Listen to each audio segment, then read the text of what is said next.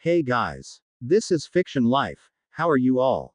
Please support to subscribe this channel for watching new interesting stories. So in this video, we will see second part what if Harry Potter became the Lord of the Wind and his Animagus changed everything. Here is short summary. At just 9 years old, Harry unlocks his Animagus form of Phoenix and discovers a power that could change the wizarding world forever. But before we start, if you want more stuff like this, then be sure to subscribe and like this video. And if possible share this video with your friends. Now let's start the story. When Jade woke up in the morning, Yuki had a letter in her beak, which she held out for him. Oh no, it's from the cat professor, he realized and opened the parchment with mixed feelings. Good morning, Jade. Please inform Ms. Granger, Mr. Malfoy and the Weasley twins that your detention will take place tomorrow evening right after dinner. I hope to see you at dinner tonight in your father's quarters. You probably remember that it is his birthday today. I'll excuse you with your head of house. We can speak about what you told me in Hagrid's hut last night. Congratulations on managing telepathy, by the way. That was very impressive.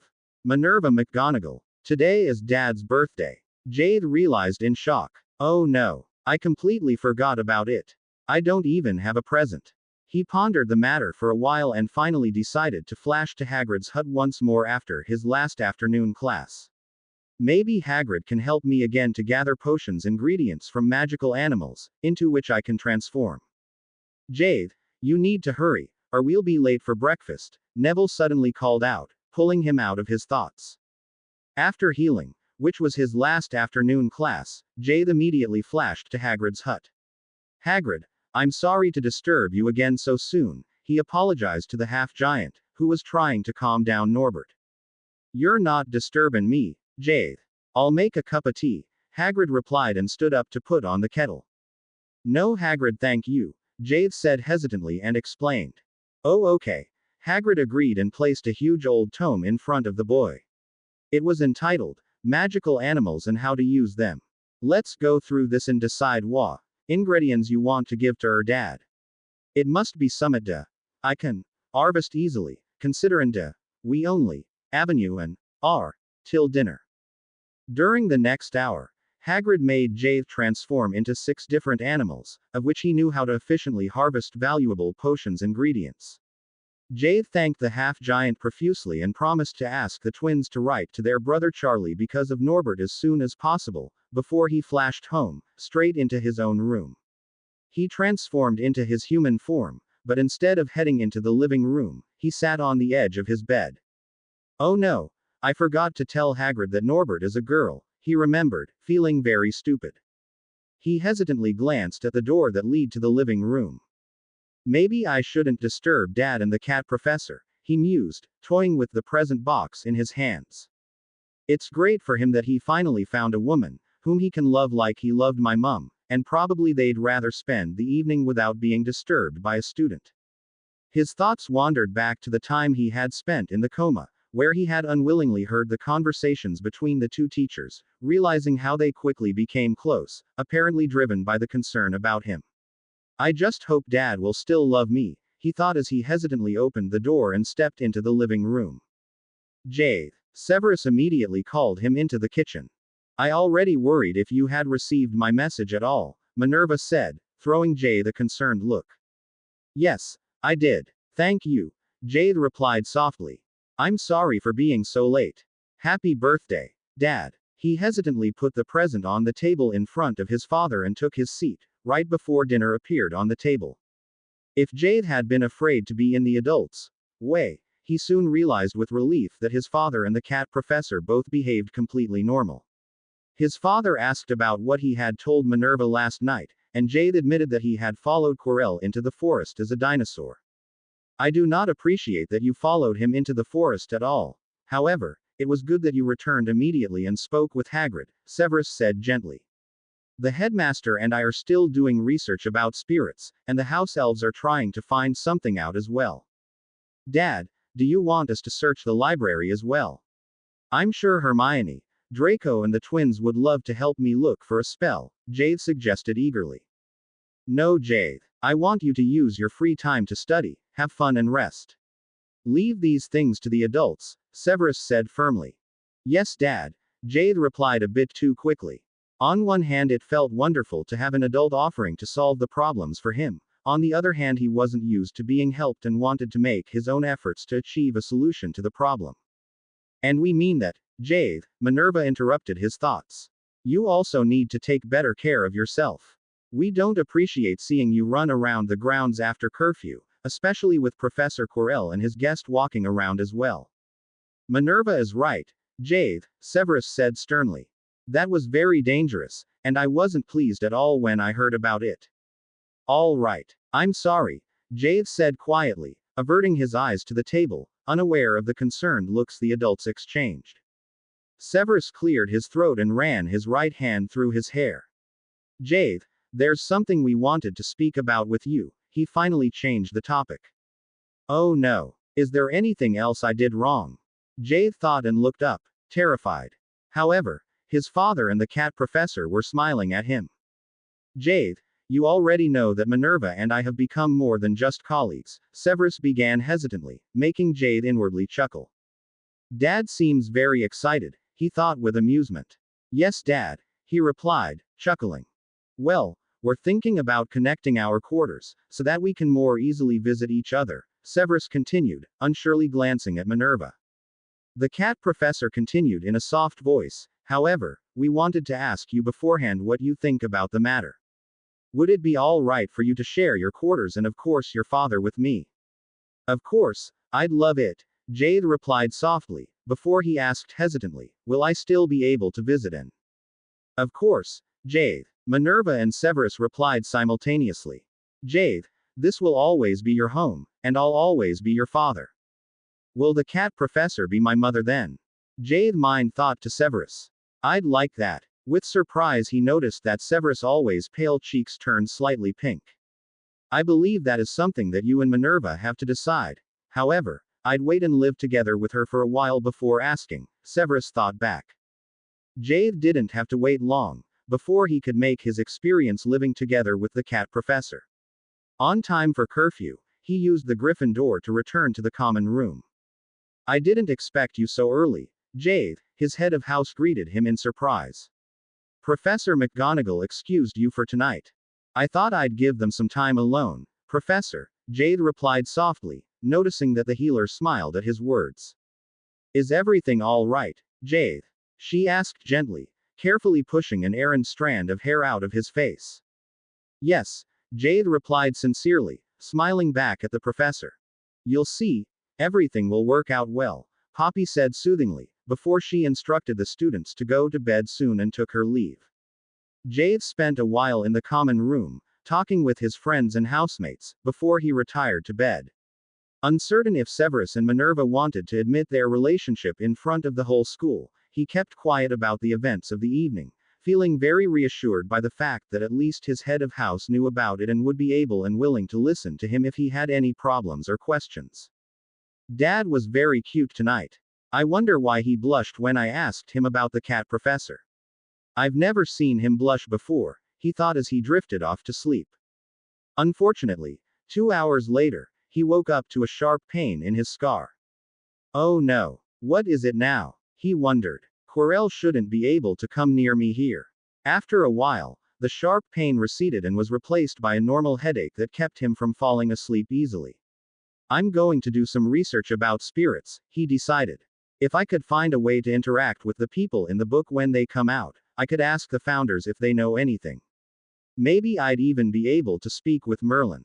He scrambled out of bed and headed to the 7th-year boys' dormitory, glad that the room with the bookshelves was still there.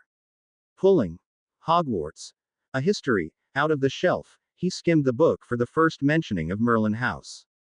He hesitantly began to read until instants later the 4 founders appeared on the stage together with what seemed to be a ghost. That must be Merlin, he mused in surprise. But didn't Peeves say that Merlin didn't have a ghost form? And where is he now if he was a ghost in earlier times? Excuse me, he excitedly addressed the founders, only to realize that they didn't show any reaction. Apparently, they can neither hear nor see me, he thought in exasperation, feverishly pondering what to do. It would be easy to ask Flitwick if there was a charm for that, but I want to speak to them now. Maybe I can make them interact with me by wish magic, he mused, tiredly rubbing his forehead. Summoning as much magic as he could, he wished to be able to communicate with the founders and the ghost, before he once again called out to them. To Gawathi's relief, the founders suddenly noticed him and stood in front of him, looking down in confusion. Hello little one. Helga Hufflepuff was the first to speak. Who are you, my boy?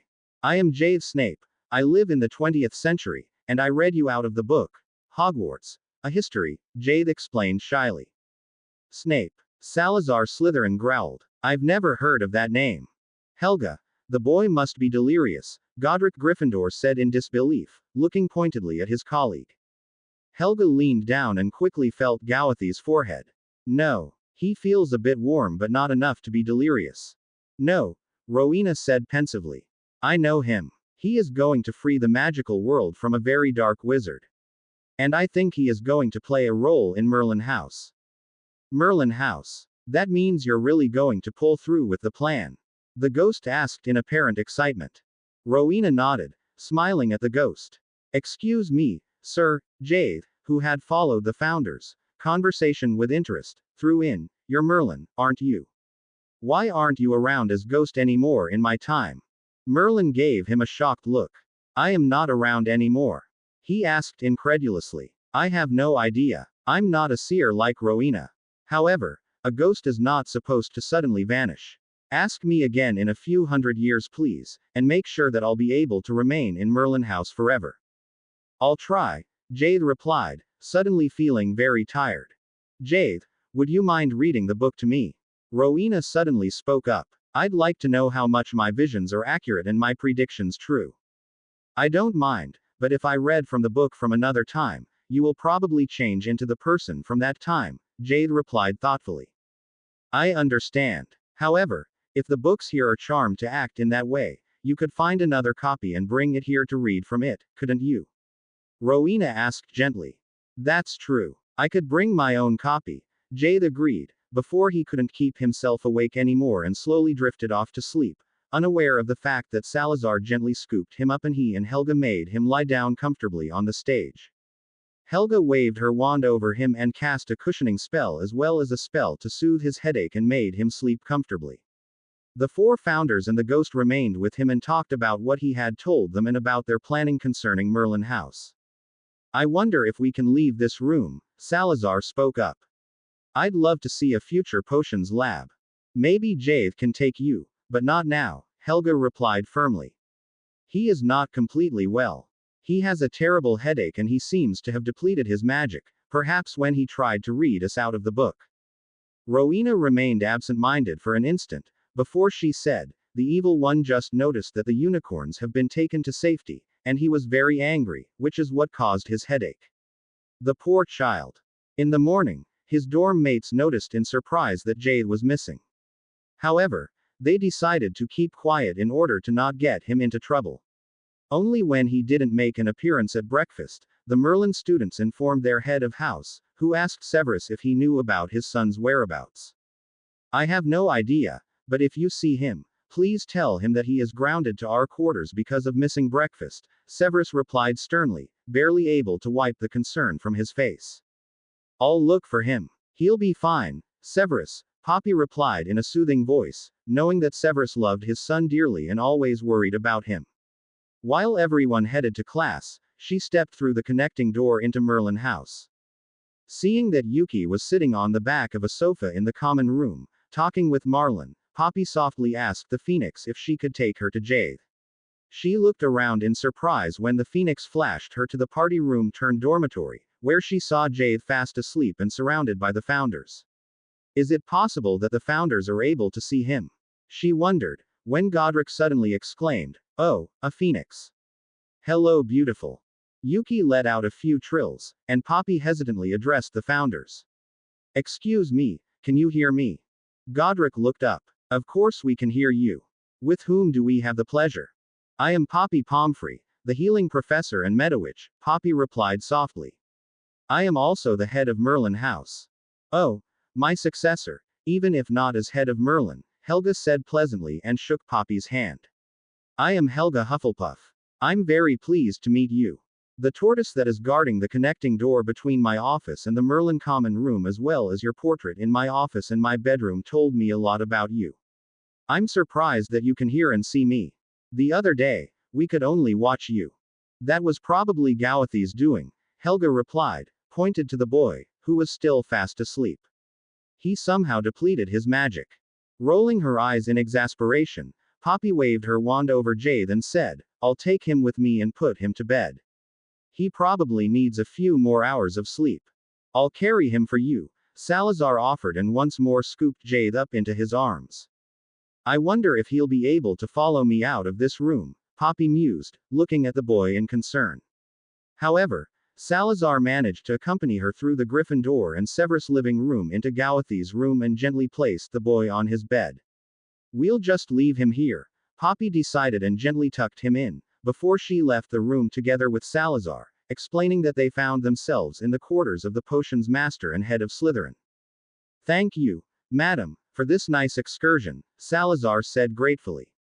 I'll better head back to my group, before we accidentally become separated. Since we left Merlin House, I'm feeling nauseated. Maybe we're not supposed to walk away from the spot where Jade read us out of the book.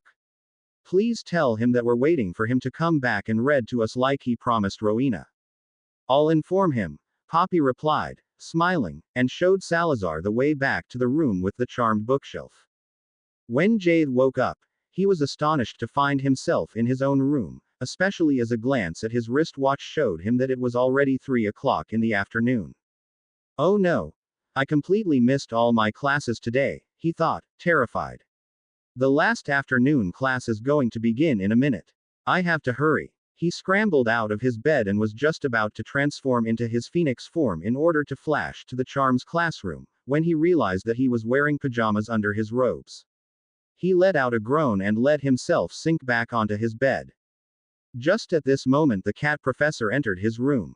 Hello, Jade, she said gently. How are you feeling? I'm fine, Jade replied in surprise.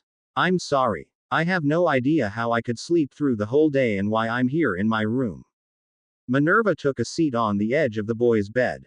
Jade, as far as I heard from your head of house, she found you in the charmed book corner. Apparently, Professor Hufflepuff cast a few spells on you, because you had a bad headache and had depleted your magic. Oh, Jade glanced at his wristwatch. Professor. The Gryffindor head sighed. Jade, when we're at home, you don't have to call me Professor. Just call me Minerva. Do you have any idea what caused you to deplete your magic, and can you explain what you were doing there during the night? Jade slowly averted his eyes to the ground as he began to explain what happened. You must have cast a very strong charm, because even Professor Pomfrey was able to communicate with the founders. I can't wait to accompany you. I'd love to speak with the founders, Minerva said in a soft voice, smiling at Jade. Professor Ravenclaw seems to be a real seer. She knew that Hagrid took the unicorns to a safe place yesterday. It is very unsettling though that you could feel Voldemort's anger and got a headache from his emotions. By the way, you're exempt from your classes today as well as from your detention tonight, and you're not allowed to do any magic at least for a week. Instead, you're grounded for the whole week and will stay here in our quarters. Jade looked at the professor in shock. Oh please, no, let me attend the detention tonight. Otherwise, Ron will be even angrier, especially since the detention is with Dad. Please. I promise I won't use magic. Minerva threw Jade a sharp look. We'll see how you feel after dinner. Your father and I decided to have dinner at home for a week. She let out a long sigh. Jade, you might see it as punishment, and of course being grounded is a punishment. However, it's not only that. We want to have you nearby and make sure that you're all right, especially as long as you aren't allowed to do magic except for emergencies. We love you, and we want you to be safe and sound. We're also afraid that you don't sufficiently take care of yourself. That's why your father decided to ground you. And I completely agree with his decision. It also gives you and me the opportunity to get to know each other better. Like I told you before, I already knew you well when you were a baby. However, I understand that you barely know me and have to get used to living together with me, she said softly, lightly pushing an errant strand of hair from his face. That's all right. I like it, and I'm very happy for you and Dad, Jade replied in an equally soft voice. May I go to my dormitory and fetch some clothes? He couldn't prevent himself from blushing as he asked. They love me. Does she really mean that? He wondered. Minerva decided to accompany Jade and helped him to gather everything that he would need during the week. May I bring Yuki? He asked hesitantly, causing Minerva to nod. Of course, she said, smiling. You're going to spend a week at home and not in prison. Severus only grudgingly agreed when Jade insisted to attend the detention. I understand your point, Jade, nevertheless, I don't like it. Poppy excused you from your detention for a reason. You're supposed to rest and not to scrub dirty cauldrons. Dirty cauldrons. Jade chuckled. We're 6 people and only have to clean dirty cauldrons. He asked incredulously. How many of them did you gather? An evil grin appeared on Severus' face. Oh well, I had to teach 5 classes today with about 20 students each. How many cauldrons do you think there might be? My students were extremely grateful when I told them that they didn't have to clean their cauldrons today. I bet you made them brew especially nasty potions to complete the plot, Minerva threw in dryly, and Jade let out a groan as the smirk on his father's face intensified. I'm glad there aren't any Gryffindors apart from Mr. Weasley, Minerva chuckled. I hope you won't take too many points off my house. Severus quirked an eyebrow. May I remind you that it was you who assigned the detention and chose to sacrifice my Friday evening? He asked innocently. Oh well, that was because Jade was involved.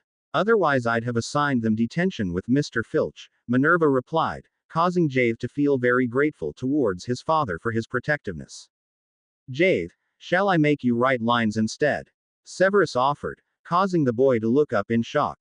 No, Dad, I really don't want to give Ron a reason to ridicule me. I'll be fine. If not, you will return here immediately, Severus instructed him sternly. When I was your age, I once depleted my magic, and I remember that I felt so weak that I was glad that I didn't have to attend classes for a few days, as unnerving as it was to stay in the common room all day, Minerva explained. It's as if we were a real family, Jade thought happily. Maybe it's not so bad to be grounded. Very well then, shall we go? Severus asked. Jade nodded and quickly averted his eyes to the floor when Minerva and Severus key at each other. I'll have to get used to that, he thought as he tried to remember if the Dursleys had ever shown that much of affection for each other. Finally, the 2 Snapes headed through the connecting door into the potions classroom. Severus and Jade just entered the potions classroom through the professor's office, when the 4 other Merlin students came in from the dungeon corridor. Everyone is on time, Severus said, glancing at his wristwatch, except for Ronald Weasley. I suggest that you begin with the cauldrons over there. You should be able to finish everything in time for curfew, if not you may continue tomorrow. He held out his hand. Hand your wands over please. Instants later, he held 4 wands in his hand. I left mine at home, Jade said in a barely audible voice. Of course. That's all right, Jade. Remember what I told you earlier, Severus replied sternly. Messrs. Weasley, may I ask you to come to my office for a moment? While the twins exchanged a confused look and followed the Slytherin head into his office, Jade, Hermione and Draco eyed the dirty cauldrons.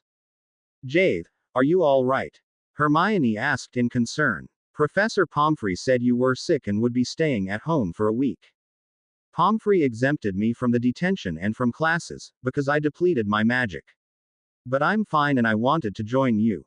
Can you imagine what Ron would say if I was allowed to skip this? Oh, he'd speak about the matter for ages, I assume. Where is he, by the way? Draco queried. Probably late as usual. Apparently, he has problems finding the way to the dungeons, Hermione spoke up, rolling her eyes, just when the twins re-entered the classroom. Who has problems? Oh, are you talking about the most brilliant brother of ours? They guessed simultaneously, just when Ron entered the classroom. 10 minutes late, the professor bellowed. 10 points from Gryffindor for your tardiness. I wanted to speak with McGonagall before coming here, but I couldn't find her, Ron replied. Mr. Weasley, another 10 points from Gryffindor for your insolence. I know for a fact that Professor McGonagall has been in her office the whole evening. Now give me your wand and help your classmates to clean these cauldrons. What do you mean hand over my wand? How am I supposed to clean these cauldrons without my wand? Ron asked in an upset voice, causing the professor to shake his head in disbelief.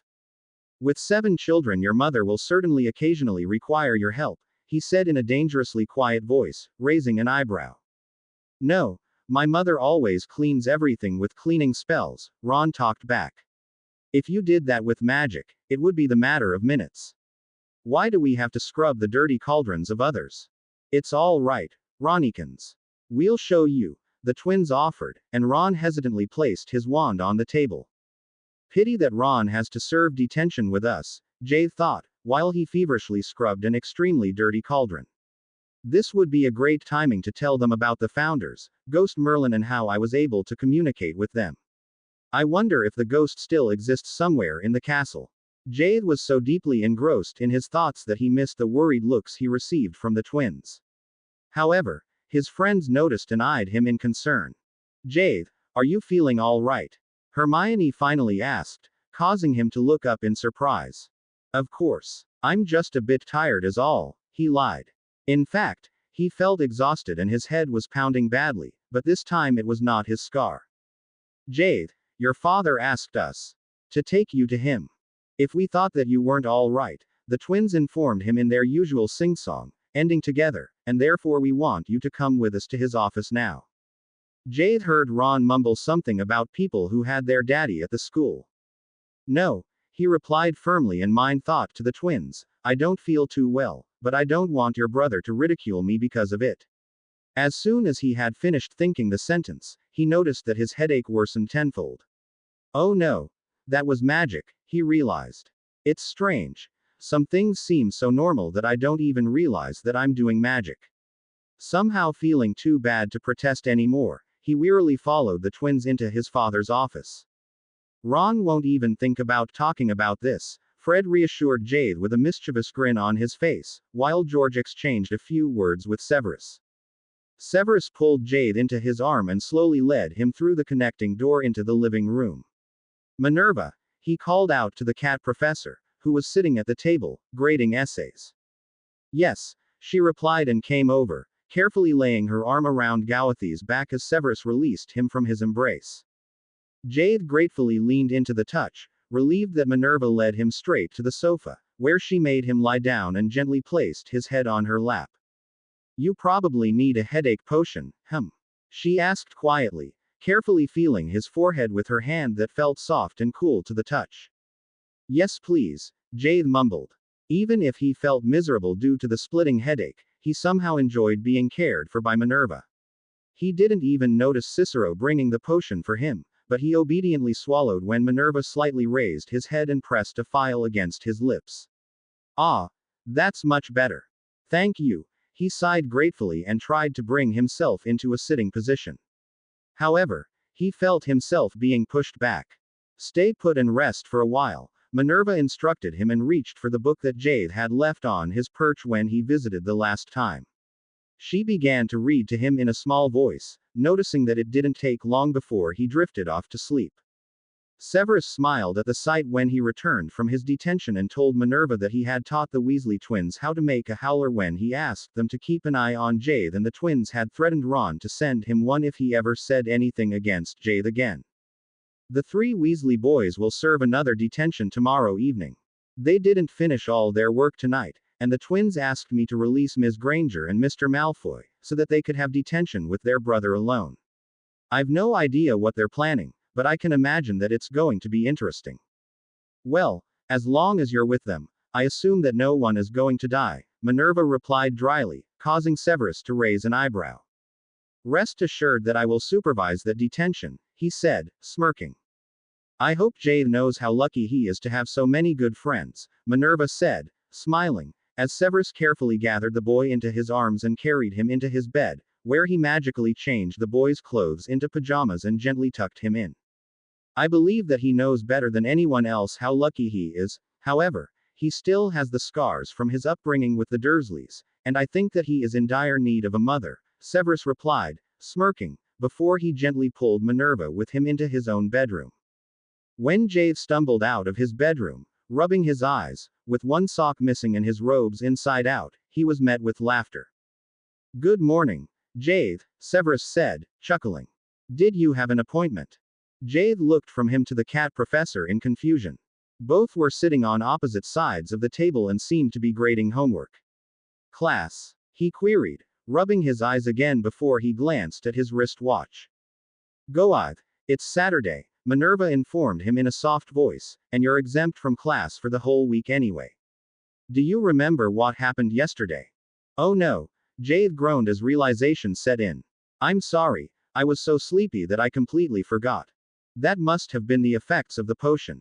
It was supposed to make you sleepy, Severus explained, following his son's look to the perch, where Fox and Yuki were sitting next to each other, and Fox was quietly cleaning Yuki's back feathers. Hearing Jade mumble something like, hell freezing over, he suggested, why don't you take your robes off, look for your second sock, and then we'll have some breakfast. Jade threw him a grateful look and returned to his room. Fox and Yuki peacefully getting along. He wondered, what is Fox doing here anyway? He probably already heard that I'm not allowed to transform. By the time the small family finished their breakfast, Fox was gone, and Jade pleadingly looked at the adults.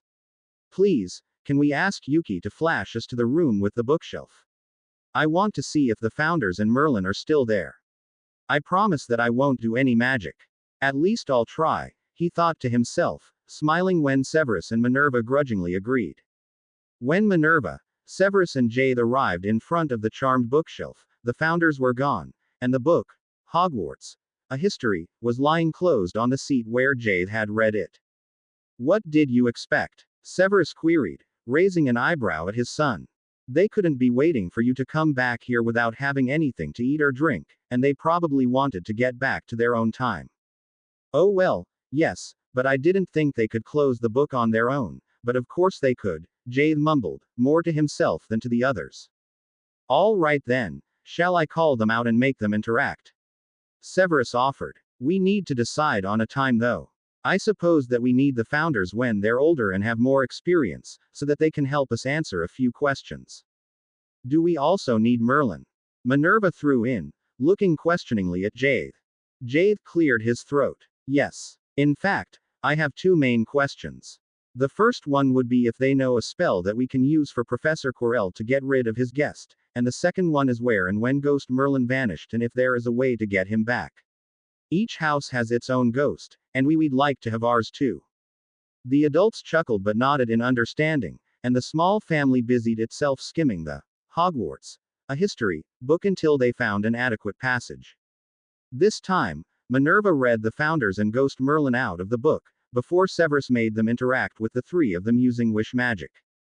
They still wear strange clothes, although they seem different from the earlier time, Jade mused. He inwardly sighed in relief upon realizing that he didn't have to do anything by himself and could just rely on the adults. It's so cool to have parents, he mused, absently listening as Severus and Salazar Slytherin greeted each other with excitement, before Severus finally asked the question that was bothering them most. The founders remained pensive for a short while, before Godric finally spoke up. Yes, there is a spell, which you can use in this case. However, it is very powerful and has to be performed by a full-grown wizard with very strong magic. If the head of Slytherin casts the spell, it should be strong enough, Minerva interrupted the founder in a firm voice. Godric agreed, before he explained that first of all the possessing spirit had to be called to the front in order to get rid of the spirit instead of killing the possessed person. Unfortunately, this spell has to be performed by a person who is a relative or is otherwise magically connected to the spirit, Godric added, glancing from Severus to Minerva and Jade. Jade is magically connected to him through his scar, Severus said hesitantly. Professor Gryffindor, are you sure that it won't harm Jade if he casts the spell? It won't harm him, but the spell is very difficult to cast and it affords a lot of magic as well, the founder replied, before he taught Severus both spells, so that he could practice his own and teach the other to Jade when he would be allowed to do magic again. Everyone else had quietly followed the conversation so far, but now Merlin addressed Jade. Maybe you should search my library for information about what happened to me, although I doubt that you won't find anything, because I'm fairly sure that I'm not going to leave Hogwarts by my own free will. Your library. Minerva and Jade blurted out simultaneously. The ghost let out a long sigh. I'm not exactly sure how you can get into my ancestral home, he said thoughtfully. However, I know that my great-grandson made a connecting corridor that begins somewhere in the cellar and leads straight into my library. Merlin's great-grandson helped us when we set up Merlin House a few decades ago. However, he left Hogwarts soon afterwards, after a fight with our best ghost here, Helga Hufflepuff explained, smiling at Merlin, who threw her a mischievous grin. I'll try to find something out, Merlin promised. However, my abilities as a ghost are very limited. Nevertheless, you can ask me again at a later time. I'll do that, Jade said eagerly, looking gratefully at the ghost. Do you think we'll be able to find Merlin's library? He asked Minerva and Severus, when they were back home later on. That should be terrific. Minerva and Severus exchanged an exasperated glance, before they smiled at the excited boy. Indeed, Severus said dryly. However, I suggest that we should concentrate on practicing the spells to get rid of the Dark Lord's spirit. Knowing that they had to occupy Jade during the day while they had to teach their classes, Minerva and Severus accompanied him to the library and helped him to find a small pile of books about Merlin and Merlin House on Sunday morning. Well, that should keep him busy enough to prevent him from becoming bored and accidentally do magic, Severus sighed, glancing at the books on Gowthy's perch, when he was sitting on the sofa together with Minerva late on Sunday evening. Minerva gently laid her arm around his back. You're doing great as a father, Severus, she said, smiling. I know that his aunt taught him he wasn't worth anything, which is why he still forgets to take care of himself, but you managed to lead him in the right direction. You can be very proud of your son. I believe that he is already on the way to become yours as well, at least Jade seems to think so, Severus whispered, before he leaned over and carefully captured her mouth with his lips, smiling inwardly as he felt Minerva reply to the key. Jade spent the whole week reading through all the books, which he had borrowed from the library. However, he did not find any information concerning Ghost Merlin or the Merlin Library. I need to speak with Hermione and Marlin. Hermione can help me search for information, and maybe Marlin knows more about the matter, he thought in disappointment, but knew better than to go and talk with the Phoenix or mind think to Hermione in spite of being grounded and not being allowed to do magic. Minerva and Severus spent as much time as possible at home in order to help Jade to get used to their family life, which was a completely new experience for the boy, who seemingly enjoyed the time.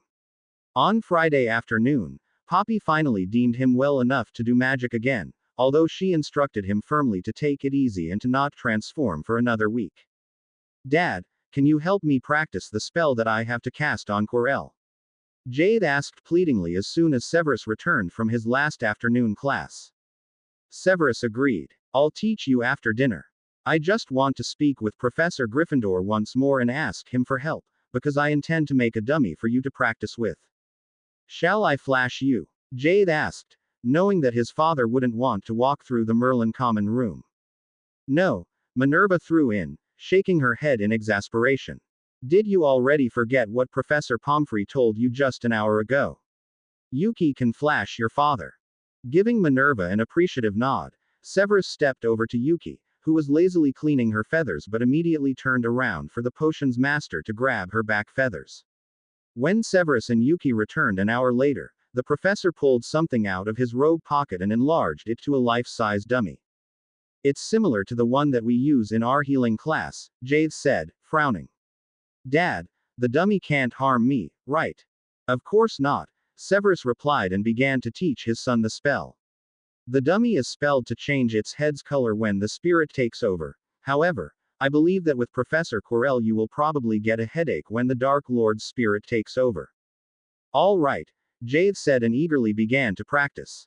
However, by the end of the weekend he still hadn't managed to call the spirit to the front and make the dummy's head change its color. Dad, he asked in a low voice. What am I doing wrong? Severus looked at his son, who was sitting in front of the dummy on the floor of the living room with an expression of utmost frustration on his face. He thoughtfully pushed his hair out of his face. I don't think that you're doing anything wrong, Jade, he said finally. Maybe your magic isn't strong enough yet. I'll go and speak with the headmaster.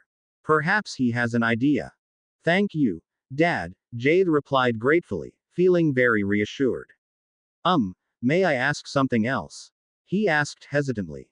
Of course, Severus said in surprise as he lowered himself to the floor to sit next to his son. What's wrong?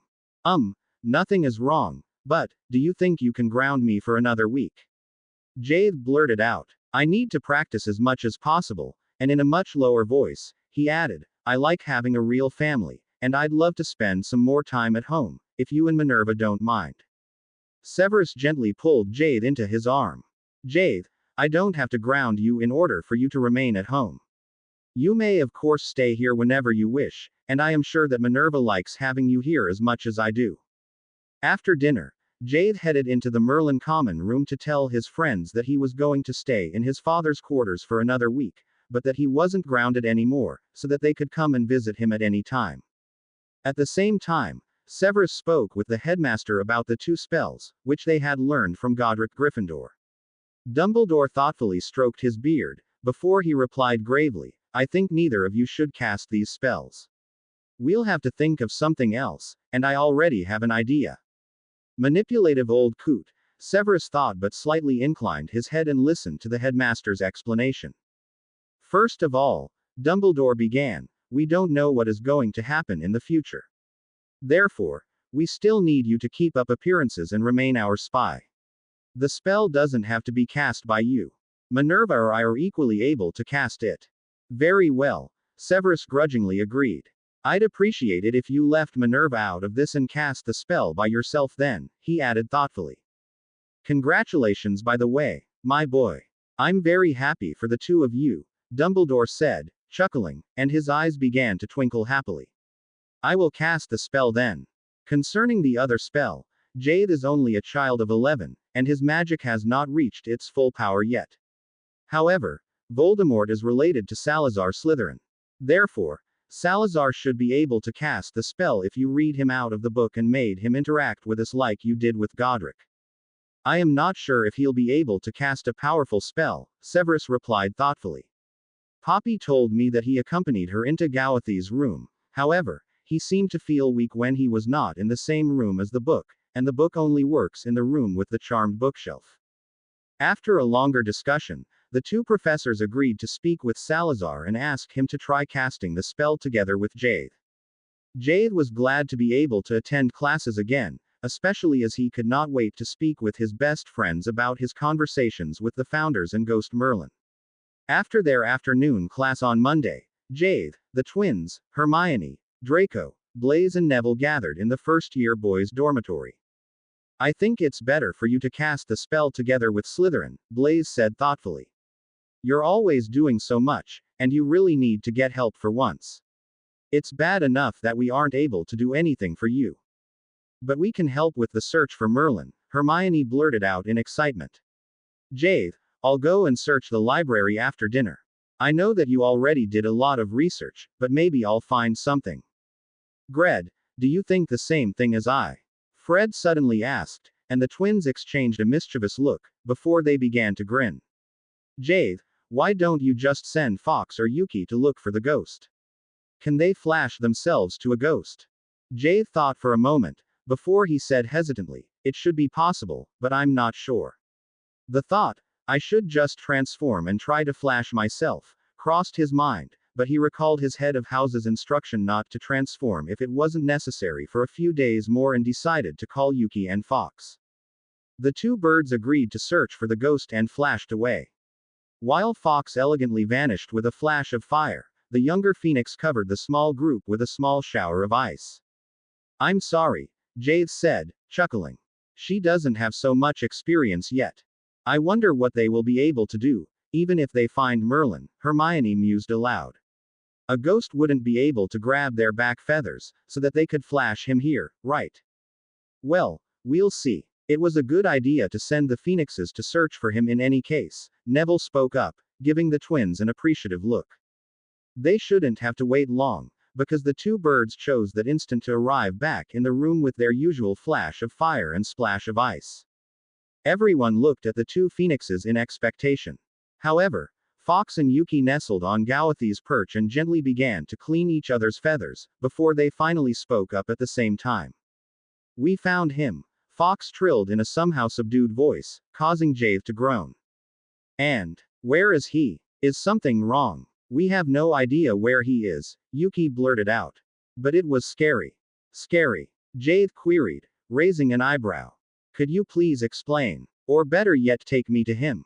He quickly translated for his friends what the birds told him, and everyone groaned in annoyance. Fox, you know that you're our good friend. Now please tell us where the ghost is. He must be somewhere in the dungeons, but the room is completely dark, and it's locked. The ghost said that he has been asleep and doesn't know what happened. Someone locked him in and he couldn't get out, Fox explained, and Jade thoughtfully translated his trills. Fox, can you flash the twins and me to Merlin please? Jade asked the bird, sensing that Yuki seemed to feel unwell at the thought of flashing into the room again. Always the twins, Draco muttered, more to himself than anyone else, but it didn't go unheard by Jade. Very well then, you can go in my place, Draco, if you insist on being the one who gets scolded for being late for dinner, Jade said, chuckling. I don't care, but I'd love some adventure, Draco replied eagerly. Well then, have fun, and we'll meet in the Great Hall, Hermione said firmly, and Jade quickly informed Fox, who let out a trill of understanding and flashed away with his 3 guests. At dinner, Jade and Hermione quietly informed their housemates about the fact that Merlin seemed to be somewhere in the castle and their efforts to find him. Everyone became equally excited and disappointed when Draco and the twins finally joined them and told them that they didn't have a clue as to how to help the ghost. Why is that? Can't you open the door with Alohomora? Hermione asked impatiently. The 3 friends shook their heads. Not even with a blasting spell, Draco said gravely. We tried everything. What is the matter here? Suddenly a strict voice penetrated their ears as their head of house approached their table. If you're not sick, I suggest that you eat your dinner. Otherwise I'm afraid that I have to give each of you a very tasty potion afterwards. Oh no, Professor, we're fine. We just had something urgent to discuss, Oliver hurried to inform the professor. I'll tell you later on, Jade whispered, knowing that Poppy often joined Minerva and his father for tea after curfew. Well then eat your dinner, everyone, Pomfrey said firmly, before she returned to the head table. Don't use telepathy now, but is everything all right? Jade received his father's thoughts and nodded his head. Jade nearly regretted that he had to leave his friends and return home. On the other hand, the thought of spending the evening at home, doing his homework at the table in the living room, where Severus and Minerva used to grade parchments when they were both at home or if Jade was there, was appeasing, too. I'll think about something, and I'll ask my father if he has an idea, he told his friends, before he walked home together with Severus. Did Merlin tell them when he was locked in? Maybe it was fairly early in the history of Hogwarts, and the spell used to lock him in was an old spell, Severus suggested pensively. I don't know. Maybe we should ask Fox to take us there together, but I really need to complete my transfiguration homework first, if possible before Minerva comes home, Jade replied, sighing. I wouldn't want her to watch me do my homework for her class, he thought, although he didn't mind Severus glancing over his shoulder when he wrote his potions essays. I understand, Severus replied firmly. Your homework must have the highest priority. We can still make the trip in the weekend. It was in the middle of the night that Jade woke up and thought, that's it. Maybe it was an Animagus who locked Merlin in and I can open the door by transforming into several animals and saying Alohomora. I'll go and try to help him. Too eager to remember any instructions that he had received during the last few days, he transformed into his phoenix form and flashed, thinking of Ghost Merlin. Oh, another visitor, a voice called out to Jade as soon as he arrived in a small, dark stone room. I'm sorry to disturb you during the night, Jade trilled, before he hurriedly transformed back into his human form, uncertain if Merlin would be able to understand Phoenix talk. It doesn't matter, child, Merlin replied gently. I wouldn't know if it was day or night anyway. Jade explained about his idea, causing the ghost to remain thoughtful for a moment. It might be that you're right. There was something. Several quiet minutes passed, and Jade waited patiently, before Merlin said, Can you speak Parseltongue? I'm not sure, but I believe that it was Salazar who locked me in here. I tried to remember before, but I couldn't, but it must have been him. Yes, Jade replied shortly and changed into a basilisk. Ignoring the gasp coming from the ghost's lips, he verbally attacked the door with hissing sounds. To his surprise, the door opened to a simple, open. Don't transform back yet, Merlin admonished him sharply. There is a huge basilisk out here, and she is able to kill humans just by the sight. She is Salazar's familiar. Oh well, maybe she'll at least be able to tell us how to get out of here, Jade thought, glancing around the huge, BPD stone room, when he heard the basilisk's voice. Who is intruding my spax? Are you friend or foe? S's speak to me, it hissed, but the voice sounded gentle to Gawathi's ears. Hello. I am Jade, and I'm a friend, Jade replied quickly. Can you perhaps tell us how to get out of here? You only just came to visit me. Why do you already want to get out? I'm glad to have visitors SS. The last one who came was very evil, although he spoke my tongue. I am Amaterasu, by the way, Salazar Slytherin's familiar. He hasn't come by for a very long time, too. I promise that I'll come back and speak with you, but right now I came to free Ghost Merlin, and I'm very tired, because it's the middle of the night, Jade said pleadingly, suddenly feeling extremely exhausted. My head hurts again. I shouldn't have transformed, he noticed and inwardly sighed in relief when the basilisk gently showed him the way out. This one is the easiest way out for a basilisk.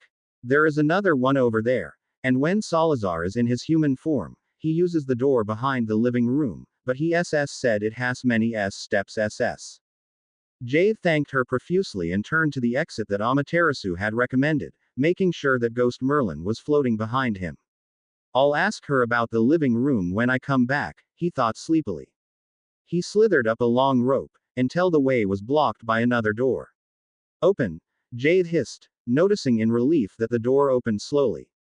You can change back into your human form now, Merlin said, chuckling as the door closed behind them. Where are we? Jade wondered as he automatically obeyed to the ghost's words, noticing that it was icy cold. We're out on the grounds, he said in surprise, trying to recognize anything in the darkness. Yes, we're just behind the lake, Merlin agreed. The castle is over there. Oh right. Now Jade could see Dark Castle against the dark blue night sky and quickly began to follow the ghost in the direction of the entrance doors, when he noticed Professor Quirrell coming out of the dark forest not far away. Merlin, he whispered quickly. The professor over there wants to kill me. Let's hide until he is gone. Merlin turned around, but unfortunately, his white figure had already attracted the professor's attention, and Jade realized a sharp pain in his scar. Let's go back to Amaterasu. He won't be able to get in there, he urgently whispered to the ghost. No, my boy. You transform into your phoenix form and flash into the castle. I'll find my way back into Merlin on my own. I can float through the normal doors and walls. Only those in Salazar's chamber are locked for ghosts. Thank you so much for rescuing me. You can't believe how much it means to me to be able to go back to my own home, the ghost said gratefully. Jade didn't even take the time to reply, but transformed and flashed away in panic. He changed back into his human form and stretched out on his bed, when he already drifted off to sleep. A short time later, Ghost Merlin swept into the common room of Merlin House and happily greeted the animals in the tapestry.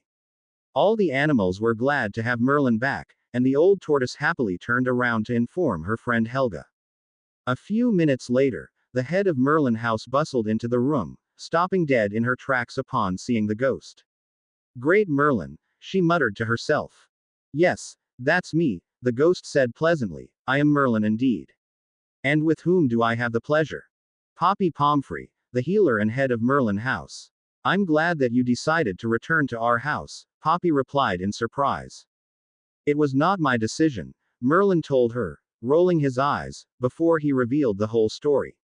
So please don't tell anyone who rescued me. It would be nice though if you awarded the boy a few house points. House points for acting against my orders? Poppy asked angrily, before she slowly relented. Well, I understand that he is the only one who could have saved you, because no one else speaks Parseltongue. All right then, 100 points to Merlin. However, he won't get away with this. She glanced at her watch. It was 5 o'clock in the morning, and Jade wouldn't get much sleep before he had to get up in time for breakfast. Well, it's his own fault if he is tired during the day. I have to teach him a lesson this time, she mused. Ah, don't be too strict with him, Merlin pleaded, noticing her upset expression. He is a hero for rescuing me. Poppy let out a snort of annoyance as she left the room, pondering an idea of how to punish Jade. I should speak with Minerva and Severus beforehand, she thought, not wanting to hurt the boy. Jade woke up by Minerva's voice. Good morning, Jade. It's time to get up. Jade lazily opened his eyes and smiled as he saw Minerva sit on the edge of his bed. Morning, he mumbled, sleepily rubbing his eyes. Are you feeling all right, Jade? Minerva inquired softly, giving him a sharp look. Of course, he replied, knowing that it was his own fault that he had a headache from his nightly adventures. The professor let out a long sigh. Jade, I heard from your head of house that you went to rescue Ghost Merlin during the night. Jade swallowed and looked at the professor in shock. I'm sorry, but I woke up and had an idea. He slowly trailed off and averted his eyes to his hands. I understand that, Minerva replied, sighing. However, you have to follow our instructions. Only yesterday, your father promised to help you during the weekend, and if you couldn't wait so long, you could have asked him to accompany you before breakfast or after the last afternoon class. I'm sorry, Jade repeated in a barely audible voice.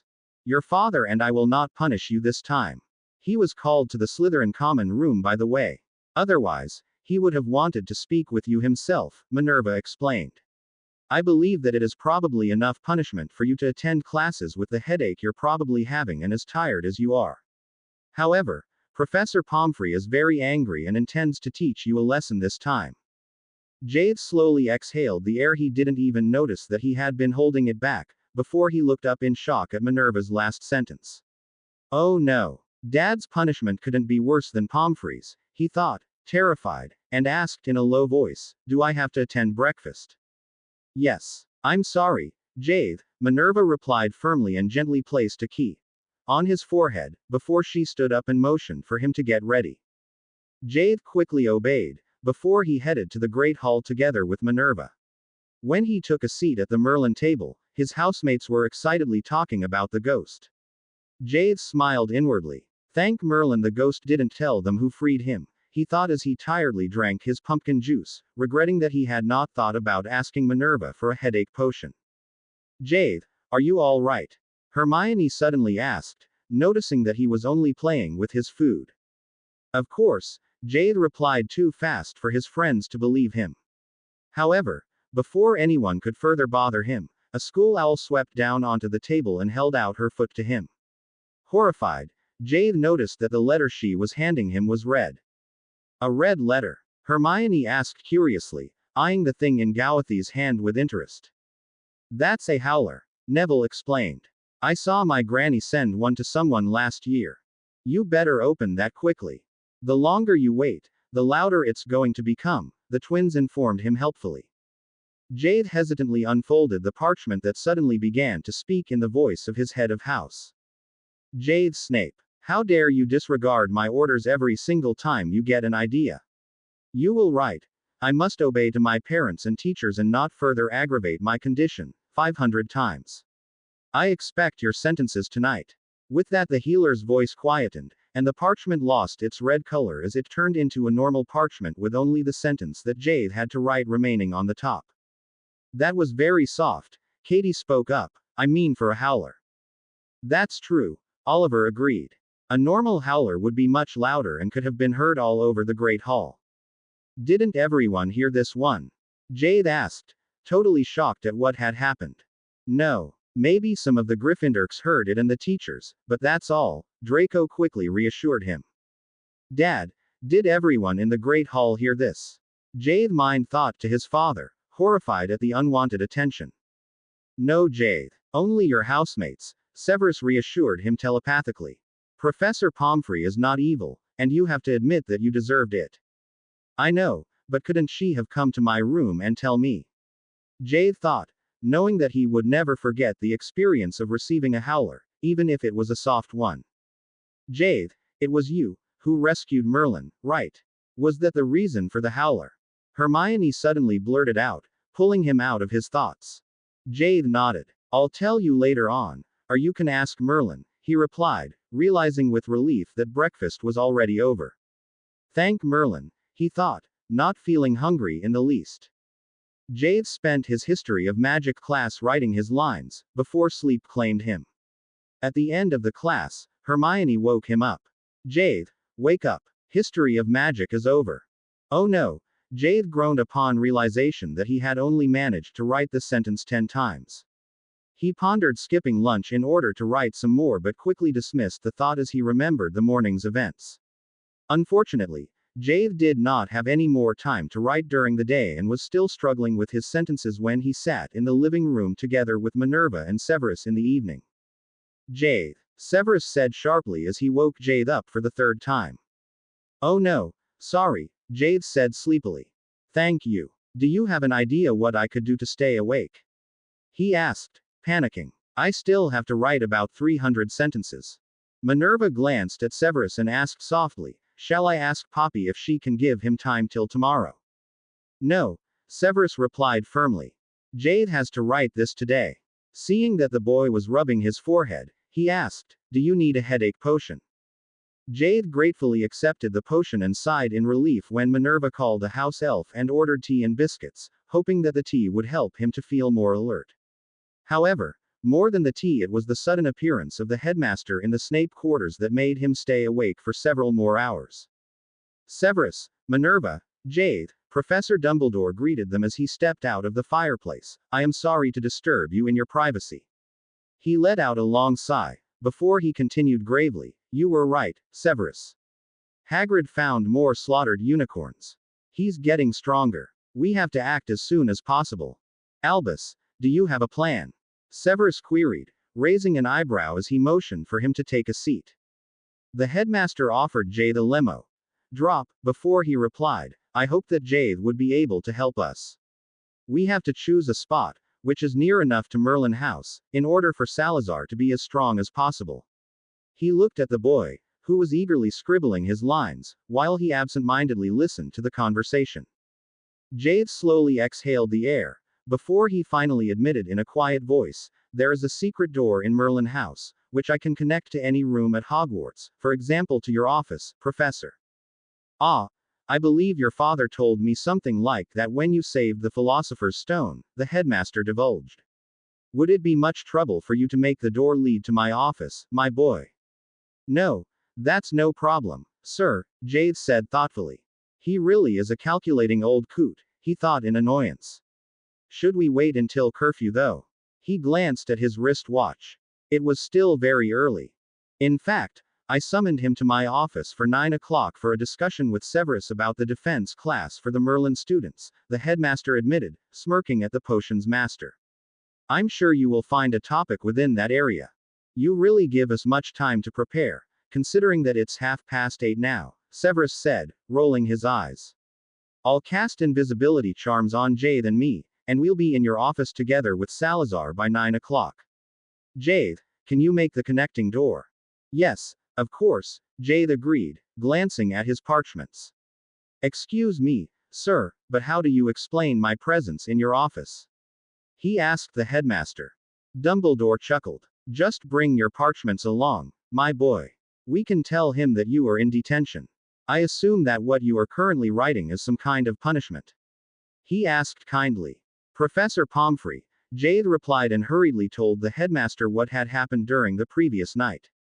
Severus, Albus, do you think it is wise to make Jade cast such a difficult spell tonight? Minerva threw in, looking at the child in concern as she gently removed an errant strand of hair out of his face. The boy is dead on his feet. It must be as soon as possible, Dumbledore said gravely.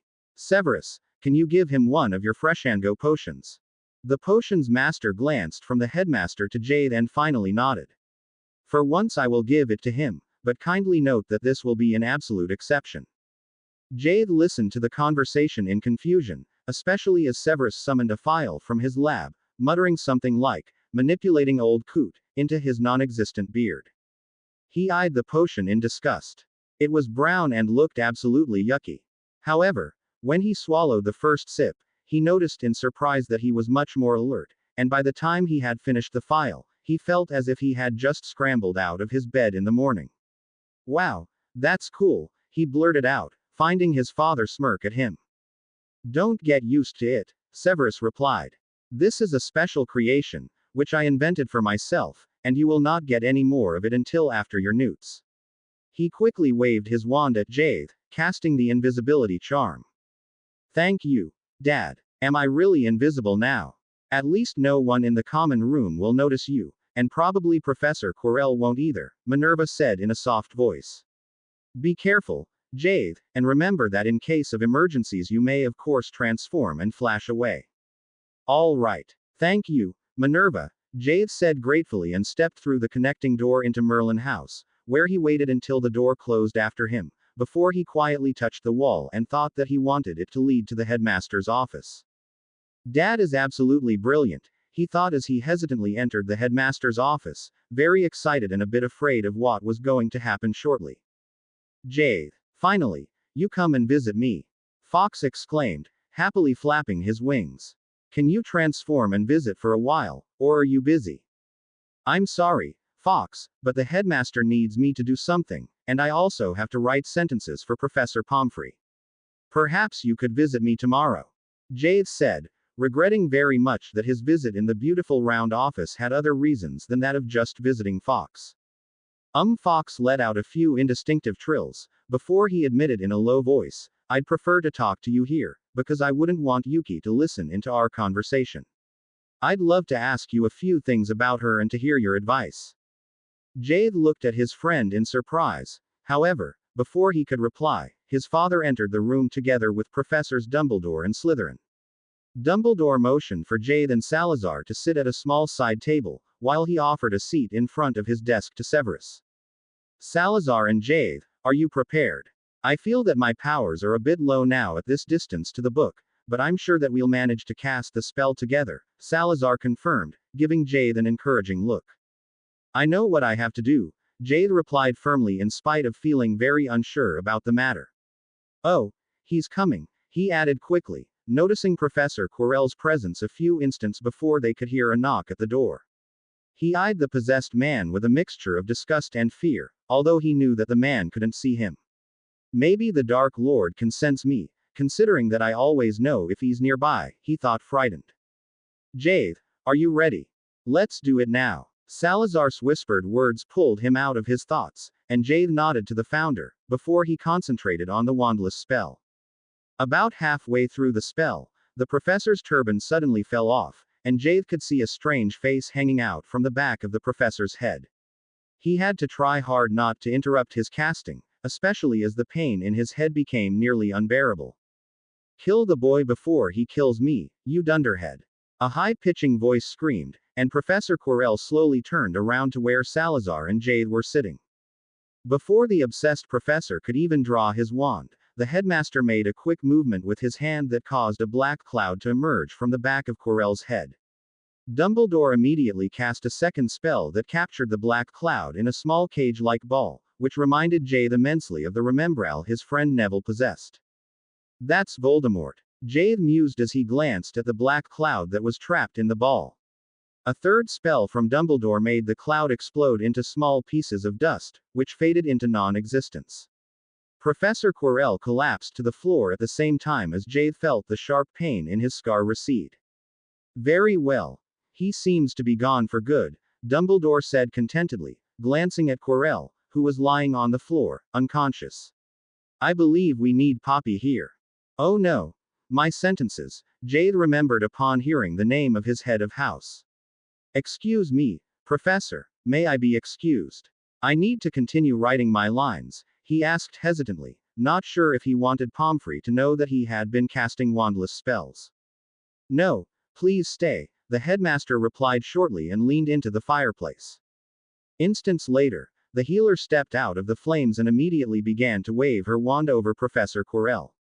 He will survive. He might need a few weeks to recover, but he should be fine by the beginning of the new school year at the latest. I'll take him with me. She conjured a stretcher and made the unconscious wizard transportable. However, before she could leave the room, Dumbledore held up his hand to stop her. Poppy, I believe that you need to waive Gawathi's punishment, he said pleasantly. I made him cast a very important spell together with Salazar and kept him for so long that he won't manage to finish his sentences tonight. With that, he hurriedly removed the invisibility spell, revealing Salazar and Jade, who were both fast asleep with their heads resting in their arms. The Merlin head glared at the headmaster, before she looked at Severus, who nodded unobtrusively. Sighing, she waved her wand over Jade, casting the Enervate spell. Mr. Snape, have you finished your sentences? She asked in a stern voice, causing Jade to jump from the chair. No, Professor. I'm sorry. I still have some left, he replied as he reached for his quill. But you're too tired, aren't you? The professor asked kindly. I was a bit tired after casting the spell, but it's all right now, Jade said, feeling very uncomfortable that his head of house had caught him sleeping in the headmaster's office. In fact, he wasn't tired anymore due to the Freshango potion, but his head hurt from doing so much magic, although his concussion wasn't completely healed yet. I can't tell her that.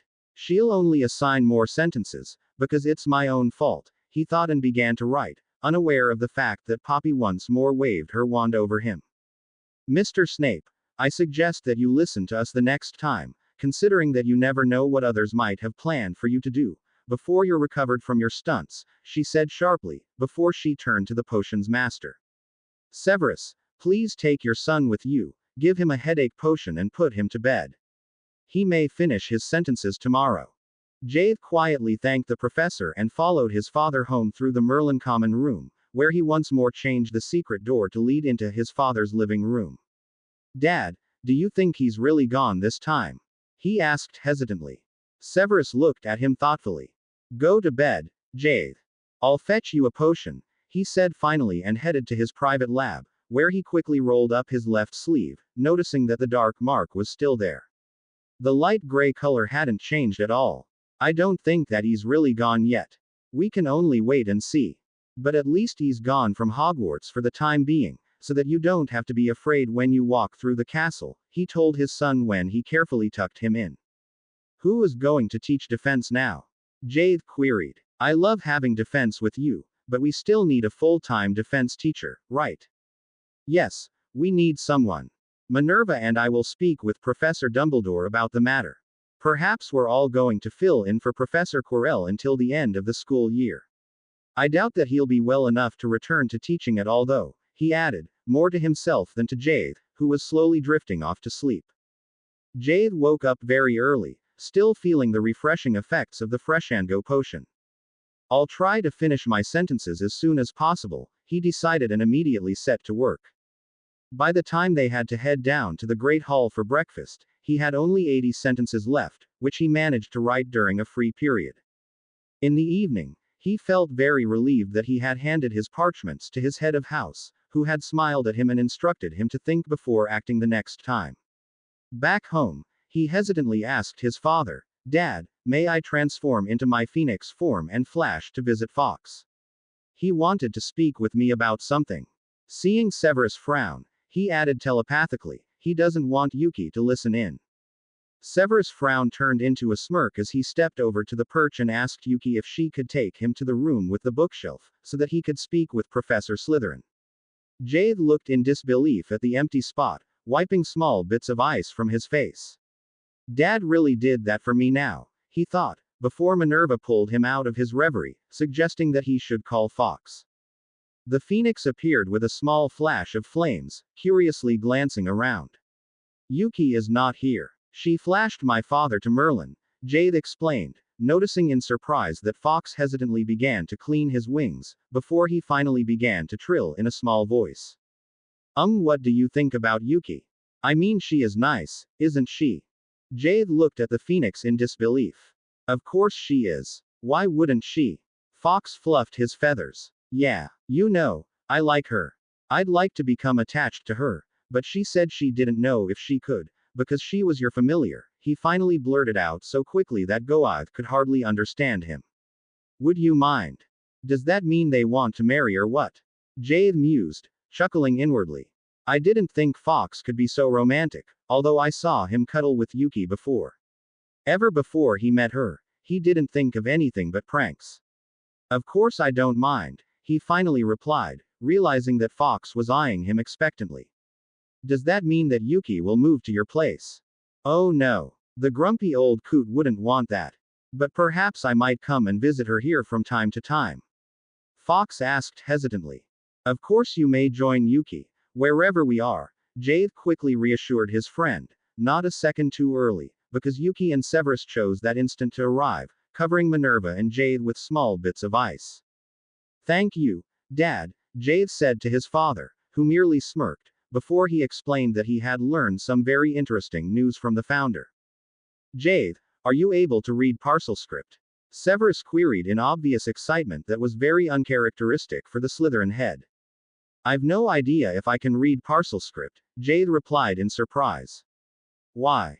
Oh Severus, let the child get some rest, Minerva spoke up in clear displeasure.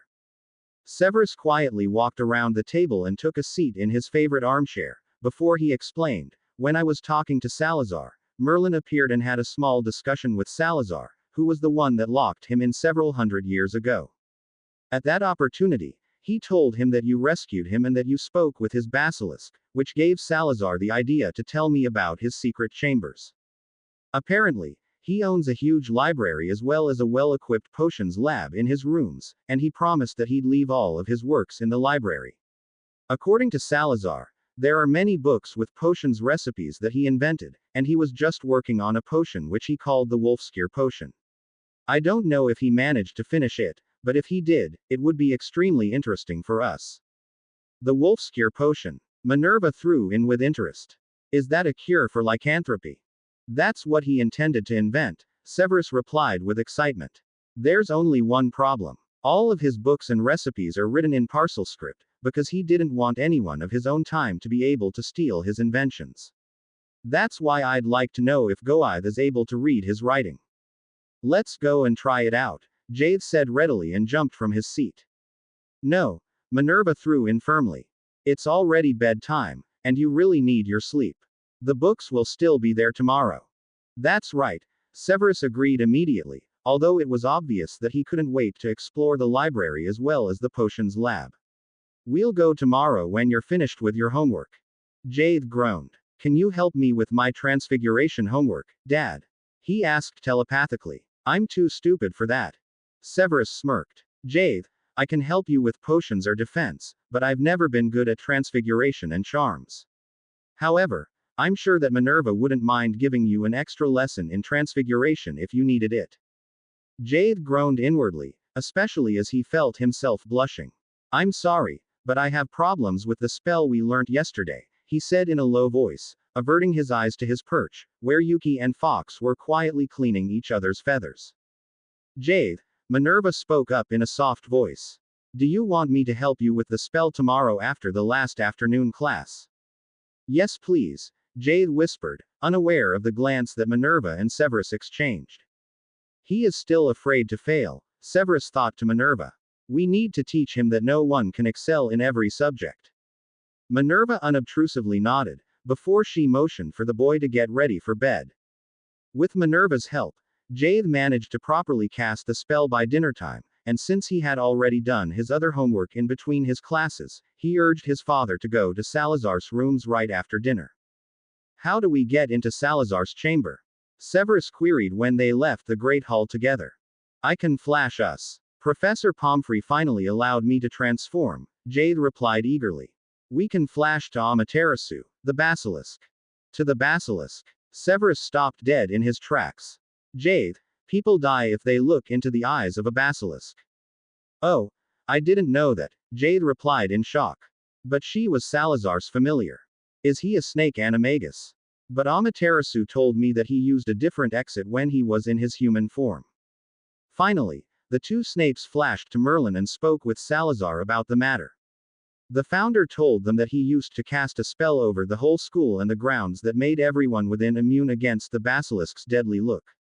He taught Severus the spell and advised him to cast it from a certain spot behind the lake, from where it was possible to oversee the whole area.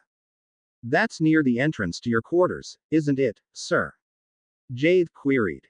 Exactly, Salazar confirmed and explained how they could get to the library, once they entered his rooms. If you have any questions, just ask Amaterasu. She knows her way around my chambers well. Severus and Jade profusely thanked the founder, before they closed the book and flashed to the lake, where Severus cast the spell on Hogwarts that he had just learned from Salazar. I just hope this works, Jade mused, before he hesitantly flashed them into the chamber. He hurriedly transformed into his basilisk form, unsure how Amaterasu would react upon seeing two human beings intruding her home. However, the basilisk was nowhere to be seen. Maybe she went into the forest to hunt, Severus said when Jade transformed into his human form and shrugged. The two Snapes slowly walked through the chamber, looking for a spot in the wall that held a slightly different color from the rest of the stone wall. Finally, Severus pointed to the wall. These stones are lighter than the others and they have the form of a door, he said eagerly. Can you try to open it? Open Salazar's lair. Jade hissed and held his breath in excitement, looking at his father in disbelief when the stones moved and rearranged themselves to a door-sized opening in the wall. They hesitantly walked through and ended up in a living room. Like in their own quarters, the room was built around a huge fireplace. One side of the room was furnished with very old but comfortable-looking chairs in different shades of green as well as a heavy oak table. The other side was equipped with a desk, a single chair and a bookshelf. Is that your friend? Severus suddenly asked, pointing to the fireplace, where Amaterasu was curled up, hissing at the professor in a low voice. Jade could only understand. Cold. He hurriedly transformed into his basilisk form and said, Hello Amaterasu. I was wondering where you were. Are you cold? Yes. This heater has not been working for a long time, and it's always cold, Amaterasu hissed back. It's nice of you to visit me though.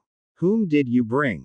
That's my father. Severus. Jade introduced Severus and explained that they wanted to get a look at the library. You must move the bookshelf to the side. Just tell it to move, Amaterasu informed him gently. Jade thanked her profusely, before he translated for his father and asked Severus if it was possible to light the fire in the fireplace. We can try, Severus replied and motioned for the basilisk to come out of the fireplace for a moment, before he waved his wand, causing a fire to lit. Thank you so much, Amaterasu hissed in delight and slithered back into the fireplace. Only now Jade realized that the fire only covered half of the huge fireplace, while the other half seemed to have been built for the basilisk to relax.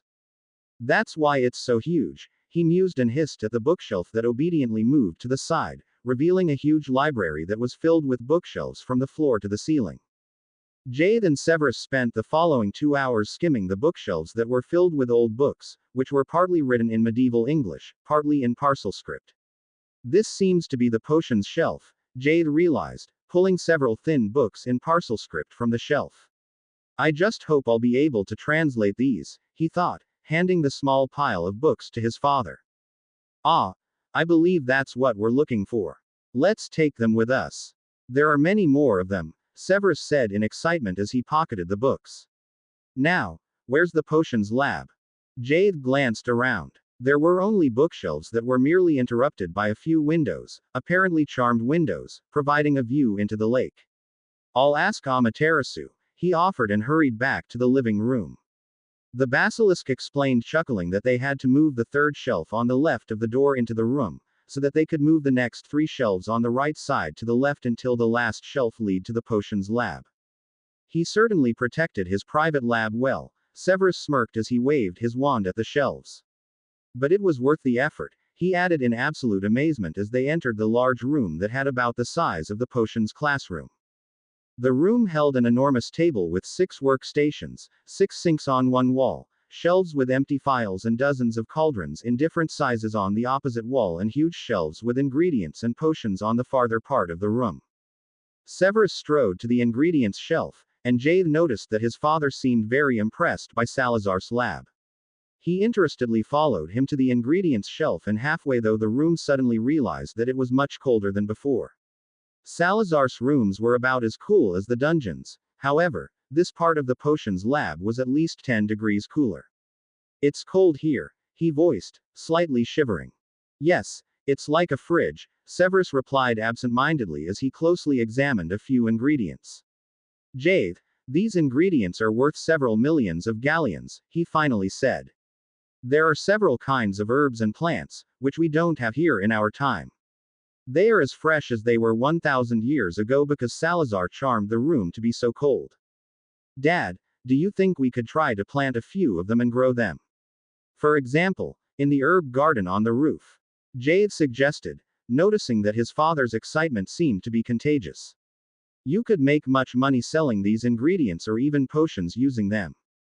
We'll try. Severus agreed and carefully chose 20 different herbs. He charmed them to remain fresh for 24 hours, before he pocketed them and gave Jade a contented nod. We'll plant them out tomorrow, and we can come back here at another time. I think it's nearly curfew, and Minerva will have a fit if I don't bring you back in time. Jade chuckled, and father and son quickly left the founder's chamber, each of them deep engrossed in his thoughts about potions, recipes, ingredients, and what other possibilities the founder's lair held. I have an idea, Jade suddenly blurted out, just when they stepped out onto the grounds again. And what might that be?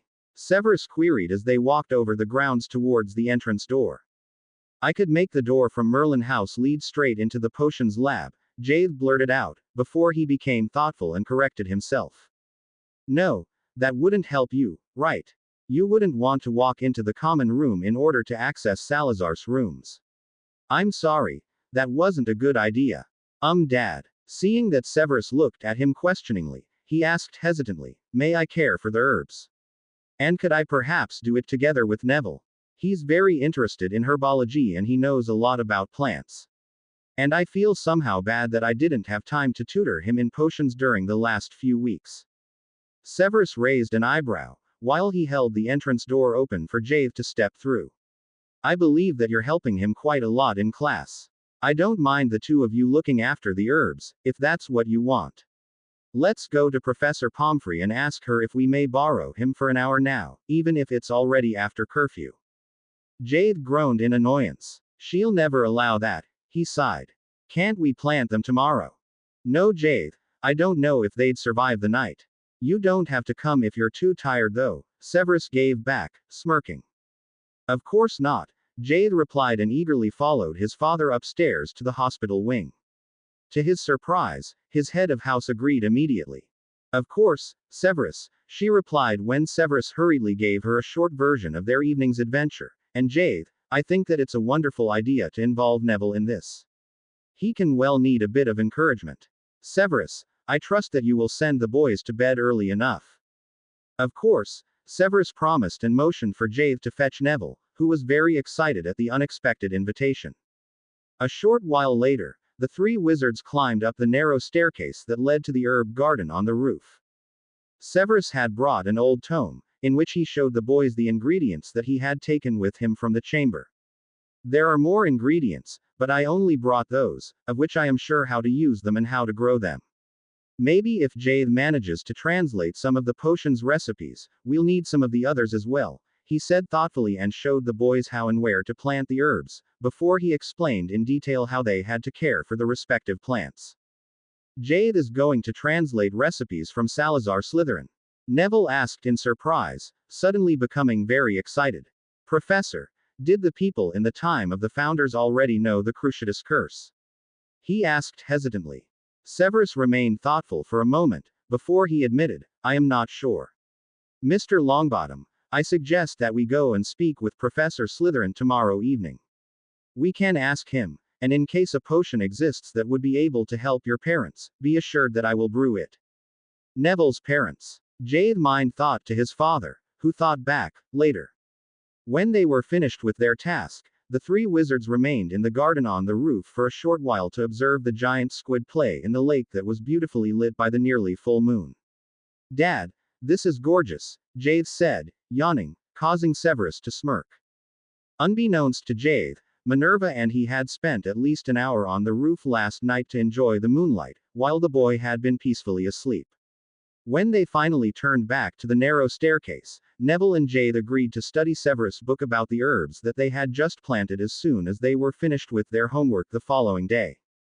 That's a good idea, and on your way back to Merlin House I shall accompany you and we'll see Professor Slytherin, Severus threw in appreciatively. Professor, Neville asked in a barely audible voice, would it perhaps be possible to speak with Professor Slytherin now? Severus glanced at his wrist watch. It was quite late. However, a look into the boy's face that held an expression full of hope, he softened and grudgingly agreed. Jade, please go to bed. I'll be back shortly, he said and quickly informed Minerva as they crossed the living room. Good luck, Minerva replied, smiling, and Jade noticed in surprise that she seemed to become slightly excited too. However, he did not ask and quietly got ready for bed, smiling when Minerva came into his room to wish him good night. Minerva sat on the edge of his bed and inquired, how was your day, Jade? I assume that it was very exciting. Yeah, but I loved it, especially the potions lab in Salazar's rooms. On one side, there are several sinks, and above the sinks are charmed windows. No, the whole width of the room is one large window, he thoughtfully corrected himself, that shows the lake, and the giant squid was playing there. It was great fun.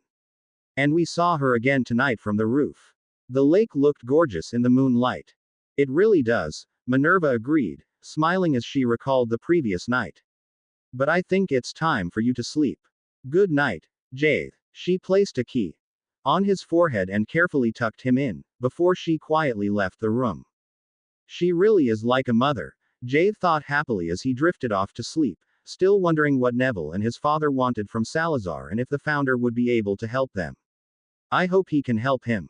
I really like Neville. By the time his father came back, he was fast asleep, dreaming of taking a moonlight bath in the lake together with the twins. When Jade woke up in the morning, the thought of going swimming during the night was still in front of his mind. At breakfast, he quietly told his housemates about his idea, causing everyone to enthusiastically nod their agreement. It's really time to do something like that, the twins spoke up. We've been so boringly good recently. And what if they catch us? Hermione queried. How do you think we'll be able to get around that tortoise? Well, they're welcome to assign a collective detention, the twins chuckled. Gowthy's father has to gather quite an amount of dirty cauldrons to make 20 people serve detention. I know how we can get around the tortoise, Jade whispered. Fox, Yuki and I can flash everyone, and Fred and George can fly anyway. Shall I ask Nina to prepare a picnic for us? Everyone agreed and headed to their respective classes, eagerly awaiting the evening. After their last afternoon class, Neville kept Jade back. Jade, can we do our homework together, before we begin studying the plants book? I'd love to speak with you in private about something. Only now Jade remembered the previous evening's conversation between Neville and his father. Of course. Let's go to my room. Are you sure that your father and Professor McGonagall won't mind? Neville asked shyly, causing Jade to smile. Of course not. They always tell me that it's my home and that I can invite whom I want, Jade replied, curious to hear what Neville had to tell. After listening to Neville's story, he felt very sorry though. And Salazar said that he had a potion to help your parents? He asked eagerly. Yes, probably. Your father said we should go and speak with him again tonight and bring the books, which you borrowed from his library. Salazar promised to try to help you find that specific recipe, so that you can translate it if you don't mind and your father can brew the potion, Neville said with a hopeful expression on his face. Oh cool. Shall we go right away? Jade suggested. No, we must finish our homework first, Neville said hesitantly, and we promised your father to study his book about the herbs. Oh well, let's hurry up then, Jade grudgingly agreed, and the two boys worked so hard on their homework that they had everything that was due on the following day done by dinner time. Dad, shouldn't we go and speak with Salazar, before we work on the herbs? He mind thought to Severus at dinner. We can do that. Let's meet at home straight after dinner, Severus agreed, and Jade informed Neville telepathically, smiling when his friend cast him an excited look. However, their visit with the founder was not very efficient. Salazar meticulously skimmed the books that Jade had brought with him, before he shook his head. No, it's not in one of these. There are at least a dozen other books, and the potion is quite at the end of the book. I'm sorry that I'm not able to accompany into my library. If you fetch the other recipe books, I'll help you search again. I'll flash there and get the books, Jade offered and flashed into Salazar's library with Neville in tow, while Severus remained with the founder. However, As much as Jade and Neville searched, they couldn't find any other books with potions recipes. It was nearly curfew when they returned to Salazar and Severus in frustration.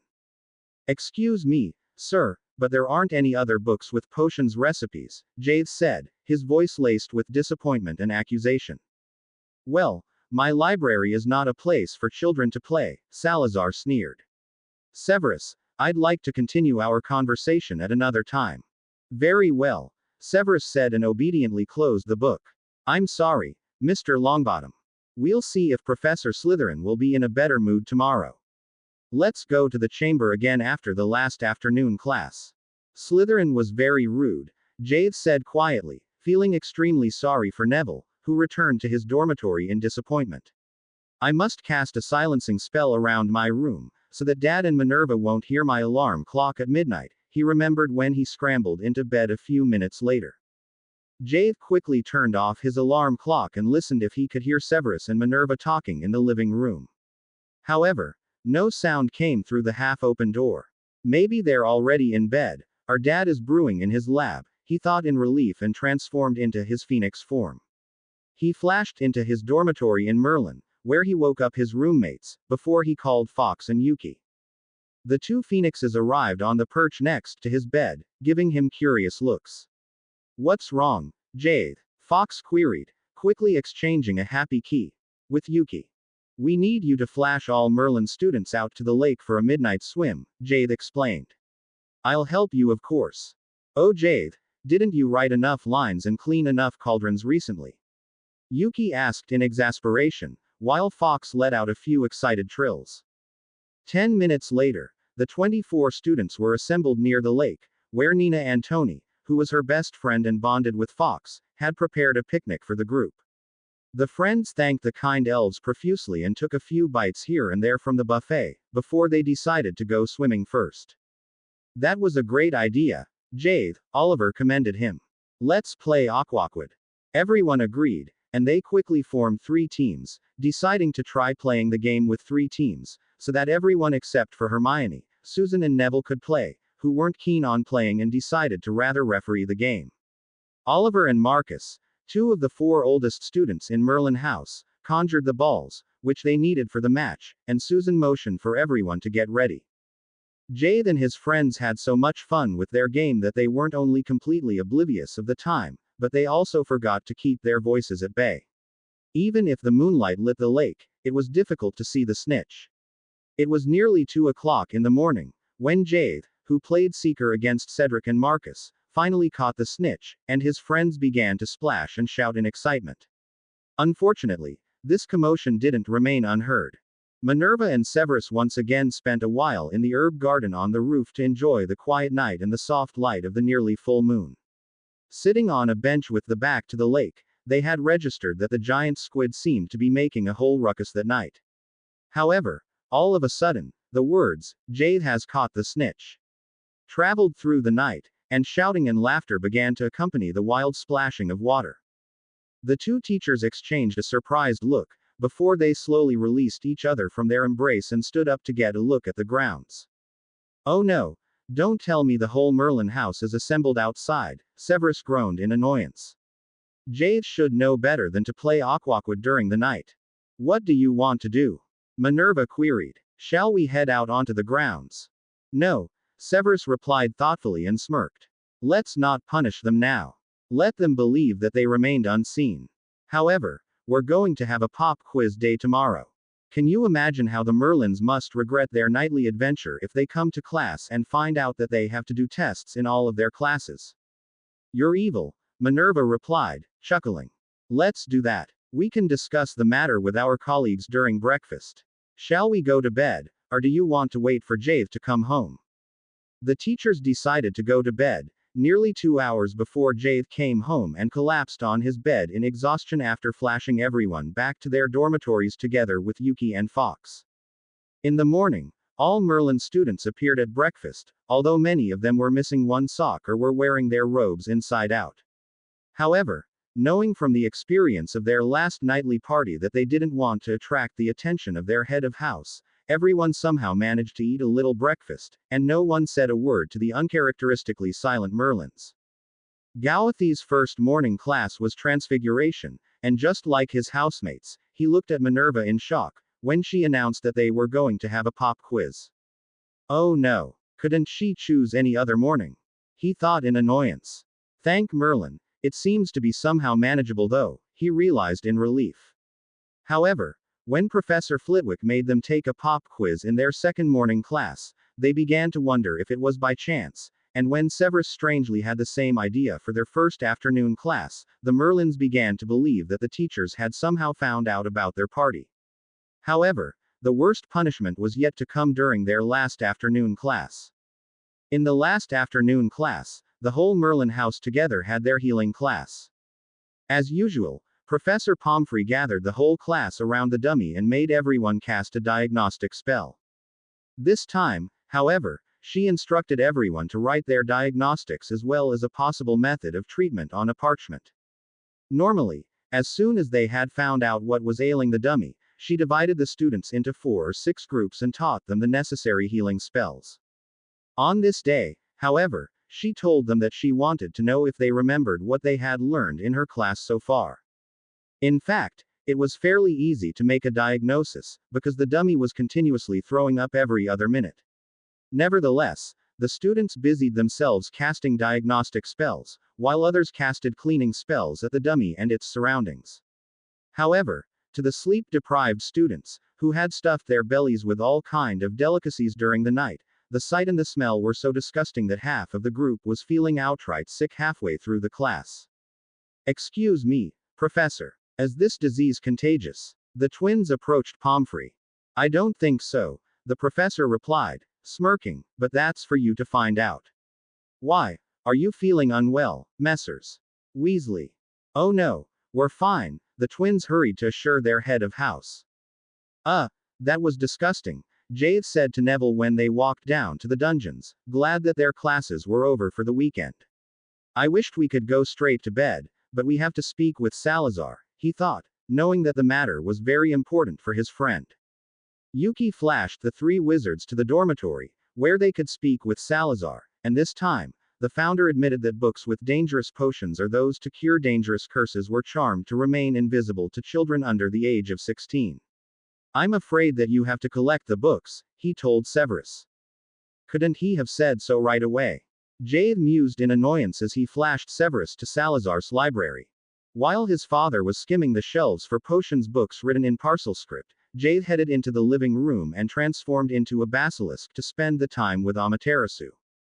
Did Salazar tell you in the past that we managed to read him out of a book in our time? He asked curiously, wondering if Salazar was a real human, who could react to what they said to him in the past or if he was more or less an image than those on the portraits that were decorating the walls all over Hogwarts.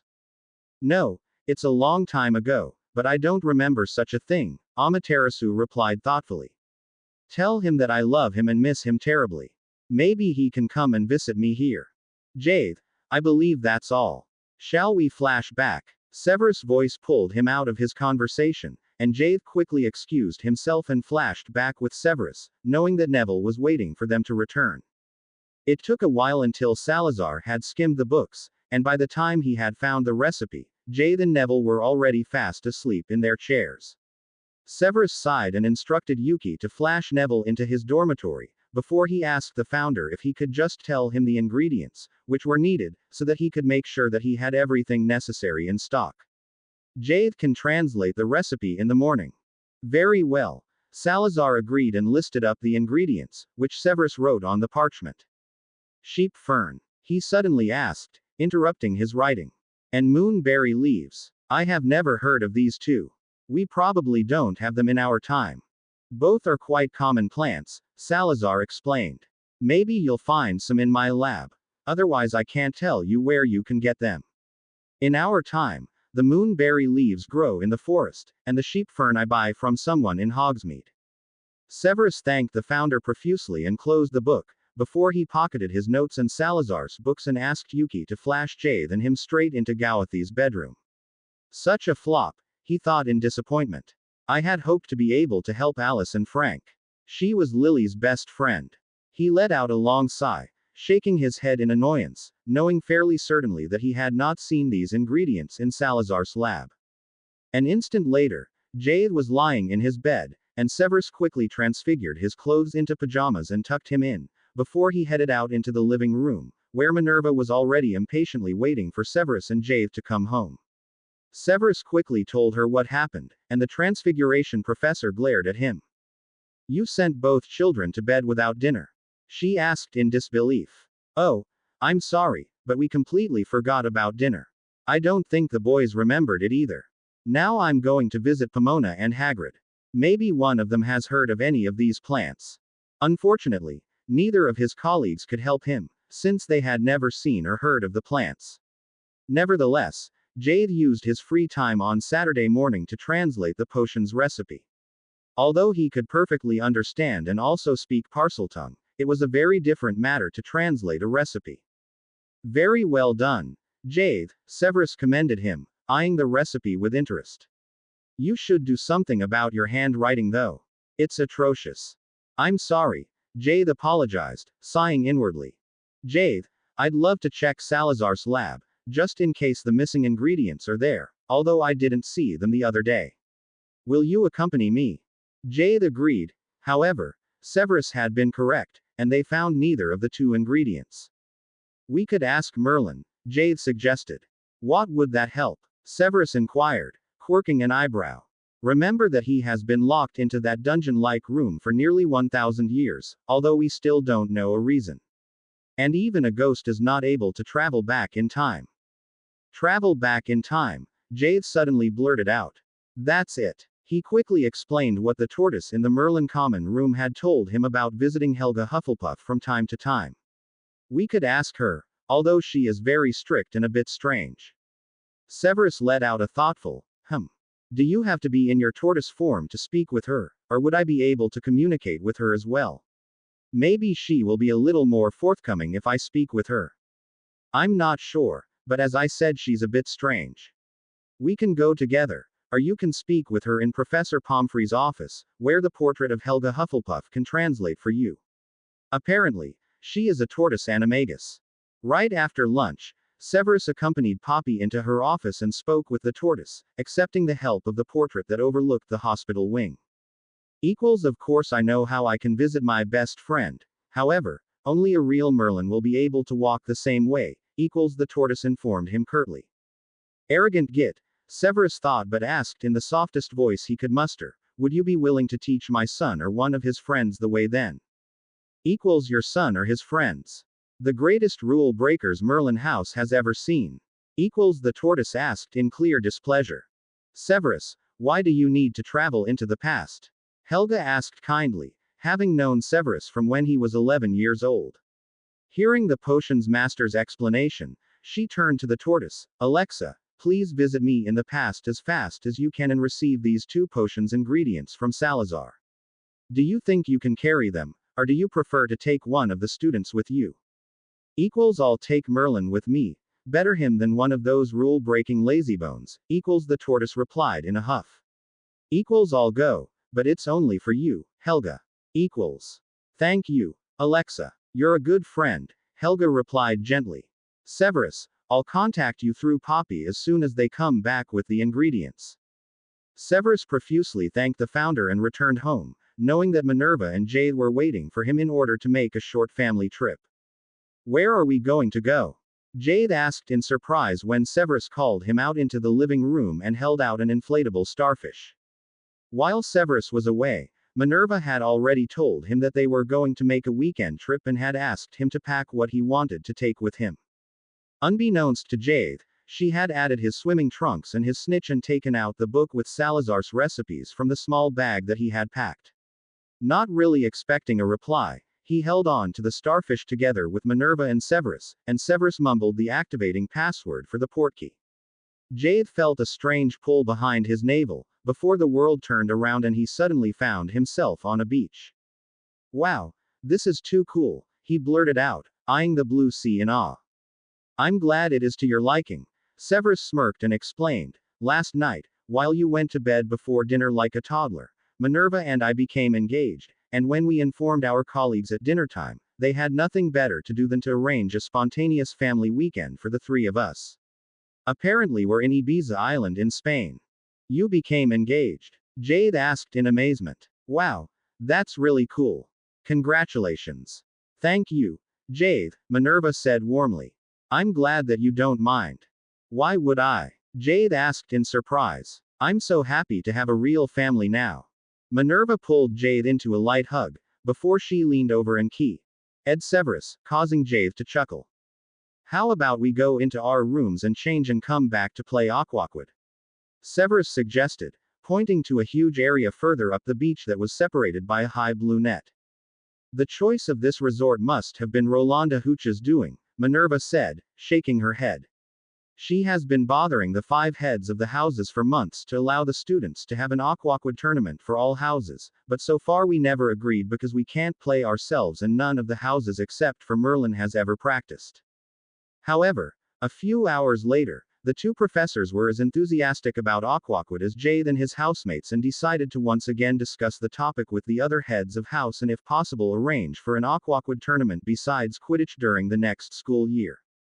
Apart from the meals, which they took in the dining room of the hotel, the small family spent the whole day and evening on the beach or in the lukewarm water. In the evening, Jade decided to give Minerva and his father some time alone. He entered the shallow water and transformed into a dolphin, having much fun swimming and splashing in the sea, while the 2 professors took a long walk along the shore. I wonder if they'd mind if I stayed here the whole night, Jade mused as he relaxed in the water, far enough from the beach to be out of the way of the people who were swimming and playing but still in sight of the beach. They'd be very worried about you, a small voice at the back of his head told him, and Jade returned to the beach as soon as it became dark, feeling very happy to have parents who were willing to worry about him. They only returned to Hogwarts late on Sunday evening. While Severus and Minerva headed to their respective houses to check on their students, Jade readied himself for bed and read a bit in one of Salazar's recipe books, while he was waiting for the professors to return. Minerva, Dad, thank you so much for taking me with you this weekend. It was absolutely great, he said when they came into his room. You're welcome, Jade. Now sleep well, Minerva replied warmly, while Severus gently tucked him in. However, Jade was not able to sleep quickly. As soon as his parents had left his room, leaving the door slightly ajar, Merlin swept into the room. Ah, Jade, it's good that you're back. I need you to help me with that old, stubborn tortoise. She's driving me crazy, because she doesn't want to understand me. Can you translate for me? Jade sighed. Yes, but only tomorrow. Not now, because she would give me away to my head of house, and it's already after curfew. Merlin agreed and asked Jade to come to the common room before breakfast. I wonder if that's about the ingredients the 2 of them were supposed to fetch from the founders, Jade mused as he drifted off to sleep. Jade woke up very early and immediately headed to Merlin House. The ghost was hovering near the tapestry with the animals, engrossed in a conversation with Marlin. Ah, Jade, how good of you to come and see me. I need your help. Alexa and I went to see my younger colleagues to get some potions ingredients. However, the grumpy, slimy one refused to hand me the ingredients. As you know, he was the one who locked me in for several hundred years, and he's still angry at me, because I played him a simple prank. He was interrupted when the animals on the tapestry let out a collective snort. You nearly killed him, you idiot, Marlin threw in, chuckling. If you'd kindly remember that you're my familiar, don't call me idiot, Merlin said to the phoenix, before he turned back to Jade. Well anyway, I need you to come with me and speak with him. I'm sure that he'll be willing to give the ingredients to you, my boy, Merlin said beseechingly, completely ignoring the other animals. I can go with you, but my father told me that the tortoise refused to take anyone but you, Jade replied in confusion. She's a bi.ch and knows nothing, Merlin said, rolling his eyes. We don't need her though. I know the way and can lead you.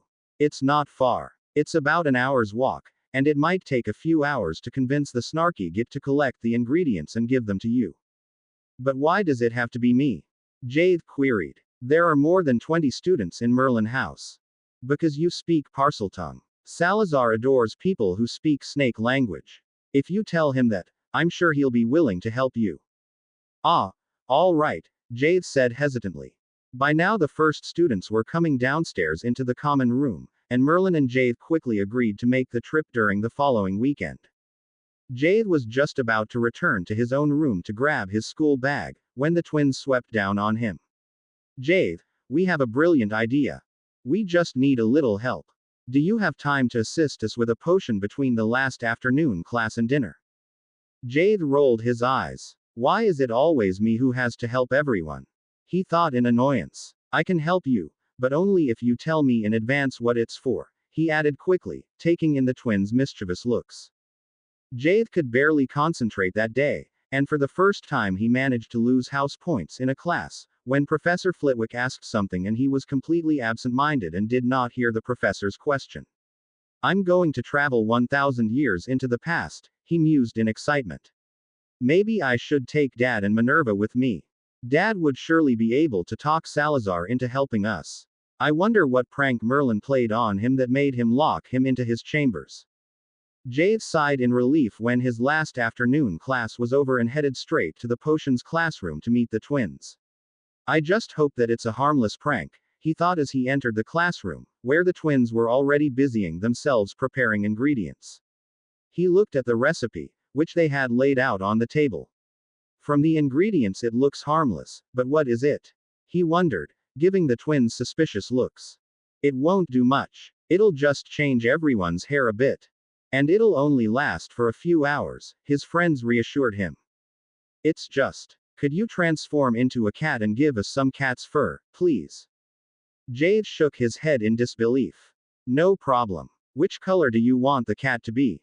A marmalade cat, please, George chuckled, before Fred gently stroked the cat's fur, carefully grasping a bit of fur in his hand. It took only 30 minutes to brew the potion, and right before dinner, the three friends managed to press a large phial into Nina's hand, asking her to add the potion to everyone's meal. Jade hesitantly followed the twins to the Great Hall, knowing that he had to attend dinner, even if he'd have preferred to quietly eat at home far from all kinds of possible pranks. It was a few minutes after everyone had begun to eat that their hair suddenly took on the form of a cat in Gryffindor colors. Jade groaned inwardly, while everyone looked around in surprise and finally began to laugh. Only when the laughter quieted down a bit, Jade could clearly hear Ron Weasley's voice sound through the hall. I'm sure that was Snape again. He seems to be allowed to do what he wants. Why doesn't the idiot get detention if he pranks everyone, including the headmaster? That was not only Jade. It was us as well, the twins informed him quickly, causing Ron to roll his eyes in annoyance at his twin brothers. The headmaster would rather award house points for a good prank, Mr. Weasley, although I believe that in this case it would be Professor Snape's task to praise the pranksters for a brilliantly brewed potion, Professor McGonagall said in an equally loud voice from the head table. Severus did not comment on the matter. Only later that evening, when the small family sat in their living room to have tea, he commended Jade on the potion. However, now that the potion was slowly wearing off, Jade did not want to be reminded of his difficulties with Ronald Weasley and quickly changed the topic by asking the two adults if they would accompany Ghost Merlin and him to the time of the Founders during the weekend. It took a short while, before his father slowly agreed. When all Merlin students were assembled for breakfast on Saturday morning, Minerva, Severus and Jade headed through the connecting door into the common room, where Ghost Merlin was already waiting. Marlin, would you please open the door to the cellar? Merlin asked his familiar, who to Gawathi's surprise obeyed immediately. The small family followed Merlin into the cellar. The corridor was now much longer than when Jade had been there the first time. They passed in front of the safe room, and Jade suddenly remembered to ask Merlin about the box. I should have gone and opened it a long time ago, he mused, wondering why he hadn't come around to further explore the cellar of Merlin House yet. A box? Merlin queried, shrugging. Don't forget that I missed several hundred years, and I've no idea who had the gall to place a box into my safe room. Let me take a look. Would it be too much to ask that you examine the box on our way back? Severus impatiently interrupted the conversation. I believe that for the time being it's more urgent to retrieve the ingredients. Yes, Dad, of course. I'm sorry, Jade agreed and motioned for Merlin to quickly lead the way. To his relief, The ghost seemed to see reason and hurriedly led them to the end of the corridor, where they stopped in front of a white door. In order to open this door, Merlin began to explain, someone has to transform into an animal, which lives for a relatively long time, for example a tortoise, a parrot or of course a phoenix. Then you need to ask the door to let you into the staircase of time. The staircase of time? Jade queried in surprise. However, seeing that his father couldn't wait to proceed, he transformed into his phoenix form and politely asked the door, would you please lead my parents and me into the staircase of time? The door opened with a loud creak, revealing a round hall. It was made of a bright white marble-like material that gave the illusion as if the sun was shining through the solid walls of the castle. Jade had to close his eyes for an instant, because the hall was so bright in comparison to the Merlin cellar. The major part of the hall was occupied by an enormous staircase with relatively wide steps. Jade hesitantly stepped forward in order to try and see the end of the staircase, but it seemed to lead downwards into an abyss. The staircase leads back in time, Merlin explained gently. For each year you have one step, so that we have to descend nearly 1,000 steps to get to the Founder's time. I suggest that you walk slowly, because the faster you climb down the steps, the more magic it'll afford. He swept ahead, and his three guests slowly followed him. Jade noticed in amazement that doors appeared to the right of each step on the staircase as soon as his foot touched the step. After a while, he realized that the doors changed their appearance to reflect different eras and became successively more old-fashioned in appearance the further downwards they went. This is absolutely amazing, Minerva blurted out in disbelief, and Severus and Jade agreed immediately. After climbing down the staircase for about an hour, Merlin turned around and hovered in front of them. From this door further downwards, you'll find all the founders and me in the castle, he informed them. There will be at least 100 steps more.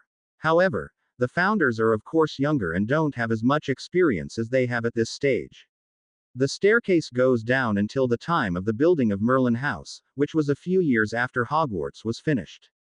Do I understand it correctly that this is the door that you would recommend for us to use? Snape inquired, quirking an eyebrow. Yes, I think it would be a good time, Merlin confirmed. Jade glanced at the dark brown door in front of him that displayed, MXCVI. He threw his father a questioning look. It is the year 1096 in Roman letters, Severus supplied. Do you have an idea how to open the door? Jade helplessly glanced around. However, the ghost was nowhere to be seen. Perhaps you have to transform into a magical animal, Minerva suggested, and Jade quickly changed into his phoenix form.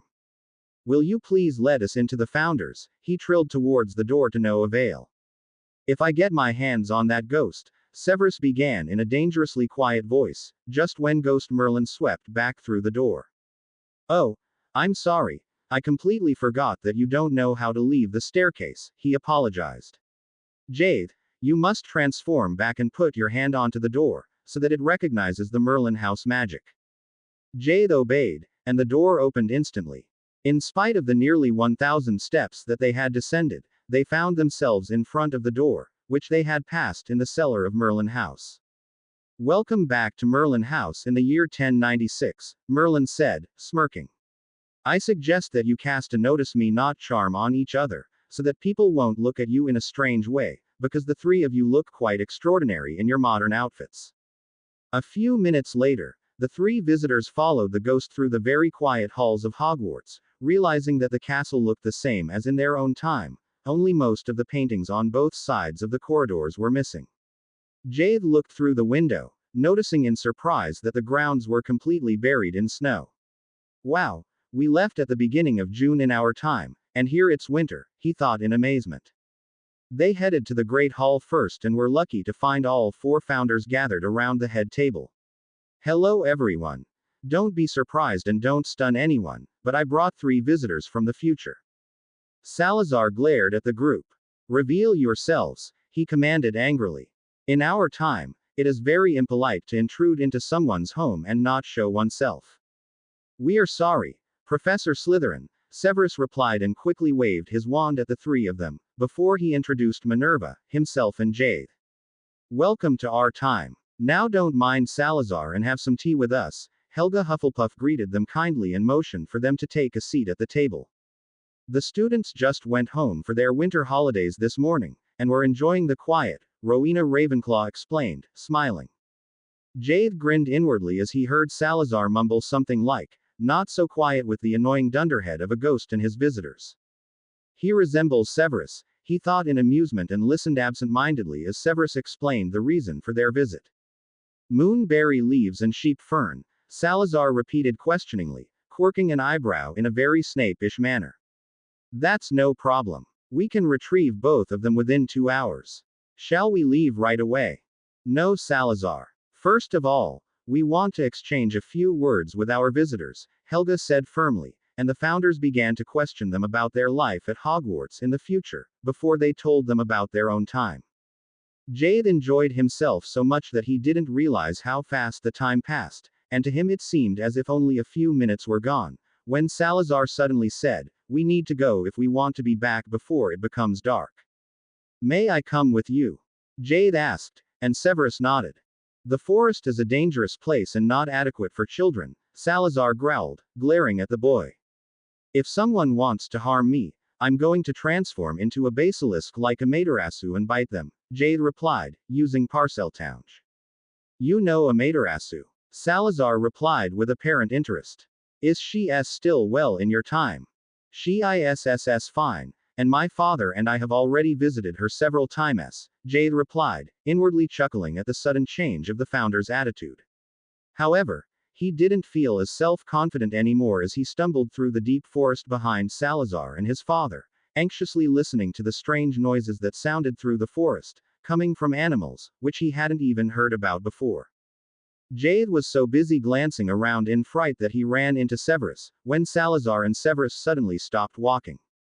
"Here, these are moonberry leaves," Salazar explained, showing them a dark green leaf. "They should be fairly easy to grow. You only have to put them into water, and they'll grow roots. However, I never tried it. I only heard that it worked that way. If I need them, I just come here and get them.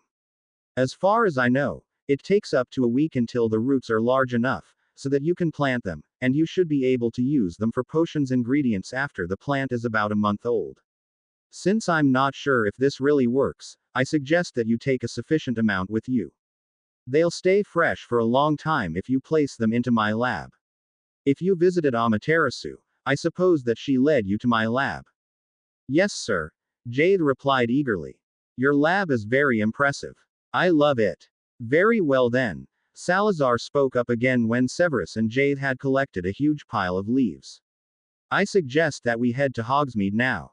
It's going to get dark shortly." Once again, Jade followed the two professors through the forest, anxiously listening to the sounds of the ancient nature. All of a sudden, he screamed in fright when something attacked him. "Jade!" His father blurted out in surprise, and the two potions masters turned around, only to begin to laugh. "What's that?" Jade asked, trying to glance at the thing that seemed to be clinging to his chest. "That's a Animagus," Salazar explained, chuckling, "a magical chameleon." He carefully tried to pull the green animal off the boy. However, the Animagus let out an angry hiss and nestled deeper into Gawathi's robes. "It seems to have taken a liking to you," Severus said, smirking. "Would you mind me becoming your familiar?" The Animagus suddenly thought to Jade. "I'd love to, but I already have a phoenix familiar," Jade thought back uncertainly. "Can one have more than one familiar?" he wondered. "Does that matter?" The Animagus queried and looked at him. "Dad, is it possible to have two familiars?" Jade blurted out, causing the two potions masters to chuckle. "I don't think it matters, Jade," Severus said kindly, causing the boy to sigh in relief.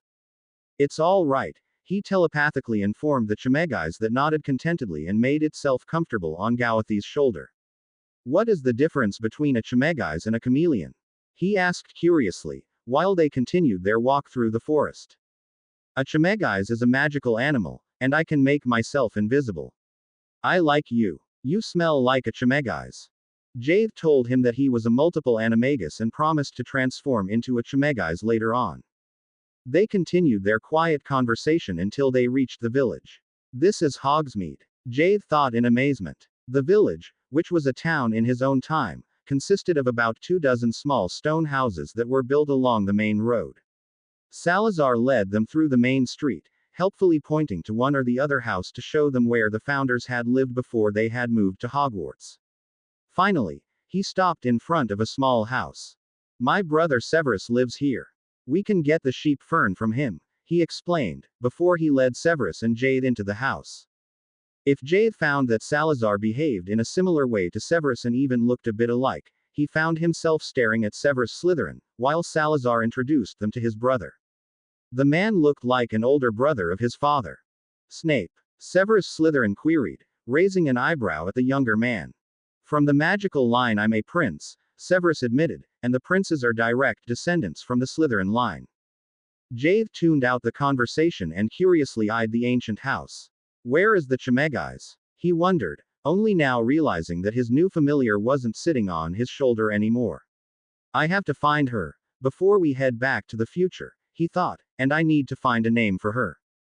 "Hey, where are you?" Jade thought to the Animagus. His new familiar chuckled and replied, "I'm still sitting on your shoulder. I've only turned invisible when we entered the house here. Not all humans like animals." "Oh, I see. Thank you so much for your consideration," Jade gave back, only now realizing that his left shoulder indeed felt a tiny bit heavier than the other side. "I still need a name for you. Jade, are you coming?" His father's voice pulled him out of his reverie, and Jade noticed that the adults seemed to have finished their conversation. "Is everything all right?" Severus asked quietly as they left the house and stepped back onto the main street. "I'm sorry, Dad, I was thinking about how to name my Animagus," Jade explained. "How about Iroh?" Salazar suggested and explained. "That means color in Japanese." "That's a good idea," Jade agreed, remembering that Salazar had called his basilisk after the Japanese sun goddess. "What do you think? Would you like to be called Iroh?" he asked his familiar that was peacefully resting in his neck. "I love it," the Animagus thought to him. They arrived back at Hogwarts right in time for dinner, and Salazar led them straight into the Great Hall, where the three other founders and Minerva were already waiting. Minerva told them that she had spent an interesting afternoon with Godric and Rowena, before she admired Gawathi's new familiar. "I've never heard of a Animagus. I don't think that there are any around in our time," she said, hesitantly stroking the animal's soft skin. "No, I don't think so either. You're lucky, Jade," Severus agreed with his fiancée. "Severus, Jade, so many things are completely different from our time. I'd love for us to remain here and study ancient magic for a while," Minerva suddenly said with excitement that was very uncharacteristic for the normally stern professor. "I'd like to return to our time and finish the potion as well as the school year first," Severus replied, quirking an eyebrow. "Can we come back here during the holidays?" Jade asked eagerly. "It would be great if Professor Slytherin could teach us ancient potions." "In which Hogwarts year are you?" Godric inquired strictly. "I'm a first year, sir, but it's only one more week until the school year ends," Jade said quietly, uncertainly averting his eyes to his plate. "Then I suggest that the three of you come back during your holidays. However, for the timing you should try to arrive at the beginning of the new school year and stay here for a school year," Godric replied, thoughtfully. "Anyway, I believe that it's too late to walk all the steps, of which Minerva told us, back to the future. It would be too strenuous for an 11-year-old to make the way twice in one day," Helga said gently. "Why don't you stay in our guest quarters for the time being? For your return to the past it won't matter if you go back today, tomorrow or in a few days' time." The three guests from the future agreed, and Severus accepted gratefully when Salazar offered to brew the potion for Neville's parents together. To Gawathi's disappointment, Salazar did not allow him to join them. However, Godric invited Minerva and him to come into his office, where Rowena, Helga and Godric told them many interesting things about the time when they built the castle and about classes in the past. Jade had followed the conversation with interest. Only when Godric and Minerva ended up discussing a different transfiguration spell, he curiously let his eyes wander along the headmaster's office. "Apart from the objects on the shelves, it doesn't look so much different from the future," he mused, just when Fawkes flashed into the office with a bright flash of flames. "In our time, He has much more experience, Jade thought and couldn't help chuckling. Oh no, children in our office, even during the holidays, Fox groaned in annoyance, apparently unaware of the fact that someone beside Godric was able to understand his trills. Is it all right if I change into my phoenix form? Jade asked hesitantly, receiving encouraging words from the adults. He quietly reached for Iroh and placed her on Minerva's lap, before transformed and flew onto Fox's perch, sitting beside the older phoenix, who eyed the wind phoenix with clear displeasure. Hello Fox, I'm Jade, and I'm a good friend of you in the future, he quickly introduced himself. I'm going to become friends with a wind phoenix? Fox asked in apparent horror, fluffing his feathers in a huff. I don't believe you. Prove it. Jade looked at his future friend in disbelief. How can I prove something that happens nearly 1,000 years into the future? He feverishly searched his mind for any information Fox might have given him about the past but couldn't recall anything that would work as a proof. I don't know, he trilled finally. Everyone, who doesn't know you well, thinks very highly of you, but in fact you're a mischief maker. You play lots of pranks.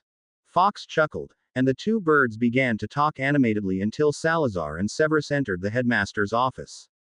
Salazar turned to Minerva. Minerva, we finished the potion for the Longbottoms, and I'd like to help them as soon as possible. Would you mind returning to the future right away? Seeing that Jade is in his phoenix form, I'm going to give him a ride on my shoulder. I understand only too well, Minerva said softly, and it's all right, considering that we're going to come back here next weekend. They profusely thanked the founders, who accompanied them to Merlin House. I just hope Marlin will easily open the entrance to the cellar for us, Jade mused. However, Fox showed himself from his best side and appeared right in time to exchange a few trills with Marlin, who obeyed immediately. Thank you, Fox, Marlin, Jade trilled and flew ahead into the cellar. Dad, why don't you and Minerva grab my tail feathers, and I try to flash us back upstairs? He queried, eyeing the huge staircase.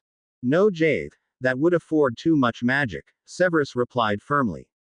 You can either fly ahead of us or sit on my shoulder, which would be the best solution I believe. How boring, Jade thought. On the other hand, I don't want to be tired when we're back home, because I don't want to miss Neville's parents become cured. He made himself comfortable on Severus' shoulder and yawned, before he buried his head in his back feathers and slowly drifted off to sleep, while the teachers climbed upstairs, talking animatedly about their trip to the founders. Only when they reached the top door of the staircase, Severus roused Jade, who once again had to transform into his human form and place his hand against the door in order to be let in. Sorry for leaving you with Minerva the whole time, he apologized to Iroh as he took the Animagus back and placed her on his shoulder, chuckling when she made herself comfortable in his neck. That tickles, he said, laughing. To Gawathi's surprise, they arrived home a few minutes after they had left. The few minutes are probably those that we spent walking through Merlin House, he thought.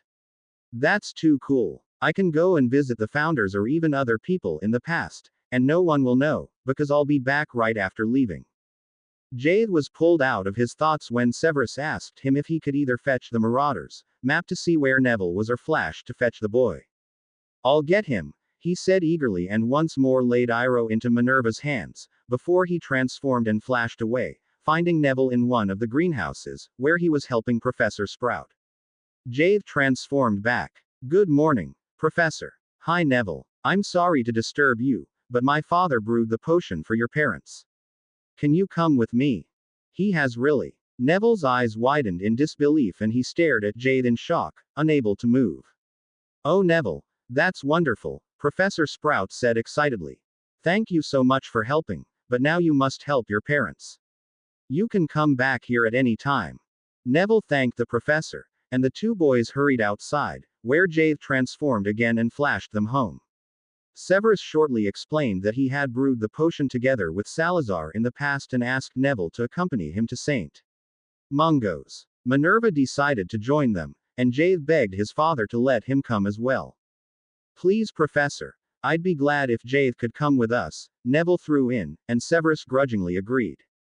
Using the connecting doors to the Merlin common room and from there to the hospital wing, the four entered Poppy's office, knowing that the healer's fireplace was directly connected to St. Mungos. I shall accompany you and introduce you to Healer O'Brien, the head healer, she offered. He is a very good friend of mine.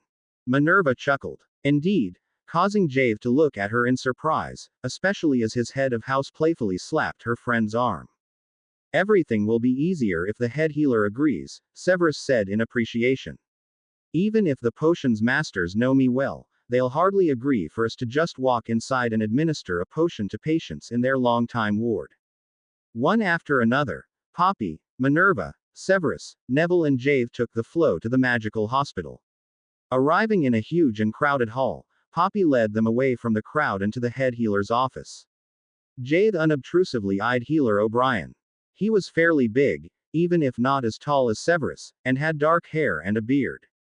He seems very nice, he thought when the head healer greeted them in a gentle voice and motioned for them to take a seat.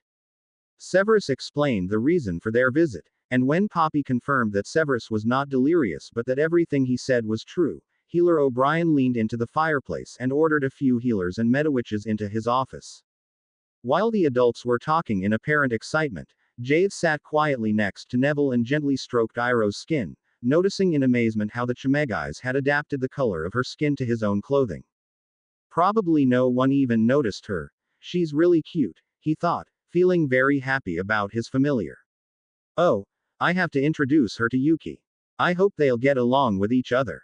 Sensing that Neville was very excited, he felt sorry for his friend and thought to him, would you like to stroke her? She won't harm you. She's very friendly. Neville threw him a surprised look but hesitantly extended his hand, and Jave noticed contentedly how the boy slowly began to relax just a little bit. I'm sorry. I hope you don't mind, he apologized to Iroh.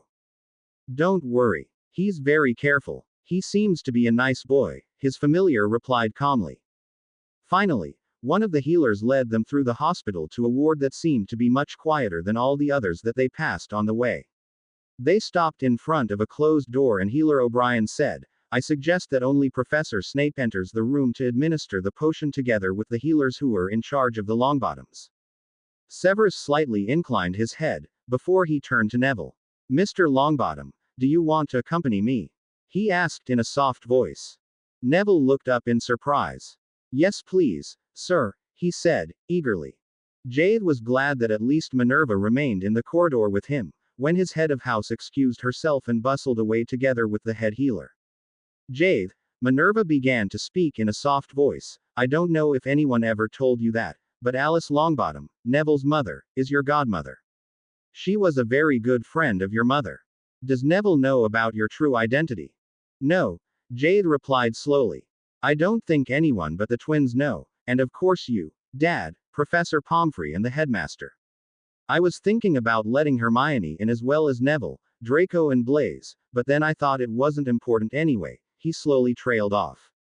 I think that it is not important, Jade, Minerva said soothingly. But I'm glad that you feel ready to speak with your friends about the matter in case you want to talk to them for one or the other reason. Do you think that Neville's mother still knows that she is my godmother? Jade asked curiously. Before Minerva could reply, the door to the patient's room opened and Severus stepped out, an unreadable expression on his face. Minerva, I believe you should be there, not I, he said in a quiet voice. I'll go home with Jade. There is nothing that I can do for them anymore. Minerva looked at him in utmost concern, before she agreed and hesitantly stepped into the room of the Longbottoms. Severus looked at Jade. Let's go home. But Dad, Jade protested in confusion. Are they all right or not? Don't you have to stay and make sure that they're all right? Severus let out a long sigh. No, Jade. I brewed the potion and administered it. There's nothing else that I could do for them. I'm sure that Minerva will be able to tell us more when she comes home later on. Okay then, can we flash home? The hall with the fireplaces was so crowded, Jade said pleadingly, and Severus nodded in agreement. Yes please. Instants later, they were back in their own quarters. Something isn't right, Jade thought, feeling terrified for Neville.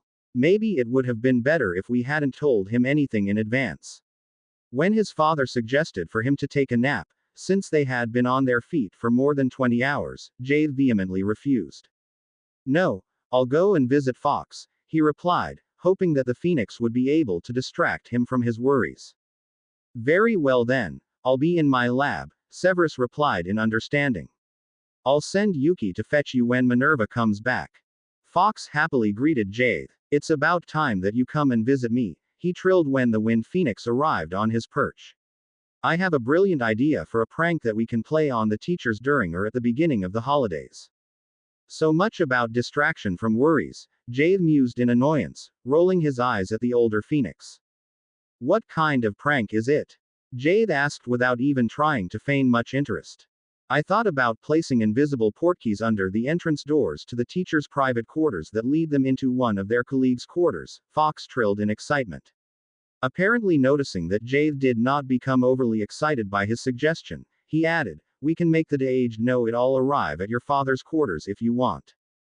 That would be nice, Fox. I wouldn't want Professor Trelawney sneak around our quarters, Jade replied, fluffing his feathers. Well, good luck then, Fox. I'll go and help my father in his lab. With that he flashed home before Fox could protest, thinking, no, I won't let myself being pulled into playing that prank. I'll better check on Dad. He seemed a bit depressed earlier.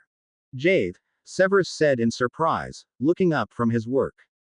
Can I help you? The boy asked after quickly transforming back. Ah, this is just crap, Severus growled and banished the potion that he was just stirring. I messed it up. He let out a long sigh. Dad, is something wrong? Jade asked softly. Did something happen at the hospital? Severus sighed again, before he waved his wand over his workspace and cleaned up everything. I thought he was going to brew, Jade thought in surprise but kept quiet and observed his father in concern. Let's sit in the living room and talk, Severus said quietly and strode ahead, making himself comfortable in his favorite armchair. Jade sat on the sofa, giving his father an expectant look. Jade, Severus slowly began to speak, there is something that I should have told you a long time ago. In fact, I do not wish to speak about it, however he slowly trailed off. Jade waited patiently, wondering what was wrong. Dad, you don't have to tell me if you don't want to speak about it, he finally spoke up in a soft voice. Would it be easier if I was in my phoenix form? Severus ran a hand through his hair and let out another long sigh. Thank you, Jade, but that wouldn't change anything. However, I'd like you to keep to yourself what I'm going to tell you. Of course, Goethe promised in a soothing voice. While your mother was my best friend when we were at Hogwarts, your father and his best friend were my worst enemies. They taunted me because of being a Slytherin, Severus explained. They behaved towards me like Mr. Weasley behaves towards you. I'm sorry, Jade said sadly. No, Jade, you don't have to be sorry, and I also suggest that you ask Minerva or Neville's mother Alice to give you a better opinion on your father. She was a good friend of your mother. Minerva told me that she's my godmother, Jade said softly. Yes, Severus confirmed. Anyway, the reason why I told you about my problems with your father is to tell you that I didn't have a really good time at Hogwarts during my later Hogwarts years, and I made a huge mistake. I let myself talk into becoming one of the Dark Lord's followers, and when I noticed that it was a mistake, it was too late to fully return. However, Professor Dumbledore gave me a new chance and made me his spy. I spied on the Dark Lord for him. However, not everyone of the light side was aware of the fact. He unconsciously played with a cork in his robe pocket. When I gave Mrs. Longbottom the potion earlier, she looked at me and began to shout and call me, Death Eater. He slowly brought his forefinger up to his face to massage his temples, before he continued, she thought that I had taken her baby away, and when I told her that Neville was already 11, because 10 years had passed, she didn't believe me. Oh, I'm so sorry, Dad, Jade said softly and stepped over, placing his hand on Severus' shoulder. She couldn't know. Of course she couldn't know. It was just a shock. The relief to see her features change back to normal, to how she looked in our Hogwarts time, and then in the next instant, Severus trailed off and straightened in his seat. Please forget about it. Now you know everything about my past. I hope you won't despise me. Why would I? You're the best father I can imagine, Jade replied, smiling, and pulled his father into a slight hug, which Severus returned in apparent relief at his son's reaction. They remained in that position for a few minutes, enjoying the quiet father, some time, until suddenly Minerva stepped into the room. Severus, are you all right? She queried in concern. Of course, Severus replied crisply. Is everything all right? Jade returned to his seat on the sofa, and Minerva sat next to him. Yes and no, she said and sighed, before she called Malcolm and asked the elf to bring tea for the three of them, before she began to explain what had happened at the hospital. Alice and Frank are fine. I don't know if you already told Goithe about Alice's reaction. Anyway, she couldn't believe that Neville all of a sudden aged to an 11-year-old, because he had only been a year old the previous day. Of course it didn't help either that I'm much younger than how she remembered me or that she thought Severus was a Death Eater. But they finally believed Neville and me. In the meantime, the healers had called Augusta, Frank's mother. She took Neville in when his parents were moved to St. Mungo's 10 years ago. I know her well, because she is one of my friends since we attended Hogwarts together.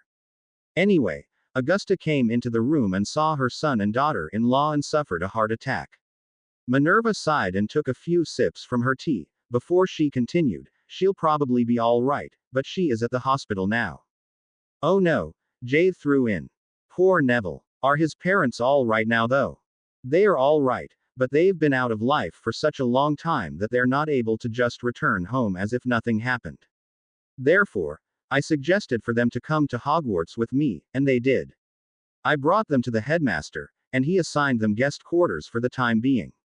The entrance is near the hospital wing, so that Poppy is able to watch over them as long as necessary.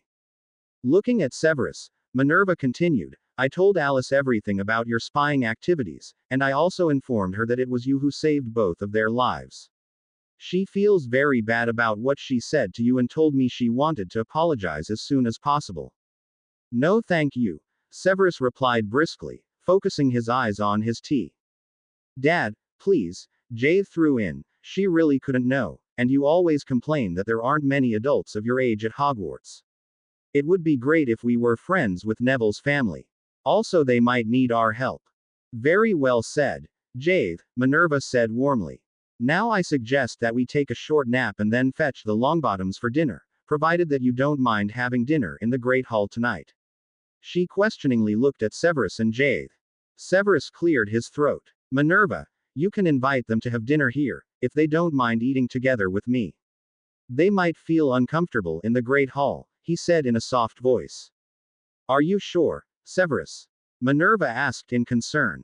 Yes, Minerva, I'm sure, Severus replied and stood from his seat. He stepped around the table and reached out for Minerva's hand to pull her up from the sofa. As you said, let's go and take a nap, he said, smirking as he laid his arm around his fiancée and led her into his bedroom. Jade rolled his eyes in amusement. Annoying, he thought, suddenly noticing that he was very tired too. Oh well, we spent a whole day in the past. That was a really long and eventful day.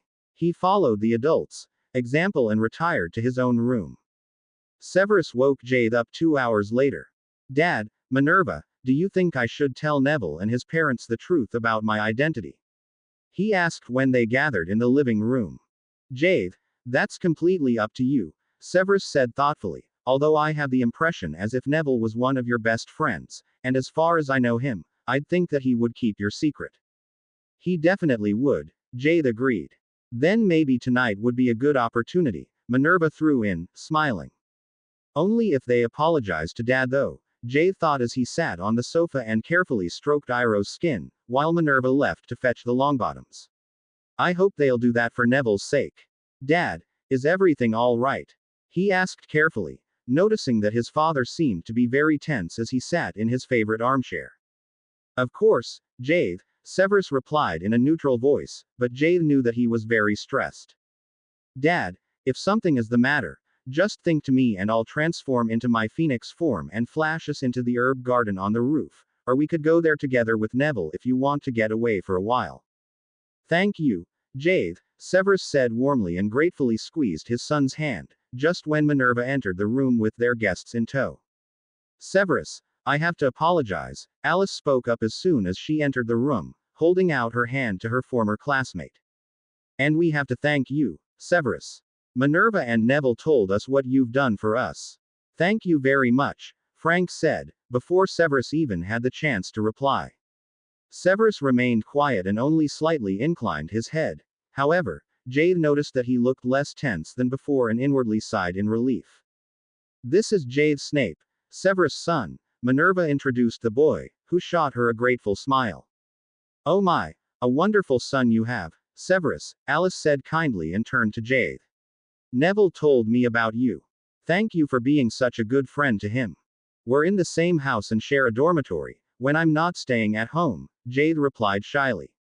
"I can understand why she was my mum's best friend apart from Dad," he thought. "She seems really nice." Finally, everyone sat down and ate dinner.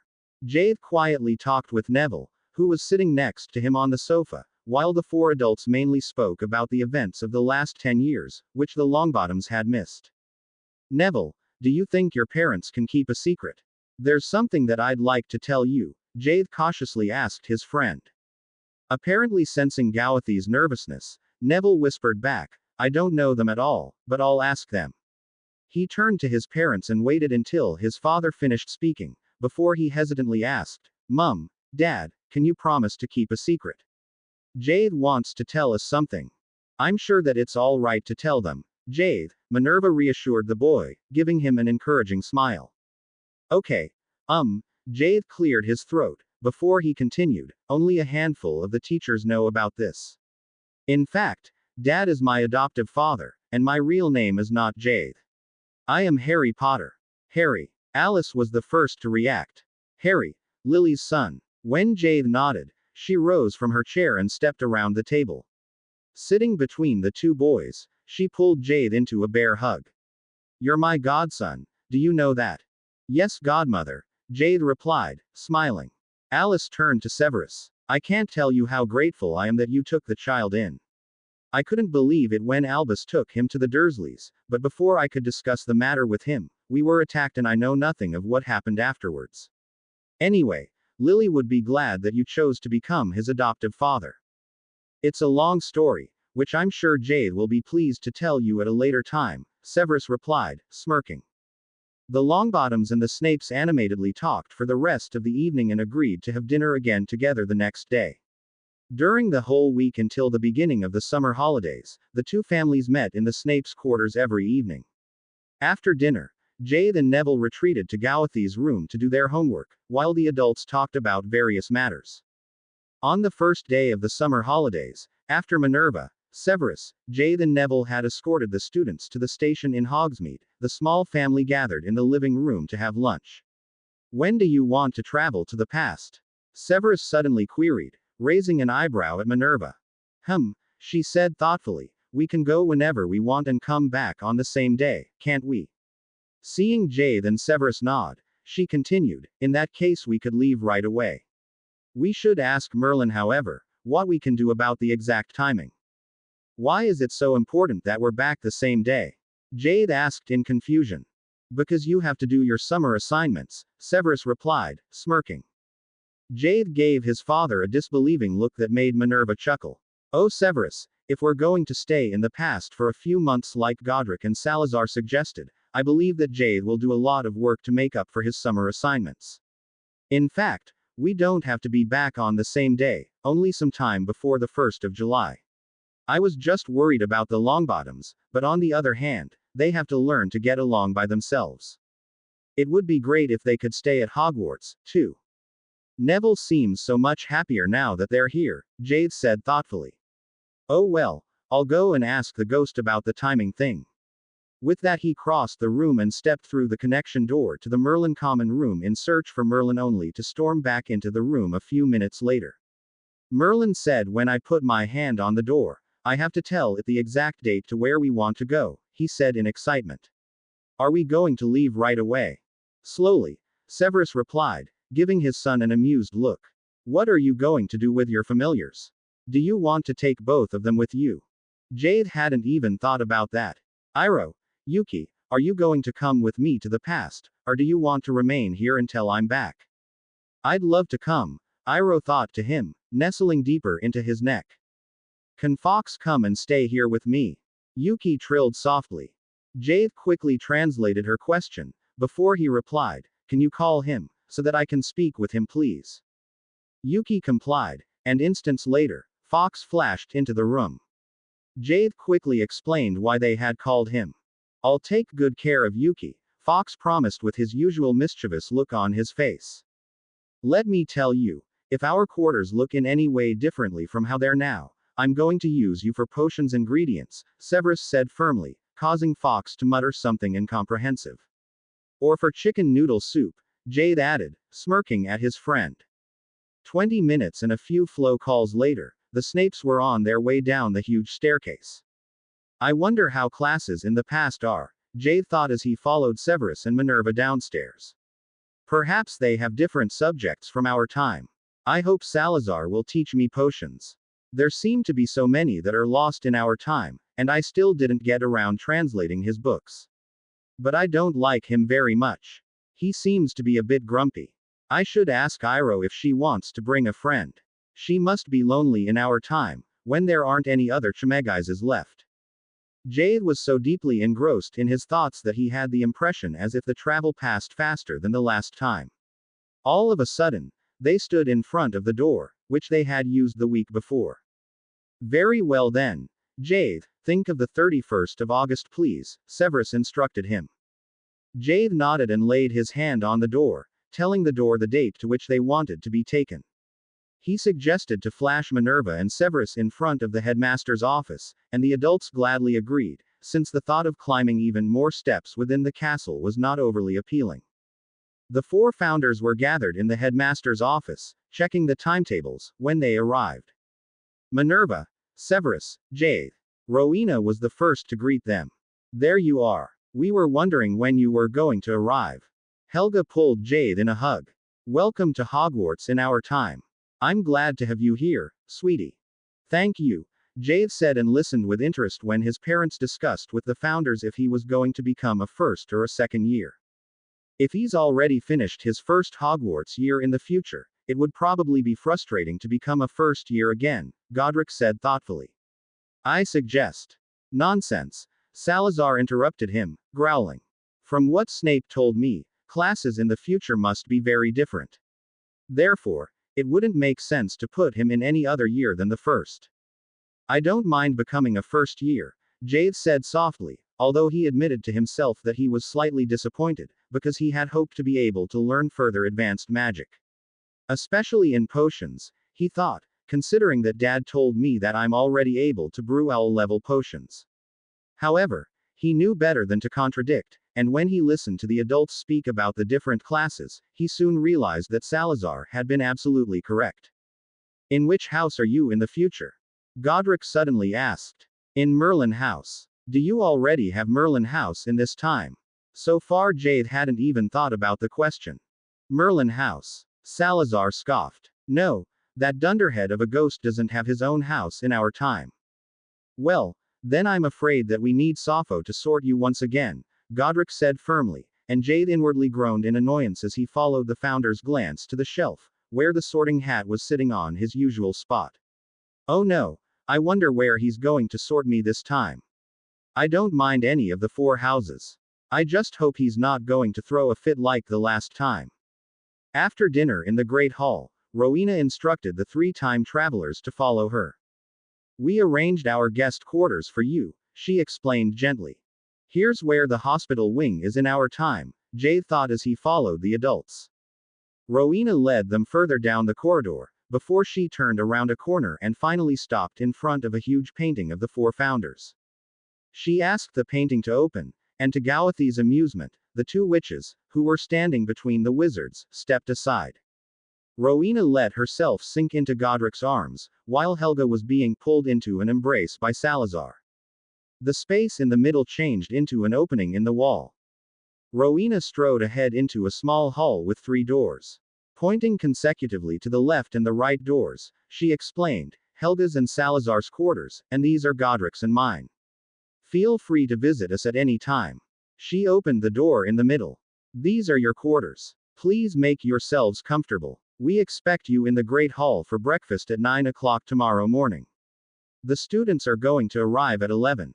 The Snapes thanked Rowena, and the founder left after promising that they wouldn't have to worry about leaving their quarters, because Helga's and her portrait in the painting would let them in at any time and without password, just by recognition. I wonder how the students are going to arrive, Jade mused aloud. They don't have trains in this time, do they? No, they don't, Minerva replied, smiling. I'm sure that we're going to make many interesting experiences while we're here. To Gawathi's surprise, the students were brought to Hogwarts by their parents, who apparated them straight to the apparition border. Jade observed in amazement as Godric greeted everyone and told the students as well as the parents of the first years to follow him and gather in the Great Hall. The first year's parents took seats at a guest table that had appeared next to the Gryffindor table, just where the Merlin table was in the future. Where are Dad and Minerva?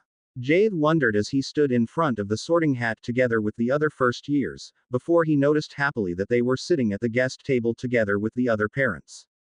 They aren't teachers here. They're here as my parents today, he thought, feeling very happy.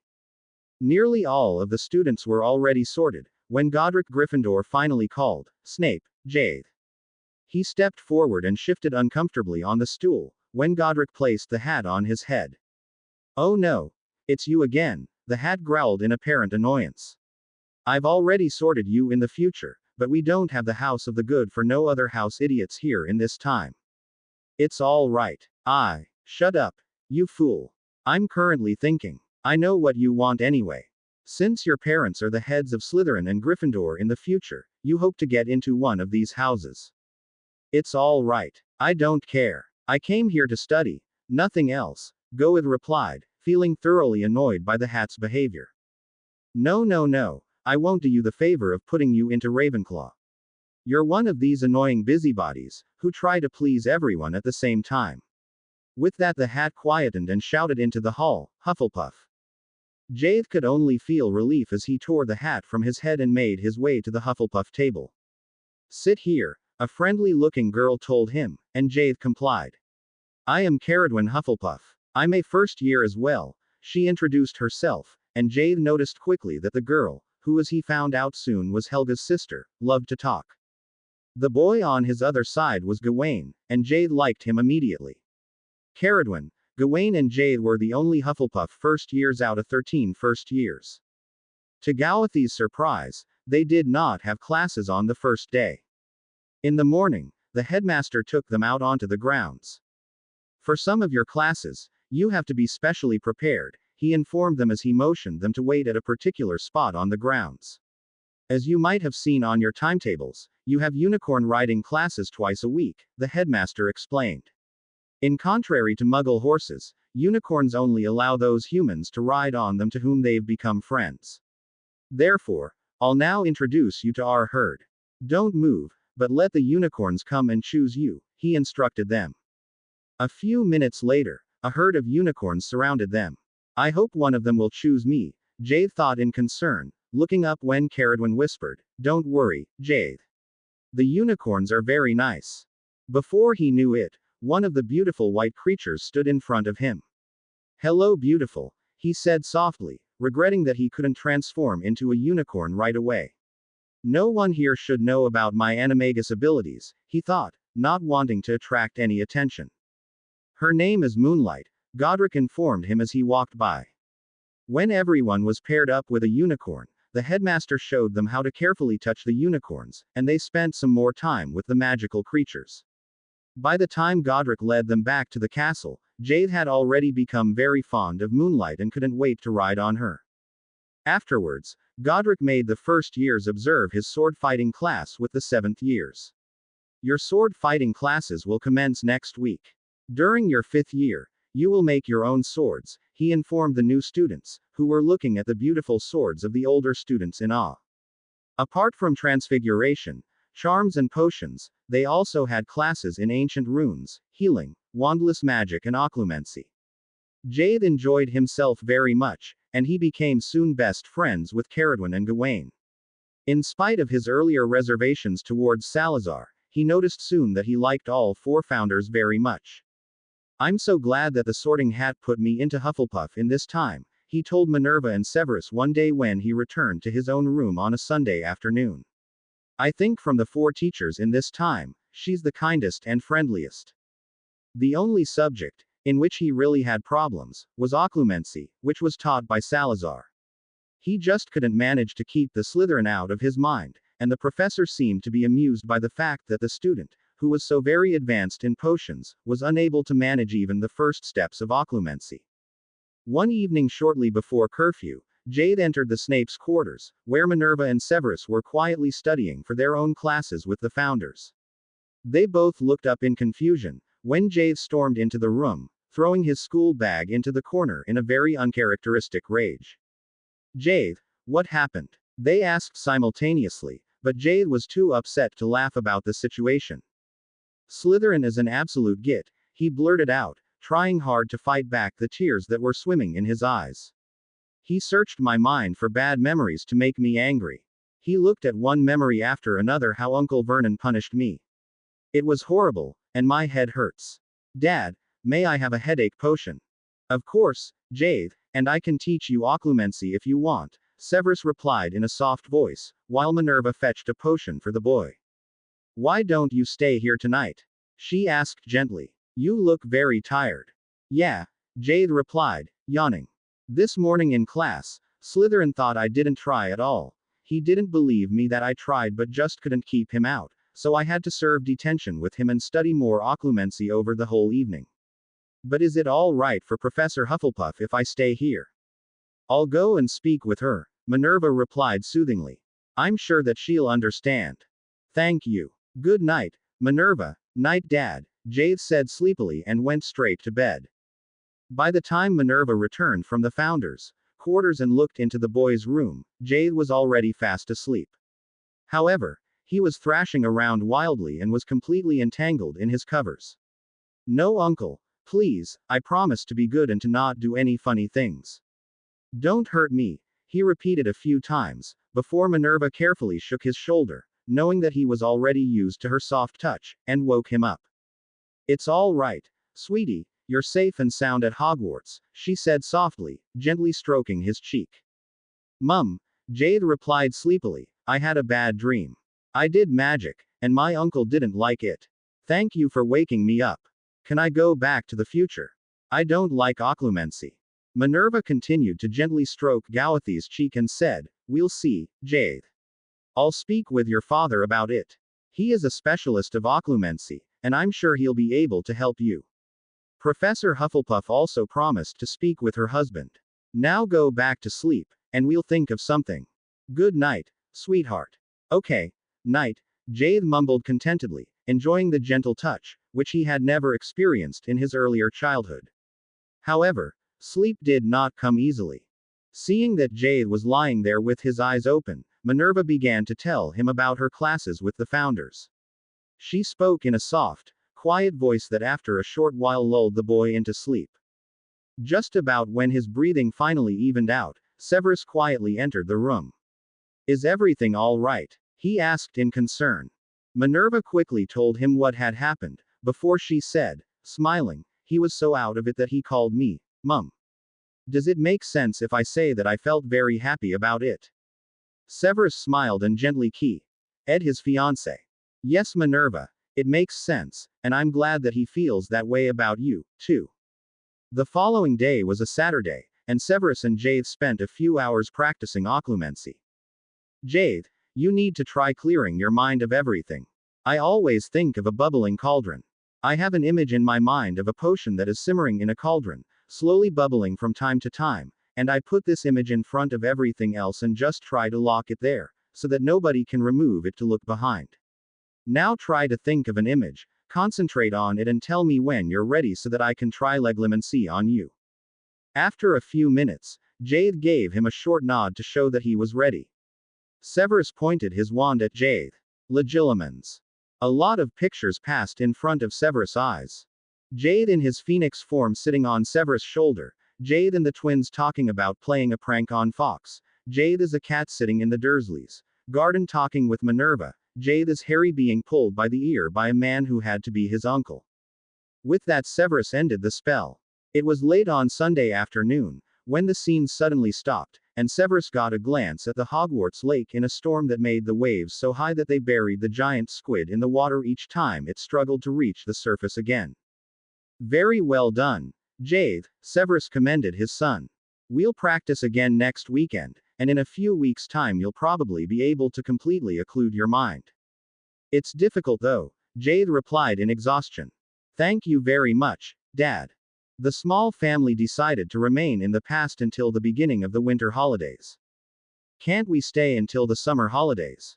Jade asked in disappointment. Now that I'm getting better at occlumency, I really love being here.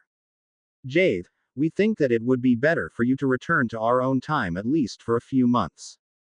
During the winter holidays in the future, we can come back here for the second half of your first year, and if you want to further continue your studies here in the past, you can come back again the following summer, Severus explained.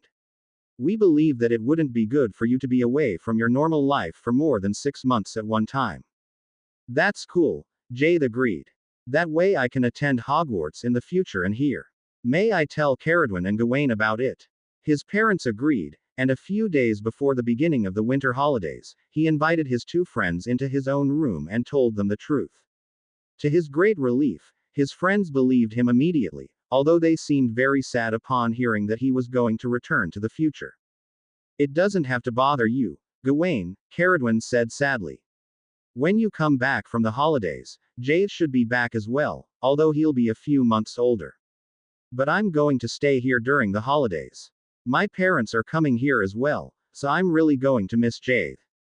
I'll ask my parents if we can come back a few days earlier, Jade promised, smiling at the excited girl, after everyone else had returned home on the first day of the holidays. Take care of yourself, Caradwin said softly, pulling him into a slight hug, before each of the founders hugged him and told him that they were waiting for him to come back. Your quarters will always be reserved for you, so that you can come back at any time, Helga informed them gently, before the founders accompanied them to Merlin House. That reminds me that the Sorting Hat told me that there was no Merlin House in this time, but Merlin House already exists, Jade suddenly remembered to ask. Otherwise we wouldn't have been able to come to the past at all. Merlin House exists. We thought about having it for the students who didn't fit in any of our 4 main houses, Helga explained gently. However, Merlin and Salazar just can't get along. They're fighting all the time, and until now they haven't managed to agree on activating the house, which they have to do before asking Godric to charm Sappho accordingly. I hope they'll do something about it soon, because I like being in Merlin House in the future, although it's great to be in Hufflepuff here in the past. I can't wait to come back, Jade told his head of house, just when they reached the entrance to the 5th house. Take care of yourself, Jade, and I'm looking forward to seeing you again in 2 weeks' time. You already belong to our house, and I wouldn't want to miss you, Helga told him, pulling him into a slight embrace, until Caradwin gently pushed her sister aside and hugged Jade as well. This time, Minerva and Severus allowed Jade to flash them upstairs, so that the travel only lasted a few minutes. It took Jade a few days to get used to being back in the future. Even if he spent much time with Neville, since the boy searched his company because he was uncertain about how to behave around his parents, he dearly missed Caradwin and Gawain. No one else has such a bright smile as Caradwin, he mused, while he worked on his holiday assignments, which he had received in the past. Jade, Severus' voice pulled him out of his thoughts. Do you have time to speak with us for a few minutes? Of course, Jade replied, closing his book, before he looked at the adults in expectation. Minerva and I are planning to get married in 2 weeks' time, Severus explained hesitantly, but before he could say more, Jade interrupted him. Oh Dad, that's so cool, he blurted out. In 2 weeks. That's very sudden. What do we have to do? Is there anything I can help? The 2 adults smiled. Thank you, Jade, Minerva said warmly. I'm very happy that it seems to be all right with you. Of course, Jade replied in surprise, why wouldn't it? The house elves are arranging for everything, Severus explained. We hope that the weather will be all right, so that we can have the ceremony out on the grounds, otherwise, the elves will prepare a huge tent. But everyone is on holidays. Isn't that a bit sad? Jade queried, quirking an eyebrow. Oh believe me, we don't need a few hundreds of dunderheads on our wedding, Severus replied, smirking. You are free to invite your friends if you wish though. Other than that only our colleagues and the Longbottoms will attend. Who's going to hold the ceremony? Jade asked curiously, only to chuckle when Severus told him that the headmaster was going to do them the favor. Be careful that he gives you rings and not lemo drops, he chuckled. And are you going to go on a honeymoon afterwards? Our colleagues are arranging something for the three of us, Severus replied, glancing at Minerva. The three of us? Jade asked in disbelief. I won't go on your honeymoon. Why not? Severus asked in surprise. You belong to us. We're your parents. I know that, but still, Jade trailed off. Shall I ask Alice if you can stay with them for the week then? Minerva asked gently. Oh no, Jade groaned. Please, just let me stay here at home. Jade, you're only 11, Severus spoke up, sighing. I don't like the idea of having you here at home just on your own for a whole week. I know that Professor Pomfrey is only 2 doors away, and she promised to stay over the whole holidays to be here for the Longbottoms, but still, he scrunched his face in thought. Dad, Jade asked hesitantly, if you don't want me to be alone, could I perhaps invite the twins to come and stay with me for the week? To his immense relief, his parents grudgingly agreed. Take care of yourself, Jade, Minerva said softly, before she hugged him and kissed him on his forehead. And behave yourself, Severus added dryly, dotting his son as well, before he glanced at the twins. The same goes for you, Messrs. Weasley. Ah, Professor. Would we do anything else? The twins replied, chuckling, causing the potions master to glare at them. It's all right, Dad, Jade said, smiling. Have fun, the two of you. It's surprising that your parents agreed to let us stay with you, George said to Jade later in the evening. The Snapes had left for their honeymoon, and the Weasleys, who had been invited to attend the wedding ceremony, had returned home, except for the twins. They seem to think that we don't do anything but pull you into trouble, Fred agreed. Jade chuckled. Dad probably believes that your presence is better than that of Fox, and he's afraid that I'd play pranks with Fox if you weren't here. Oh well, speaking of pranks. Maybe it's time to explore Merlin House a bit more, the twins suggested, grinning mischievously. That's true. It has been ages since I spoke with the animals the last time. Oh, by the way, there was that box in the safe room in Merlin House. Merlin didn't tell me what was in it, so perhaps we should go and take a look, Jade replied, suddenly becoming very excited. The three friends decided to explore the Merlin cellar in the morning, since it was already late and Professor Pomfrey had promised her colleagues that she would check if they were back home by 10 o'clock every evening. To Gawathi's relief, Marlin was in a good mood and opened the door to the cellar as soon as he asked him, and the three friends strode downstairs. Alina's safe room. Jade uttered the password, and the door to the safe room opened. Be careful, he admonished the twins, who eagerly began to open the small box. Fred pulled out a parchment that looked very old, and when he carefully unfolded it, the three friends gasped simultaneously. It was a map. What map is that? Jade thought in confusion, noticing that most parts of the map were covered with small corridors and rooms without any description. Here, George blurted out and pointed to a small dot that was labeled, HERE. Oh, if that's where we are, this must be the stairs leading up to the common room, Fred stated, trying to search for any other known place on the map. This seems to be a map of the Merlin dungeons, Jade said thoughtfully. Here, this one seems to be the staircase to the past. The instant he pointed to the map, the writing, Staircase of Time, appeared on the parchment.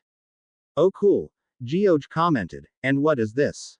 He pointed to the small room that was next to the safe room. However, the spot, where the room was, remained void of any writing. Apparently it only labels the places, of which we know what they are, Fred said in disappointment. Why don't we leave this place and take the map with us? Maybe we'll be able to discover any new room or something. George and Jade agreed, and the three friends left the safe room, just when they heard very strange sounds coming from the other side of the corridor that made them turn back into the safe room quickly. What was that? Jade asked, terrified. The twins exchanged a confused look. An animal? Fred queried. No, that was more. George slowly trailed off, seeing his twin and Jade turn their heads towards the door. Cackling laughter could be heard from outside the door, right before Ghost Merlin swept into the room. "Oh Merlin, did you have to scare us like that?" Jade asked in annoyance. "Ah, were the three little kids scared?" Merlin chuckled, sweeping around the room. "I didn't think you were an annoyance like Peeves," George said, staring at the ghost. "Don't compare me with that good-for-nothing idiot. He's nothing like me," Merlin replied with a hint of anger in his voice, before he relented. "Oh well, you could say that he's a good friend of mine." "Well then perhaps you can help us," Jade said, holding out the map. "Can you tell us what these rooms are?" The ghost chuckled. "Oh, you should know by now that Merlin House is full of surprises and secrets. I'll only tell you one now. The others are for the animals in the tapestry to tell. Or maybe I'll give you more information in the future. Follow me." He led them further down the dungeon corridor, and Jade realized in amazement that all of a sudden, another door appeared on the left-hand side. "This is the control room, which my first Merlin students built with my help. I hope that it's still intact and fully functionally. Anyway, have fun." With that the ghost laughed again and disappeared through the wall. The three friends exchanged a surprised look. "Will you let us into Merlin's control room please?" Jade nicely asked the door that opened instantly and without making any noise. The room was completely empty. However, the wall on one of the larger sides was completely covered by a huge map. "That's Hogwarts. It looks like the Marauders' map. Even the small dots for the people are on it," the twins spoke up in surprise. "Yeah, but it also has Merlin House and some of the unused parts of the castle," Jade said thoughtfully, pointing to the wall on their right side. "What do these buttons do?" The wall to the right was covered with buttons, displaying doors, walls, windows and several other small items on tiny pictures. Further to the right were buttons with the names of the 5 houses. "This looks interesting, but do you have an idea how to operate this game or whatever it is?" Jade queried, looking expectantly at the twins, just when Merlin swept into the room. "How do you like my control game?" he asked eagerly.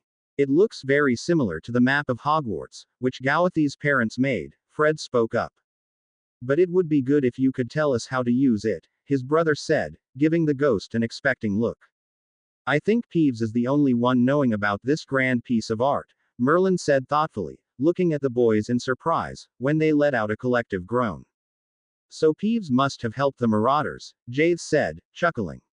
"Considering that, the map is really well done though." Merlin explained that they had to point their wands at the objects they wanted to be displayed. For example, if they pointed it to the Slytherin button and then to the map, only the Slytherin students would be displayed.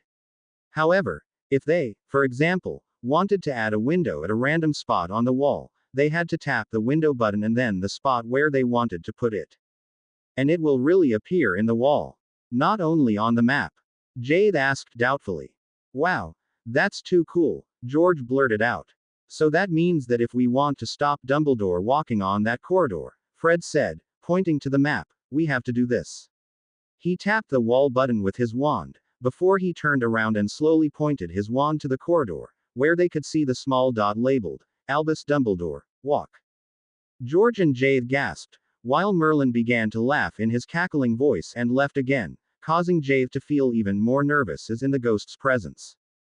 Instants later, a wall appeared right in front of the headmaster, whose dot remained unmoving for a few minutes, before he seemed to have given up and returned in the direction from which he had come earlier.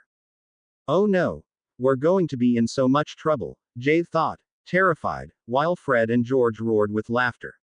"It's all right, Jade," they reassured him. "No one can know that it was us, and it opens so many possibilities for new pranks. This is just a gold mine for the dynamic prankster." Seeing that the headmaster returned to his office, Fred tapped the button right next to the wall button with his wand, before he pointed his wand to the wall, which he had created earlier, and the wall disappeared immediately. "We should do that a few times. Dumbledore will think he's hallucinating," he chuckled. "They'll quickly realize that it was as if you play more pranks during the holidays," Jade said thoughtfully. "We won't do anything more today," George reassured him. "Let's take the opportunity to plan a nice prank for the beginning of the school year though. I already have a brilliant idea how to prank one or more of the professors." Fred suddenly began to chuckle and tapped his wand at the window button, before he pointed it to one of the castle's walls, causing a window to appear. He repeated the process a few times, and the two others observed in amazement how he changed the walls of an apparently windowless room into huge windows. And where might that be? George queried, looking at his brother in surprise. If I'm right, it must be Trelawney's classroom, Fred replied solemnly, glancing at Jade. Do you know her? She's an absolute fraud. I don't know her well, since she barely ever comes out of her classroom or quarters, but my parents told me a few things about her, Jade replied, shrugging. Maybe we should play Professor Sinistra a prank and exchange all of her windows with walls, he mused aloud, causing the twins to nod eagerly. Good idea. We still have to get back to her because of the detention we had to serve last year, Fred said, and the three mischief makers skimmed the map for the astronomy classroom and changed the room according to Gawathi's plan. Maybe Sinistra and Trelawney have to change classrooms, the twins chuckled. The three friends decided that they had played enough pranks for the time being, and Jade quickly flashed the twins back to the Snape's quarters, where the three children innocently worked on their summer assignments, until it was time to head to the Great Hall for lunch. However, when they reached the entrance hall, they noticed in surprise that all doors to the Great Hall had completely vanished. Oh no! I'm sure that was Merlin, Jade groaned. I didn't know that ghosts were able to do magic though. They can. At least Peeves can. But he is a poltergeist and as that a bit different from Merlin, the twins said thoughtfully. Oh well, shall I flash us inside? Jade suggested, just when their head of house appeared in the entrance hall. What happened here? Pomfrey asked in surprise. Perhaps. We have no idea, Professor, the twins quickly interrupted Jade. Perhaps I should flash all of us inside, Jade said, smirking at the twins, and transformed into his phoenix form. Instants later, everyone was gathered in the Great Hall. To their surprise, even from inside the Great Hall, they couldn't see any doors. We can't give us away, Jade thought, and just like the twins listened innocently to the teacher's musings about what could have happened, especially when the headmaster flashed into the hall with Fox and informed everyone about the wall that had suddenly appeared in one of the corridors that morning. If this was during the school year, I'd say it sounds like a prank, Dumbledore said thoughtfully. However, since no one is here who would do such a thing, we'll have to wait and see if anything else happens. We were in our quarters and worked on our summer assignments, Jade said quietly, feeling several pairs of eyes turn to him at the headmaster's words. I can second that, his head of house spoke up, quietly, causing the three friends to look at her, positively surprised. The three of them were so engrossed in their studies, that they didn't even notice that I looked into the room a short while ago. The remaining weeks of the holidays passed uneventful apart from Gawathi's and Neville's birthday party, to which all of their classmates and the twins assembled in the Merlin Common Room on the 31st of July. Jade and the twins told their friends about the control room. However, the Merlin students agreed to wait until at least the second week of the school year, before they were going to use it for any pranks. After spending much time helping his father in the potions lab as well as translating several of Salazar's books with potions recipes, Jade was looking forward to leading a normal student's life for a change. Are you ready to return to Merlin House? Minerva asked gently. You know that you may as well stay here in your own room. I know. Thank you, Jade replied gratefully and smiled. May I flash to Hogsmeade to meet my friends at the station? If you promise to be careful, you may, Minerva told the excited boy. Jade flashed to the corridor in front of the hospital wing, where he transformed back and knocked at the Longbottom's door to invite Neville, who happily agreed to join him. Together with Hermione and Draco, they rode a carriage back to the castle. I hope the hat will sort nice students into Merlin House this year, Jade said thoughtfully, when he walked into the Great Hall together with his friends. From the Merlin table, Jade and his friends observed the sorting with excitement. The hat sorted 6 boys into their house, who seemed all very friendly, but Jade inwardly groaned when the hat sent Luna Lovegood to their table. However, he did not show any emotion, in contrary to Ronald Weasley, who angrily let out a harsh comment when his sister Ginny was sorted into Merlin House as well. You are the one who is a shame for the family, Ronnikins. And not Ginny, the twins replied to Ron's words in voices that could well be heard throughout the Great Hall. Only when the sorting ceremony was over, the Merlins took the time to let their eyes wander around the Great Hall. Professor Quirrell is back, Hermione spoke up in surprise. Is he all right? She looked at Jade questioningly. He seems to be a bit uncertain but otherwise all right, Jade replied thoughtfully.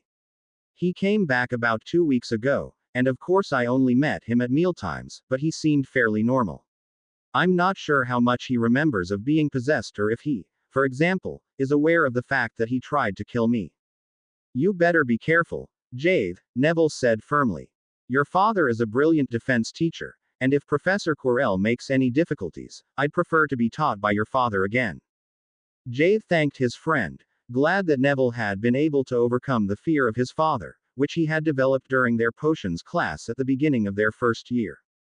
The first 2 defense against the dark arts classes passed completely normal for the second-year students. However, when they approached the defense classroom on Monday morning of the second week of classes, the doors to the classroom as well as to the professor's office had vanished. Oh no, that must have been Merlin again, Jade thought. Couldn't he choose to play such a prank on Dad or Minerva, or at least not on Quirrell, who seemed so uncertain about everything anyway? He quietly spoke with Hermione and asked, do you think I should flash to the control room and put the doors into place, or should I flash inside to fetch the professor, in case he is in his office or in the classroom? You better flash to the room and put the doors back, Hermione whispered back. It'll take some time to find the room on the map though. Can you come with me? Jade asked hesitantly. Hermione agreed, and Jade flashed them into the cellar of Merlin House, not expecting what they saw when they closely examined the map. Jade, I can't see any doors, Hermione blurted out. Are you sure that they're displayed on the map at all? Of course, Jade replied in confusion. The last time I saw the map, every room had its door, just like it's supposed to be, which means that Merlin took all of the classroom doors as well as the office doors off. Look here, the doors to the teacher's private quarters are still there. The 2 second years were torn between laughter and annoyance as they observed the groups of students wait in front of their respective classrooms, while the teachers were captured in their offices or their classrooms. Some of them remained unmoving, while others paced the floor in front of the spot where the door was supposed to be.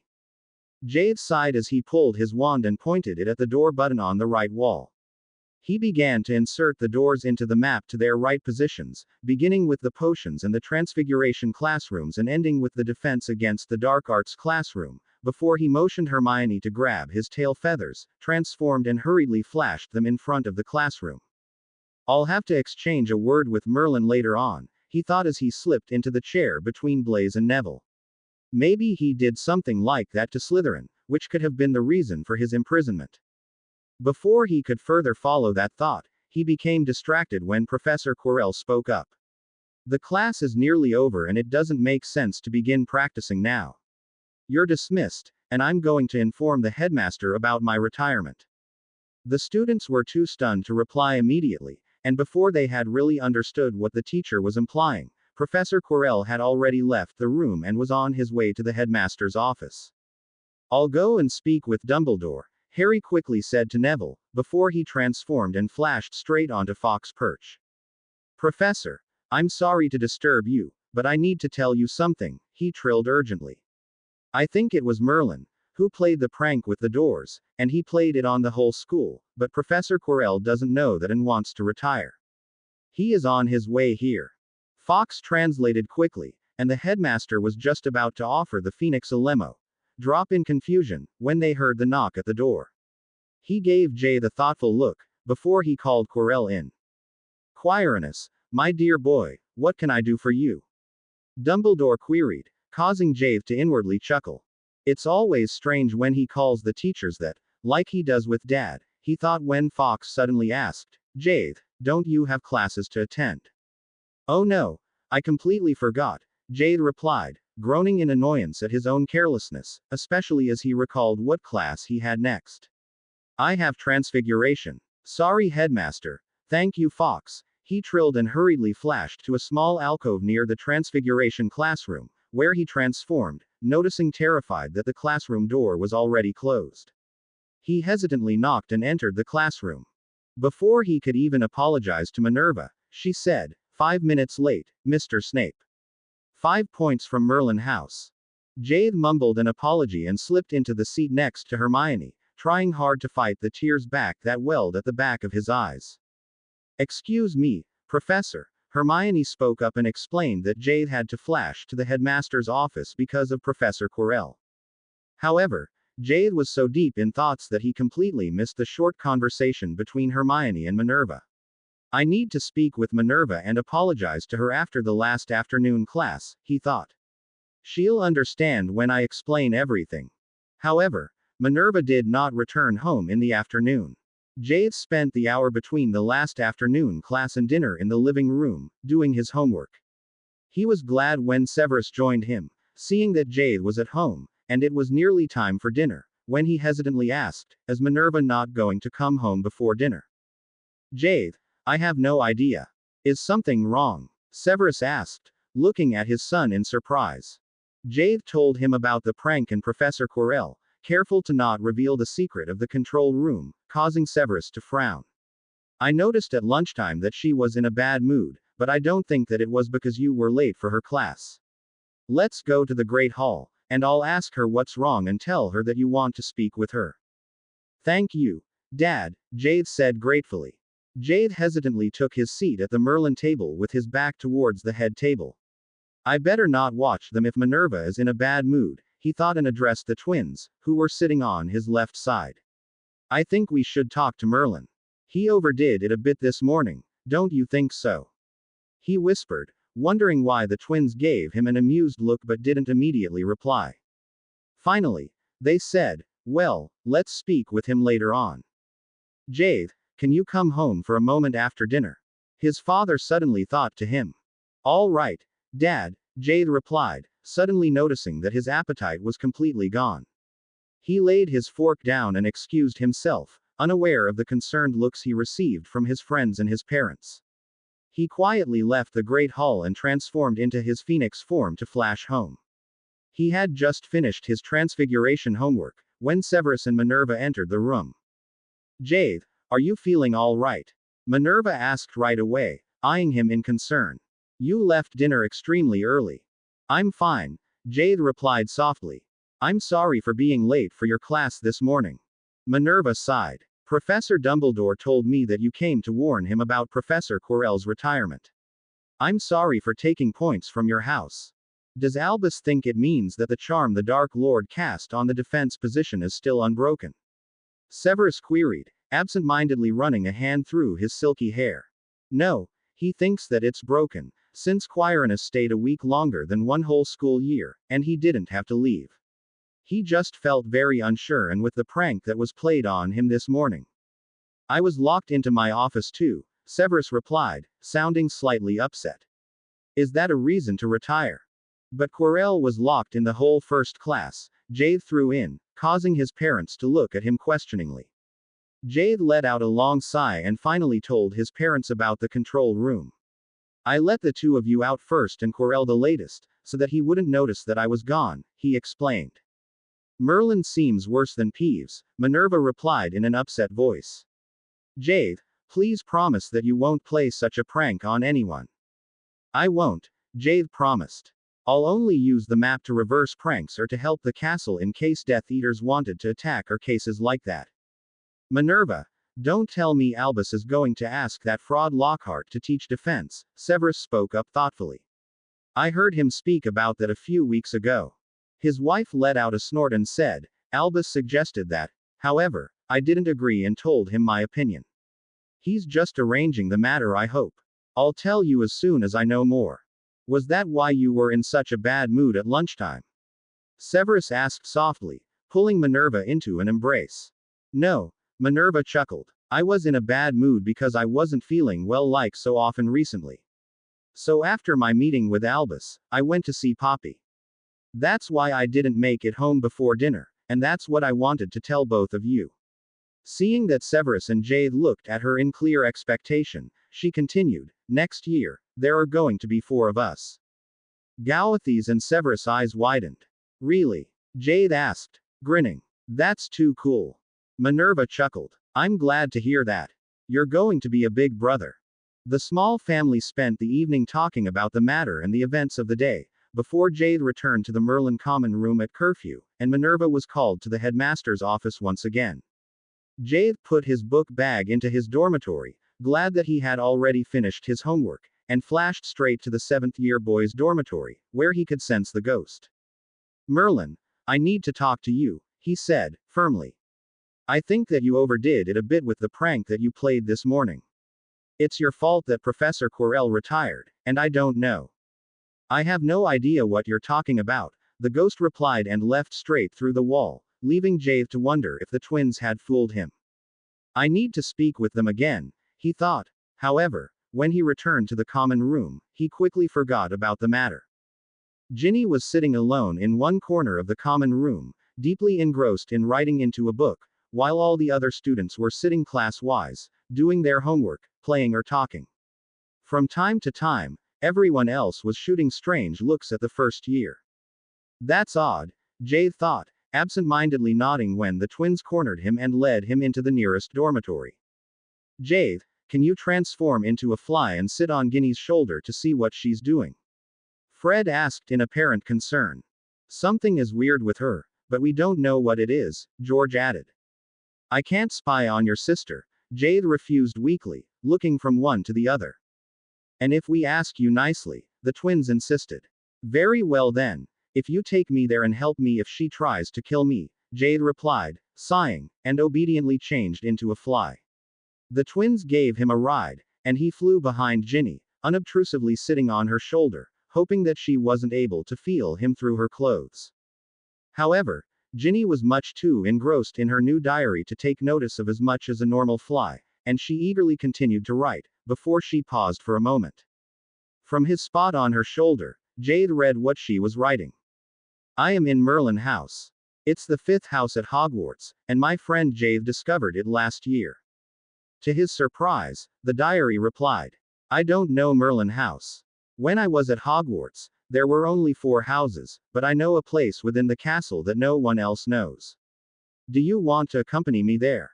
Jade could see how the edges of Ginny's mouth stretched to a smile when she wrote back, Tom, I'd love to go, but it's already after curfew. Can we go tomorrow? I'll take you there tomorrow, the diary promised. Tom. Jade wondered. Who is Tom? To his disappointment, Pomfrey just entered the common room, and Ginny quickly closed the diary. Jade hurriedly left his spot, flew around the next corner and transformed back into his human form. He considered asking the professor if he could go home to speak with his parents for a few minutes, but he dismissed the thought, resolving that he would like to see where the diary or the person called Tom would take Ginny. I'll spend the whole evening in the common room, so that I can spy on Ginny again, he resolved. I think something is not right with that book. In the morning, Professor Dumbledore informed everyone that Professor Quirrell had resigned and left Hogwarts and that Frank Longbottom had agreed to become the new Defense Against the Dark Arts professor. Wow, Neville, that's too cool, Jade whispered to his friend, who was sitting on his right side. Now your parents have a valid reason to remain at Hogwarts forever. I'm so happy for you. I'm glad, too. It's so nice to have parents, not only my granny, Neville whispered back, and we can always spend the holidays together. How is your granny, by the way? Jade queried, giving his friend a sharp look. She's fine. She recovered nicely and returned home a week ago. My parents offered that she could live with them, but she refused. She wants to live at home, but my parents don't want to go home yet. Apparently, Pomfrey and your parents are helping them a lot, and they don't feel confident to leave Hogwarts yet. Oh well, they don't have to anymore, he added, smiling. I think that was Minerva's idea, Jade said thoughtfully. Cool.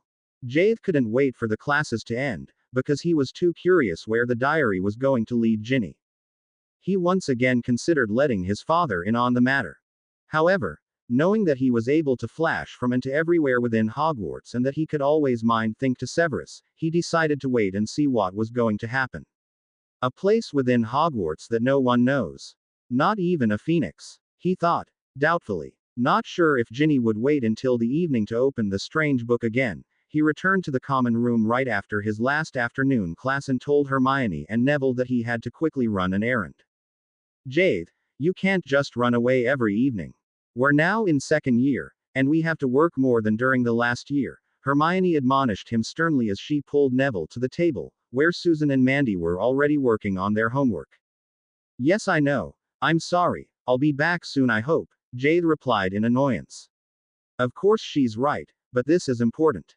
The twins asked me to keep an eye on Ginny, and she seems really sweet, he thought as he transformed into a fly like the evening before.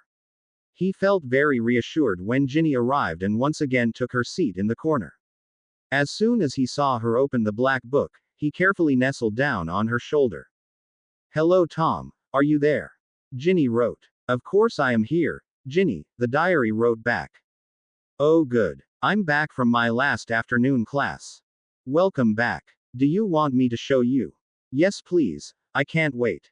Then take the book with you and go to the girls' toilet on the first floor, the writing in the book said and continued, I'll take you to the secret place from there.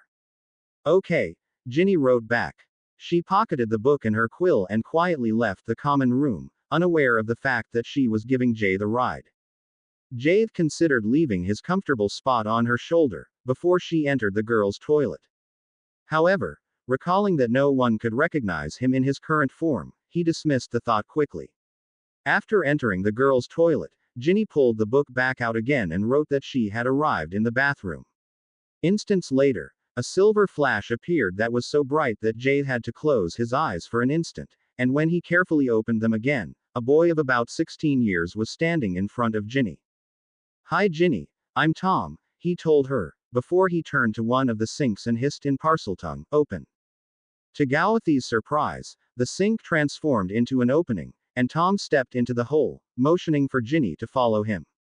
Oh no, I think I know where this leads, but why is he leading Ginny to Amaterasu?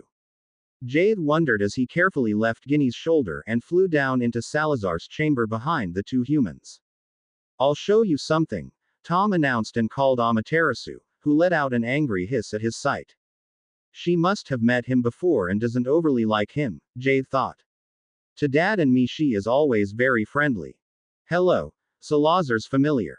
Do you recognize me? I'm your new master, Tom hissed. Now it's ONCCE again, time to leave and get to the Muggleborn students SS. Kill them all. Jade quickly transformed into his basilisk form and hissed, Amaterasu, don't kill anyone. Stay here where it's safe for you and everyone else.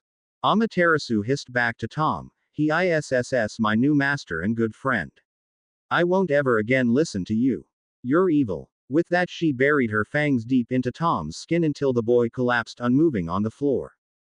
Don't hurt the girl. It's not her fault, Jade informed his friend quickly and changed back into his human form to comfort Ginny, who had begun to cry.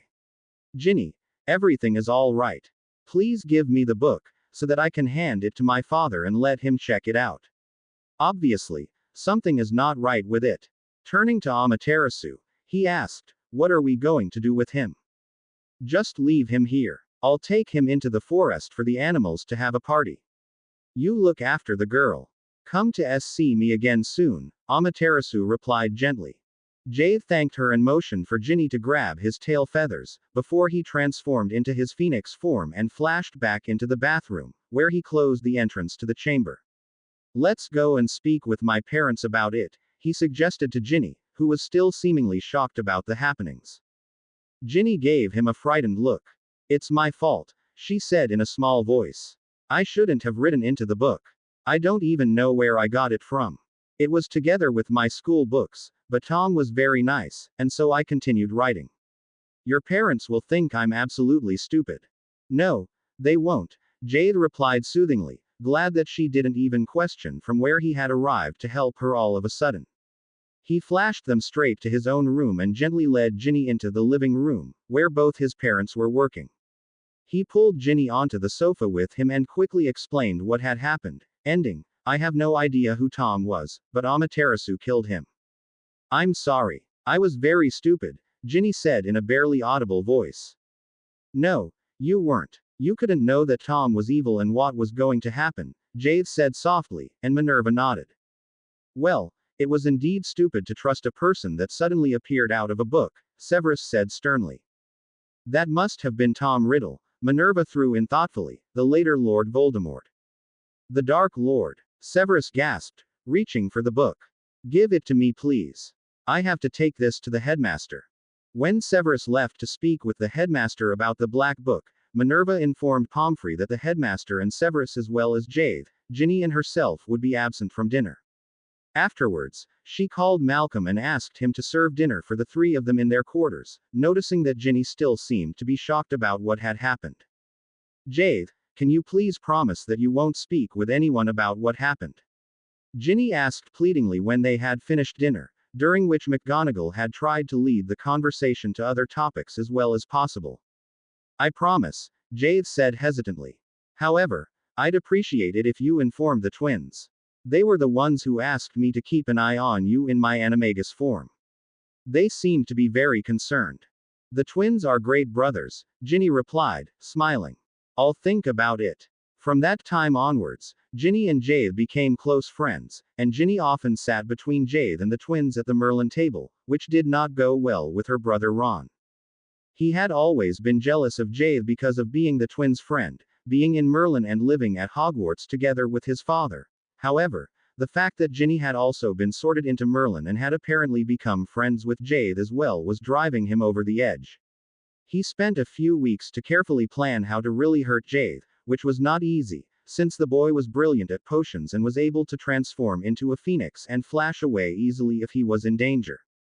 It was a few weeks before Christmas, when the Gryffindor vs. Merlin Quidditch match took place, that Ron finally decided to act. Often enough, he had jealously observed his Merlin classmate play Seeker, and he had not only much experience with Quidditch due to playing Quidditch at home with his siblings, but he was an excellent planner and could easily tell in advance which moves Jade was going to make next. Although the air was ice cold on this Saturday morning and the grounds were frozen and hard, the weather was fantastic, and the whole school was gathered on the grounds. Sitting in the last row of the Gryffindor stands, Ron observed the match with his wand gripped firmly in his hand, and as soon as he noticed that Jade was beginning his usual diving maneuver, he unobtrusively waved his wand in an easy movement, which he had secretly practiced during the last weeks. Jade was enjoying himself greatly. It was a wonderful day for a Quidditch match, and since Merlin had not lost one single match so far, he hoped to be able to once again catch the snitch before the Gryffindor Seeker. He finally spotted the beautiful golden ball and began to dive, which he always did before catching the snitch in order to distract his opponent. However, when he was a few meters over the ground, seconds before he had to push his broom upwards in full speed, the Quidditch pitch suddenly began to sparkle in various colors. It looked beautiful, but Jade felt distracted for an instant and only managed to pull up instants before he would have hit the ground. What's that? He thought as he flew upwards, noticing in annoyance that the snitch had disappeared while he was distracted. Fortunately, the other seeker had not seen the snitch either, and after another hour of intense search, Jade managed to finally catch the struggling golden ball. Merlin wins 360 to 160, Madame Hooch announced, and Jade sighed in relief. Thank Merlin I managed to catch the snitch. I was about to crash into the grounds earlier, he thought as he slowly descended, escorted by the twins. Jade, the twins whispered and pulled him aside. We think we know what happened to the grounds earlier. Jade let his eyes wander around the Quidditch pitch that was already completely back to normal, before he looked at the twins in surprise. We noticed that our brother Ron was sitting all on his own in the last row. And the grounds began to sparkle right when you were going into your traditional dive, the twins explained, quietening immediately, when Hermione and Ginny approached them and pulled Jade into bear hugs. Jade, are you all right? Hermione asked, eyeing him critically. Of course. It's just a bit cold here, and I'd love to go and take a shower, Jade replied, grinning to completely destroy the girl's apparent concern. We do the same, and afterwards, we all meet in the 7th-year boys' dormitory, the twins cheered, pulling Jade with them into the changing rooms. The party in Merlin House was joyful and loud and did not even end when Pomfrey looked into the room at the beginning of curfew and told them to end their party and go to bed. Congratulations to your victory, by the way, she said, smiling. I'm very proud of you. Ah, but Professor, the twins said mischievously, you just have to drink one butterbeer with us. The founders are there as well and want to speak with you. It was already midnight when the Merlins finally returned to their dormitories, and Jade decided to sleep at home, because he had promised his parents to come home first thing in the morning on Sunday. It was nearly lunchtime when Severus woke him up. After lunch, Minerva and I would speak with you about something, he said softly, making Jade wonder what could be wrong. I think I really behaved well this school year, he mused as he readied himself to have lunch together with his parents in their small kitchen. Maybe it's about the holidays. I wonder when they want to go to the past. On the one hand, I'd love to leave as soon as possible, but on the other hand, I'd love to have a few days without any classes. However, when Minerva, Severus and Jade took their seats in their favorite spots in the living room an hour later, Jade was shocked when Severus said hesitantly, Jade, we can't go to the past during these holidays, at least not Minerva and I. Seeing that Jade looked at him in shock, he explained, yesterday, Minerva had a checkup with Professor Pomfrey, and she forbade her to time travel as long as she is pregnant. It could harm her and the baby, and I'm sure you don't want that. Of course not, Jade quickly interrupted his father. If you want to spend the holidays in the past, I will take you there and come back here, Severus offered thoughtfully. Otherwise, we can go in the summer, after the baby is born. Let's do that, Jade agreed immediately. I won't go without the two of you. Oh sorry, 3, he corrected himself, grinning at Minerva. May I stay at home during the holidays? Minerva and Severus looked at him in shock. Jade, why do you even ask? Minerva asked incredulously. I'm sorry, that was a stupid question, Jade replied, suddenly feeling very self-conscious.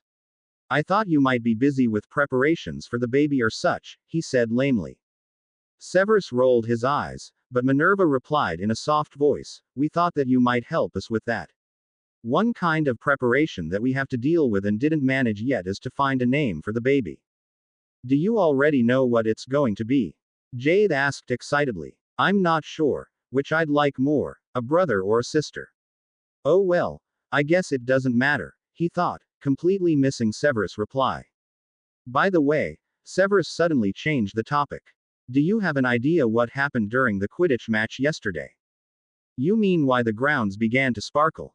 Jade shrugged. According to the twins, it was their brother Ron, but I'm not exactly sure why.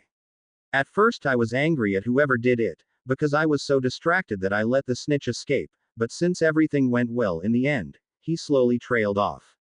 Jade, that was extremely dangerous. You could have crashed into the grounds, hurting yourself badly, Severus replied sternly. Well, if it was indeed Ronald Weasley, I'm going to have a word in this, Minerva spoke up in an upset voice, before she turned to Yuki and asked softly, would you please be so kind and fetch the Weasley twins?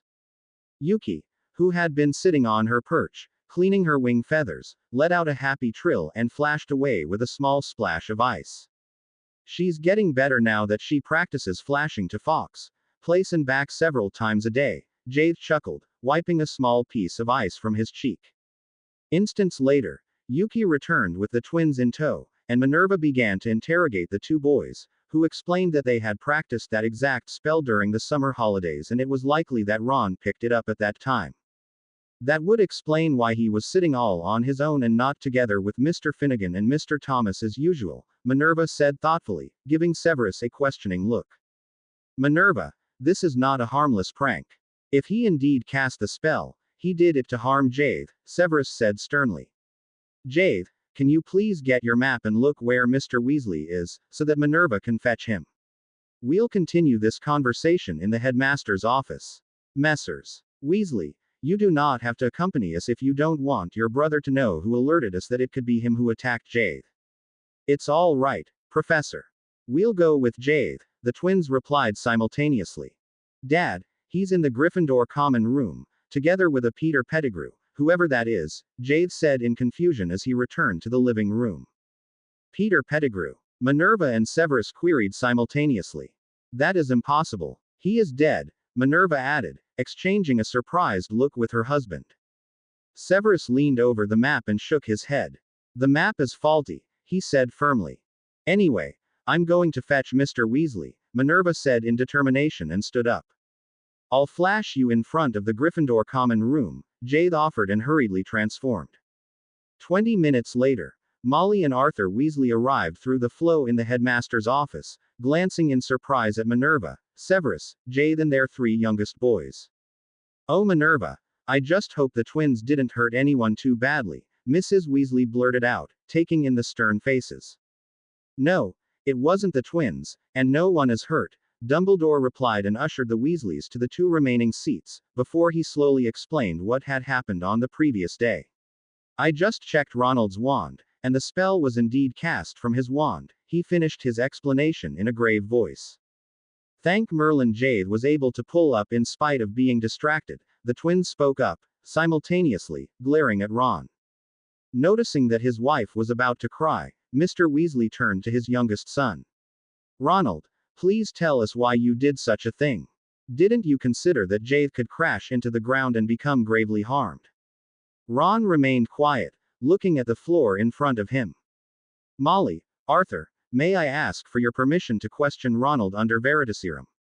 Severus finally spoke up after a few minutes of absolute silence. The Weasleys exchanged a quick look, before they nodded affirmatively. However, before Severus could administer the potion, Ron blurted out, "I wanted him to get hurt. He took everything from me, the twins and now even Ginny. He gets everything what he wants, because his parents are teachers and because of being in Merlin House." He slowly trailed off. "Maybe we should take you out of the school and teach you at home, if you harbor such stupid thoughts," Mr. Weasley said pensively. "Is that what you want?" his wife asked in an upset but still gentle voice. "No," Ron uttered quietly. "Will Ronald be allowed to remain at Hogwarts?" Mrs. Weasley asked in a soft voice, glancing anxiously from the headmaster to Minerva. "He will not be expelled at this time," Minerva relented, giving Mrs. Weasley a calming look. "However, we can't tolerate such behavior," Severus said, giving Ron a deadly glare. "Very well. Albus, in that case I'd like to ask you, Minerva and Severus to punish Ronald adequately," Mr. Weasley said firmly, and his wife nodded her agreement. Seeing that everyone looked at her in expectation, Minerva let out a long sigh. "I suggest that he serves detention with Mr. Filch every evening until he takes his owls." Seeing Ron look at the teacher in horror, Mrs. Weasley hissed, "Ronald, you can be very grateful that you aren't expelled. Dad, do you think it was all right if I suggested something?" Jade thought to his father, who voiced his thoughts, causing everyone to look at Jade in expectance. "Of course, Jade, please tell us your opinion," Minerva said softly, giving the boy an encouraging smile.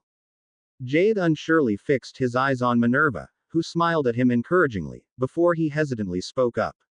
"If I understood correctly, Ronald wanted me to get hurt, so I think maybe he could help those of our classmates, who are injured or sick, by taking notes for them. Detention with Filch seems a bit too harsh, especially as his prank didn't have any consequences." Everyone remained quiet for an instant, before Minerva finally said, "I believe that is a very good idea. Maybe it's too gentle, but if you believe it adequate, I can accept it. Mr. Weasley, what do you think?" Ron, who was still looking at the floor, nodded dully but glanced up when the Fred said sternly, "Ron, you must apologize to Jade. And thank him for getting you out of your detentions," George added firmly. Seeing that Ron remained unmoving, Mrs. Weasley rose from her seat and stepped over to Jade, pulling him in a bear hug. "I'm so glad that you were all right, Jade. Thank you so much for still being so kind to Ron." "It's all right. Nothing happened," Jade replied, feeling very uncomfortable at the embrace. "You better apologize, Mr. Weasley, if you don't want to additionally serve detention with me," Severus sneered. "Sorry," Ron uttered, before he stormed out of the classroom, causing Fox to let out a few very annoyed trills. Jade sighed in relief when they finally left the headmaster's office. That was so embarrassing, he thought as he followed his parents to their quarters. "I need to do something about Ron. Maybe Ginny and the twins can help me develop a plan that will give me the chance to know him better." However, before Jade could speak with the twins and Ginny, who were the only students remaining in Merlin House over the winter holidays, something happened that made him forget about the matter for a while. It was on the first day of the holidays, when Minerva, Severus and Jade were having tea in their living room, that Severus spoke up quietly. "Last night, the headmaster called me. He told me that he had been working together with the elves and the goblins to do some research about Horcruxes. Seeing that Minerva and Jade eyed him in expectation, he explained, the diary, which for some reason found its way into Ms. Weasley's hands, contained a Horcrux of the 16-year-old Dark Lord. It was one part of his soul, which he must have buried in the diary when he was 16. The headmaster, the goblins and the elves believe that the Dark Lord might have split his soul into several parts and buried them in various objects. He didn't explain how that's supposed to work though. He let out a long sigh. Why I'm telling you this, Jade, is because the headmaster believes that the famous animals in Merlin House might be aware of a way to get rid of these dark objects. Fox must have told him that something happened several hundreds of years ago, and the animals were able to get rid of dark objects that had been hidden at Hogwarts. Anyway, Professor Dumbledore asked if you could speak with the animals about the matter. Severus raised an eyebrow. Of course I can speak with them, Jade replied, eagerly. I don't know if they'll be willing to share any information with me though. Some of them are very stuck up and difficult to handle. Minerva calmingly laid her hand on his arm. If anyone will be able to retrieve information from the animals, it'll be you, Jade. However, don't stress yourself out about the matter, and tell us if there's anything we can do to help. The twins should be able to help you, since they're in Merlin House as well. Please don't tell anyone about Horcruxes, Severus said sternly. You should just speak about dark objects, which the twins will surely understand after what happened to their sister. And you will not do anything on your own but come to inform us or fetch us beforehand. Is that clear? All right. Jade agreed and promised, I'll try to get some information in the morning. Right after breakfast together with his parents, Jade left Iroh with his parents and stepped through the connecting door into the Merlin House common room. It's Christmas Eve, he mused, and the day after tomorrow, we're going to go to Prince Manor. That's going to be so cool, only the three of us, just like a real family. Hey Jade, are you awake or asleep? The twins' voices greeted him, chuckling. Good morning. I'm awake, Jade grinned. There's something that I need to speak with you about. He let himself sink into one of the comfortable seats, and Ginny and the twins curiously gathered around him. Let's speak with Marlin. Maybe he knows something, the twins decided and jumped from their seats. The three boys transformed into their animagus forms and approached the animals in the tapestry. Marlin, do you know anything about a method of getting rid of dark objects? Jade trilled to the phoenix, who interrupted, flashing wildly through the tapestry and caned his neck towards the students. Marlin thoughtfully cleaned his wing feathers, before he finally replied. That's a very delicate question, young nestling. I suggest that you speak with the Thestral. He's the expert in such matters. The Thestral. Jade looked around in confusion. Excuse me, Marlin, but where is he? I'm not sure. Maybe you can't see him, nestling. Transform into a Thestral, and you'll be able to see him, Marlin interrupted him, fluffing his feathers. But how can I transform into a Thestral without even knowing what it looks like? Jade asked. All of a sudden, he felt desperate and strangely tired. Shall we go and ask your parents? They surely have a book with a Thestral in it. They're the animals that pull the carriages, the parrot twins told him. Jade agreed and led the twins and Ginny through the connecting door, where Severus showed them a picture of a Thestral and once again admonished Jade to take care of himself and not do anything dangerous. Back in the common room, Jade transformed into a Thestral. Ah, there it is, he thought, looking at the older animal that was engaged in a conversation with the unicorn. I'm sorry to disturb you, he hesitantly addressed the animals. May I speak with you for a moment? Hello little one. The Thestral replied, looking at him with wide eyes that narrowed as Jade told him about the dark objects and asked if he could help him. There are 2 rooms in the cellar of this house, he finally spoke up. The dark room, which can be used to summon dark objects from all over Britain, and the white room. For the white room you have to speak with my friend, the unicorn, though. Jade conferred with the Thestral and the unicorn for a few more minutes, before he nodded in understanding. Thank you very much for your help, both of you, he said gratefully. You better not cast the spell but ask an adult, the unicorn advised him gently. Equals your magic is not strong enough yet. The caster doesn't have to be a real Merlin. However, he or she has to be pure. Equals. Jade stared at the unicorn in confusion. Dad will be out then because of his dark mark, he thought and asked hesitantly. Equals would Professor McGonagall or Professor Pomfrey would be all right then? Or the headmaster? Equals. Equals either of them should be able. However, you need to lead them to the respective rooms, equals the unicorn confirmed, smiling. Equals good luck, my boy, and come back to keep us updated soon. Equals. Jade transformed back into his phoenix form and further into his human form, before he told Ginny and the twins what he had learnt.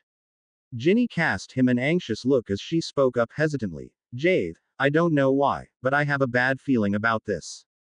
Jade looked at the younger girl in apprehension. It's all right, Ginny, he said in a soft voice. I'm not going to do anything dangerous.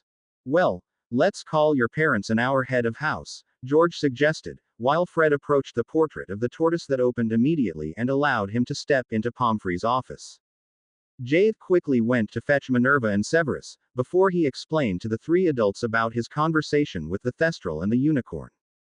Well, I won't be able to cast the spell, Severus said thoughtfully, and I suppose that Poppy doesn't want Minerva to come near dark objects, right? He glanced at the Merlin head. Definitely not, Pomfrey replied sternly. It could harm the baby greatly. I could try to cast the spell, or we could fetch Albus. We need to inform him in any case, Severus agreed and called the headmaster.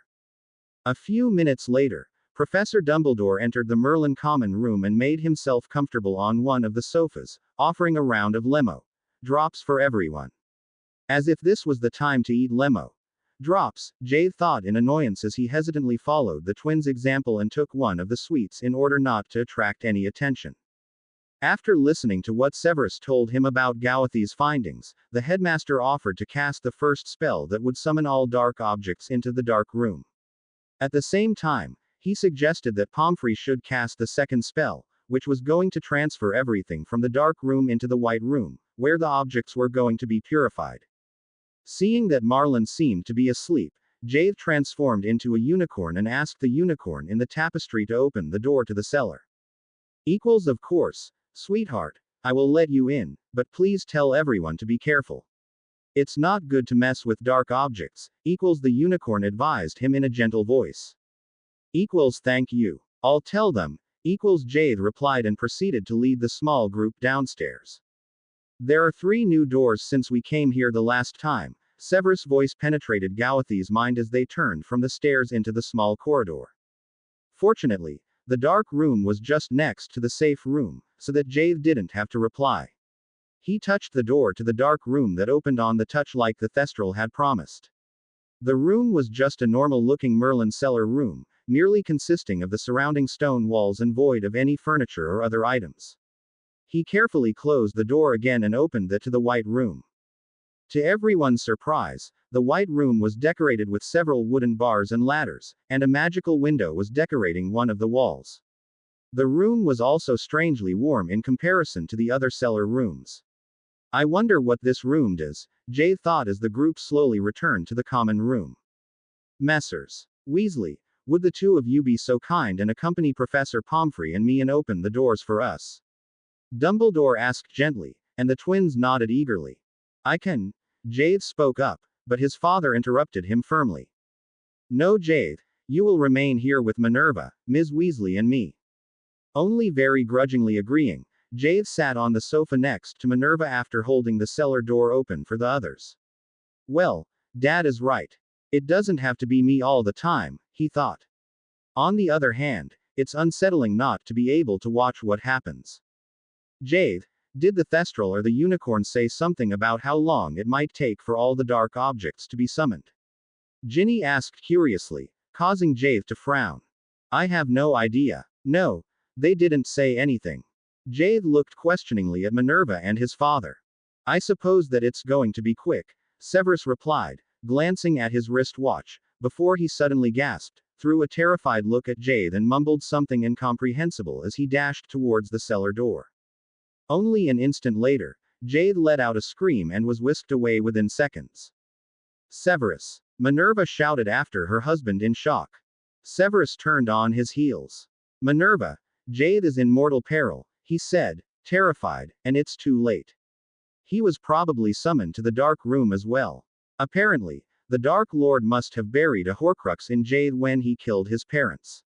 What can we do to help him? Anyway, I'm going to go and see if I can do anything. I'll come with you, Minerva said in determination. No, Minerva, I'm not going to endanger another child today. Stay here. With that, Severus turned around and strode towards the cellar, not even realizing that Marlon kindly opened the door for him.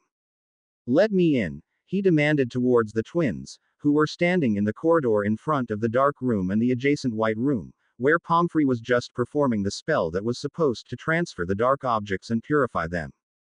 No, Severus, you can't go into the dark room, the headmaster said firmly. We closed the door as soon as the dark objects began to arrive. It would be dangerous to get inside. I don't care. The spell summoned Jade. He is in there. Open now, he shouted at the twins, glancing at his watch once again. Here, he held his arm out for the headmaster to see. Jade is in mortal peril. No, he isn't, Dumbledore replied, smirking, and when Severus examined his watch again, instead of mortal peril it merely showed that Jade was at Hogwarts. What happened? Severus wondered in confusion. I'm sure that it showed mortal peril earlier. Come and have a look, Pomfrey suddenly addressed the small group, stepping out into the corridor. It worked. We have a room full of white phoenix babies. Apparently, the spell didn't only summon the Horcruxes but other dark objects as well, Dumbledore said, contentedly popping a lemo drop into his mouth. Severus dashed into the white room, looking at the scene in disbelief. Jade? He asked, letting his eyes wander around the room, where several dozen BPD phoenix babies occupied the bars and ladders. To his great relief, he heard a small baby voice trill back. Dad. Severus stepped over to the side of the room, from where he had heard the tiny voice. Hugh, Jade trilled, onto first TEP of the ladder. Jade, Severus sighed in relief as he extended his hand in front of the small bird's feet and Jade stepped on his hand. Severus eyed his son with a mixture of relief and disbelief.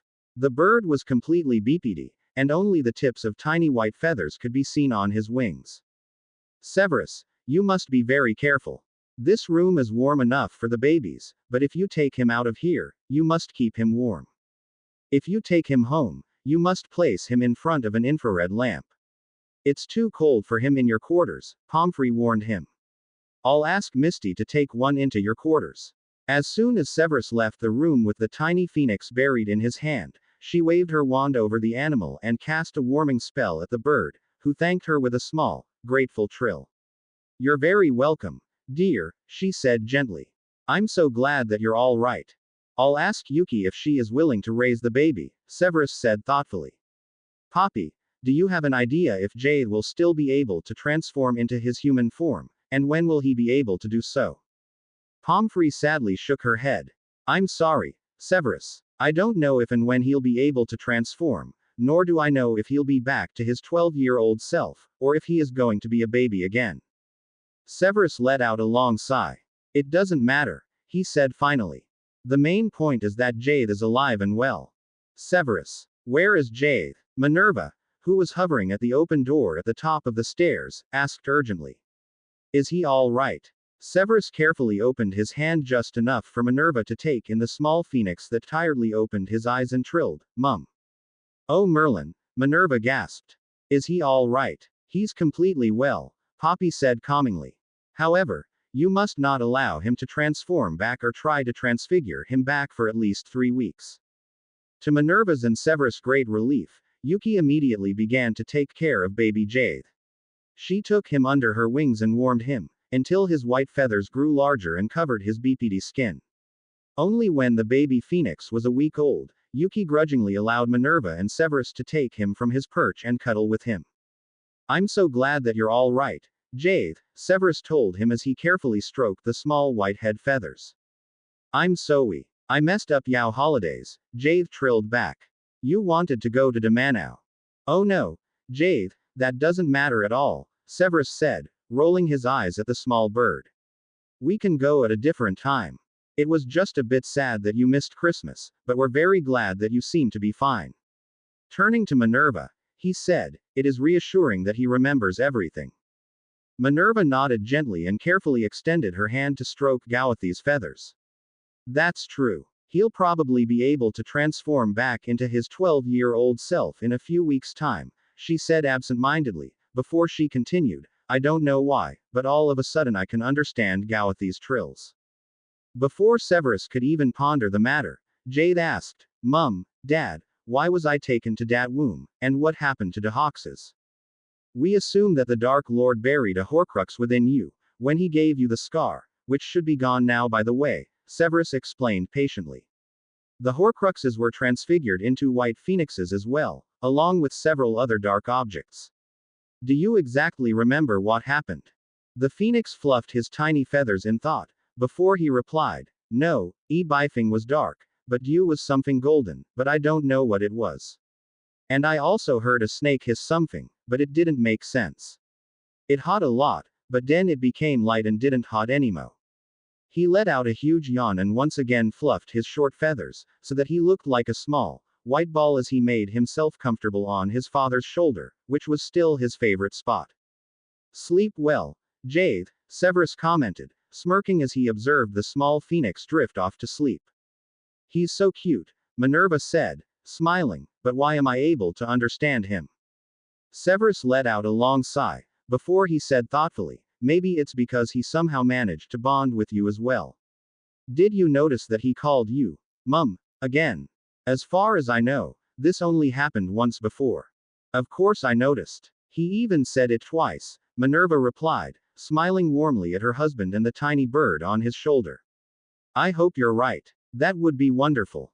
Jade remained another week in Yuki's care, but by the time the students returned to Hogwarts, the 2-week-old Phoenix had a warm enough plum to feel comfortable on his own. Knowing that his parents had told his housemates what had happened, he spent some time in the common room every evening to study together with his classmates. One evening, he asked Minerva if she could give him his quill out of his school bag, gaining a questioning look from the professor. I've been studying together with the others the whole week, but I haven't been able to actually do any of my homework, and no one understands me, Jade trilled softly. So you want to try writing your assignments? Minerva queried in disbelief. Seeing Jade nod, she offered, if you dictate me the text, I can write it for you. Otherwise, we could ask Professor Pomfrey to check on you. If she deems you strong enough, I can transfigure you back into your human form, if that's what you want. Jade pondered the matter for a few minutes. I know that she won't harm me, but I'd rather be able to transform on my own, he thought, wondering how he should explain his thoughts to Minerva without hurting her. He looked up in surprise, when Minerva placed a small pile of parchments in front of where he was sitting on the table. Ronald Weasley gave me the notes, which he took for you this week, Minerva explained, smirking. He took notes for me.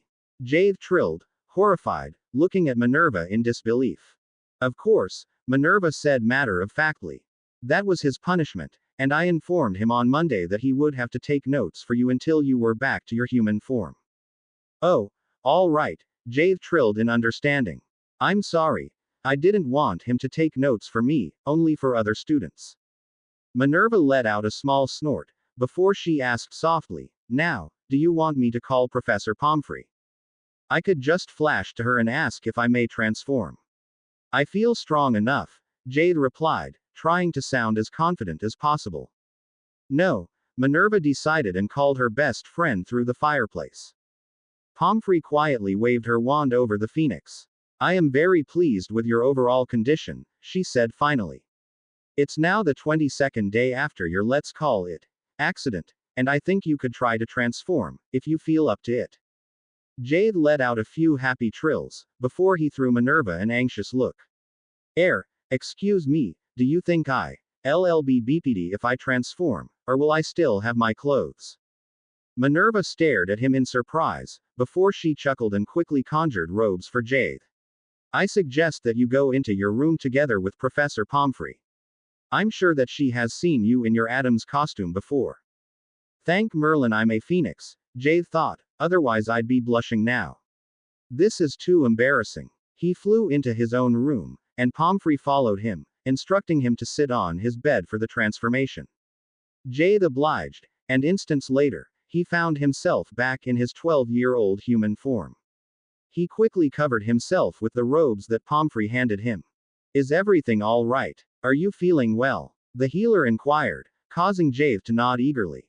I feel better than ever before, he said, grinning, and quickly opened the door, knowing from Minerva's behavior during the last 3 weeks that she was very worried about him. Everything is all right, Mum, he said and allowed himself to be pulled into a bear hug. Minerva and Jade had just returned to the living room to have tea together with Pomfrey, when Severus came out of his lab, where he had been busy brewing several potions for the hospital wing. Jade, he said in surprise. I'm glad to have you back, son. I've been here the whole time, Dad, Jade said, chuckling, before he turned to Minerva. Do you think I should send Ron a message and thank him for taking notes for me? I have to tell him that I don't need them anymore anyway, he asked uncertainly, skimming the pile of parchments that he had received from his Gryffindor classmate. Well, since it is his punishment, you don't have to do anything about it, and I can tell him that he may stop taking notes for you, Minerva said gently. However, if you want to thank him, I don't see a reason why you shouldn't send him a message. Yuki surely won't mind taking it to him.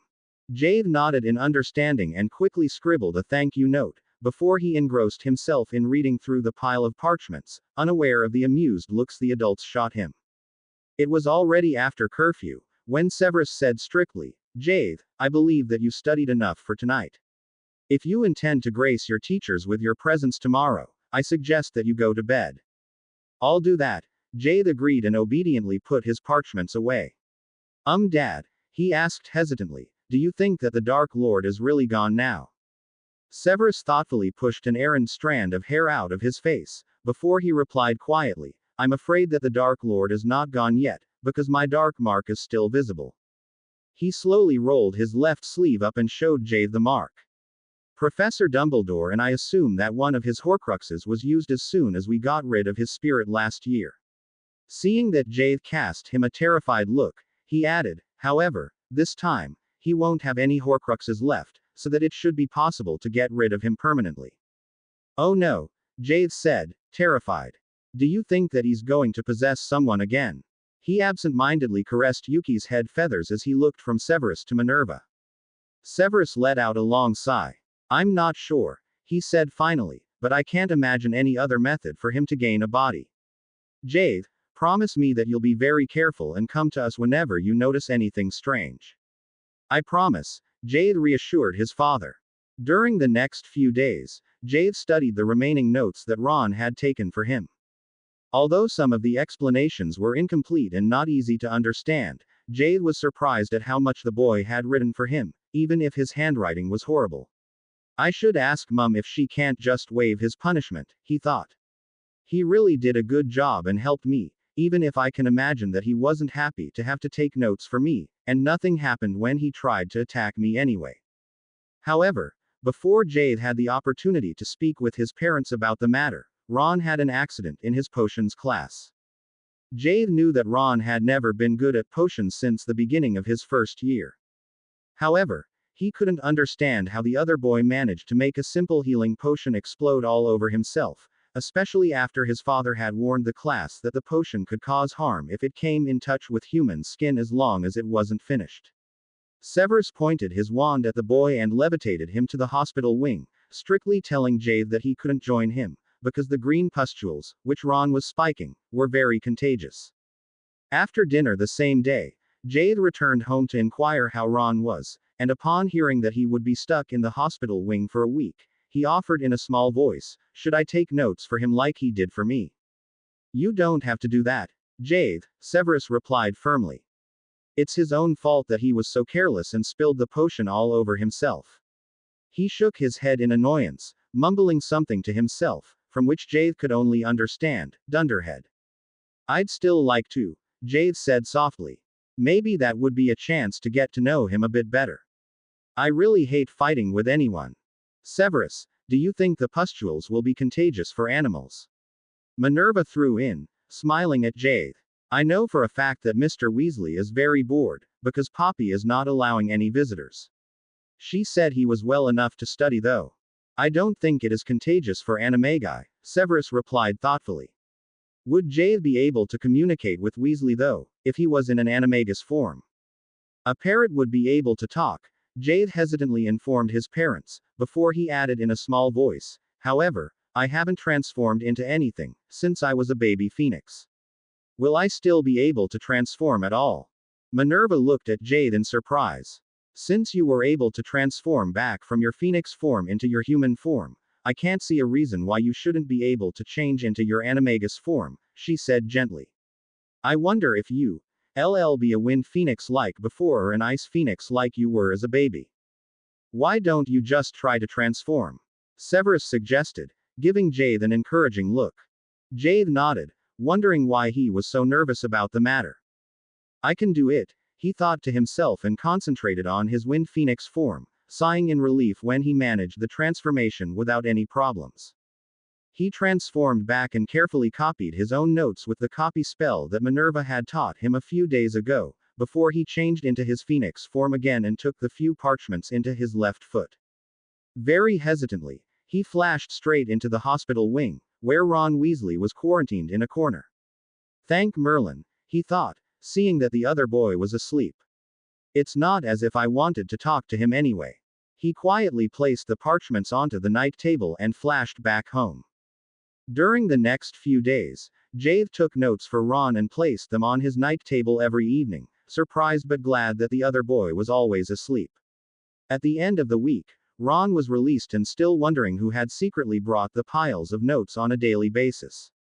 On the one hand, Jade was relieved that he didn't have to speak with the boy, but on the other hand, he was slightly disappointed, because he had hoped to make Ron see reason and not fight him anymore. A few days later, the twins cornered Jade. Do you have an idea, who is an animagus and brought notes to our brother last week? George asked him. Pomfrey has her eyes everywhere, so it must have been an animagus, Fred added, casting Jade a suspicious look. Jade sighed and quietly explained everything to his friends, who exchanged a mischievous look and hurriedly dashed away. What's wrong now? Jade wondered, groaning in annoyance as he tried to imagine what the twins were planning now. He shouldn't have to wonder for long though. A few minutes later, the second-year Merlins crossed the entrance hall on their way to dinner, and a large group of students was assembled in front of the hourglasses. So far, Gryffindor and Merlin had been at the same level with house points, and during the last months, both houses had been observing the hourglasses with interest. However, all of a sudden, Merlin was nearly 100 points ahead, and everyone seemed to be wondering why. Professor Pomfrey gave 70 points to Jade, because he helped our little brother by taking notes for him for a whole week. The twins informed their housemates loud enough for everyone at the Merlin and Gryffindor tables to hear as soon as they took their seats in the Great Hall. She what? Jade mouthed, terrified, casting the twins an angry glare. So much about not letting Ron know who it was, he thought angrily. Now he'll hate me even more. The twins are as meddling as Dumbledore. Somehow feeling Ron's glare in his back, Jade was still upset when dinner ended and decided to do his homework at home. Apparently sensing that he seemed to be in a bad mood for some reason, Minerva instructed him in a soft voice, Jade, come here and sit next to me for a moment. When the boy complied, she said, put your hand on my stomach for a moment. You should be able to feel the baby. She seems to be doing flip-flops in there. Jade looked at Minerva in surprise but hesitantly laid his hand on her robes. Only a short time later, he felt his hand being kicked. Wow, doesn't that hurt? He asked in concern. That's amazing. The baby must be very strong, he thought. Well, normally, it doesn't hurt. It's just a bit unnerving when she kicks me when I want to sleep or am just teaching, Minerva replied, smiling, before she asked softly, Jade, would you like to see the baby? I have an appointment with Professor Pomfrey tomorrow, and your father is coming along as well. She will display the baby on a screen for us to watch for a while. Seeing that his father nodded at him approvingly, Jade hesitantly agreed, although he thought, they should go to see the baby alone. I'm only the adoptive brother.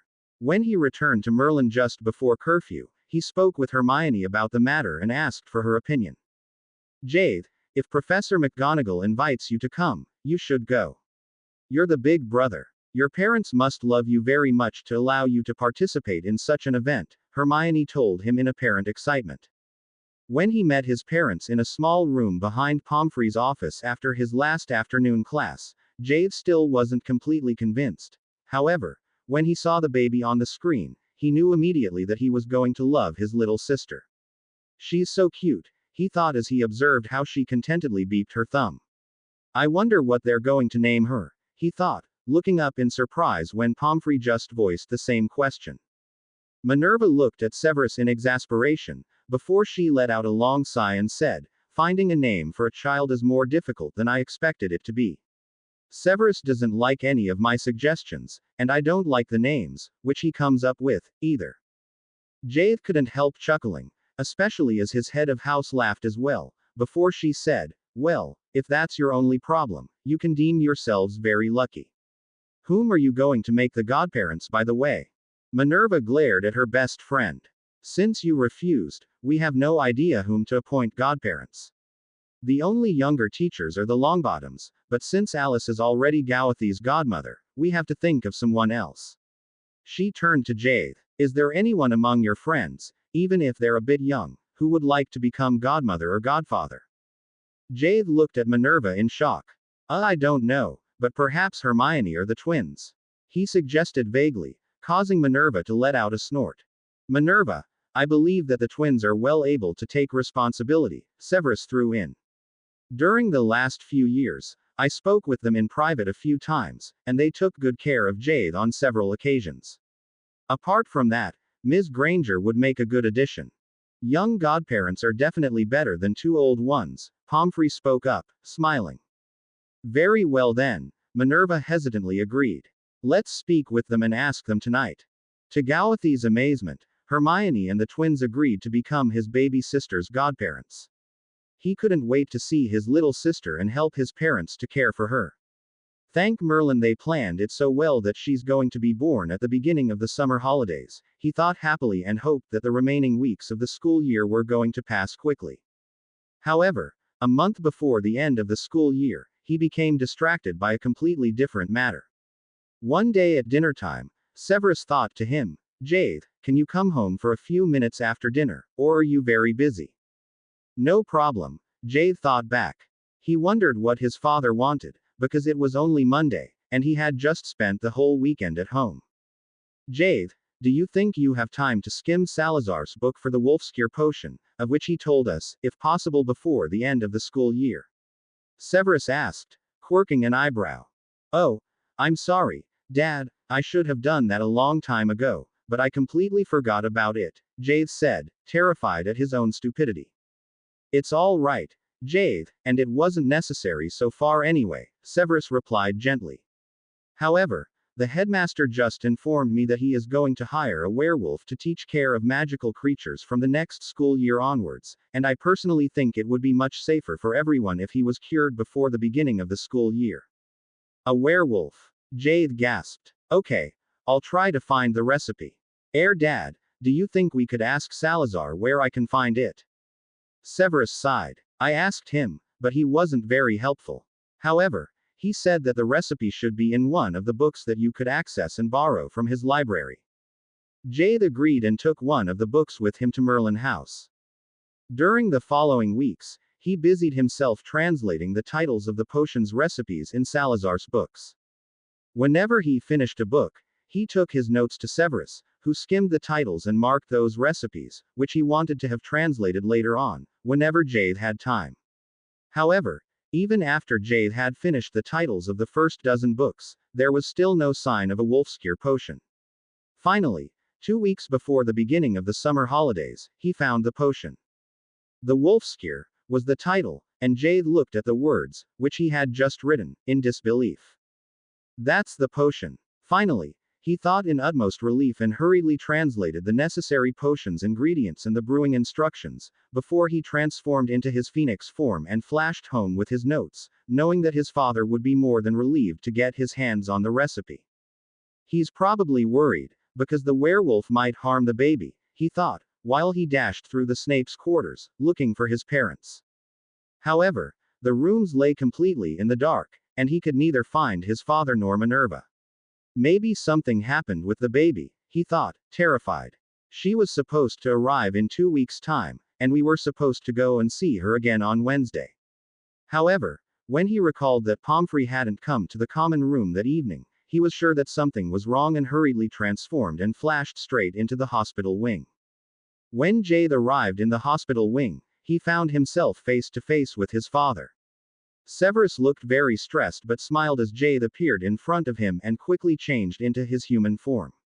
"Ah, there you are. I just went to Merlin House to see if you were still up. Your mother had a few problems tonight, and Professor Pomfrey had to call healers from St. Mungo's to take the baby out. Are they all right?" Jade interrupted his father, looking up in shock. How could something happen so quickly?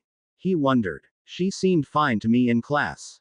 There were complications. Minerva lost so much blood that they had to fight to save her, but everything went well, and yes, they're both all right, Severus replied tiredly. Come with me, but you must be quiet. I will, Jade promised and quickly followed his father through Pomfrey's office and hesitantly entered the small room, where Minerva was lying in a bed, and a baby was occupying a tiny bed right next to her. Pomfrey was just waving her wand over the baby. Mum, Jade said and swallowed hard to fight back the tears that welled in his eyes at the thought that Minerva nearly hadn't made it. Come here, my son, Minerva replied, smiling as she reached out for his hand. You're a big brother now. Congratulations, Jade replied, wondering what else he was supposed to say. However, before he could even think of something, Pomfrey instructed him to go and wash his hands, before she made him sit on the chair next to Minerva's bed and gently laid the baby in his arms. You must be careful. She is still spitting out a bit of blood every now and then, she said, handing him a towel, before she quietly left the room to give the small family some space. Jade looked at the baby in amazement. She is so tiny, but she's adorable, and she looks so fragile, he thought, when he suddenly remembered to ask, Hello little one, I'm Jade, your big brother. What's your name? Minerva and Severus laughed. Do you want to wait for her to tell you? Severus queried, raising an eyebrow.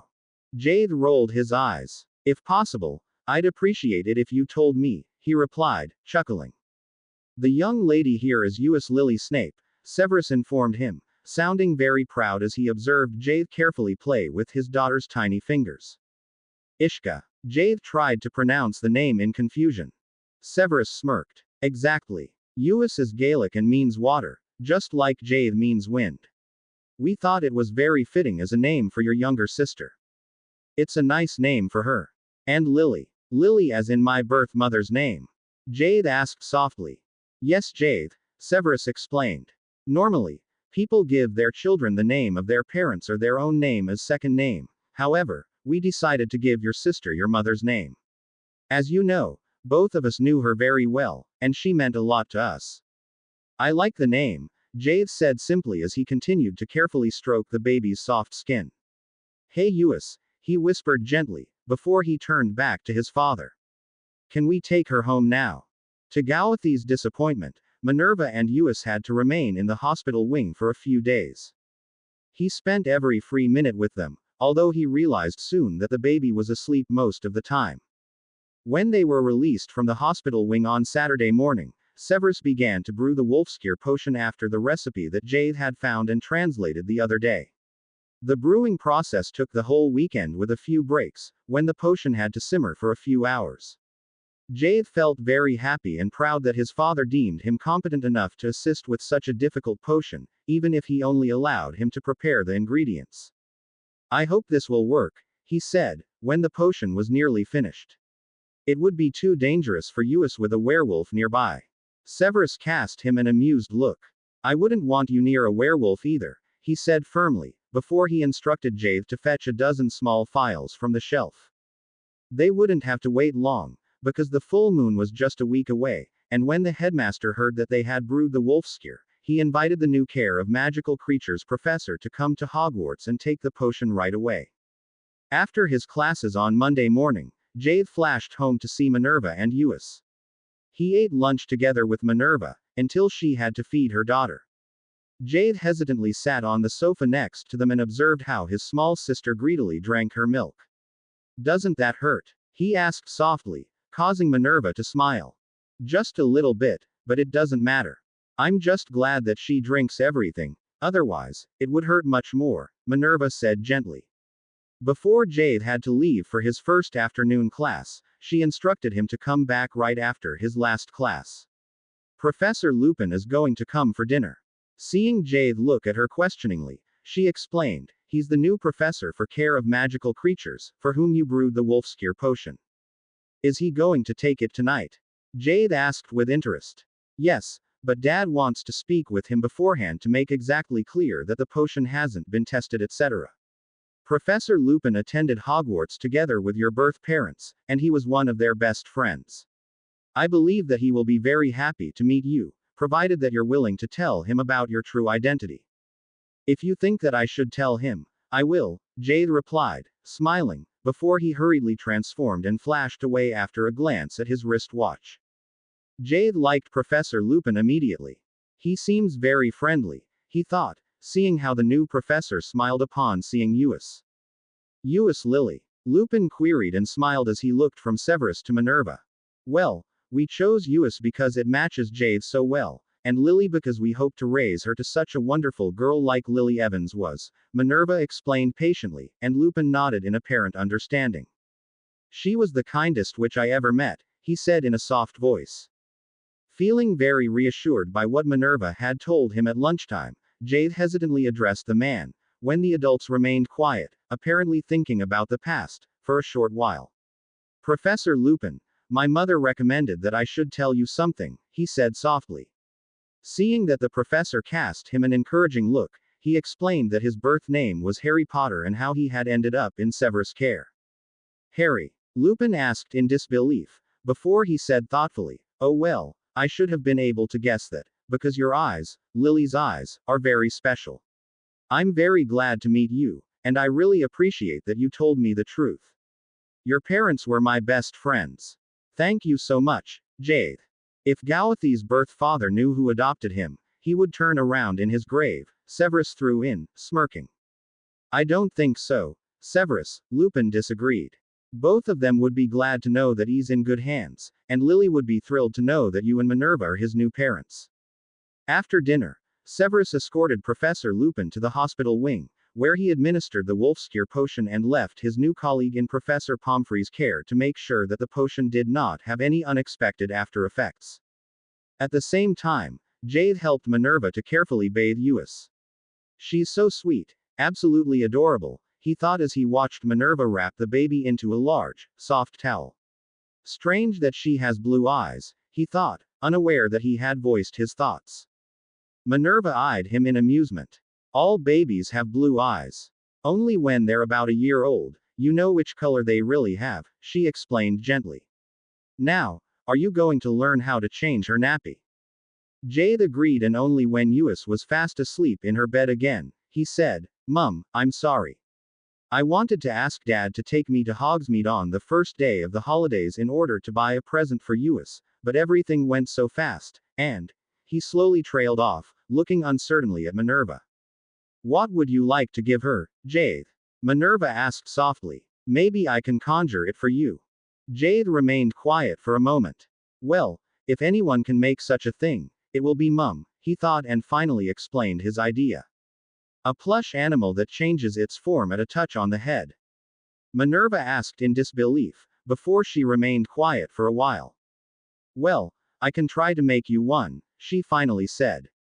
However, this is not solely possible with a transfiguration spell. I'll have to try to charm it. If it doesn't work, we'll have to ask Professor Flitwick. She pulled a tissue out of her robe pocket and transfigured it into a dark blue teddy bear that was wearing a white jumpsuit with an all-over pattern of small green phoenixes and had emerald green eyes like Gawathi's. Any specific features that you'd like the animals to have? She asked, smiling as she noticed that Jade looked at the teddy bear in awe.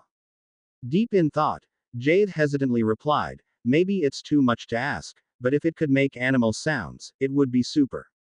Minerva nodded in agreement and pointed her wand at the plush teddy, uttering a long incantation, of which Jade didn't understand anything. Finally, she let her wand sink in motion for Jade to touch the teddy's head. When he curiously complied, the teddy bear changed into a phoenix and trilled a beautiful melody. That's the song, which Mum always sings to Uis, he thought, and once again touched the toy's head, chuckling, when it consecutively transformed into a unicorn, a snake, a hippogriff and a griffin, singing the same song in the specific animal's tongue. Uis seemed to like her new toy. At least she quieted down immediately at the animal's soft melodies, especially when the phoenix trilled to her. Probably she feels the most comfortable with the phoenix's trills, because she is used to your trills, which she's already heard for 9 months, Severus and Minerva told Jade, who felt very happy at the thought. However, as much as Uis loved Gawathi's present, she absolutely adored that of her godfathers. Minerva and Severus invited Hermione and the twins to their quarters for Friday after the last class of the school year, and while Hermione brought a small pile of Muggle baby booklets, which her mother had bought and sent to her, the twins leaned over Uis's cot and attached something to the side rails. Noticing that everyone threw them questioning looks, they explained, "Professor Flitwick helped us to charm this." It was a mobile of the moon and about a dozen stars in front of the blue night sky that was charmed to sense when the baby woke up. As soon as Uis opened her eyes, the mobile began to play a soft melody, and the snitch, which was flying across the sky, exploded into a snowfall that softly fell to just a bit over the baby's head, before it manifested itself into the snitch and recommenced its flight. Jade was sad to see his friends go home. However, on the other hand, he could not wait to travel into the past and attend classes together with Caradwyn and Gawain for a few months. Therefore, he was very disappointed when Severus told him on the first day of the holidays that Pomfrey had told them to wait for at least a month, until Minerva was completely recovered from the complications that had occurred at Uis's birth and the baby was a few weeks old. However, he became soon distracted when Severus reminded him that it was the day of the full moon and that they'd know if their potion had worked in the morning. "Are you sure that the potion will cure him? Maybe I made a mistake with the translation," Jade voiced in concern, causing Severus to smirk. "Jade, as much as you trust you, I made sure that your translation was correct. I went to see Salazar and read the recipe to him. He confirmed that it was accurate," Severus replied soothingly. "Everything will be all right, son." However, Jade was not completely convinced. "I don't really trust Salazar. He is very moody and unreliable. What if the potion doesn't work?" he thought, terrified, when he woke up in the middle of the night, unable to push the thought of a werewolf hurting his little sister from his mind. "I'll go and check on Professor Lupin," he decided, knowing that he could easily flash away from any kind of danger. He transformed and flashed to the professor, anxiously glancing around when he arrived at a completely unknown place. To his relief, Jade saw that Professor Lupin was in his human form, sitting on a bed and deeply engrossed in a large tome that was lying on his knees. Only when he curiously flew nearer, the professor looked up in surprise. "Hello. May I ask who you are and what you're doing here?" he asked gently. Jade let out a soft trill and hesitantly transformed into his human form. "I'm sorry for intruding, Professor," he apologized quickly. "I was just worried if everything was all right and the potion worked properly." He inwardly sighed in relief, when the professor gave him a warm smile. "Thank you so much for your concern, Jade. Why don't you sit here?" He pointed to the edge of his bed, "and have a cup of cocoa with me?" "I'd like to," Jade replied softly. "However, I'm not supposed to be here, and it's 3 o'clock in the morning. I won't tell your parents, and if you're not too tired, I'd love to speak with you." "I'm too excited to sleep anyway," Lupin said gently, and, seeing Jade agree, he called a house elf and ordered 2 cups of cocoa and chocolate cream biscuits. Jade and the new professor talked until the rays of the early morning sun began to stream through the dusty windows into the shrieking shack. "I better transform and flash back," Jade said in surprise at how quickly the night had passed. "Thank you so much, sir, for telling me so many stories about my birth parents. I really appreciate it."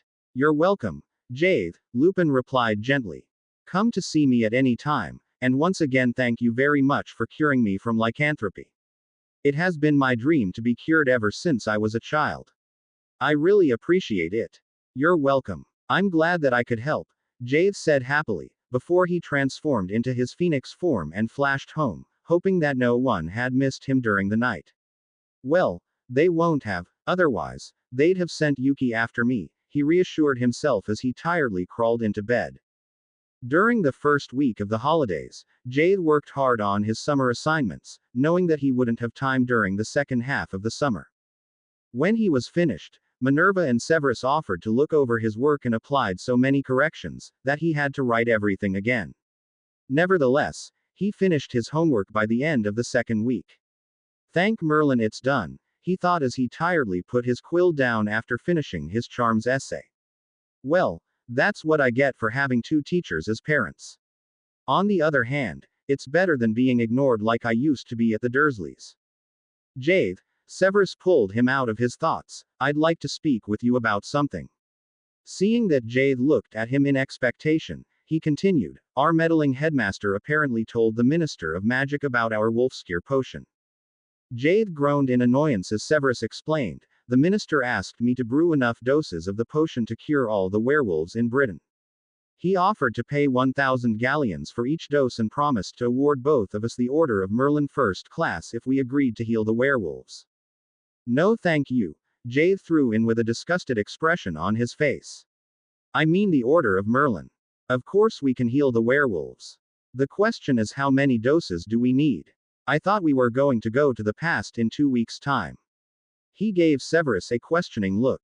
We will travel to the past, Severus reassured him in determination, and we can continue to brew the potions in the past. When we return in time for the beginning of the new school year, we'll take them to the ministry or straight to St. Mungo's, where they will be administered. Do you think you'll be able to take the time to assist during the weekends? Of course, Jade promised. I can also find time in the evening. If I stay in your quarters, we can still brew after curfew.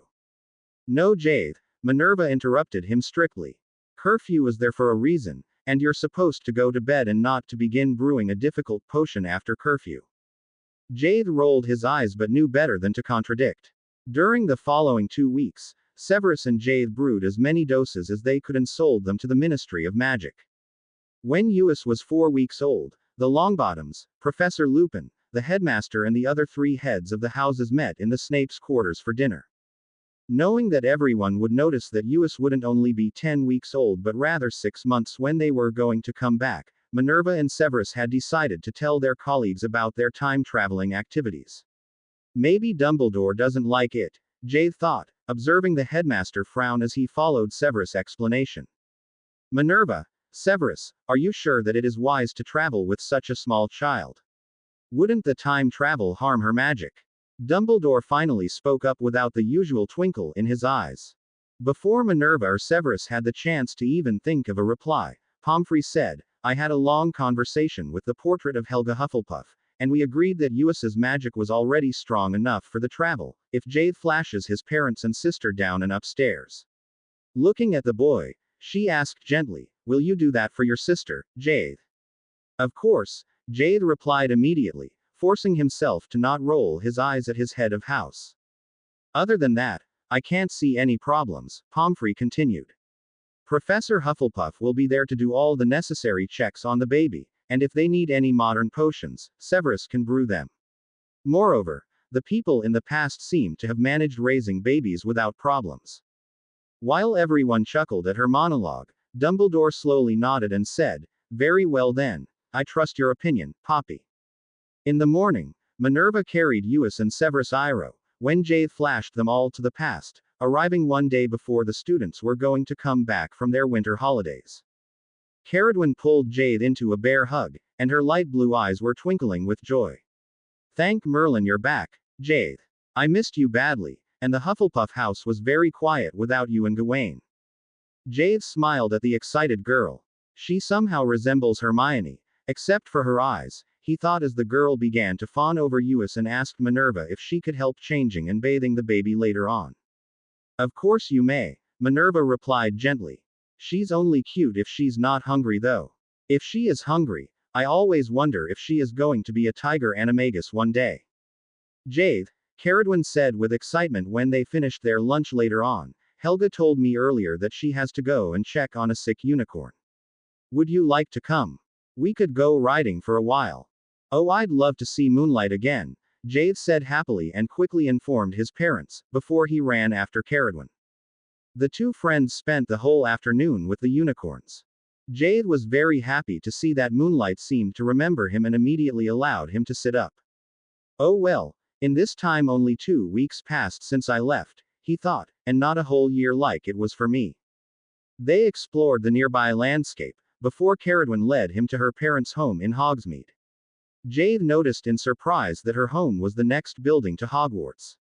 This is right next to where the Shrieking Shack is in our time, where I met with Professor Lupin the other night, he realized as he hesitantly allowed Caradwin to pull him into the very cozy-looking little house. Mum.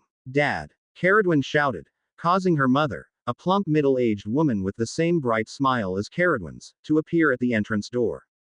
What are you doing here, Caradwin? Oh, you brought a visitor, she said in surprise and extended her hand to Jade. Hello. I am Caradwin's mother, Heather Hufflepuff. Are you one of her friends at Hogwarts? That's Jade, Mum. I told you about him, Caradwin said excitedly. Jade, her mother said, looking at the boy in surprise. Helga told me that you came from the future. Is that true? Yes, Jade replied, smiling, and during the next hour, he had to answer many questions that Caradwin, Heather and her husband Heath asked with apparent interest.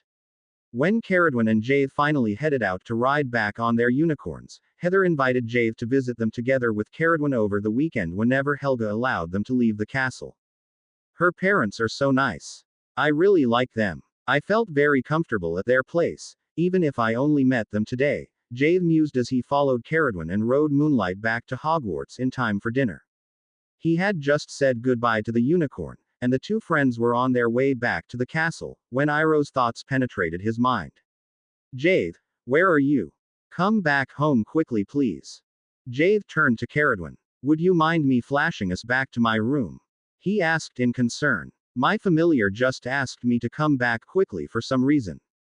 Of course. Let's go, Caradwin replied simply, casting Jade a worried look. As soon as he transformed, she grabbed his tail feathers, and he flashed away. Arriving in his room, he changed back into his human form and stepped out into the living room with Caradwin in tow. Minerva and Severus were just having dinner together with the founders, and Professor Hufflepuff looked sternly at her sister and Jade. You're late for dinner, she said reproachfully. I'm sorry, Helga. It's my fault. I took Jade home to Mum and Dad, and they asked him so many questions that we completely forgot the time, Caradwin explained quickly as she and Jade sat down at the table. I am sorry, Professor, Jade echoed and glanced questioningly at Iroh, who jumped up his robes, until she reached his shoulder. I'd like to introduce someone to you, she thought to him, and only now, Jade realized that a second Animagus was climbing up his arm. He is my friend. Do you think we could take him with us to the new time? Hello there, Jade said softly. Of course you can come with us. Noticing that everyone was eyeing him in confusion, he shortly explained what Iroh had told him. I think that it is a very good idea to take Iroh's friend with us, Minerva said warmly. It must be very boring for her just on her own, while there aren't any other Animaguses in the future. If your familiar is called Iroh, which means color in Japanese, you should call her boyfriend Hikaru for light, Salazar threw in, smirking. That reminds me of something, Jade said pensively. I hope that he won't be angry, he thought, glancing at Salazar as he put his fork down and hesitantly asked, Amaterasu seems to be very lonely in the future, too. Wouldn't it be possible to look for a partner for her as well? Before Salazar could even think about the matter, Caradwin chuckled. Be careful, Jade. Maybe when you access Professor Slytherin's private chambers in the future, you'll find a huge basilisk family with many generations of children. Oh right. That needs to be considered, Jade thought, looking at his father in surprise, when he said, smirking, I am sure that the sale of basilisk eggs and skin will be more lucrative than brewing the Wolfscure potion. Very well, Salazar agreed. I shall see if I can get a second basilisk, and in case it's a male basilisk, it won't be a problem to give him a potion that will prevent him from founding a huge family in my chambers. It might take a few weeks or months, before I'll find one though. I hope he'll be able to get one before we have to go back to the future, Jade thought. Amaterasu will be very happy to have company, especially when Salazar won't be around anymore. Caradwin and Jade, do you want to help me with Uis? Minerva's voice pulled him out of his thoughts as she returned into the room with the baby in her arm. I just fed her, she said tiredly. Can one of you take her and make her burp, please? Of course, Caradwin and Jade said simultaneously and took the baby with them to the sofa, where they made themselves comfortable together with Uis. Afterwards, Jade showed Caradwin how to change her nappy, and Caradwin watched in amazement. Thank Merlin that you brought these nappies from the future, she said, smiling. I often help my neighbor to care for her baby, and it's much more complicated to change them in this time. Unfortunately, as much as they tried to calm Uis and make her comfortable, the baby wouldn't calm down and continued to whimper the whole evening. Did we do anything wrong? Jade asked Caradwin in confusion, wondering why his friend began to chuckle. No, we didn't anything wrong, Caradwin finally said and carefully stuck her forefinger into the small baby's mouth, feeling around gently. I suspect that she is getting her first tooth. Let's ask Helga for the toothing cream. Professor Salazar invented that for my mother ages ago. Why do you know such things? Jade wondered aloud, causing the girl to grin. As I probably told you a few times, I want to become a healer, so I use every chance to accompany my mother to her patients, she explained, while she gently rubbed circles into the baby's back to comfort her. During the following months, Jade was very busy with homework, helping Minerva to care for Uis in the evenings, brewing the Wolfscare potion together with Severus in the weekends and spending time with Caradwin and Gawain. However, he enjoyed himself greatly, especially as he didn't have any problems with occlumency anymore, and seeing how competent he was at potions, Salazar behaved much friendlier towards him.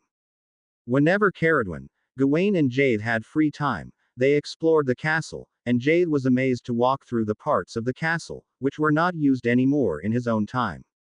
A few years ago, Caradwin had observed and partly even helped the founders to build Hogwarts, and she knew all the secret passages and staircases leading through the castle.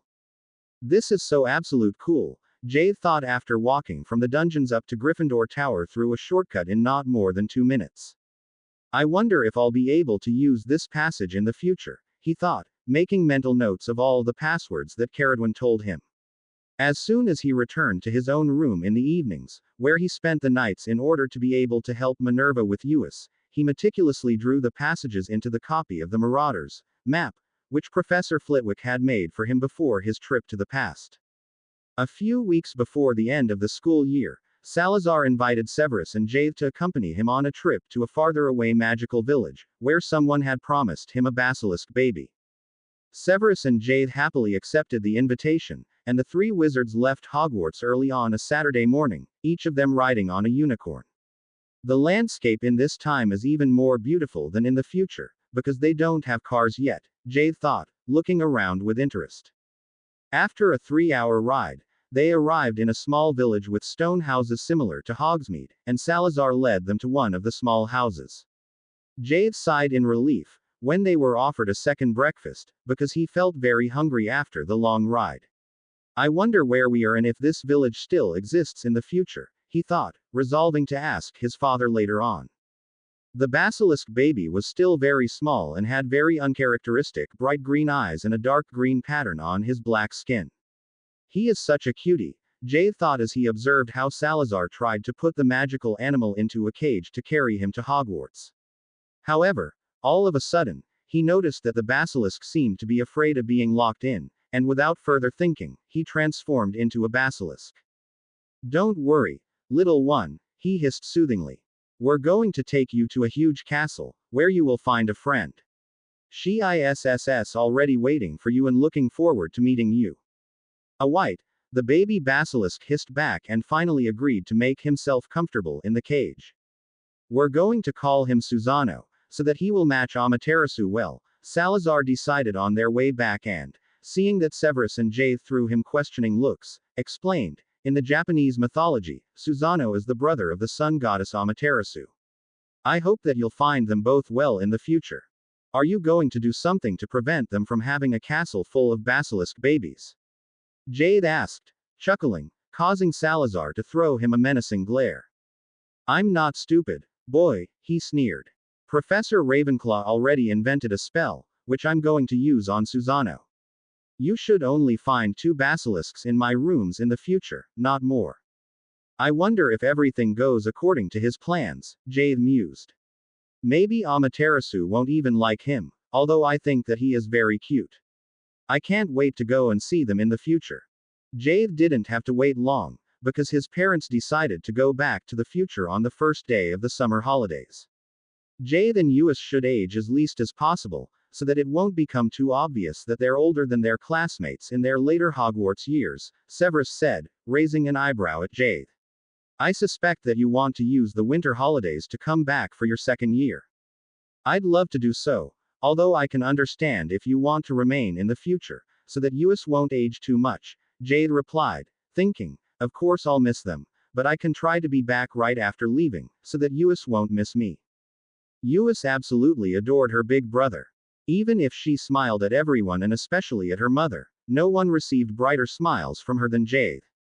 The Snapes had just arrived in their quarters, when Twinkle, the headmaster's house elf, appeared in front of them, bowing deeply. Mistress Minerva, Master Severus, Master Albus asks that the 4 of you come to his office immediately. He is having something urgent to discuss with yous. I'm sorry, but I need to feed Uis first, Minerva replied firmly. Twinkle, please tell the headmaster that we will be there in 30 minutes. Twinkle popped away, and a few minutes later, the headmaster stepped out of the fireplace. Seeing that everyone was sitting on the sofa, where Minerva was feeding the baby, he headed over to the small group and apologized. I am sorry to disturb you, however, there is something important, which I need to discuss with you. For the first time in the history of Azkaban. Azkaban. Jade hesitantly interrupted the headmaster. The wizarding prison, Dumbledore explained gently. Anyway, Sirius Black managed to break out this summer. Ignoring Minerva's and Severus' simultaneous gasps, he continued, Jade, have you ever heard of Sirius Black? Sirius Black. Jade searched his mind. Before he remembered, Professor Lupin told me about him. He was their best friend, and he was also my godfather, but then he gave them away to the Dark Lord. Exactly, Dumbledore said gravely, and were afraid that he broke out of the prison to get to Harry Potter. I don't know if he's aware of the fact that you're Harry Potter. However, you need to be extremely careful. That man is a dangerous fool, Severus agreed grimly. Jade, please promise to take care, and don't leave the castle on your own. If you for some reason end up alone on the grounds, immediately transform into one of your Animagus forms, just to be on the safe side. I will, Jade promised as he absent-mindedly took Uis from Minerva to make her burp on his shoulder. May I tell my best friends about him? The adults agreed, and after the welcoming feast 2 days later, Jade took Hermione, Neville and the twins aside and informed them about Sirius Black. We saw his photo on the Daily Prophet. If he came into the castle, everyone would know immediately, the twins replied in surprise. Maybe the control room will come handy here, Hermione said thoughtfully. If he entered Hogwarts, we could easily catch him by placing walls around him. The control room? Neville asked in disbelief. I'll show you tomorrow, Jade promised, resolving to carry the Marauder's map with him at all times. If I see a spot named Sirius Black, I'll flash into the control room right away, he thought as he excused himself and flashed home to check on Uis and fetch the copy of the map, which held all the passwords to the hidden passages that Caradwin had shown him in the past. During the following weeks, Jade made it a habit to take a glance at his map at the end of each class. However, Sirius Black did not show on the map.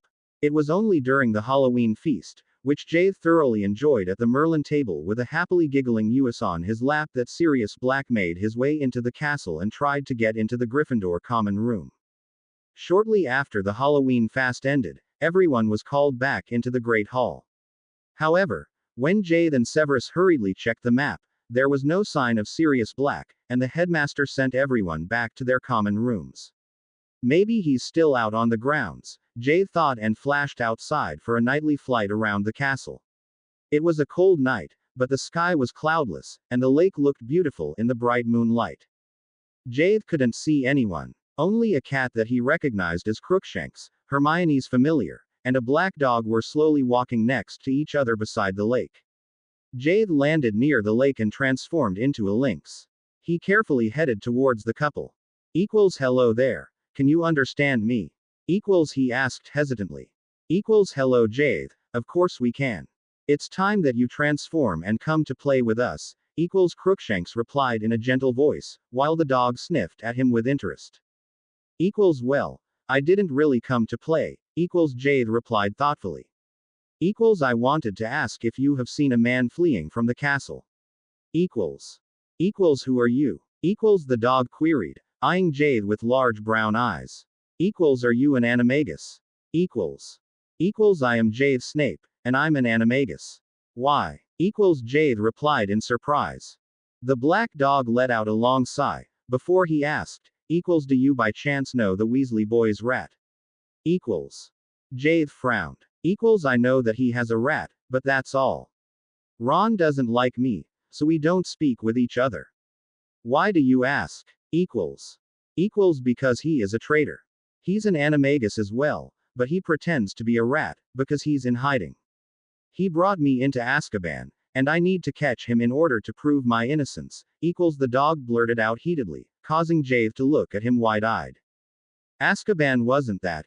Gawathi's thoughts went haywire, before he let out a gasp. Are you serious, Black? He suddenly asked, wondering if he should panic or trust the dog. Crookshanks wouldn't be with him if he was evil. If she trusts him, maybe Professor Lupin and everyone else were wrong, he thought. Yes, I'm serious, Black. I trust that you won't tell anyone about me. I won't. Jade promised. The headmaster and everyone else think that you broke out of Azkaban to kill Harry Potter. He looked at the dog questioningly. The dog let out a snort and asked in obvious excitement, Harry Potter. Of course I wouldn't want to kill him. He is my godson, and I can't wait to meet him. Is he at Hogwarts? I don't think so. Jade said slowly. Well, I'll be able to look for him as soon as I'm free.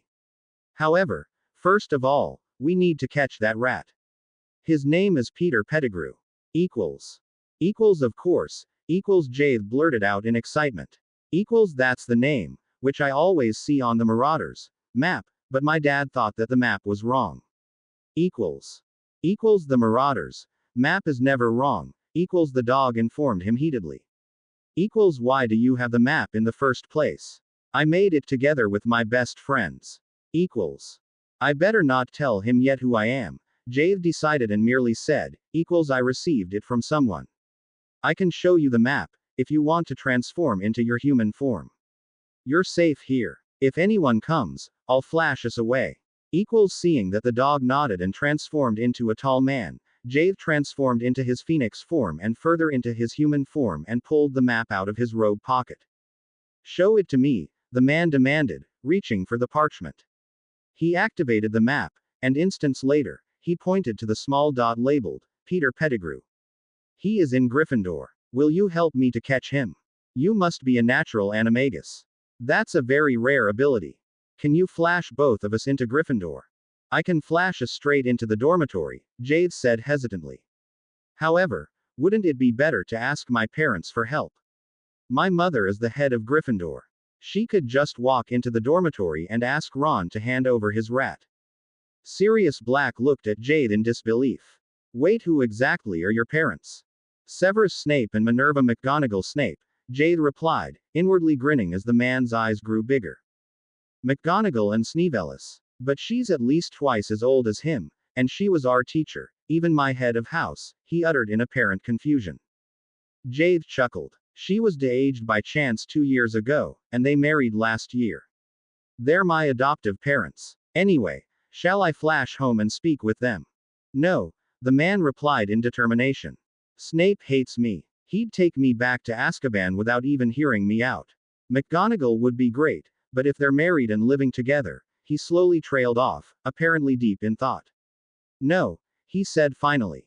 Can you flash me into the Gryffindor common room? Of course. Just grab my tail feathers, Jade agreed and transformed into his phoenix form. As soon as he felt Sirius hold on, he flashed straight into Ron's dormitory, where he once again changed into a lynx and jumped next to Ron's bed, quickly trying to grab Scabbers from a corner of Ron's bed. Unfortunately, the rat noticed the danger too quickly and jumped off the bed, hurrying away through the room. As fast as he could, Jade transformed into a kangaroo, recalling that a kangaroo was able to do huge jumps. He jumped after the rat and grabbed it with his small paws, before he carefully placed it into his pouch. I hope he won't be able to get out of there, he thought, feverishly pondering how to proceed. However, the rat managed to jump out of the pouch and dashed towards the door, before Jade even realized what happened. He transformed back into his phoenix and further into his human form and turned to Sirius Black. I have an idea. Please trust me and once more grab my tail feathers, he instructed the man. Where are we going? We should run after him, Sirius replied. I know a better method. Please come on quickly, Jade said firmly, before he transformed back, hoping that the man would comply. Fortunately, he seemed to trust Jade and hurriedly grabbed the phoenix's tail feathers. Jade flashed straight into the control room and turned into his human form. This map is similar to the Marauders map, he explained, skimming the map for the Gryffindor common room. Here, he said to Sirius, pointing to a small dot, which was moving away from the Gryffindor tower and along a corridor in a fast pace. Oh no, Jade thought, terrified, as he realized to where the rat was heading. We must get him, before he reaches the secret passage on the 3rd floor. While Sirius was examining the map with interest, Jade turned to the other wall and pressed the wall button, placing a wall in front of the rat, followed by another one a few meters behind it. Quickly now, he instructed the man and transformed, flashing away as soon as he felt the weight on his tail feathers. When they arrived in the corridor, which he had just turned into a small room, Jade quickly transformed back into his human form. He pulled his wand and stunned the rat that was cowering in a corner, inefficiently trying to flee through a small hole in the wall. Very well done, Sirius commended him and held out his hand. May I borrow your wand to conjure a cage? He asked, smiling at the boy. Of course, Jade said softly, handing over his wand, while he suspiciously eyed the stunned rat. Instants later, he received his wand back, and a cage stood on the floor in front of him, containing a rat that was missing one front toe. That went well, Jade said contentedly. Shall I flash you to Professor Dumbledore? Sirius let out a long sigh. That would probably be the best. However, I'd prefer to go in my dog form. Jade nodded in understanding. Well then, let me flash back to the control room and get rid of these walls. Then I'll flash us in front of the headmaster's office. A few minutes later, Jade hesitantly knocked at the headmaster's door, glad that the gargoyle had let them pass without problems, but a bit hesitant upon realizing that it was shortly after midnight. To his relief, the headmaster was still sitting at his desk, reading what seemed to be an old tome. He looked up in surprise when Jade entered the room with a cage containing a rat and a black dog in tow. Jade, what are you doing here at this time of the night? Dumbledore asked in apparent surprise and motioned for the boy to take a seat. Some nestlings always have to get into trouble, Fox trilled in obvious amusement. I didn't get into trouble, Jade said firmly, glaring at his feathered friend. Professor, I went out for a flight on the grounds earlier tonight, and I met Sirius Black. Ignoring the headmaster's gasp, he continued to explain what Sirius had told him about Peter Pettigrew. Dumbledore looked at the cage with interest, before he queried, is it correct to assume that the dog is Mr. Black? Yes, sir, Jade admitted, but please hear him out. The headmaster nodded reassuringly and instructed the dog, Mr. Black, please reveal yourself. I hope that everything he told me is true, Jade thought as he observed with interest as the dog transformed back into his human form.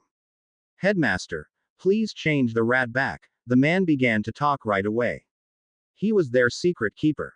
They changed it, because it would have been too obvious with me. He arranged everything that happened, and then he cut off his finger and fled in his Animagus form. Dumbledore thoughtfully stroked his beard, before he reached for the cage and carefully took the rat that was still stunned out. He placed it on the floor and pointed his wand at it, quietly uttering an incantation.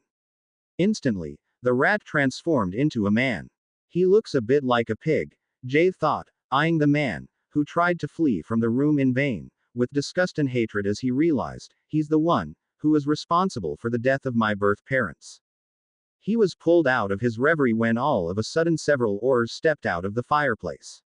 I didn't even notice that Dumbledore called them, Jade thought, suddenly feeling very tired. Apparently realizing that he could hardly keep his eyes open anymore, the headmaster said gently, Jade, you're dismissed. Thank you for bringing the matter to my attention. Seeing that the boy hesitated, he added, come to my office tomorrow. You're excused from your 2 first morning classes. Good night, Jade. Good night, sir, Jade replied, casting a small smile at Sirius Black, who returned the smile. Thank you very much, Jade, he said gratefully, before he turned to the Aurors, who were already questioning Pettigrew. Jade said good night to Fawkes and quietly left the room. As soon as he was through the door, he transformed into his phoenix form and flashed into his bedroom. I hope Mum and Dad didn't miss me, he thought, but was so tired that he dismissed the thought the instant he changed back and hurriedly readied himself for bed. I'll go and ask Dumbledore or Fawkes what happened first thing in the morning, he resolved as he drifted off to sleep.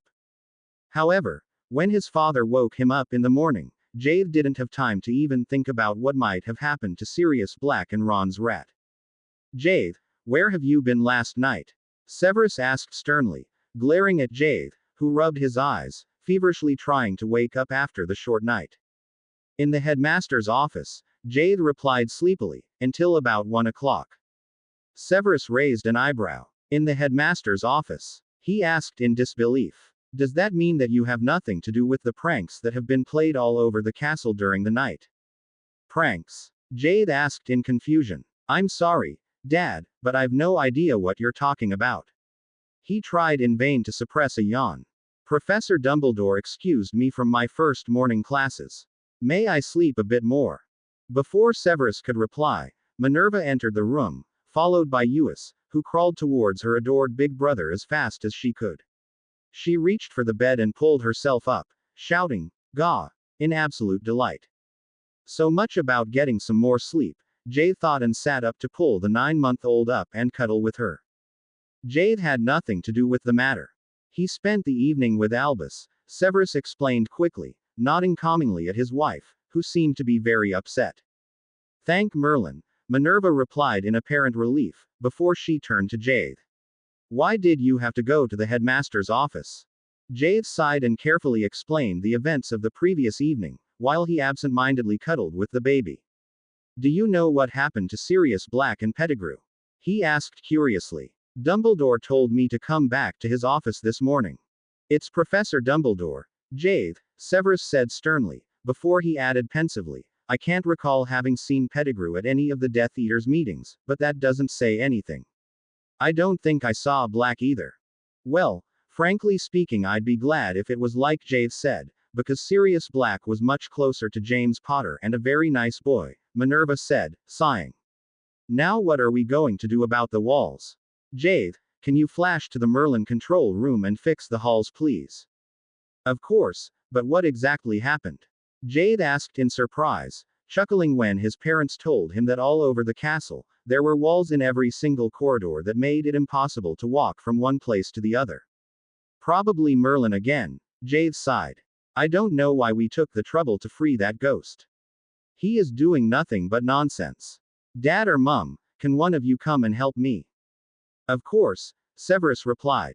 I'll go with you. Sorry, Uis, Jade will be back in a few minutes, he said to his daughter, who was sitting in Gawathi's lap, happily beeping her thumb.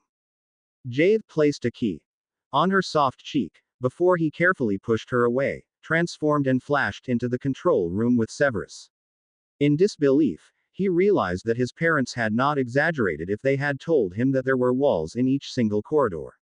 This is going to take ages, he thought, terrified, just when Ghost Merlin entered the room. What do you think you're doing here? The ghost asked. What do you think you are doing, Merlin? Jade asked back, pointing to the wall. How is everyone supposed to get around Hogwarts, if you close all the corridors? That was necessary. A dangerous man is inside the castle, Merlin said haughtily. He escaped from Azkaban and is said to have come to Hogwarts to kill someone. Peeves told me everything about him. Jade and Severus let out simultaneous groans. Merlin, I am not aware of the current whereabouts of Mr. Black, but leave it to the headmaster and the Aurors to decide if he is dangerous. Now you have exactly 5 minutes to take all these walls off, which you saw fit to add during the night. Otherwise, my colleagues and I are going to do some intense research on appropriate measurements against ghosts, Severus said in a deadly cold voice. Very well, Professor, Merlin said immediately. I won't get myself into trouble with the head of Slytherin anymore. He pressed a few selected buttons in quick succession, causing Jade to glare at him. When were you going to inform me about this feature? He queried in an upset voice. However, the ghost merely chuckled and swept away through the wall. Severus and Jade exchanged an exasperated look, before Severus asked, Well then, shall we return home? Seeing that the walls are gone, your mother and I don't have an excuse to miss breakfast anymore. By the way, if you're exempt from your morning classes, would you mind keeping Uis with you? Jade sighed. Since I'm awake anyway, I'm going to attend classes, but I can take Uis with me, if she doesn't mind. Severus rolled his eyes. Of course she won't mind. You are her absolute hero. Very well then, if she gives you any trouble, just take her to your mother, me or Professor Pomfrey. All right, Jade agreed. I'll take her from breakfast onwards, because I'd like to flash to the headmaster's office before breakfast. I want to know what happened after I left last night. A few minutes later, Jade flashed straight onto Fox Perch. Seeing that the headmaster was alone in his office, he trilled, I'm sorry for intruding, sir. Do you have a few minutes for me? Hearing Fox translation, Dumbledore nodded and said gently, Of course, Jade. Transform back and let's have breakfast together. Jade jumped down onto the ground and changed into his human form, while the professor called Twinkle and asked for breakfast for the two of them. He took the offered seat and looked at the headmaster in expectation. What happened, sir? He asked curiously, noticing in relief that Dumbledore's eyes were twinkling. Jade, you did a great job last night, Dumbledore finally said. The Aurors questioned Mr. Black and Mr. Pettigrew under Veritaserum, and apparently, Mr. Black was telling you the truth. He will, however, have to face a trial relatively soon. In fact, the Aurors wanted to take him into custody together with Mr. Pettigrew, but I could talk them out of it, and they agreed to leave him under my supervision at Hogwarts. Seeing that Jade glanced around curiously, he continued, At the moment, he's in the hospital wing in Professor Pomfrey's care. He is in dire need of proper food and potions. He let out a long sigh. Jade, do you know that your parents named Mr. Black your godfather along with Alice Longbottom? Yes, sir. Professor Lupin told me so, Jade replied, before he asked hesitantly, Do you think that I should tell him about my real identity? Won't my father mind? As far as I know, they hate each other. Dumbledore thoughtfully stroked his beard, before he reached out for the bowl with lemo drops, holding it out to Jade. Take one, Jade. They make a great dessert. Inwardly rolling his eyes, Jade obediently took one, absent-mindedly playing with the sweet in his hands, while he waited for the headmaster to answer his question. Jade, I suggest that you speak with your parents first. Ask them if you should reveal yourself to him and if your father is willing to get along with Mr. Black for your sake, Dumbledore said gently. Jade sighed, before he said softly, Professor, my father took me in, when no one else was there to take care of me. I now have a real family with parents and a sister for the first time in my life, and I'm really happy. I don't need anyone else. I know I also have a godmother now, and she's really nice, but it's not important anymore. If Sirius can get along with Dad, I'd love to have a godfather as well, but if they only fight like they apparently did in their school days, He interrupted himself to glance at his watch. Oh no, Professor, I am sorry, but I promised to take care of my sister this morning. I have to hurry to the Great Hall to fetch her, he said quickly. I completely forgot the time. That's all right, my boy. Don't worry, the headmaster replied gently. I'd like to hear what you decide concerning Mr. Black sometime. Jade promised to inform the headmaster and quickly flashed in front of the Great Hall to fetch Uis. Jade, are you sure that you want to take her? Minerva asked softly, giving him a piercing look. Of course, Mum, Jade replied, smiling. Uis, do you want to go to class with me? He asked, carefully tickling the baby's belly. Eunice giggled and held out both hands to Jade. Go G, she cheered, and everyone sitting at the head table laughed. Oh, Minerva, the young lady won't be willing to accompany you or Severus to class anymore, Professor Flitwick said, chuckling, when Jade scooped Eunice in his arm, taking his school bag and the bag with nappies and toys for Eunice, which his mother handed him, over his shoulder. As long as she doesn't disturb any class, I don't mind, Minerva replied, smiling proudly at her children as she observed Eunice snuggling happily into Gawathi's robes. Nor do I, Severus agreed, smirking. Jade learned soon that it wasn't easy to follow classes with a baby witch, especially one as alert as his sister, on his lap. His first morning class was charms. He chose a seat in the last row with Hermione on his left and Neville on his right side. Eunice was in a very good mood. She made herself comfortable on his lap and cheered at everyone, especially at the third-year girls, who were fawning over her. However, as soon as Jade pulled his wand in order to practice the gyroscope charm, which Professor Flitwick had just introduced, the charms class turned out into one that Jade would not easily forget. Eunice insisted that she was the one in need of the wand. She reached for the wand and held it close in her tiny fingers, wailing immediately when Jade tried to carefully pry her fingers off. Jade rolled his eyes in annoyance. I can't believe that she's so strong in spite of being a baby, he thought. However, in order to attract as less attention as possible, he let go off the wand and cast the spell wandlessly. Seeing that the gyroscope on the desk in front of her began to move, Eunice squealed in delight, causing the whole class to laugh. Apparently liking the attention and the smiles, which she received, Eunice happily reached for the moving object.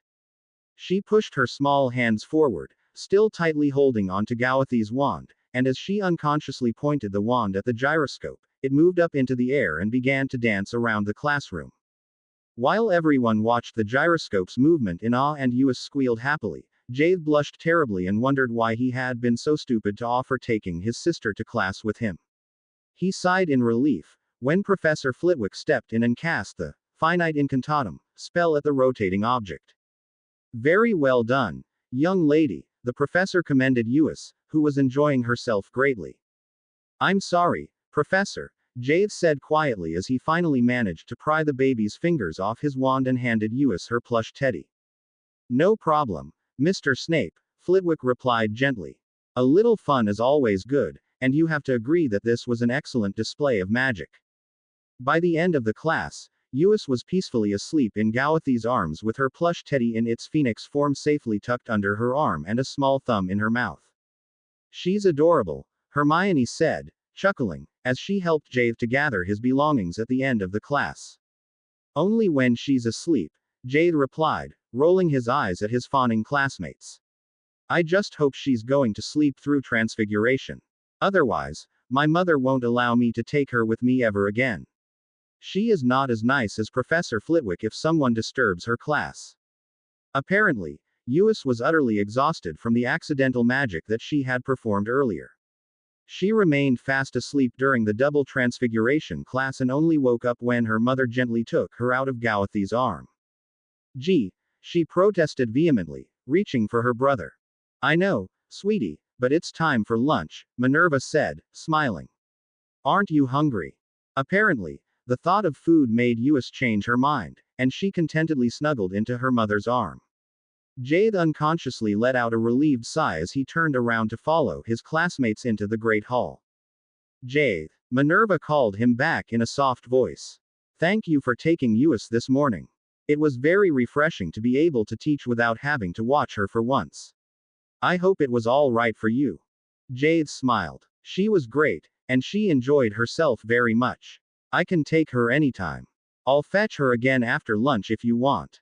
I have a free period after lunch, so I can watch her myself. You look very tired, Jade, Minerva replied in concern. Is everything all right? Yes, everything is fine. I just didn't get enough sleep last night, Jade replied, yawning. Perhaps you should go to bed early tonight, if you can manage to stay awake until then, Minerva said, fondly ruffling Gawathi's hair. I think I'll do that. I'd like to speak with you and Dad about something tonight though, Jade replied, sighing. Dad won't like it, he thought. During his afternoon classes, he was hardly able to concentrate and couldn't help his thoughts drifting off. I wonder what Sirius Black is going to do once he is free. Professor Lupin will be very happy to have one of his best friends back, although he seems to get along well with Dad and Professor Longbottom. Deep in thoughts during his history of magic class, Jade slowly drifted off to slumber. He slept peacefully, until a stern voice interrupted a most interesting wizard's duel between his father and Sirius Black. Mr. Snape, what do you think you're doing? Jade blinked. As he glanced around, he saw that he was still in the history of magic classroom. However, almost everyone had already left the room. Merely Hermione, Neville, Blaise and Draco were standing around him.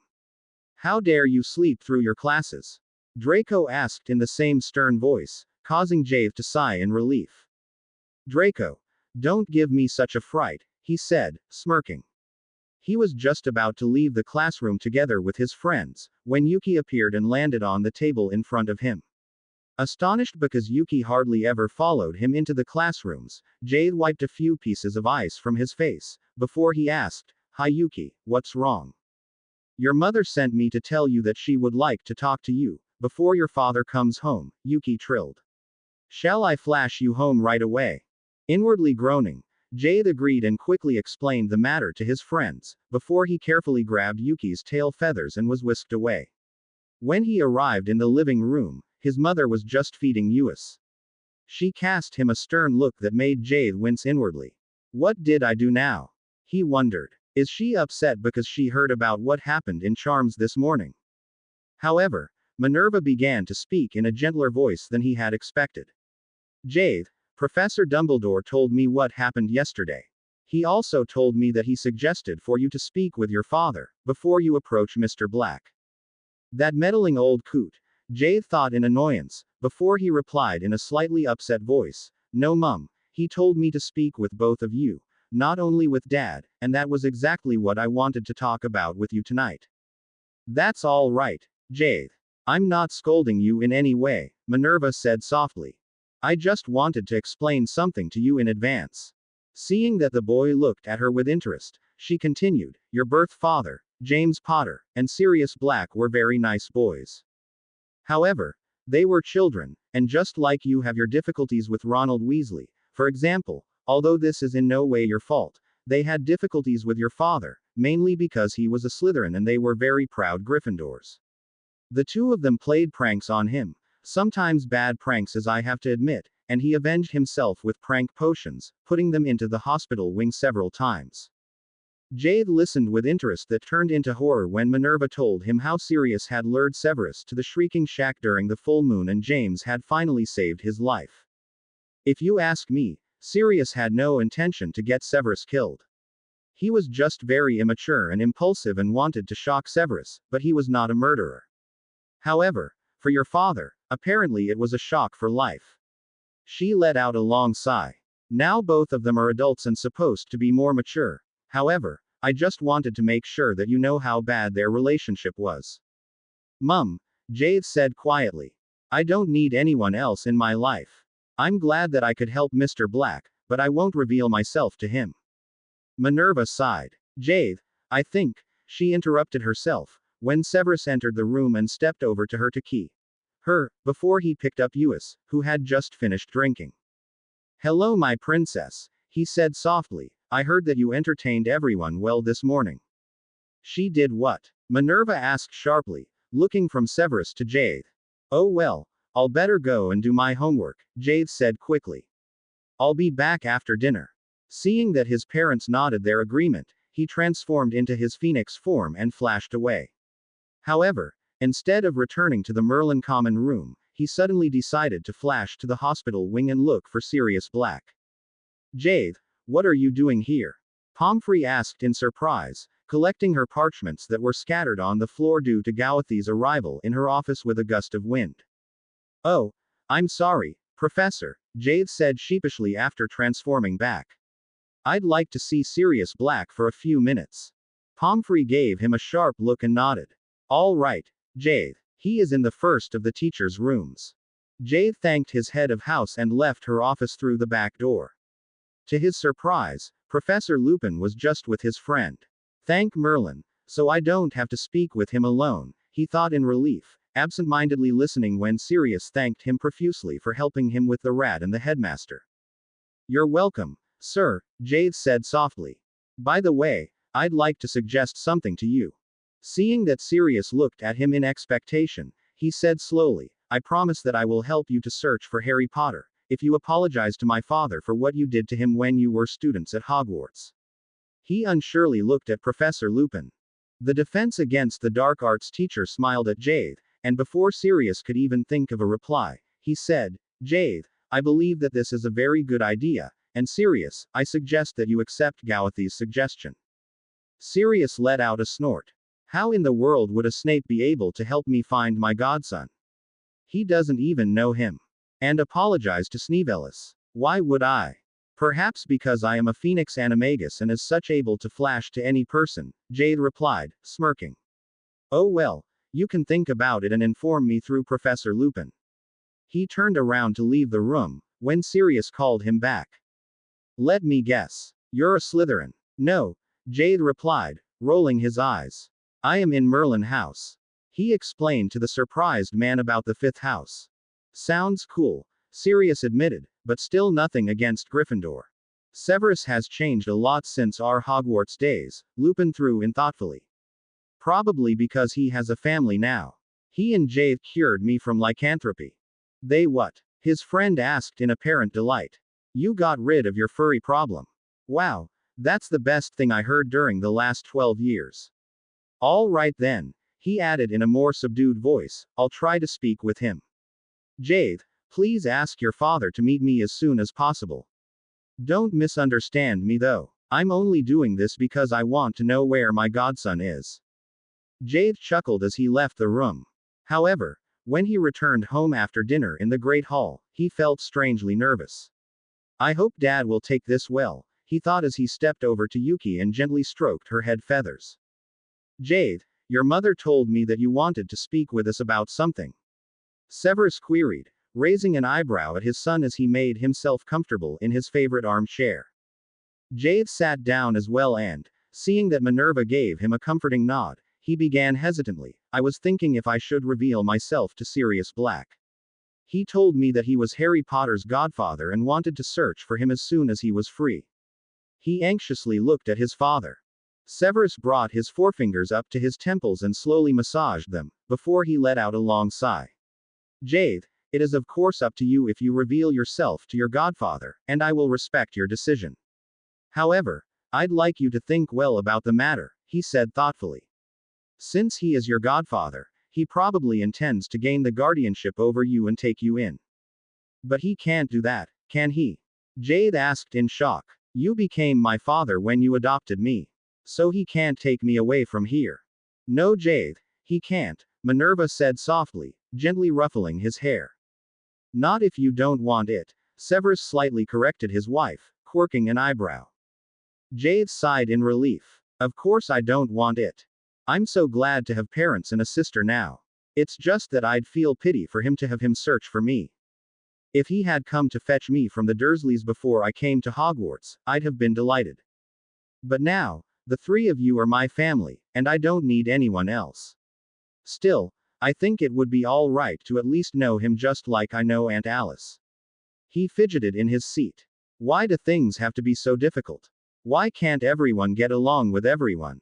I can't understand that. I'd love to get to know my birth father's best friend at least a bit, but of course, Mum, Dad and Eus are far more important. He was pulled out of his thoughts when Severus broke the silence. Very well then, I'll try not to kill the mangy mutt. Jade chuckled. Thank you, Dad. Can you come with me to speak with him, please? Severus looked at his son in shock. You want me to accompany you? He finally asked. And why is that? You're my father, and I feel safer when you're with me, Jade said quietly. It was the truth. Not only because of the condition that Sirius had to apologize to Severus, he wanted his father to accompany him, but he needed his father's reassurance. The potions master sighed. All right then, let's get over with it, he said darkly. Thank you, Sev, Minerva said softly and key. Ed her husband, while Jade transformed into his phoenix form.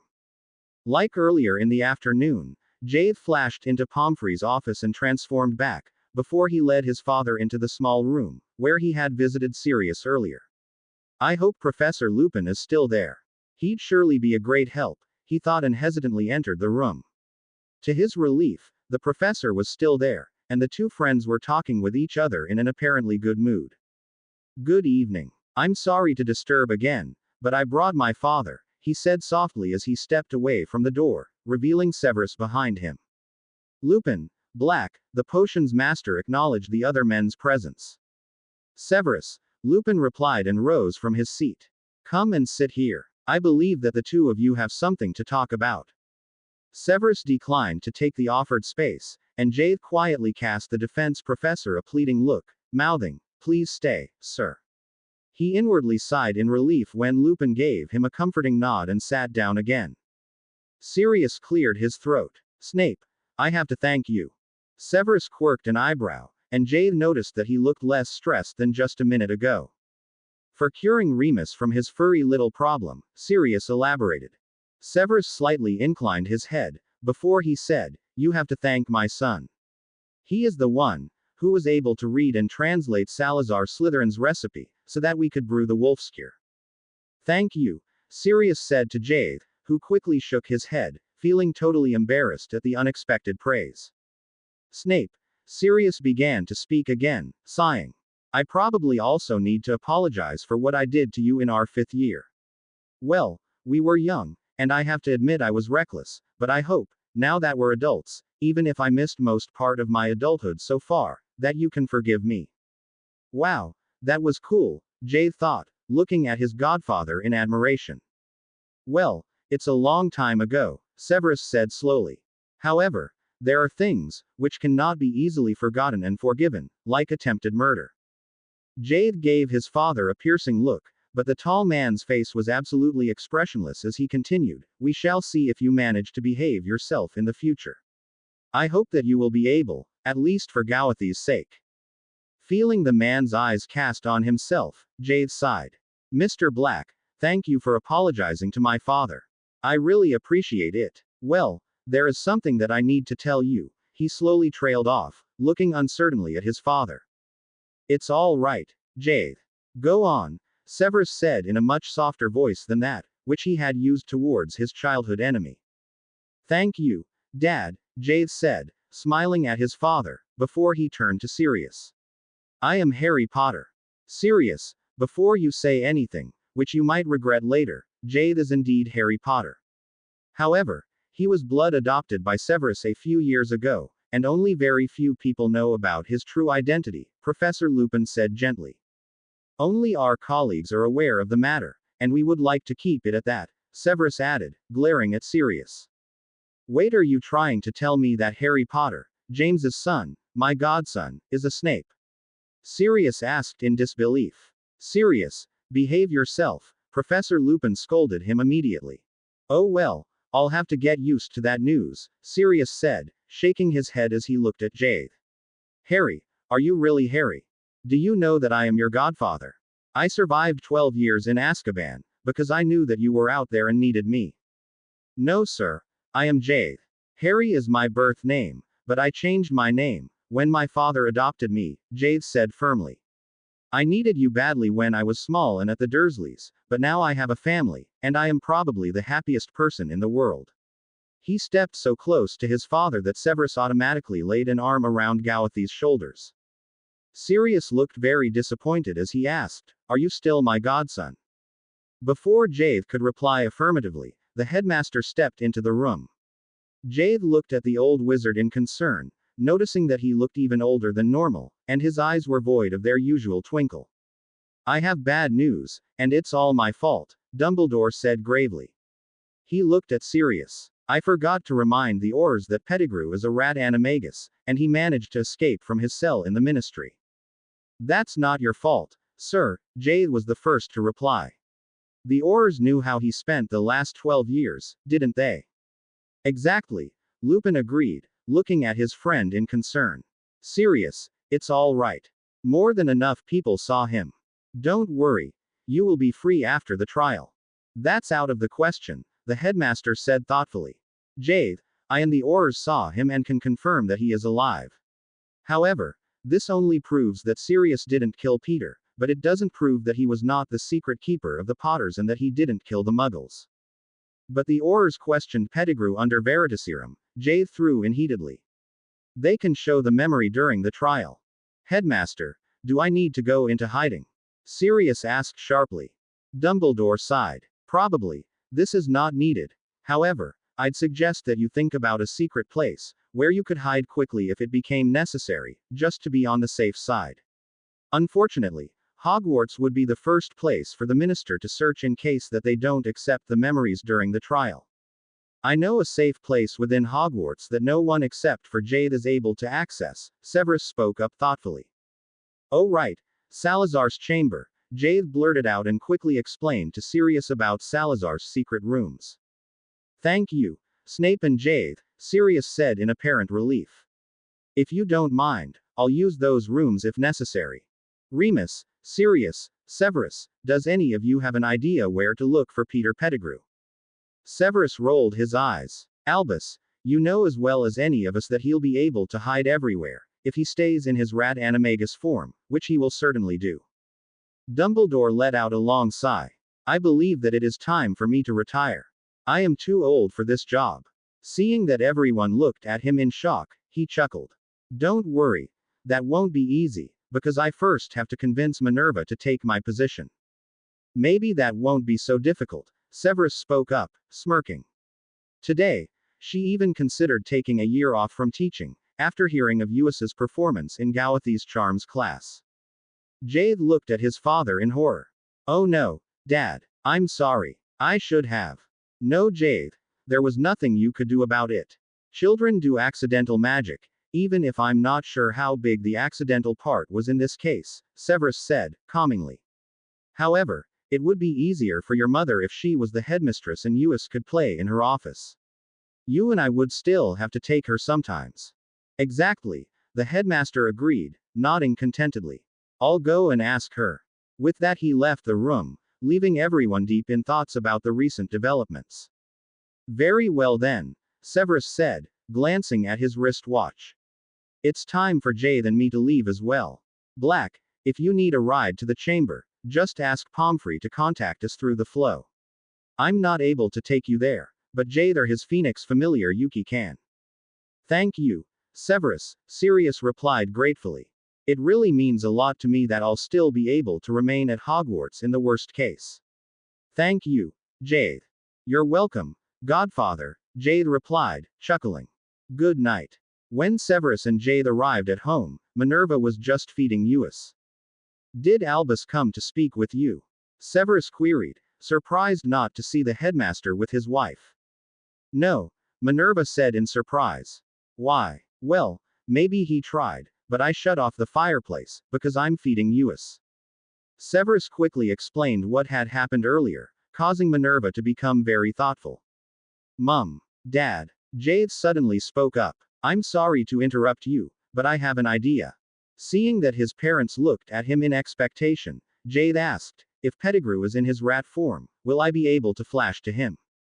Minerva and Severus exchanged a confused glance, before both of them nodded, and Severus said, of course. However, I won't let you go alone. I'll come with you and try to stun him, so that we can catch him. No, Severus. Minerva shook his head and handed him Uis, who had just finished drinking. Here, take your daughter and make her burp please. I'm going to go with Jade. Minerva, you're only a cat animagus. I am a lynx. I'd be much safer than you, Severus protested. However, Minerva replied firm. Jade, are you fit enough to leave right away, or do you want to wait until the morning and get some sleep first? Minerva asked gently. Now feeling fully awake, Jade transformed into his phoenix form, invitingly turning his back towards Minerva. When he felt her hold on to his tail feathers, he thought of the pig-like man and his rat form and flashed away. They arrived in a very dark place. Jade blinked, but he could barely recognize his surroundings. It smells like fish, he mused, and the ground is muddy. He felt a small movement as his mother pulled her wand and wondered, where is Pettigrew? All of a sudden, Minerva cast a stunning spell. Did she just stun Pettigrew? How could she see the rat? Jade wondered, feeling totally stupid. Maybe I should transform in something else.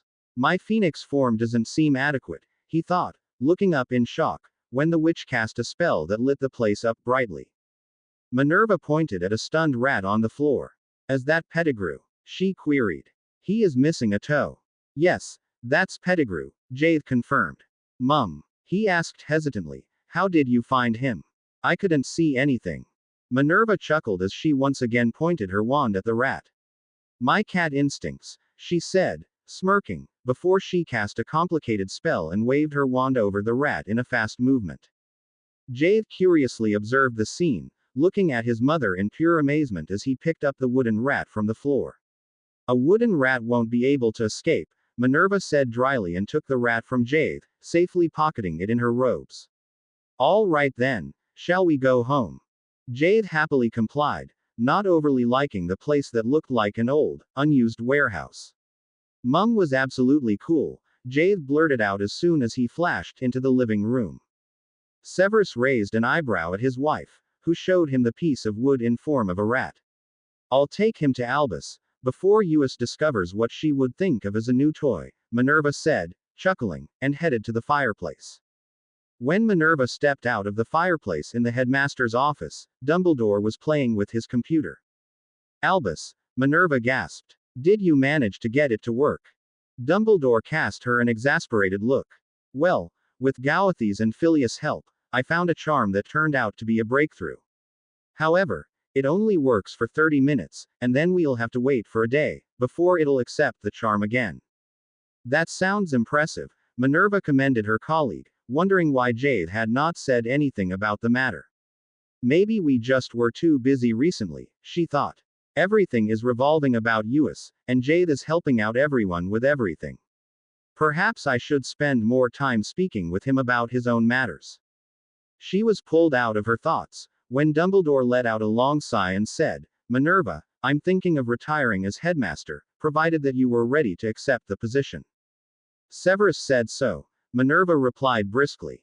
However, I don't understand why you want to quit your position all of a sudden. What are you going to do? Dumbledore chuckled and offered Minerva a lemo drop, which she declined, glaring at him in exasperation.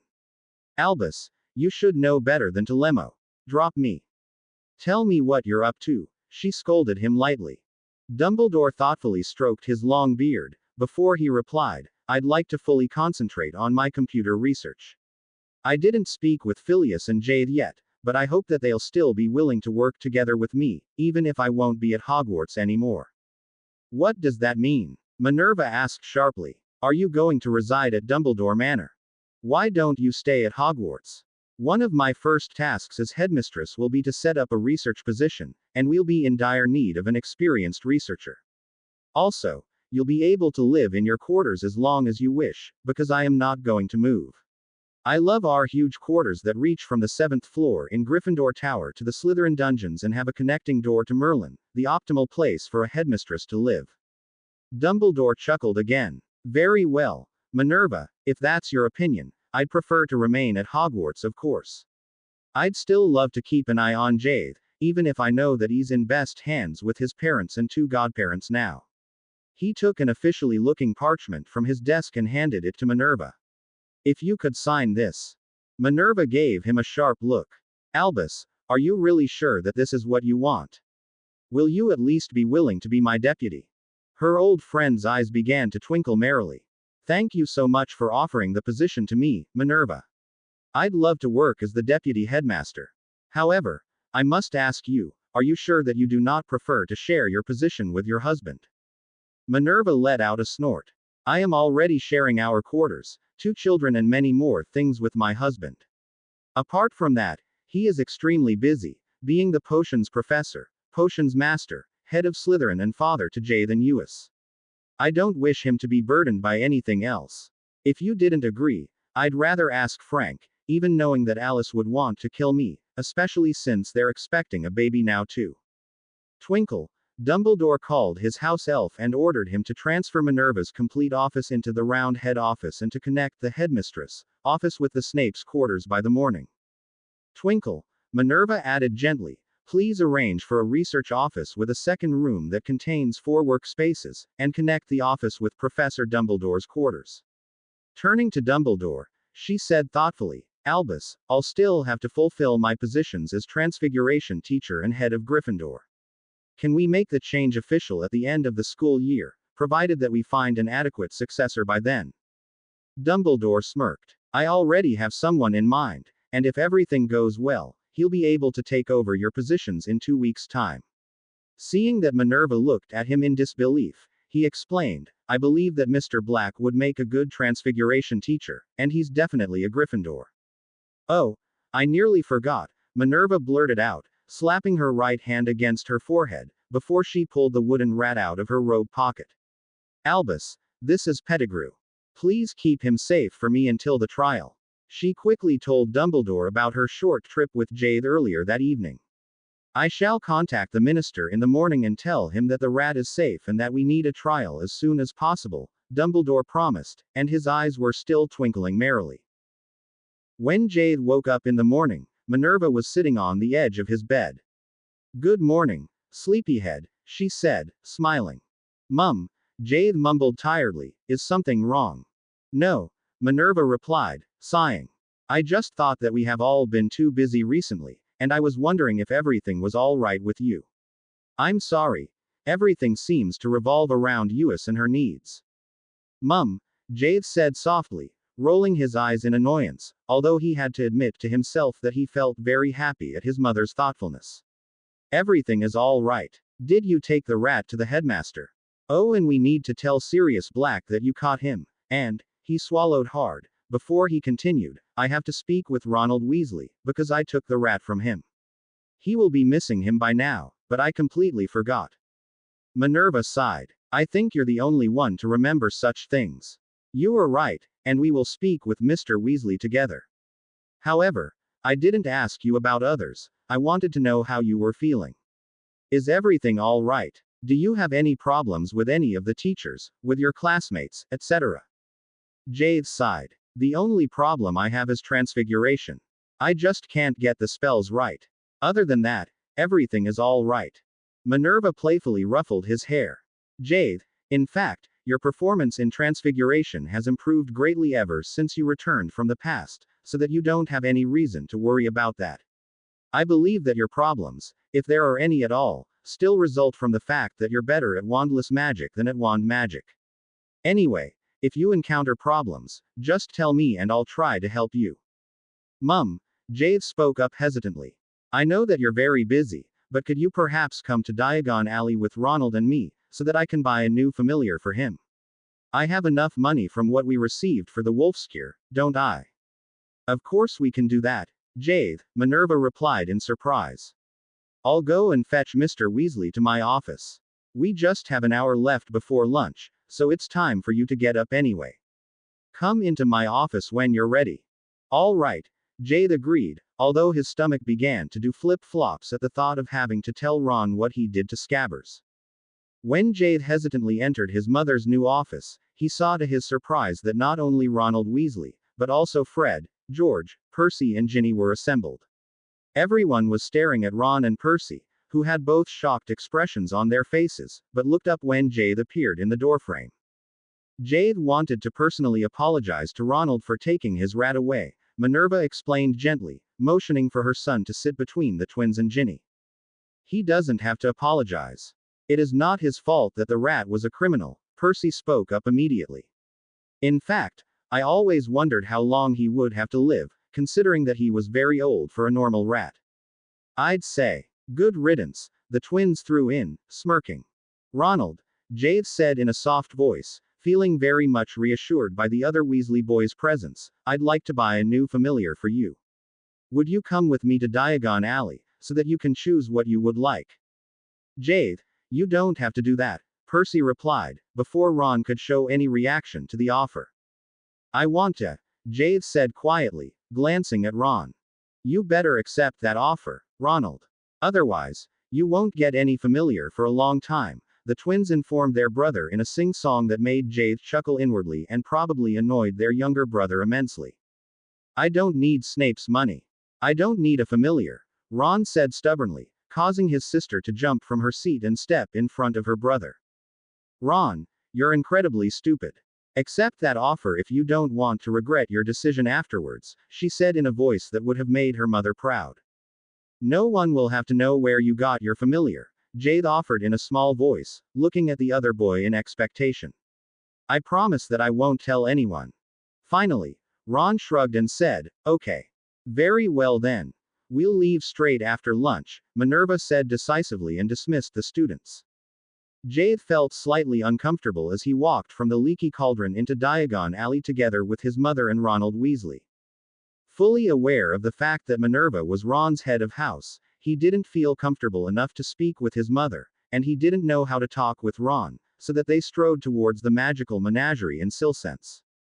When they entered the shop that was slightly dark and full with all kinds of animals, Jade looked around with interest. There were cats of every color, huge purple toads, rabbits, tortoises and snakes. Suddenly, his eyes fell on an enormous, orange toad that was spitting out a brown mass that looked like a frog. What are those? Jade blurted out, staring at the animal. Minerva and Ron followed his gaze, chuckling when Jade suddenly jumped back, startled, as the frog took a jump into his direction. This is a very rare magical toad, the owner, a plump witch, who was wearing heavy black spectacles, explained enthusiastically. If he's fed with the Saccharum Expuero potion once a month and receives 1 cup of cocoa on a weekly basis, he spits out chocolate frogs. Care to try one? She held one out to Ronald, before she turned to the toad. 2 more please, Wonka. Wonka, Ron blurted out, giving the witch a questioning look. Oh well, that's from a Muggle film, in which a Mr. Wonka owns a chocolate factory, the witch explained patiently. He is a rare species. Are you interested? No, Ron replied quickly. I wouldn't be able to feed him a special potion every month. Is that a normal potion? Jade inquired. I mean a potion, which can be brewed with normal ingredients. If so, I can brew it for you, he offered, turning to Ron. It doesn't afford any rare ingredients, however, it is a bit difficult to brew for small boys, the witch replied, eyeing Jade disparagingly. My son is able to brew the Wolfscure potion and is about to receive the Order of Merlin First Class for curing werewolves together with his father, Minerva said firmly, using the tone, which she normally reserved for students in detention. Thank you, Mum, Jade thought to his mother, feeling very grateful that Minerva had stood up for him. Oh well, then it won't be a problem for the young man, the witch said quickly and in a much gentler tone. You managed to brew a cure for the werewolves. That is a huge success indeed, which warrants for a special offer.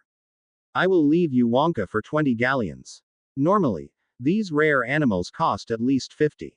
Ignoring Ron's gasp, Jade thanked the witch profusely, before he asked, Ron, would you like to have him as your familiar? The potion won't be a problem. If I can't brew it, I'm sure that my father will help me. Ron looked straight at Harry. Are you sure? That's a lot of money and a lot of work every month, he said hesitantly, before he turned his eyes to longingly look at the toad. We take him, Jade informed the witch, and a few minutes later, the small group was on their way back to Hogwarts with Wonka in a wooden cage. When they stepped out of the fireplace in Minerva's office, Jade promised to brew the potion and send Yuki to take it to Ron right away. Thank you, and thank you so much for the toad, Ron replied, and a huge smile appeared on his face. You're welcome. Maybe I'll come and beg you for a chocolate frog sometime, Jade chuckled. Do you know where I can get cocoa for Wonka? Ron whispered, causing Jade to look at him in surprise. In the kitchen, he said matter-of-factly, or you can just ask a house elf. Seeing that the other boy looked at him in confusion, he glanced at his mother, who was completely absorbed by a parchment, which she was studying intensely. Come on, I'll show you where the kitchen is, he whispered and pulled Ron out of the room. I'd never thought I'd come here together with Ron, he thought as he showed the Gryffindor how to tickle the pair in order to get into the huge Hogwarts kitchen. The 2 boys had hot cocoa together, while the house elves carefully tried to feed the toad, who made a total mess of his drink, on the floor. Thank Merlin, the elves are so helpful, Jade thought. I like chocolate frogs, but Wonka is disgusting. When Jade returned home, his parents were engaged in a lively discussion. Minerva, I don't care what Albus promised to anyone. I am going to tell that meddling old coot that I will not to support these busybodies with their awe. Jade, did everything go well? Severus interrupted himself in a much friendlier voice upon seeing his son. Oh, he seems very upset, Jade realized and told his father about the chocolate frog spitting toad. How disgusting, Severus replied, smirking, as he held his hand out. Show me the recipe. He skimmed the parchment that Jade had received from the owner of the magical menagerie and handed it back. That shouldn't be a problem for you. You can brew it in my lab. I need to brew something for Professor Pomfrey anyway. Dad, Jade asked his father, while he carefully chopped his ingredients, what did Dumbledore do now? You were very upset when I came home. Severus let out a long sigh that told Jade that he was still upset. Professor Dumbledore has promised the minister that we were going to participate in a party at the ministry, during which the minister wants to award us the Order of Merlin. A completely unnecessary event.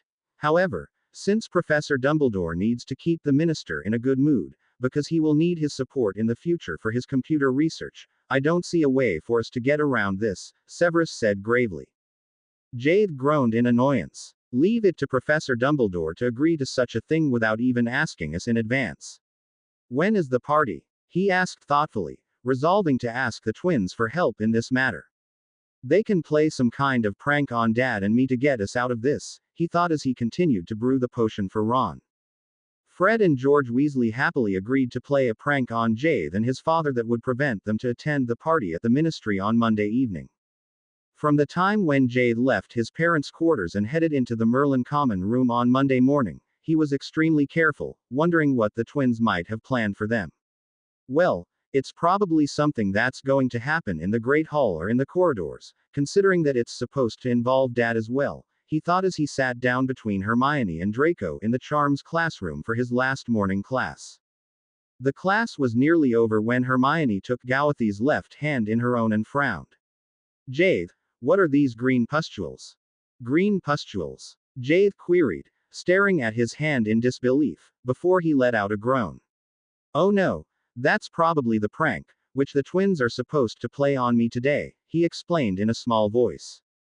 A prank? Are you sure? Hermione asked in concern. That looks like a rash. Jade, I think you should go to Professor Pomfrey and have her check on you. I'm fine, Jade replied in annoyance, although he had to admit that he hadn't been feeling overly well the whole morning. I'll just go home and ask my parents. I wouldn't do that. Even if it's probably only a prank, it could be contagious, and you wouldn't want to get you sick, Hermione said sternly. Jade rolled his eyes and thought to his father, Dad, I have a strange green rash on my hands. Do you have that, too? Why would I have such a thing?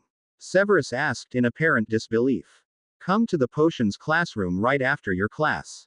Dad, I'm sure this is part of a prank, Jade admitted. However, he obediently trailed to the potions classroom to see his father as soon as Professor Flitwick dismissed the students.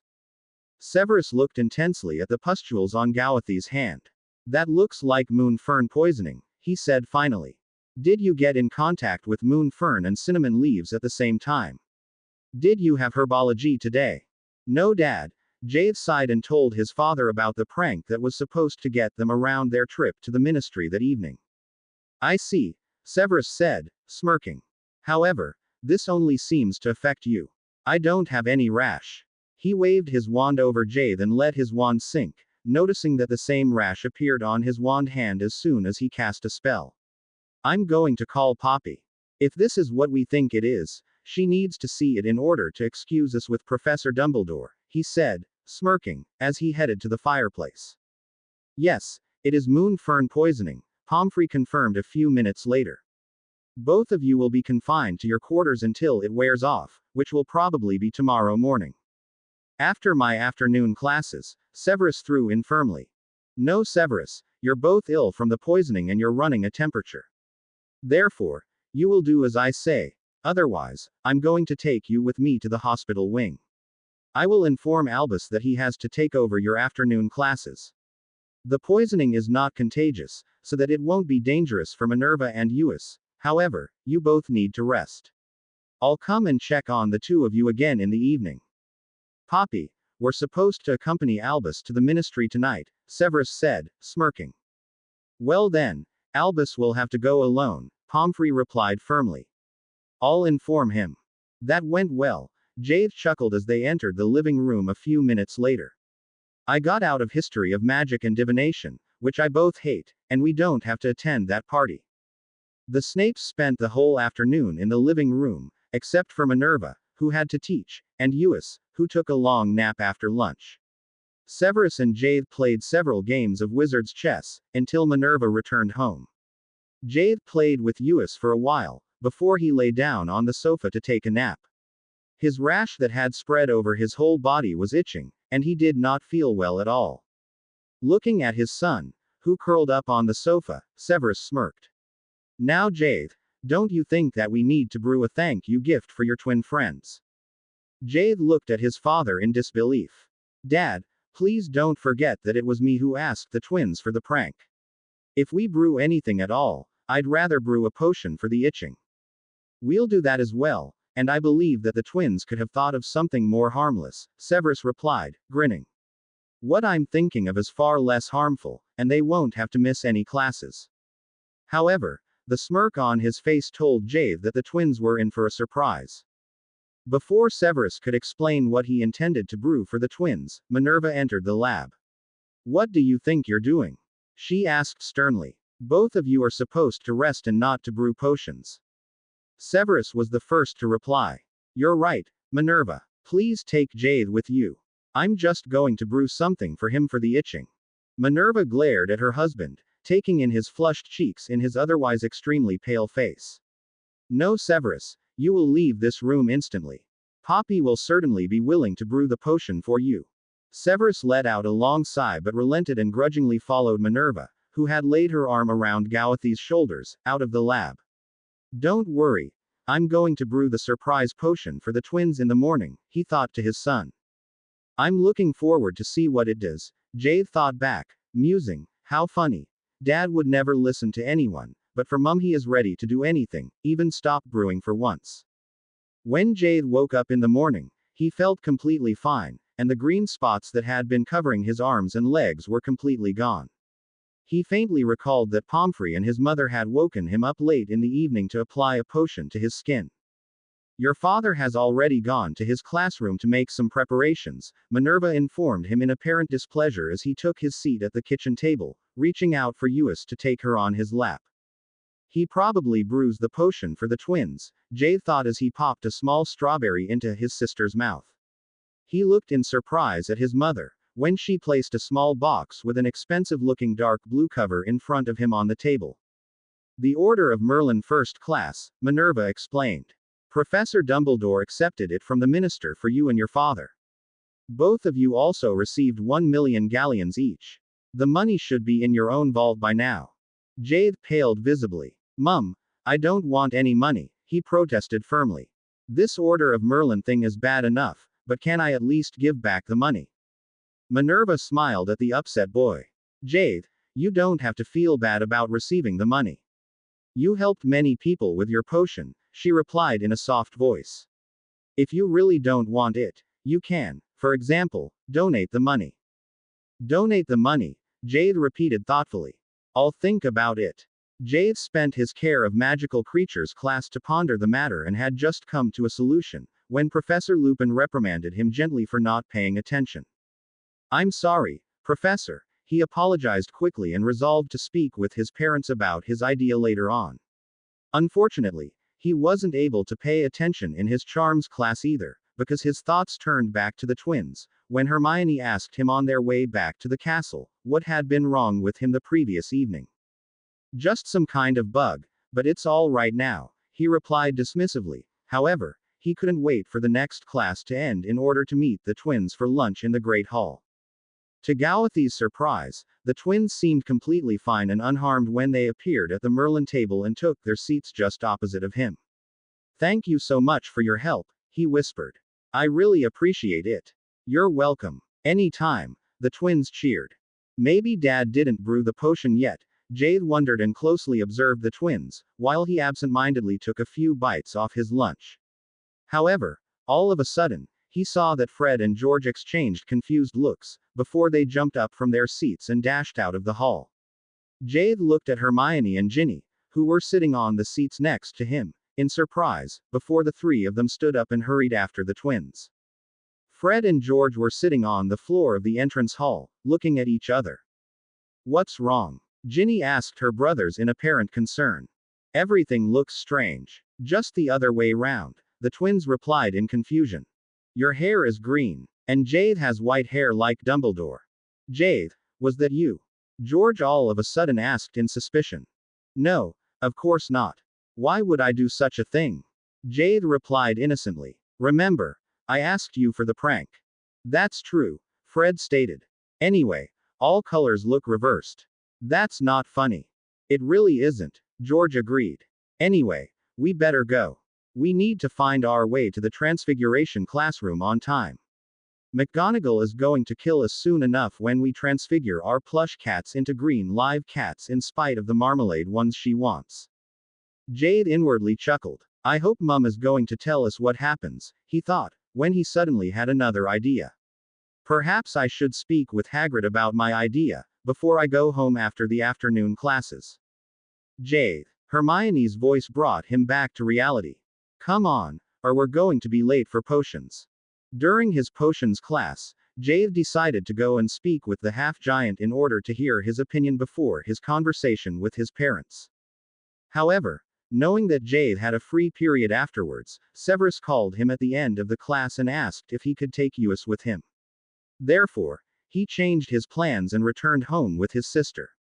"Oh well, it doesn't really matter," he thought, sighing. "I have lots of homework left anyway, since I couldn't do anything yesterday. I hope she'll sleep for a while." Fortunately, Uis did him the favor and took a long nap next to Jade on the sofa with Iroh curled up next to her, so that Jade could work on his assignments, until his parents came home after the last afternoon class. Jade noticed quickly that his mother was in an extremely bad mood. "Severus, would you mind having the Weasley twins in detention tonight?" she asked briskly as soon as she entered the room. Severus, who had just made himself comfortable in his favorite armchair with a pile of parchments and a red quill, looked up, quirking an eyebrow. "No problem, but why is that?" he asked in surprise. Jade looked up with a mixture of guilt and amusement as Minerva began to explain what happened in her first afternoon class. "I made the fifth years practice a transfiguration, which is frequently used in the owl examination. They had to transfigure a button into the blue equatorial jungle tree climbing frog and put them into the box on my desk, so that I could transfigure them back in one go." Jade glanced at his father. However, the potion master's face remained expressionless as Minerva continued. "Anyway, the twins saw fit to transfigure their buttons into the very dangerous red Madagascar tree frog." She let out a long sigh. "Of course, the red frog is not dangerous per se. They are perfectly harmless together with their own kind, but being put together with their related species in one box, there is mayhem." The blue frogs turned to red and their size multiplied by 10, before they exploded, spreading the frog entrails over the whole classroom. They were dripping from the walls, from the torches, and even from my glasses. It was horrible. Anyway, I assigned the twins detention with you tonight after dinner for endangering their classmates. Thank Merlin I didn't have Uis with me this afternoon." Jade looked at his sister, noticing that she stirred at her mother's upset voice. "It's all right, little one," he softly whispered into her ear, before he pulled her up to sit on his lap, seeing from the corner of his eyes how Severus pulled Minerva into an embrace. "Wait a moment, Uis, Mummy will feed you in a minute," he soothingly told the girl, when her mouth stretched as if she was about to whimper. Uis's eyes met his own, and the girl leaned against his chest, her small thumb on its way into her mouth, while Iroh climbed up onto Gawathi's shoulder to continue her nap in his neck. "Hey Iroh," Jade whispered, "where is Hikaru?" Only now he realized that he hadn't seen the male Chimegais the whole afternoon. "He went into the forest to look for a breeding spot," Iroh admitted hesitantly. "Wow, are we going to get small Chimegaises soon?" Jade blurted out in surprise. "That's too cool. Oh, But you don't need a breeding spot. We can make one for you. Perhaps on the roof. He gave his father a questioning look. On the roof would be a good place, Severus replied thoughtfully. If Iroh and Hikaru tell us what they need, we can provide an adequate breeding place for them. The Chimegais happily agreed, and Severus continued, we'll have to do this later tonight after the twins' detention or tomorrow afternoon though. Are you really going to give them detention? Jade thought to his father, clearly shocked. It's not their fault at all. Severus smirked. Your mother doesn't have to know that. It would only make her more upset. I'm going to teach them how to brew the potion, which I made for them this morning, he thought back to Jade. Dad, Jade asked aloud, may I join you in the classroom for the detention? Seeing that Minerva cast him a disbelieving look, he explained quickly, it's always funny to watch the twins in detention. I can go as a fly if that's more convenient for you. Severus chuckled. Are you finished with your homework? He asked sternly. You probably have a lot to catch up from last night. Jade frowned. That's true, he admitted in a small voice. But I've only charms and potions left. I can still do that after the detention. No, you won't. You will do your homework right after dinner, Minerva contradicted firmly. I had to promise Professor Pomfrey that I'd send you to bed early tonight. Jade rolled his eyes in annoyance but knew better than to disagree with his mother, who still was in a bad mood anyway. Can we at least talk for a few minutes after Dad's detention? He asked pleadingly. I'd like to discuss something with the two of you. Of course, Jade, Minerva replied softly as she picked up Uis, who was busily trying to pull Gawathi's wand out of his robe pocket. No, young lady, you're not going to do any magic for a while. Let's take you to the Great Hall for dinner. Jade quickly ate his dinner and flashed straight home in order to do his homework as soon as possible. When he was finished, he telepathically asked his father if he could still come into the potions classroom, and Severus agreed. However, just when Jade was about to step through the connecting door into his father's office, Professor Dumbledore's head appeared in the fireplace. Minerva, may I speak with you for a moment? The old wizard asked gently, and Minerva motioned for him to step through. Jade, could you take Uis with you until we're finished please? She asked, and Jade grudgingly complied. He quickly pondered taking his sister with him to the potions classroom but dismissed the thought, thinking that it would be too dangerous to take her to a detention with the twins. You never know what's going to happen if they are involved, he decided, startled when the headmaster motioned for him to stay. This concerns you as well, Jade, Dumbledore said gravely. On Monday next week, Sirius is going to have his trial. Since Pettigrew is caught, I don't think that you'll have to make a statement. However, just to be sure that we can give all information, which is needed, I'd like to ask you to accompany me to the ministry on Monday right after breakfast. You will be excused from your classes. Jade glanced at Minerva, while he absent-mindedly held Uis's hand as she eagerly tried to do a few steps through the room. I think it would be good if you joined Professor Dumbledore and Mr. Black, Minerva said thoughtfully, smiling as she reached out for her daughter to come into her arms.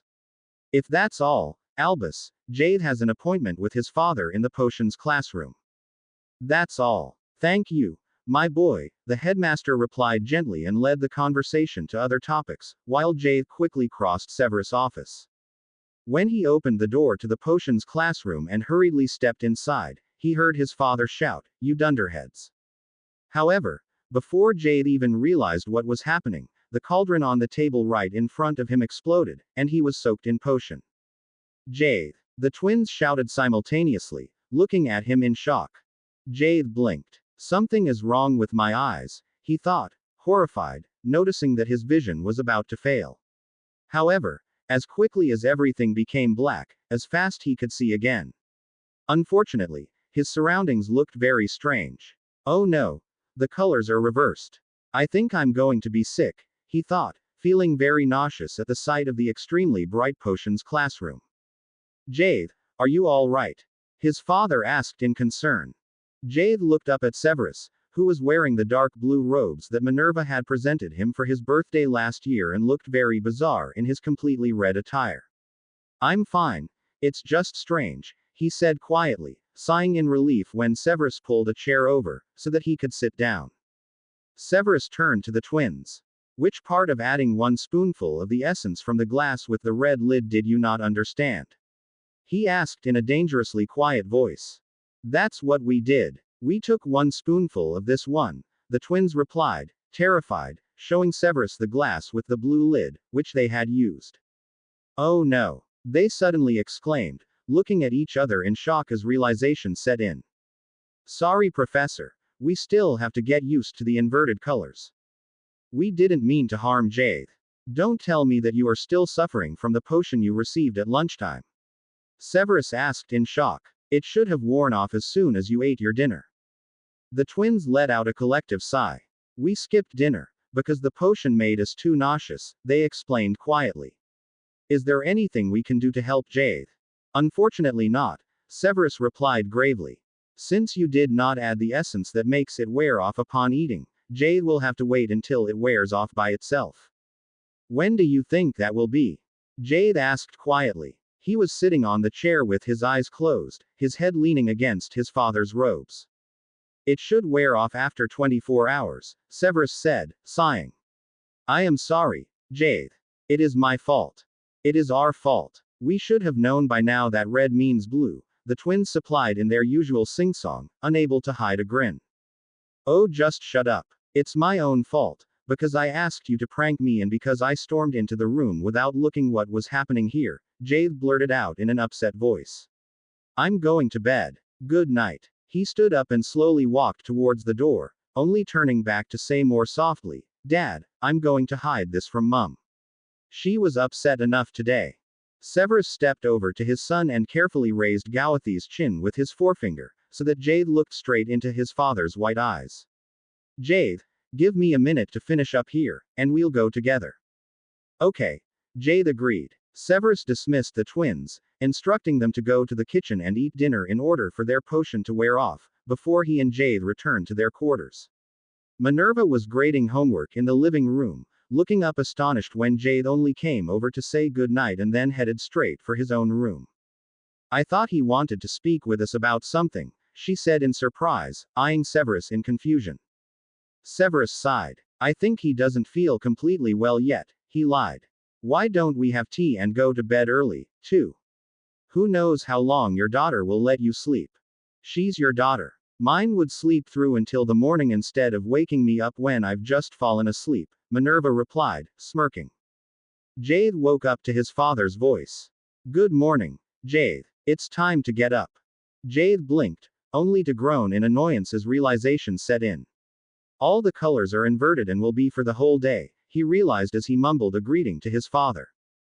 Jade, I am really sorry, Severus said, and Jade noticed from his voice and his expression that his father was probably feeling awful at the thought of how irresponsible he had been, when he made the twins brew a potion without confirming that the effects of his prank potion had worn off.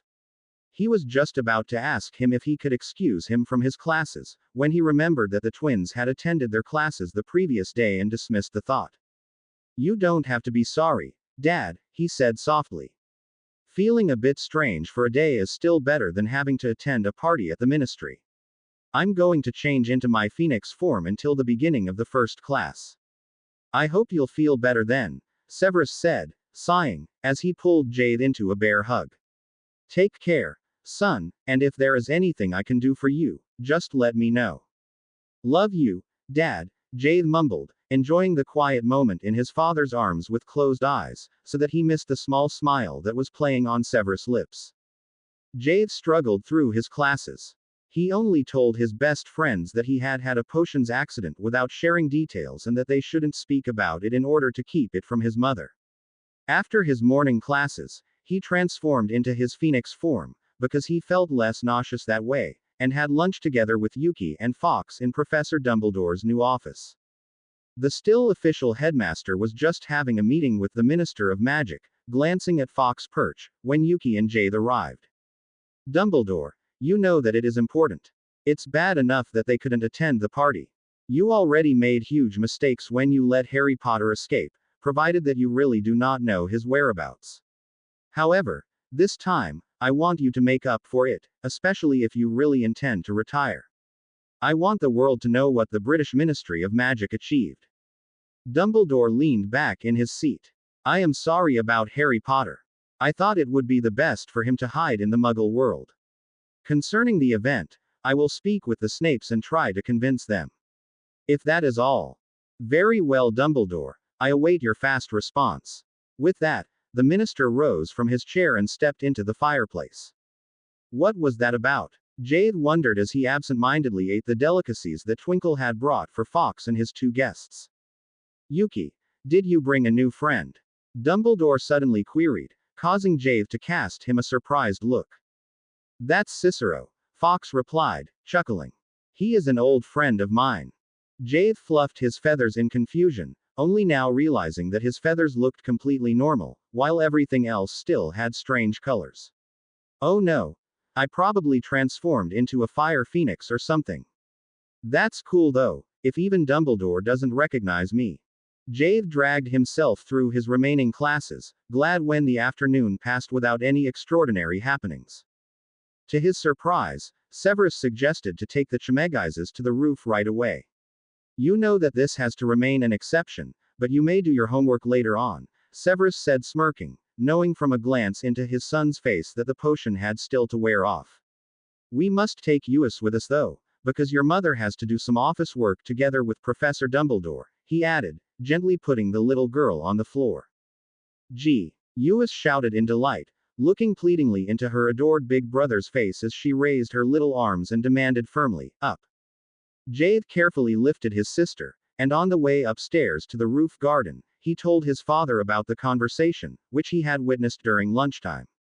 That meddling old coot, Severus blurted out angrily. No, he hasn't spoken with me yet, but I can imagine what he wants. He let out a long sigh. Fudge is someone who always wants publicity. I am sure that he wants us to have an interview with Rita Skeeter. Seeing that Jade looked at him questioningly, Severus interrupted himself to explain, an extremely annoying female reporter from the Daily Prophet, to announce how grateful we are that Fudge arranged for the potions to be administered at St. Mungo's. He sighed. If there is anyone who helped us, it was Healer O'Brien, who is always very cooperative. Jade chuckled, shifting Uis onto his other arm. He gets along with my head of house pretty well, doesn't he? Severus glared at him, unable to hide a small smile. Don't you dare say anything to either of them, he replied sternly. Anyway, even if I don't appreciate you eavesdropping on others, I'm glad to know what Professor Dumbledore is planning. This gives me time to speak with Healer O'Brien beforehand and perhaps arrange something with Skeeter, before Professor Dumbledore can act, although she is an annoying by.ch. I don't know about you, but I will definitely not participate in any press conference. I won't either, Jade said quickly. Very well then, I'll write a small report for her to post in the paper, if she swears a wizard's oath that she will not change as much as one single word. How is that? That will make any press conference completely unnecessary. Dad, Jade said hesitantly, as far as I know, Luna's father is the editor of the Quibbler. Why don't you send your article to him, if you despise Skeeter so much? Frankly speaking, Luna asked me a long time ago if I was willing to speak with her father about the Wolfscure potion, because he was interested to write about it. But I declined, because I wanted to keep quiet about the matter. I didn't know that they were going to make such a fuss with the Order of Merlin, so that everyone knows about it anyway. Severus gave him a thoughtful look. Very well then, let's speak with Ms. Lovegood later on. Maybe she can call her father and ask him. I'd appreciate if we could get around Seeker. He turned to his daughter. Now Uis, you're getting too heavy for your brother to carry you all the time. Get down now and stay away from the plants. Otherwise, he said, gently tickling the little girl's toes, I'm going to use your toes for potions ingredients. Uis giggled happily and let herself sink to the ground to crawl as Jade carefully placed her on the grass. Now Iroh, where do you want your nest? Severus queried, looking for the Chemeguises. Only now, Jade realized that the two Chemeguises had left his shoulders and were contentedly busying themselves at one corner of the roof garden. I think they already found a spot, he said, chuckling as he pointed at his familiar. That is an adequate spot, Severus agreed, causing Jade to inwardly sigh in relief. I just want to get over with everything, he thought. I can't wait for my vision to return to normal. He absent-mindedly noticed that Severus called Cicero and instructed him to help the Animaguses, before he picked up his daughter and motioned for Jade to follow him back home. At the door that led inside to their quarters, Severus stopped and waved his wand at the door, making a small flap appear, just large enough for a Animagus to pass. Ah, that's a brilliant idea, Jade said gratefully. Thank you, Dad. Severus gave Jade a sharp look. Do you still see the colors reversed? He asked in a soft voice. Yes, Jade replied. Just ignore me. It's bad enough that I can't see properly, he thought, feeling very annoyed at his father's concern. It's all right, Dad, it should wear off soon. Severus glanced at his wrist watch. Well, I suggest having dinner at home then. Uis, are you hungry? Jade chuckled as the girl squealed in delight and tried to run on her still unsteady, small legs, until she stumbled, landing on the floor a few meters before reaching the table. You're getting fast, he laughed as he gently picked up the girl and sat her into her high chair. When Minerva returned home after dinner, Severus and Jade informed her about their plan of speaking with Mr. Lovegood. I believe that's a very good idea. Professor Dumbledore said something about having to hold a press conference to please Minister Fudge, Minerva said thoughtfully. Jade, why don't you go and fetch Ms. Lovegood? She can contact her father from our fireplace, if she thinks that he might be interested. Seeing that Jade hesitated, she asked in concern, is everything all right, Jade? Yes, Jade replied, smiling, before he thought to his father, thank Merlin, the potion has worn off now. I can see properly. I am very glad and relieved to hear that. I am really sorry, Jade, Severus replied immediately. Seeing that his mother looked at him questioningly, Jade said, I just thought, maybe Mr. Lovegood would be interested in my idea as well. However, I'd prefer to share it just with the two of you first. Looking at his sister, who was fast asleep next to him on the sofa, he smiled and said, I already know that Uis will agree right away. Minerva let out a snort. Uis would agree to anything that you might suggest, she said, smiling fondly at the boy. Jade rolled his eyes and sighed. Well, it's nothing very special, but I'd like to have a zoo for magical creatures, if possible on the far end of the Hogwarts grounds right next to the forest, so that the animals don't have to be completely locked in but can freely go into the forest and come back as they please. Since there is no need for the Shrieking Shack anymore, I thought that we could rebuild it accordingly, giving each animal inside and outside rooms. Before his parents, who were sitting there, staring at him in surprise, could react, he explained, I haven't spoken with him yet, but I'd love Hagrid to look after the animals, provided that our new headmistress will approve my idea. He smirked, glancing at Minerva. The potions master thoughtfully ran a hand through his hair and asked, and how do you plan to make the animals return from the forest? Jade chuckled. It should be possible to put a charm on them that'll make them come back after a certain amount of time, shouldn't it? Of course, that won't be a problem. I am sure Professor Flitwick would be happy to help you with the charm, Minerva agreed. Where are you going to get the animals? Severus inquired, raising an eyebrow at his son. Jade glanced at Yuki, who was cuddling with Fox on her perch.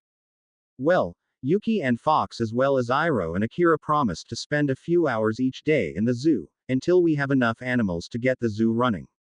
I also thought I could go into the forest in several magical forms and talk to the animals there. Maybe some of them would like to have a place to sleep in safety and get food on a regular basis. We could fix a time, for example in the afternoon or during the weekends, when all animals have to be in the zoo, while they'll be free at all other times, Jade said unsurely, absent-mindedly trying to free his forefinger out of Uis's strong grip. Even when she's asleep, she is that strong, he thought in surprise. I also intend to buy a few animals at the magical menagerie.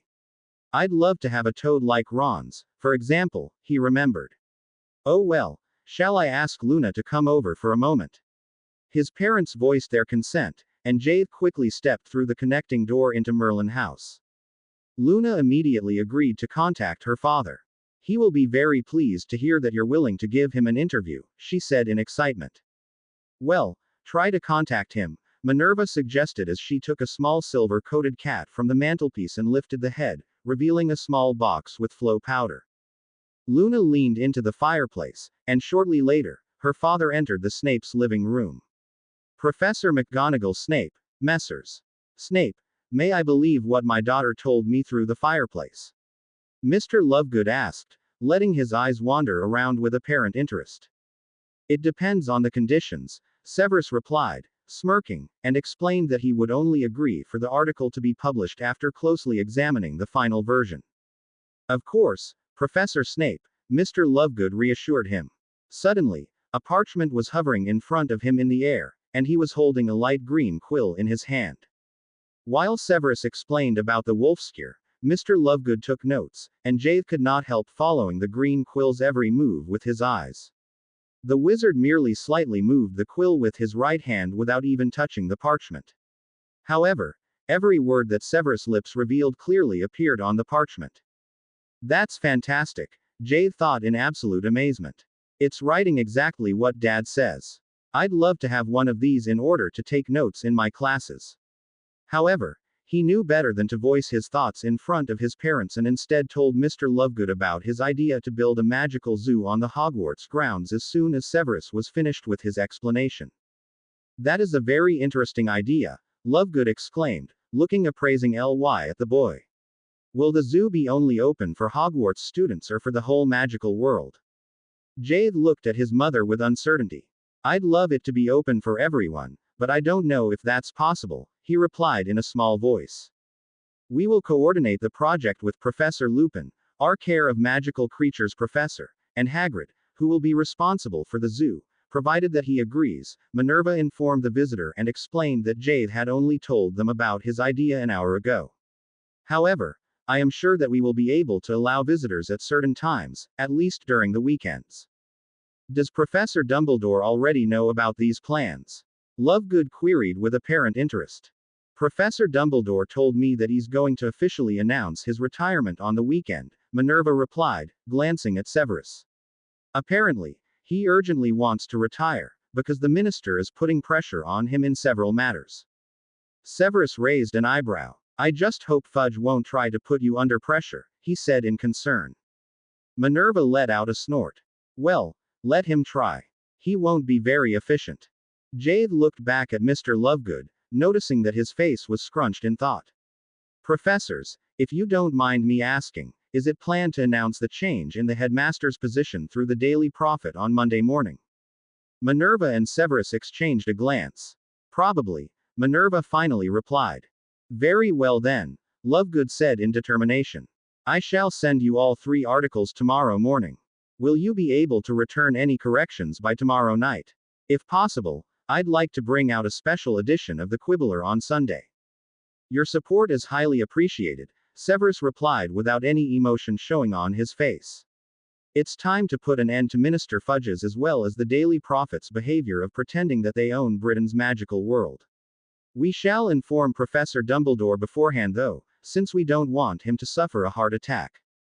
Minerva replied in agreement and exchanged a few more words with the reporter about the change of positions at Hogwarts. In the meantime, Jade let his eyes wander around.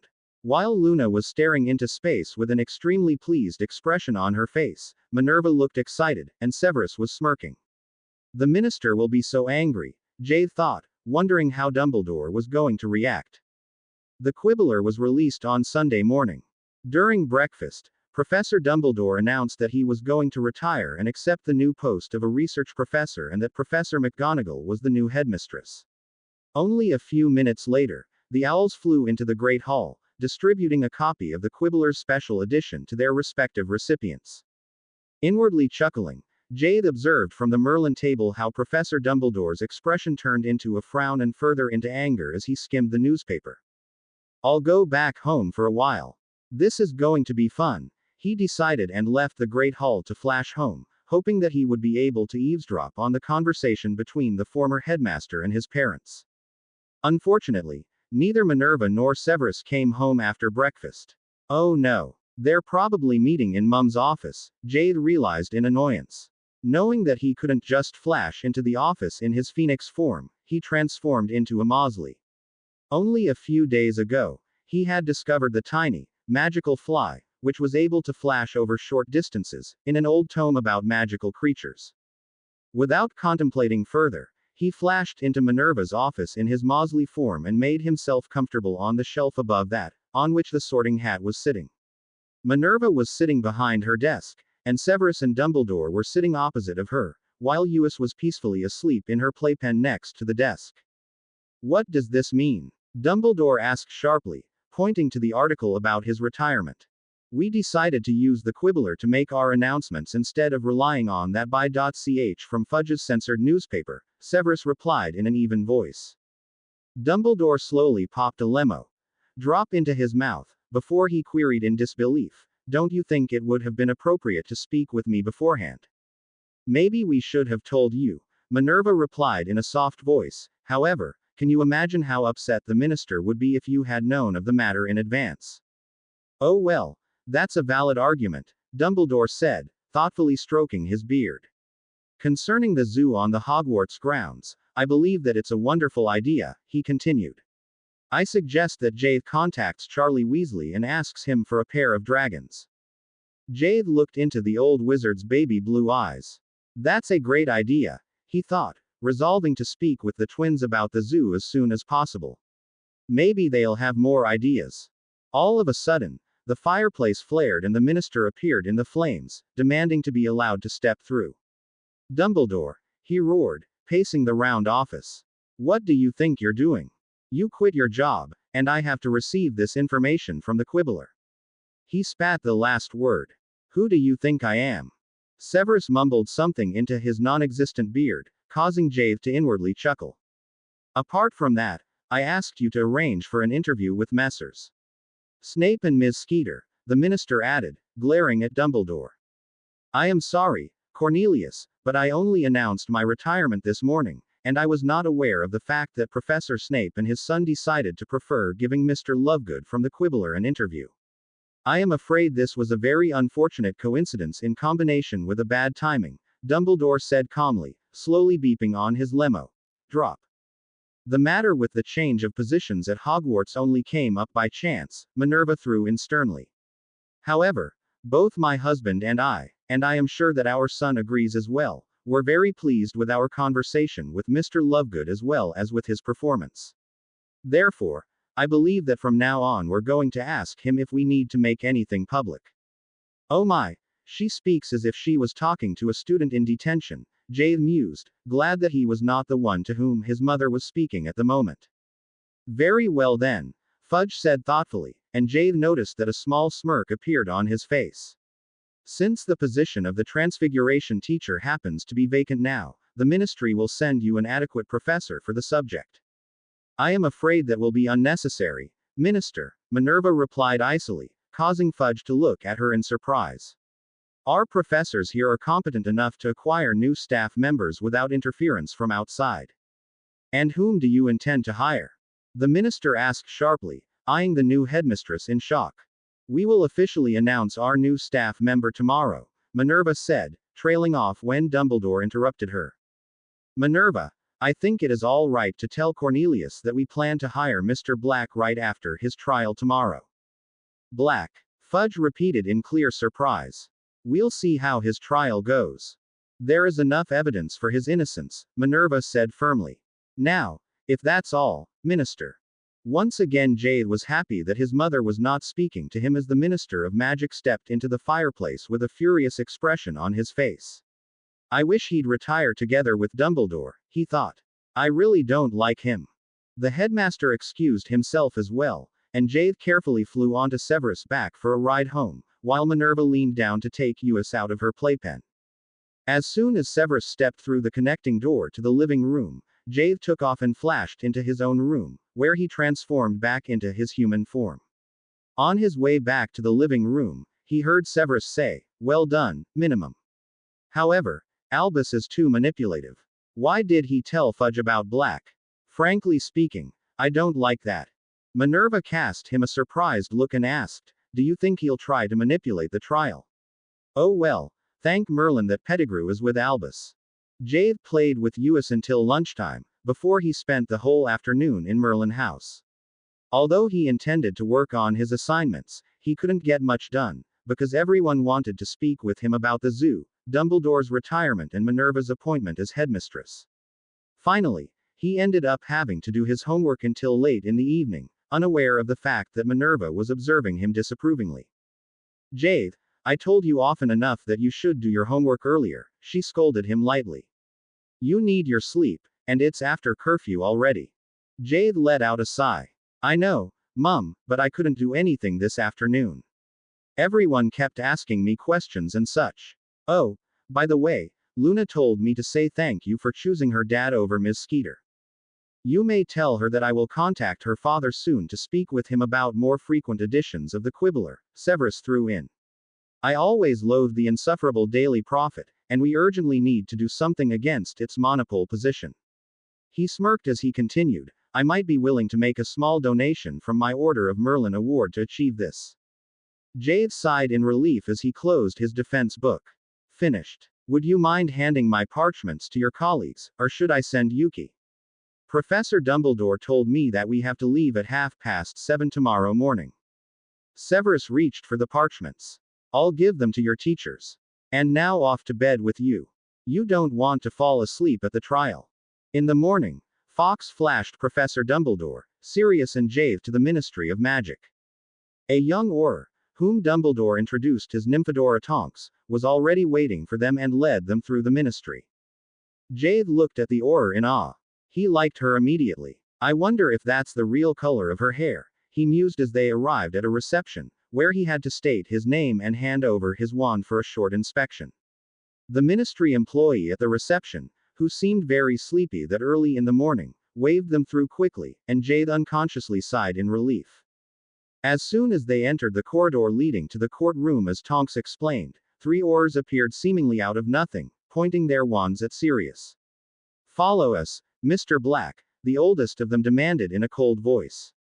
Sirius nodded and turned around to leave with the Aurors through a dark wooden door, which Jade hadn't even noticed so far. Good luck, Sirius, Jade said quickly, causing his godfather to wave his hand to him from over his head without turning around. With a strange feeling of foreboding, Jade hesitantly entered the courtroom together with Dumbledore and the young female Auror with the bright pink hair. Jade looked around the courtroom in confusion. Why are so many people here? He wondered. When he hesitantly voiced his question, Dumbledore looked at him with a sad smile on his face.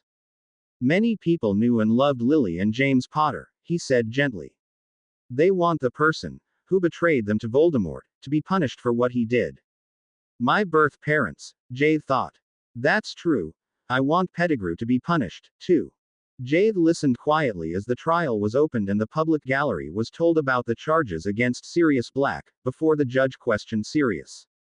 Afterwards, several people, among them Professor Dumbledore, were asked to give their testimony. What about Pettigrew? Jade wondered, when finally, the judge turned to Sirius once more. Do you have any proof that Pettigrew is alive? He queried. Sirius glared at Dumbledore in confusion. Of course, sir. Jade Snape and Professor McGonagall Snape captured him and left him in Professor Dumbledore's care. Where is that damn rat? Do not shout, one of the Aurors admonished him harshly, causing Sirius to sit down with a furious expression on his face. Professor Dumbledore rose from his seat. What Mr. Black says is absolutely correct. Mr. Pettigrew was in my care, until I handed him to Minister Fudge last week, when I retired from my position as headmaster of Hogwarts and cleared my office. Now Cornelius, where is Pettigrew? Fudge stood up and replied, I am sorry, but he seems to have escaped this morning as soon as the Aurors tried to transfigure him back. I therefore doubt that it was Pettigrew at all. Probably, it was just a normal rat. Jade noticed that the minister seemed very pleased about something. He let out a groan. He let him escape to take revenge on Mum, he thought in absolute annoyance and dislike for the minister as he hesitantly rose from his seat. Excuse me, sir, but I am a Phoenix Animagus and as such able to flash myself to anyone. Will I be excused for a few minutes in order to try to catch Pettigrew? I saw him in his human form, and I know that he's alive. How old are you, boy? Fudge sneered, before he turned to the judge. He is only 13 and certainly looking for attention. Dumbledore jumped from his seat. I will go. Jade, you stay here. Fawkes. Instantly, the Phoenix arrived in front of the old wizard, and before everyone knew what happened, Dumbledore disappeared together with his familiar. The judge announced a 30-minute break, and everyone began to talk simultaneously. Jade realized that everyone but him, Dumbledore and Sirius seemed to thoroughly enjoy the situation, especially the reporters, who were standing around Sirius and Fudge, feverishly taking notes. Thank Merlin they leave me in peace, he thought, deciding to unobtrusively remain on his seat. I'd love to speak with Sirius, however, I don't want to run straight into the spotlight. Jade, you're doing great, a gentle voice caught his attention. It was Tonks. She was now wearing dark blue hair, and Jade stared at her in confusion. Sirius is my cousin, she explained. I really hope that he'll be free afterwards. I just know that he is innocent. He definitely is, Jade reassured her but interrupted himself, when Dumbledore and Fawkes arrived in front of him. Jade, you must come with me. I can't reach him, Dumbledore said gravely. Together with the old wizard, Jade grabbed Fawkes' tail feathers. Fawkes elegantly arrived in a huge field, occasional trees scattered here and there. Before Jade could wonder where they were, Dumbledore pointed to the stump of the tree in front of them. Fawkes told me that he can sense him inside that tree. I assume that he used the small hole over there to get inside. Jade examined the tree, feverishly trying to make a plan. I need an animal that is able to get in there and force him outside, he thought, looking up in confusion, when Dumbledore queried, Jade, do you have an idea? A summoning spell doesn't work, right? Jade asked, quirking an eyebrow. No, he must at least be stunned for the summoning spell to work. However, since I can't see him, I can't stun him. I tried everything that came into my mind in vain, before I returned to fetch you. I thought maybe one of your Animagus forms, Dumbledore admitted, before he trailed off, suddenly looking very old. The Mosley is supposed to be able to stun a person by its bite, Jade recalled what he had read a few days ago. Not even taking the time to explain his plan to the old wizard, he transformed into his phoenix form and further into a Mosley. Flashing himself straight to the rat that was sitting in an empty bird's nest inside the tree, he bit the rat into its backside, causing the small animal to remain unmoving. In the meantime, Dumbledore had conjured a cage, into which he put the summoned rat without releasing it from its stupor. Together with the caged Animagus, they returned straight into the courtroom. The rest of the trial passed uneventfully, and at 2 o'clock in the afternoon, Sirius Black was a free man. He came over to Jade and sat next to him as a 30-minute break was announced before the trial of Pettigrew. Before Jade knew what happened, the small group was surrounded by reporters, and he found himself being blinded by flashing cameras. Just tell them you're going to give an exclusive interview to Mr. Lovegood from the Quibbler later on, Jade quickly thought to Sirius, who returned a questioning look. Jade nodded, and Sirius turned to the reporters. Leave me in peace. None of you cared that I was thrown into Azkaban, even without a trial or any proof at all. I won't speak to you. Mr. Lovegood, please contact me later on. Thank you, Mr. Black, Mr. Snape, Lovegood said in surprise, slightly inclining his head. Allow me to tell you something, Dumbledore suddenly spoke to the reporters. Did none of you notice the contented look on the minister's face as he announced that Pettigrew had escaped? I handed him the murderer in form of a wooden rat. However, he did not want Mr. Black to be free for reasons, which Mr. Black will reveal to the Quibbler later today. As soon as Mr. Pettigrew's trial commences, I will request a trial against Minister Fudge because of this matter. With that he rose from his seat and crossed the room in a speed that did not give out his age. Jade observed in annoyance how the reporters took notes of Dumbledore's announcement in obvious excitement. I'll never talk to any of them about anything important, he resolved, before he turned to Sirius and exchanged a few words with his godfather. Too soon, the trial began again, and Jade sighed in relief, when the judge decided that they didn't have to hear everyone's evidence again, because they had already provided all the necessary information during Sirius' trial. However, Peter Pettigrew was questioned under veritaserum and admitted that he had done everything that had sent Sirius to Azkaban for 12 years. Jade was just beginning to become really bored, when the prosecutor stopped his interrogation and asked if anyone had still questions for Pettigrew. I have, Dumbledore said firmly. He rose from his seat and walked towards the minister, who was sitting near the jury. Mr. Pettigrew, how exactly did you manage to escape this time? The room turned absolutely quiet as Pettigrew answered, "Last night, Minister Fudge came to me and told me that he'd let me free under the condition that I'd stay away from the human world forever. He apparated me to a huge field, where I spent the last few hours, before I was captured again." Ignoring the collective gasp that followed Pettigrew's statement, Dumbledore turned to the judge. "In my position as the head of the Wizengamot, I ask you now to extend this trial to the Minister of Magic." After a 30-minute break, Fudge was questioned under Veritaserum. "Is it true that you set Mr. Pettigrew free last night?" The judge asked. "Yes. And why was that?" "Because I didn't want Sirius Black to be free." "Are you a supporter of you know who?" "No. Why then did you free Pettigrew?" "Because I wanted to take revenge on Professors Dumbledore and McGonagall Snape. They want to prevent me and the Ministry to take more influence on Hogwarts." The questioning continued for 30 minutes, and Jade sighed in relief, when the jury finally retired to decide on its verdict. "It's nearly dinner time," he thought in surprise at how fast the day had passed. "I hope they'll send Fudge to Azkaban together with Pettigrew." He was pulled out of his thoughts when Sirius asked Dumbledore, "Who do you think will become the new Minister of Magic?" Dumbledore thoughtfully stroked his beard, looking at the younger wizard from over his half-moon spectacles. "Maybe Amelia Bones or Arthur Weasley," he said finally. "However, we must await the verdict of the jury first. Some of them might be just as corrupt as a large section of the Ministry." On Tuesday morning, the headlines of the Daily Prophet shouted, "Ex-Minister of Magic, Cornelius Fudge, sentenced to a lifelong stay in Azkaban." A few lines farther down it said, "It leaves us to wonder why Fudge wanted murderer Peter Pettigrew to remain free. We hope that Mr. Sirius Black will be able and willing to enlighten the magical world." Two other large headlines covered the rest of the front page. "Sirius Black innocent," and "The Potters, betrayer Peter Pettigrew key." Ed. "That was fast," Severus commented dryly as he put the newspaper down and motioned for Jade to hurry up.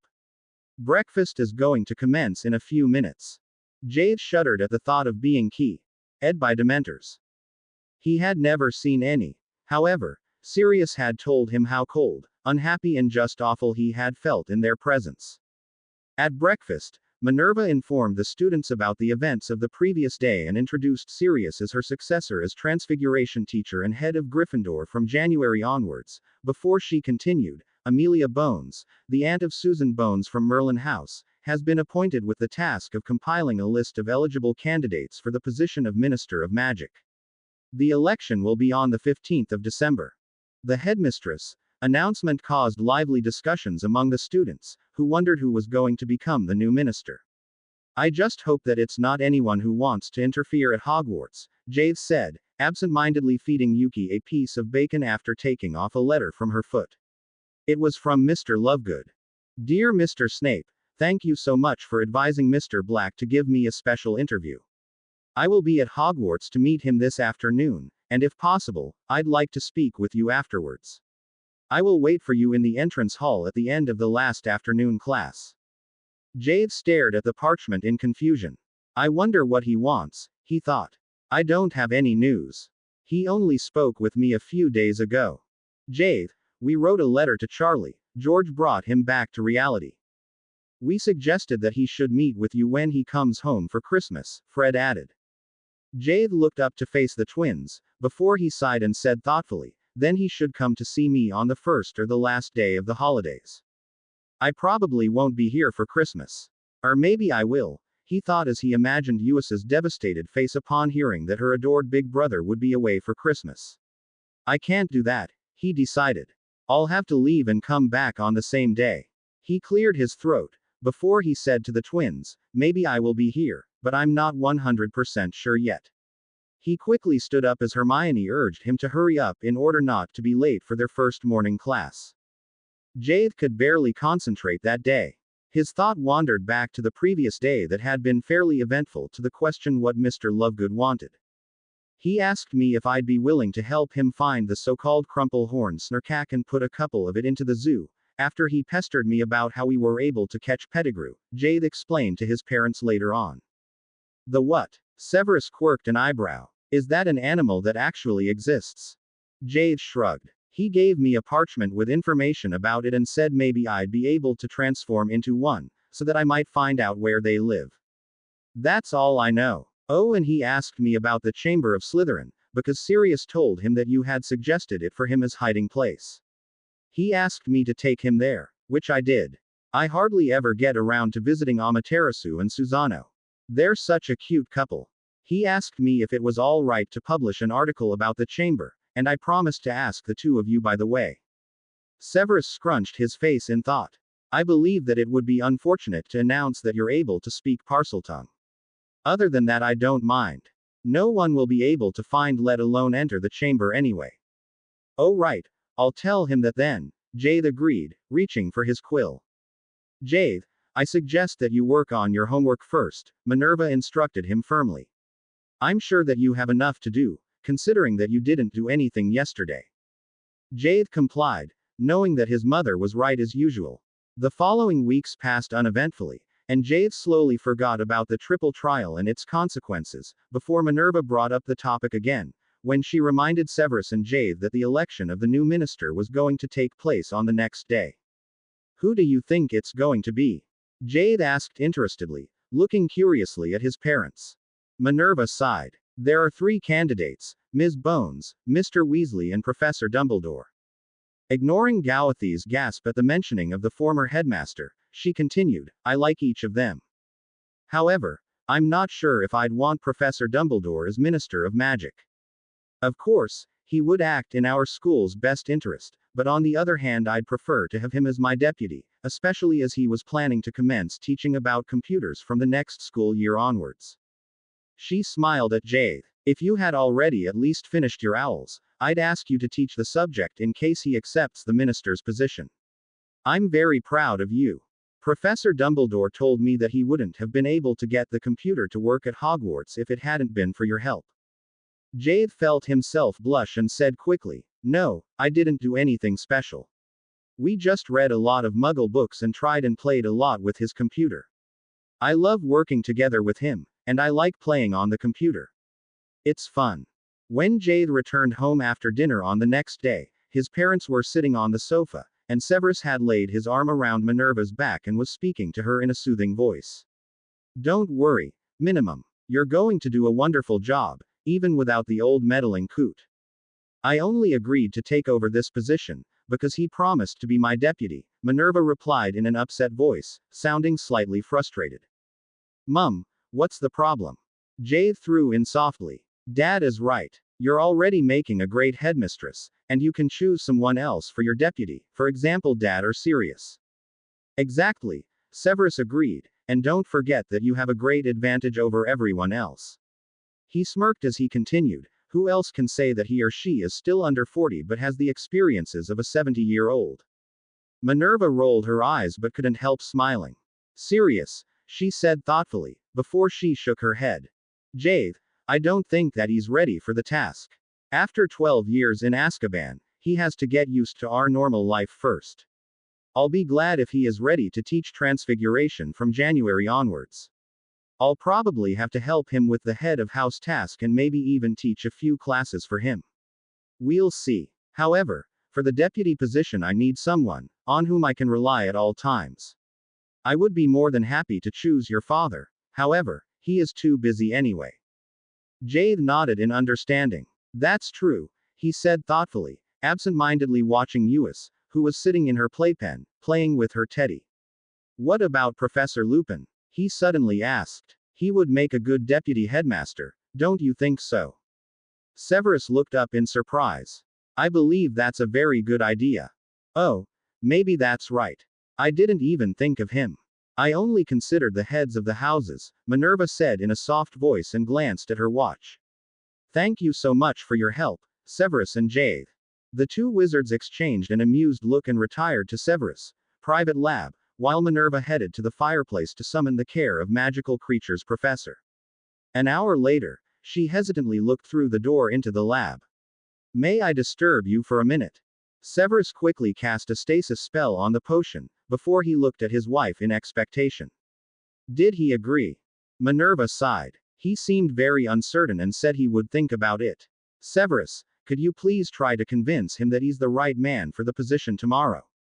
Severus nodded comfortingly and promised, I'll see what I can do. I don't know if he's going to listen to me. It seemed at least equally difficult to find a professor for the newly invented research position, and it was only by chance that Jade stumbled over a solution on the first day of the winter holidays. During the last week before the holidays, Jade arranged a meeting with Charlie Weasley as the possible donator of dragons, Professor Lupin as the deputy headmaster and care of magical creatures professor, Hagrid as the possible caretaker of the future zoo, and Mr. Lovegood as a research specialist in the area of magical creatures for Saturday morning, the time when his friends boarded the Hogwarts Express to go home. They met at the deserted Merlin House table in the Great Hall, and Jade presented each member with a rough plan of how he intended to build the zoo. Charlie agreed to lend or donate 2 dragons to the zoo from the beginning onwards, provided that they would be able to roam the forest and fly as much as they wanted. We need to ward the grounds against the zoo animals, but that shouldn't be a problem, Lupin said thoughtfully. Otherwise, dragons would be too dangerous for us to keep. Everyone agreed, and Hagrid accepted the position of the caretaker for the zoo. Course I'll do da, Jade. Thank ye fair askin' me, he replied, unobtrusively wiping a huge tear from his cheek. Mr. Lovegood made a few suggestions for animals, which Jade should try to gather for the zoo, among them the crumple-horned snarkack. Mr. Snape, if you don't mind, I'd like to take you to a spot on which these animals are likely to appear. Perhaps if you transformed into one of them, others would join you. I can do that, sir, Jade hesitantly agreed. I read the information you gave me, and I should be able to transform into one. However, we still don't have the zoo, so what are we going to do in case we find any? We'll find a place for them to stay, Jade. That's not a problem, Lupin replied thoughtfully. May I accompany you? Lovegood, Lupin and Jade decided to leave right after their meeting. First of all, Jade transformed into his phoenix form and then tried to change into a crumple-horned snarkack, sighing in relief, when Lovegood applauded with excitement. Jade looked down his body that looked similar to a small sea dragon. His skin was light green and from the consistence resembled that of a snake. He tried to make a few steps forward, noticing that it was no problem, before he changed back into his phoenix form and listened closely to the detailed instructions of where he had to flash. He nodded to signalize that he had understood and flashed away as soon as the professor and the reporter grabbed his tail feathers. With the 2 adults in tow, Jade reappeared on a deserted beach that was half covered with a thin layer of snow. The water looks really cold, Jade mused, not really ready to give up his warm feathers in favor of the sea dragon's skin. However, as soon as he transformed into the crumple-horned snarkack, he didn't feel cold, and the water looked extremely inviting. He spent a while on the beach, before he entered the water for a swim, instinctively knowing where he wanted to go. There was a small cave with an entrance towards the open sea, and Jade hesitantly hovered in front of the small opening, when he heard other animals of the same species chatter animatedly. Hello. He asked timidly, causing a small group of animals to come towards the entrance. Hello there. One of them replied in apparent surprise. Where do you come from? Are there more of us? We thought that we were the only ones left. I'm just on my own, Jade replied thoughtfully. However, in fact I am a human that can change into your species. What do you want then? Another animal asked, sounding very upset. It's the humans that destroy our place to live. We don't have a safe place to breed anymore as we need to keep our eggs in the water. However, the sea here is too dirty for any baby to survive. In case they need salt water, we just have to charm a small part of the lake, Jade thought. I am together with 2 other humans, who want to help you. We'd like to offer you to come to our park, where you will find the conditions that you need to breed your babies, he suggested carefully, wondering if he would be able to transform into his phoenix form while he was swimming, in case the other animals decided to attack him. This sounds very inviting. However, how do we know that this isn't a trap? One of the crumple-horned snarkacks asked with obvious suspicion. Jade frowned. I am sorry. He finally said. I can only give you my word that I'll look after you and help you speak with the humans if you need anything. I promise that I'll take you back here if you don't like it at our place. Equals. Equals, I think we don't have much to lose. I'd love to breed. Equals, another animal said eagerly, and two others agreed. Equals, take us there, please. Equals. Jade nodded and instructed the crumple-horned snurcax to follow him as he slowly made his way back to the beach, where Professor Lupin and Mr. Lovegood were waiting for him. He motioned for the group to wait for a moment, until they had found a transport method, before he transformed back into his human form.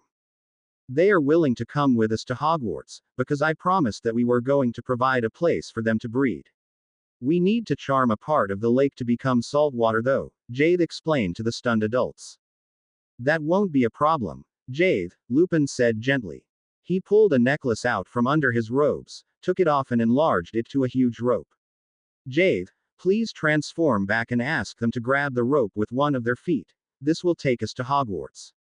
Jade complied, and a few minutes later, a portkey transported the two adult wizards and 7 crumple-horned snurcax to the Hogwarts grounds. Jade showed his 6 new friends the lake and explained that they still had to prepare an adequate area for them in the lake as well as other spots that they were going to need. This lake looks wonderfully clean, although we probably need seawater, one of the crumple-horned snurcax voiced. Give me a moment to discuss this. We'll help you as soon as we can, Jade promised and transformed back into his human form. Shall I ask Professor Flitwick to come and charm the lake? He asked Lupin, who was observing his interactions with the rare animals with amusement.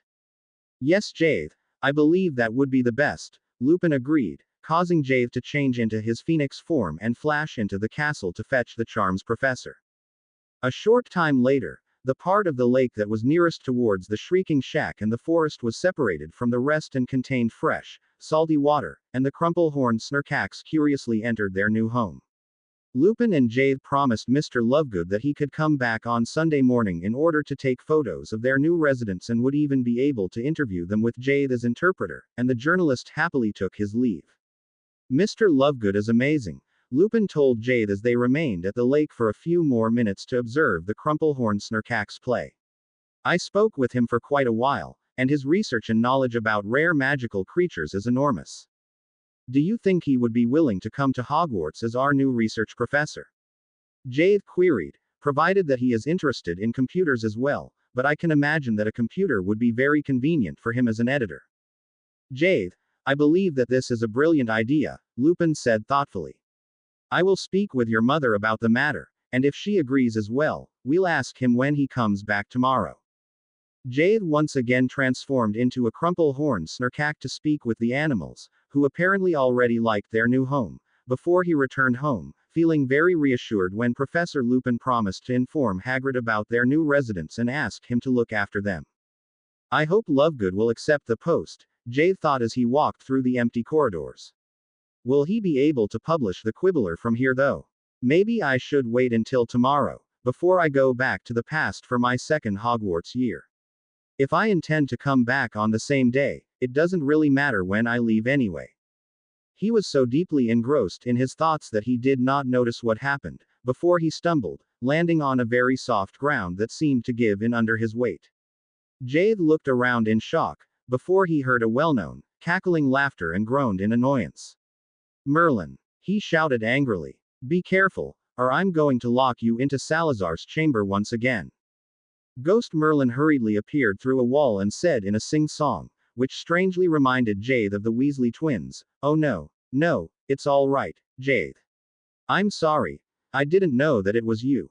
An instant later, the mud, into which Jade had stumbled, changed back into the usual floor of the dungeons. I don't believe a word, Jade thought, and without further acknowledging the ghost's presence transformed into his phoenix form and flashed home. Jade spent the rest of the day playing with Uis, wondering how he was going to survive nearly 4 months in the past without his parents and especially his cute sister nearby. Maybe they can give me assignments, so that I can finish the rest of my second year here on my own, he mused. Otherwise, the gap between my year here in the future and that in the past will become so large, and I'm going to get too old if I spent a whole year in the past every year. I believe that is a good idea. It probably will be the best if you speak with Professor Hufflepuff about the matter, Severus suggested when Severus and Jade had tea together after putting Eus to bed. She is your head of house in the past, and she will surely understand your problem. Perhaps she'll even be able to convince her colleagues, especially her husband. By the way, Jade, he raised an eyebrow at his son, who was looking at him curiously. Your mother and I decided that I will accompany you, provided that you still plan to return on the same day on which you leave. Really? Jade queried, casting his parents a surprised but hopeful look. Really? Severus confirmed, smirking. That's cool, Jade replied, suddenly feeling very relieved at the thought. Thank you, Dad, he said gratefully. I'm being stupid, he thought to himself. The other students don't have their parents at Hogwarts either, but I only need to climb these stairs to come home. Maybe it's just different, because it took me so long to finally get a family of my own, so that I don't want to miss them. When do you intend to leave?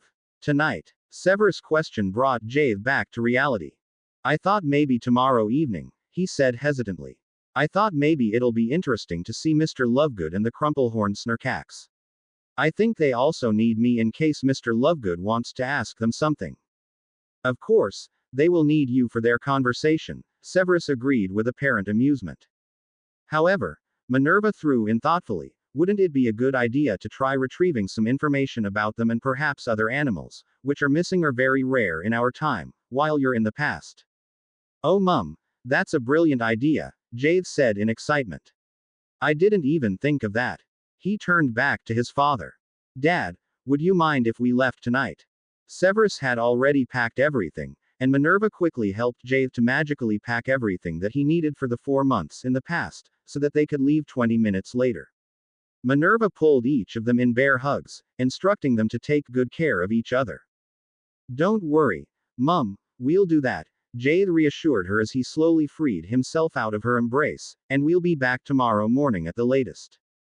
On their way down the seemingly infinite staircase, Severus and Jade discussed when they wanted to arrive in the past. I'd prefer to arrive on the 31st of August, Jade said, yawning. I'd love to get a good night's sleep before the beginning of the school year. That's a good idea, Severus agreed, especially since you didn't have any holidays yet. Are you sure that you don't mind missing all of your holidays in order to study in the past and the future? Maybe you should get at least a few days of rest. Jade chuckled. I'm sure, Dad, he said firmly and made sure that they arrived in the afternoon on the last day of the summer holidays before his second Hogwarts year in the past. However, when Severus and Jade left Merlin House in search for the founders, they could not find anyone, neither in the Great Hall, nor in the headmaster's office, in the founders' quarters or in Hufflepuff H House. Even the kitchens were empty. Hogwarts is completely deserted, Severus stated dryly. Jade, are you sure that we arrived at the correct time? Of course, Jade replied, looking at his father in confusion. Severus pointed his wand at the wall, casting a Tempest charm, which told him that it was 5:20 p.m. on the 31st of August in the year 993. The date is correct, he announced as he slid back his wand into his robe pocket. I know what we can do, Jade said thoughtfully. Caradwyn's parents live just behind the apparition border in Hogsmeade. Let's go and ask if they know what's happening. Severus agreed, and father and son strode to Hogsmeade, enjoying their walk through the sunny grounds. Everything seems quieter than in our own time, Jade thought aloud, causing Severus to smirk. Without any dunderheads and know-it-alls in the castle, it's always peaceful and quiet. Yes, I know, and all students are dunderheads anyway. Thank you, Dad, Jade replied calmly, chuckling as he was already used to his father's expressions. Suddenly, he glanced around and said with excitement, if you look at the grounds now, without the shrieking shack, it's easier to imagine having the zoo here. Maybe we shouldn't rebuild the shack to another huge building but just build the zoo as it is with a few single buildings here and there. It should be possible to magically enlarge the zoo within its boundaries, shouldn't it? That would be possible, Severus said thoughtfully, trying to follow the train of Gawathi's thoughts. Well, then we could have one entrance here that is always open for the students and the staff and another one on the Hogsmeade side, which is open to the public at certain times, Jade continued eagerly. This area is huge enough to even add a classroom for care of magical creatures right next to the zoo. Severus shot Jade a proud look. Take notes of your ideas, so that you still remember everything when we'll go back to the future. Then I suggest that you discuss the details with Professor Lupin, considering that he is not only the care of magical creatures professor, but the deputy headmaster as well. I'll do that, Jade agreed and pointed to the house in front of them. Here is where the Hufflepuffs live. Father and son quickly approached the stone building, and Jade hesitantly knocked at the door, sighing in relief when Caradwin's mother opened the door. Jade, Heather Hufflepuff said in surprise. How nice of you to visit us. Come in. She held her hand out to Severus. I am Heather Hufflepuff, Caradwin's mother. Severus Snape, Gowthy's father, Severus introduced himself, slightly inclining his head. Please accept my apology for disturbing you at this time. However, we just arrived back for the new school year and found the castle completely deserted. Ah, Heather said in understanding. Then it was the right thing to come here. She ushered Severus and Jade into the living room. Now take a seat. I'm just going to make tea, she said gently, causing Jade to inwardly chuckle. She is like Caradwin, he thought, feeling strangely at home in the small living room. Excuse me, Ms. Hufflepuff, but where is everyone? And where is Caradwin? He suddenly remembered to ask, trying to suppress a huge yawn. Everyone is having a huge party at the Ravenclaw's house, because the old Ravenclaws, the grandparents of Rowena Ravenclaw, whom you probably know, are having their 80th birthday today. Seeing that Jade looked at her in surprise, she added, yes, they were both born on the same day. I'm only at home, because I just came back from assisting with a baby's birth and wanted to have some quiet time. I'm the healer here in Hogsmeade, she explained to Severus. Severus and Jade sighed in relief. So everyone is going to return to Hogwarts tonight. Severus confirmed, causing the friendly witch to nod. Yes, they will, although it might be late tonight. Caradwin should be home by 9 though. She will only return to Hogwarts tomorrow. Heather began to pour the tea into the stoneware cups, when she interrupted herself and asked softly, Jade, are you feeling all right? You're very pale. I'm fine, Jade replied in surprise, suddenly realizing that he had been on the verge of falling asleep. I'm just a bit tired, he admitted in a quiet voice. We left quite late in the evening in our time, Severus explained in his soft, baritone voice. Very well then, Heather said resolutely. Jade, you'll drink a cup of warm milk and then you'll go to bed. The two of you can stay in Helga's and Caradwin's room tonight. Helga is going to return to Hogwarts anyway, and Caradwin loves to sleep in my bed from time to time. The Snapes noticed soon that Heather was a very stubborn woman and that they had no choice than to obey. 30 minutes later, Jade found himself in a most comfortable bed and drifted off to sleep as soon as his head came to lie on the pillow. You have a wonderful son, Heather said to Severus. Caradwin has been talking about him the whole holidays, and she has been begging Helga and me to allow her to travel with you to the future for a while. Together with Caradwin, Severus and Jade returned to Hogwarts after spending the morning with Heather and Heath in Hogsmeade. Caradwin and Jade spent a few hours talking in Caradwin's and Helga's room, until Heather called them for lunch, causing Jade to let out a gasp. It's already lunchtime, he asked in disbelief. There are still so many things that I need to tell you. Yeah, I'd love to hear more about the zoo, Caradwin agreed, smiling at her best friend. I'm so happy that you're back safely. Your mother is really nice, Jade said on the way back to the castle, thinking that Caradwin, Helga and their mother all had the same kind way of interacting with people. Caradwin chuckled. She told me that she likes you and your father as well, and that maybe I'll be allowed to accompany you to the future for a while, but she told me that I have to ask Helga before you go back again, because she's my head of house and guardian during the school year and because she knows you and your parents better. I hope Professor Hufflepuff will allow her to come. Uis would love having her over. She'll probably adore her, he thought as he recalled how well Caradwin had been able to look after his sister when she was a baby. When they arrived at the castle, Caradwin and Jade had to help Helga with last-minute preparations, and Jade enjoyed himself immensely. Too soon for his liking, the students arrived back and the sorting ceremony began. When are they going to introduce Merlin House? Jade wondered. The house is already completely ready, Sappho only has to sort the students accordingly. However, just like in the previous year, the sorting hat did not put any student into the fifth house. 4 first years were sorted into Hufflepuff, and Caradwin, Gawain and Jade busied themselves to tell them everything about Hogwarts. Caradwin and Gawain seemed to feel very big now that they were second years and could help the smaller students. However, for Jade it was a strange feeling to begin his second year again, although he had already finished the first half of his third year in the future.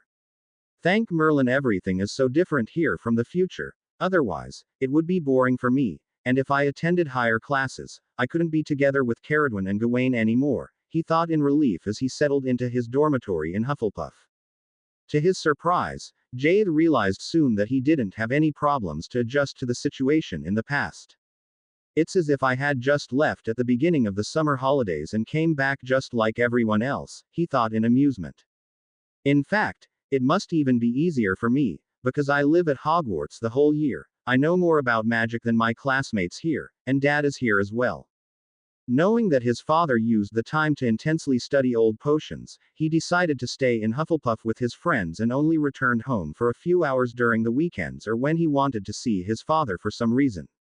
Caradwin and Gawain eagerly suggested helping him find animals for his zoo, although his two friends had no idea which magical animals would still exist in the future. It doesn't matter.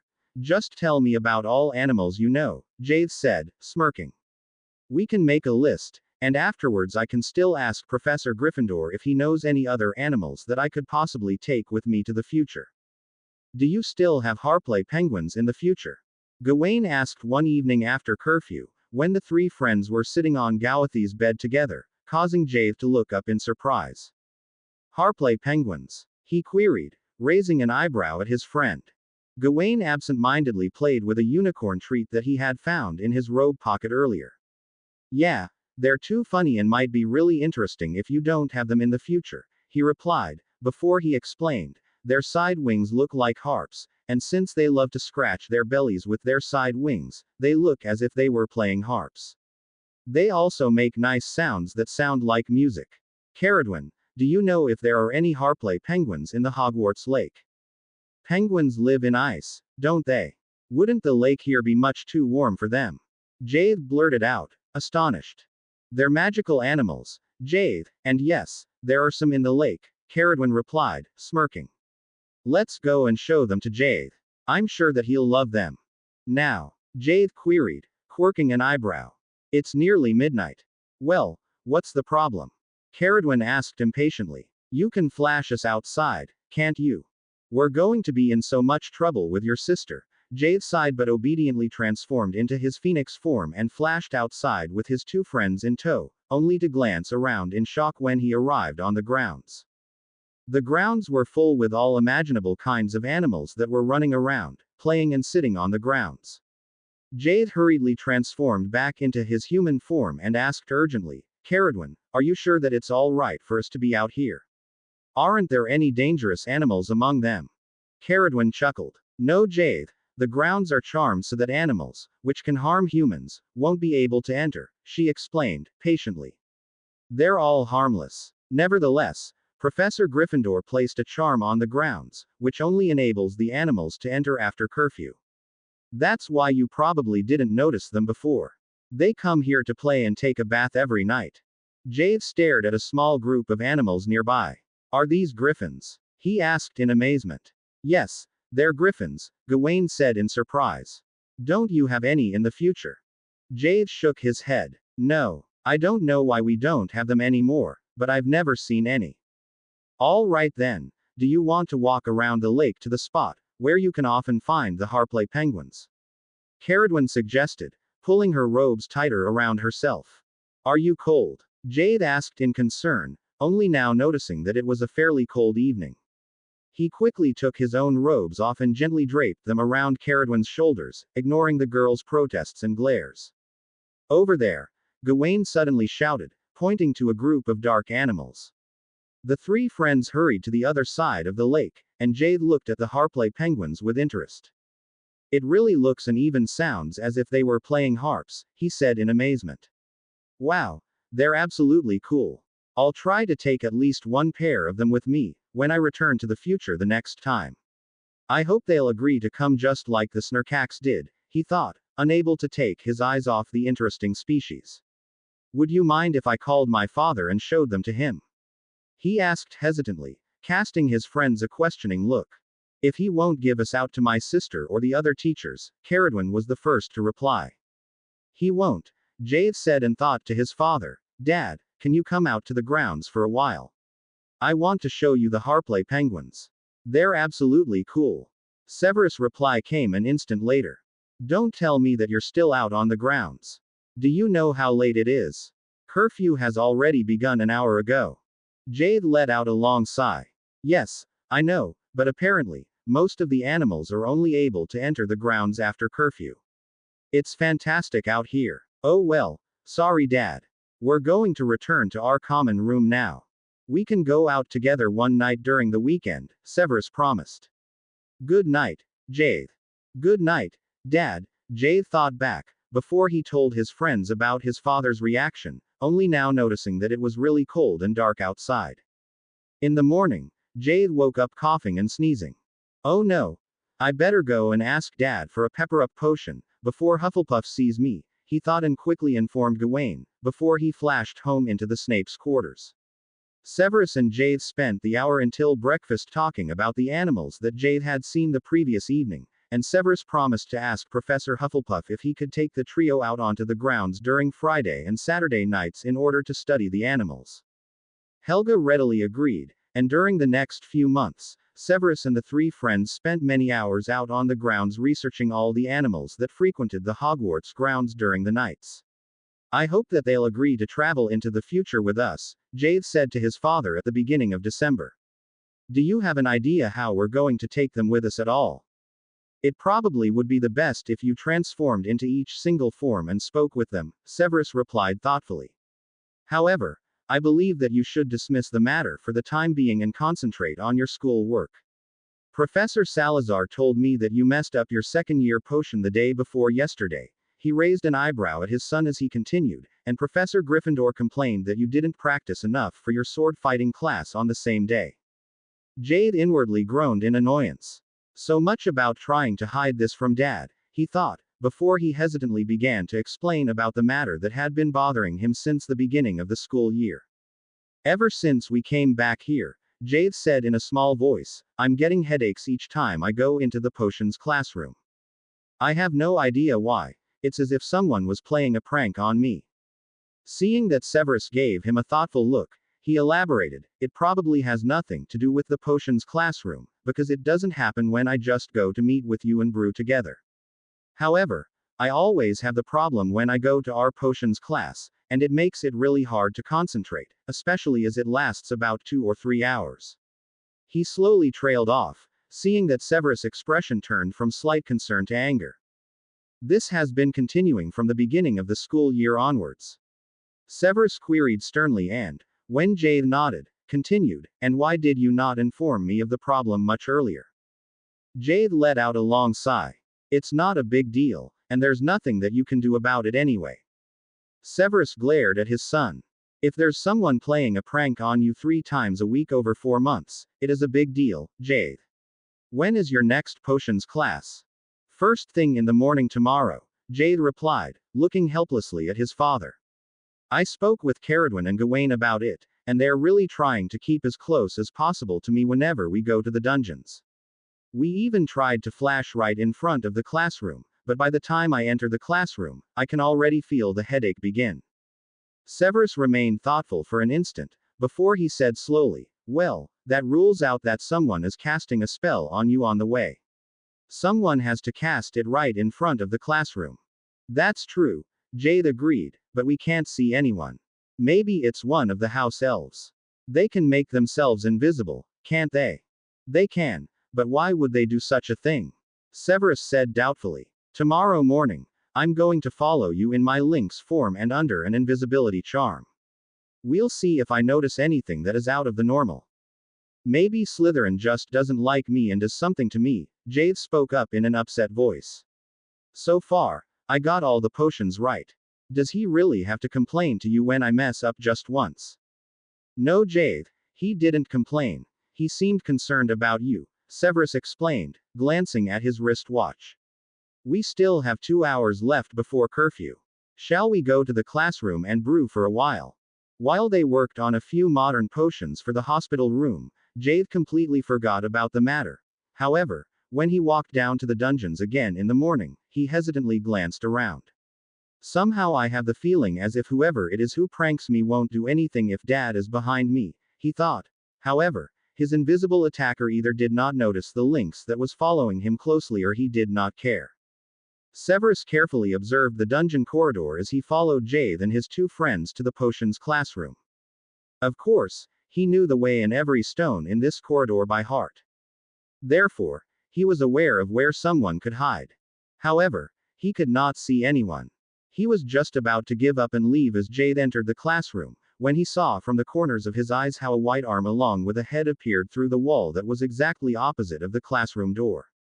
A ghost? No, not any ghost. That's Merlin, Severus realized, observing in anger how the ghost pointed his hand at his son. Why would Merlin want to prank Jade? And that each time he goes to his potions class? He wondered as he returned to his quarters in absolute confusion. While he spent the next few hours brewing several ancient potions, Severus thought about the matter and came to the conclusion that he could not do anything against the ghost in private, but that he had to speak with the founders about the ghost. At lunchtime, he informed the 4 professors, who were as surprised and confused as himself. I will summon him to my office after the last afternoon class, Godric promised and instructed Helga to check on Jade and inform him that he wanted to see him as well in the afternoon. That was Merlin. Jade asked in shock when Helga told him about Severus' findings. After all that I did for him in the future. I know that the future Merlin told him what happened to him. I know, Helga said gently. We're all very upset about the matter, although I don't appreciate that you didn't tell your father or me that you were suffering from headaches much earlier. Anyway, please accompany me to the headmaster's office right after your last afternoon class. Ghost Merlin will be there as well. When Jade entered Godric's office together with Helga, his father and the other professors were already assembled. However, there was no sign of Ghost Merlin.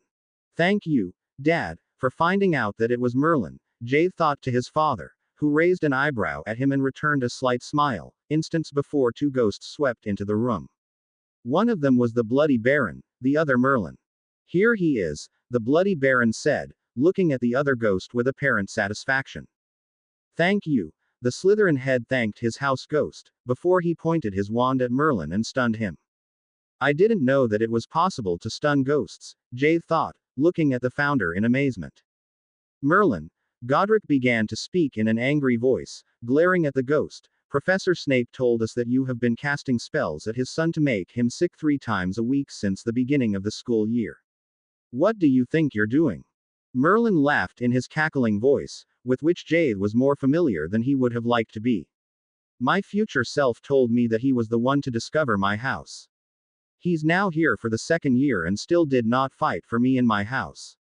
He needs to tell that stupid sorting hat to sort students into my house. Until he complies, I think I'm going to continue playing pranks on him, Merlin informed his audience in an annoying sing-song. Making someone sick so that he can't properly study is not a harmless prank. It is evil, Helga threw in, before anyone else could react. You will stop doing this immediately, and if you behave and only then, we're going to consider allowing Sappho to sort students into your house from the next school year onwards. We won't have students be sorted into a house that has a bad reputation from the beginning. Jade stared at his head of house in surprise. Wow, I've never heard her speak so angrily. I hope that I'll never get onto her bad side, he thought, averting his eyes to the floor as the other 3 founders agreed. Finally, the headmaster dismissed everyone. Before he released the ghost from the stunning spell, Salazar informed Merlin that he would lock him into his secret chambers if he ever harmed a student or anyone else again. Nevertheless, Ghost Merlin left the room with his annoying laughter and a sing-song that sounded like, "Going to see." Jade groaned in annoyance. I just hope he'll leave me in peace. I really have to concentrate on my studies, especially since we're going to have our tests in a week's time. He felt very reassured when Severus gave him a small phial, explaining that it was a special potion and that he only had to take a small sip if he had a headache again. However, During the next 3 weeks until the beginning of the holidays, Merlin did not bother Jade again, and Jade slowly began to forget about the matter as he began to concentrate on other topics. Jade decided to only take a pair of Harpley penguins, another pair of crumple-horned snarkax and one pair of bubble-expelling tortoises with him to the future for the time being. In the summer, the zoo will probably be ready, and I'll be able to take more animals with me, he resolved.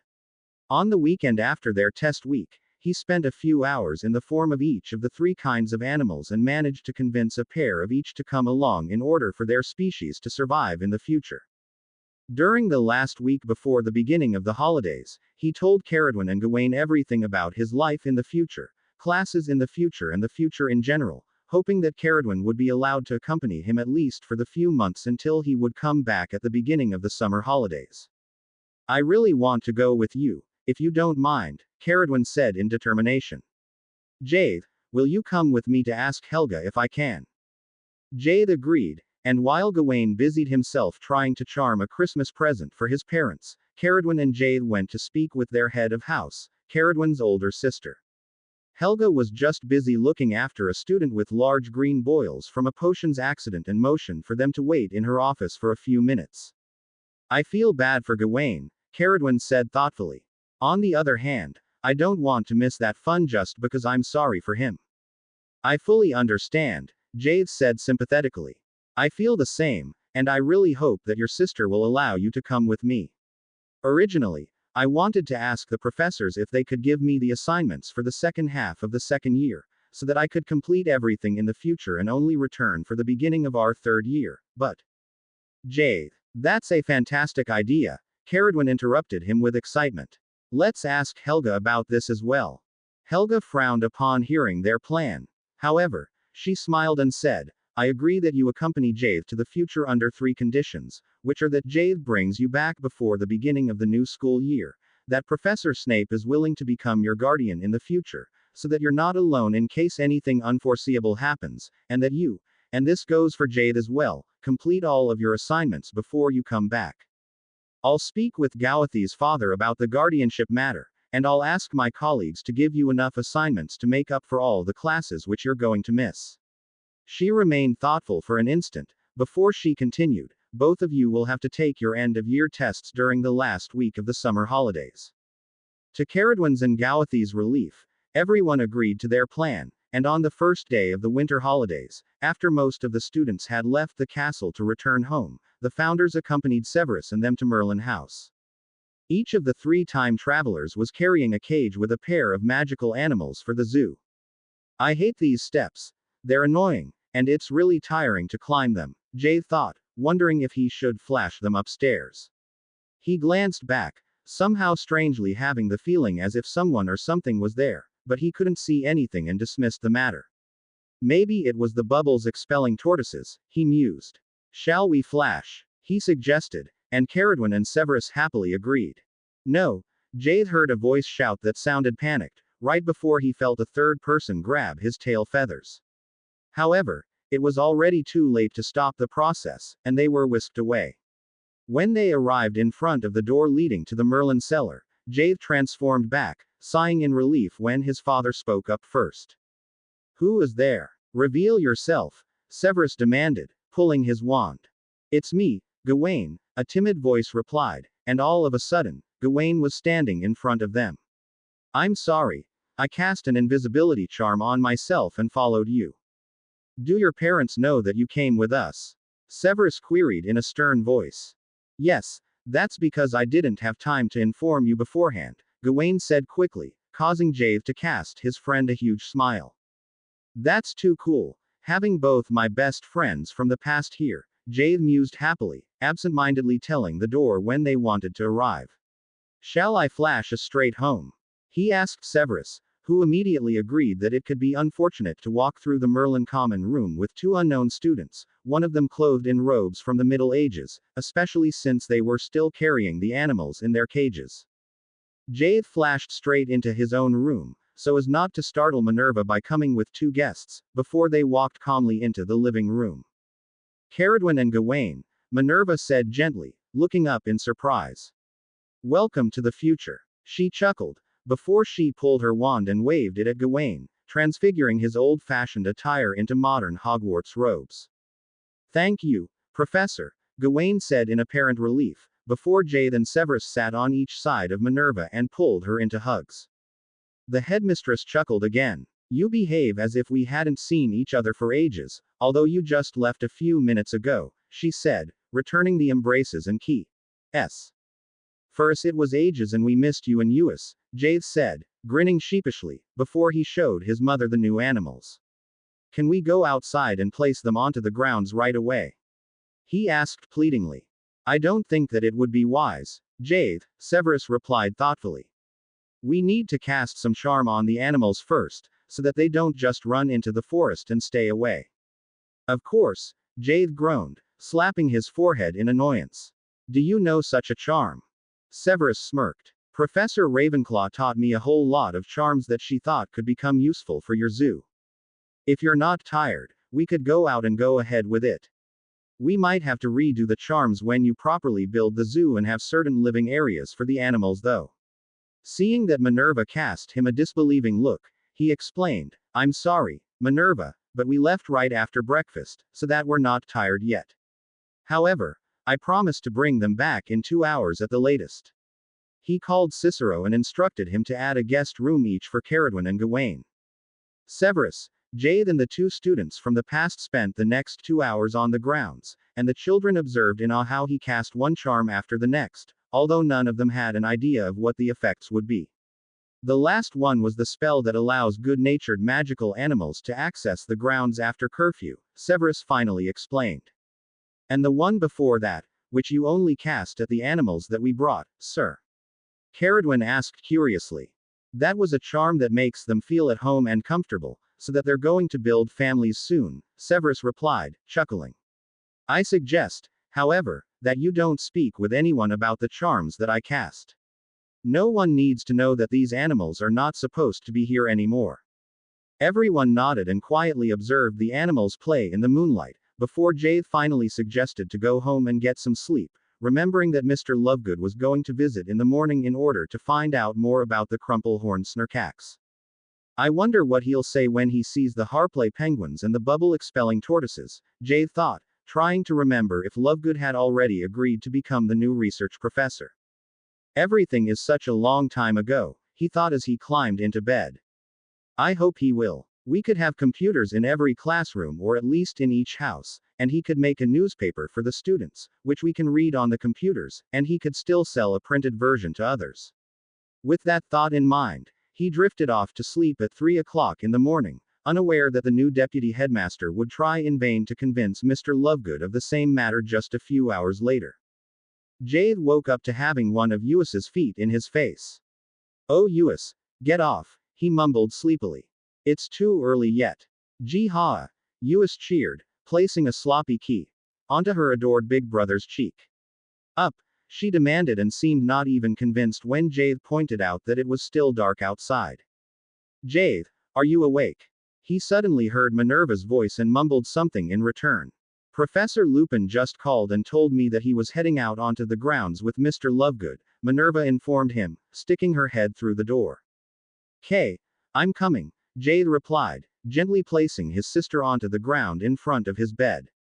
"Sorry, Uis, but I need to get dressed and quickly flash outside for a while," he said softly. "No, Ishwif," Uis argumented, causing her mother to gently pick her up. "No Uis, leave Jade in peace. He needs to get ready." "Jade, what would you like for breakfast?" Jade quickly fastened his wristwatch. "I'll eat something later on," he said firmly. "I don't want to miss what Mr. Lovegood is going to do on the grounds."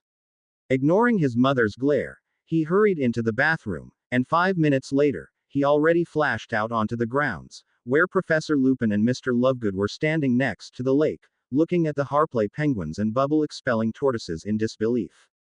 "I need to tell Lovegood about my trip to the past," Jade thought. "I don't like it, but how in the world am I supposed to explain where I got these animals, especially as I want to get more rare species in the summer?" He quietly transformed back into his human form and greeted the adults. "Good morning, Professor Lupin, Mr. Lovegood." "Ah, there you are, Mr. Snape.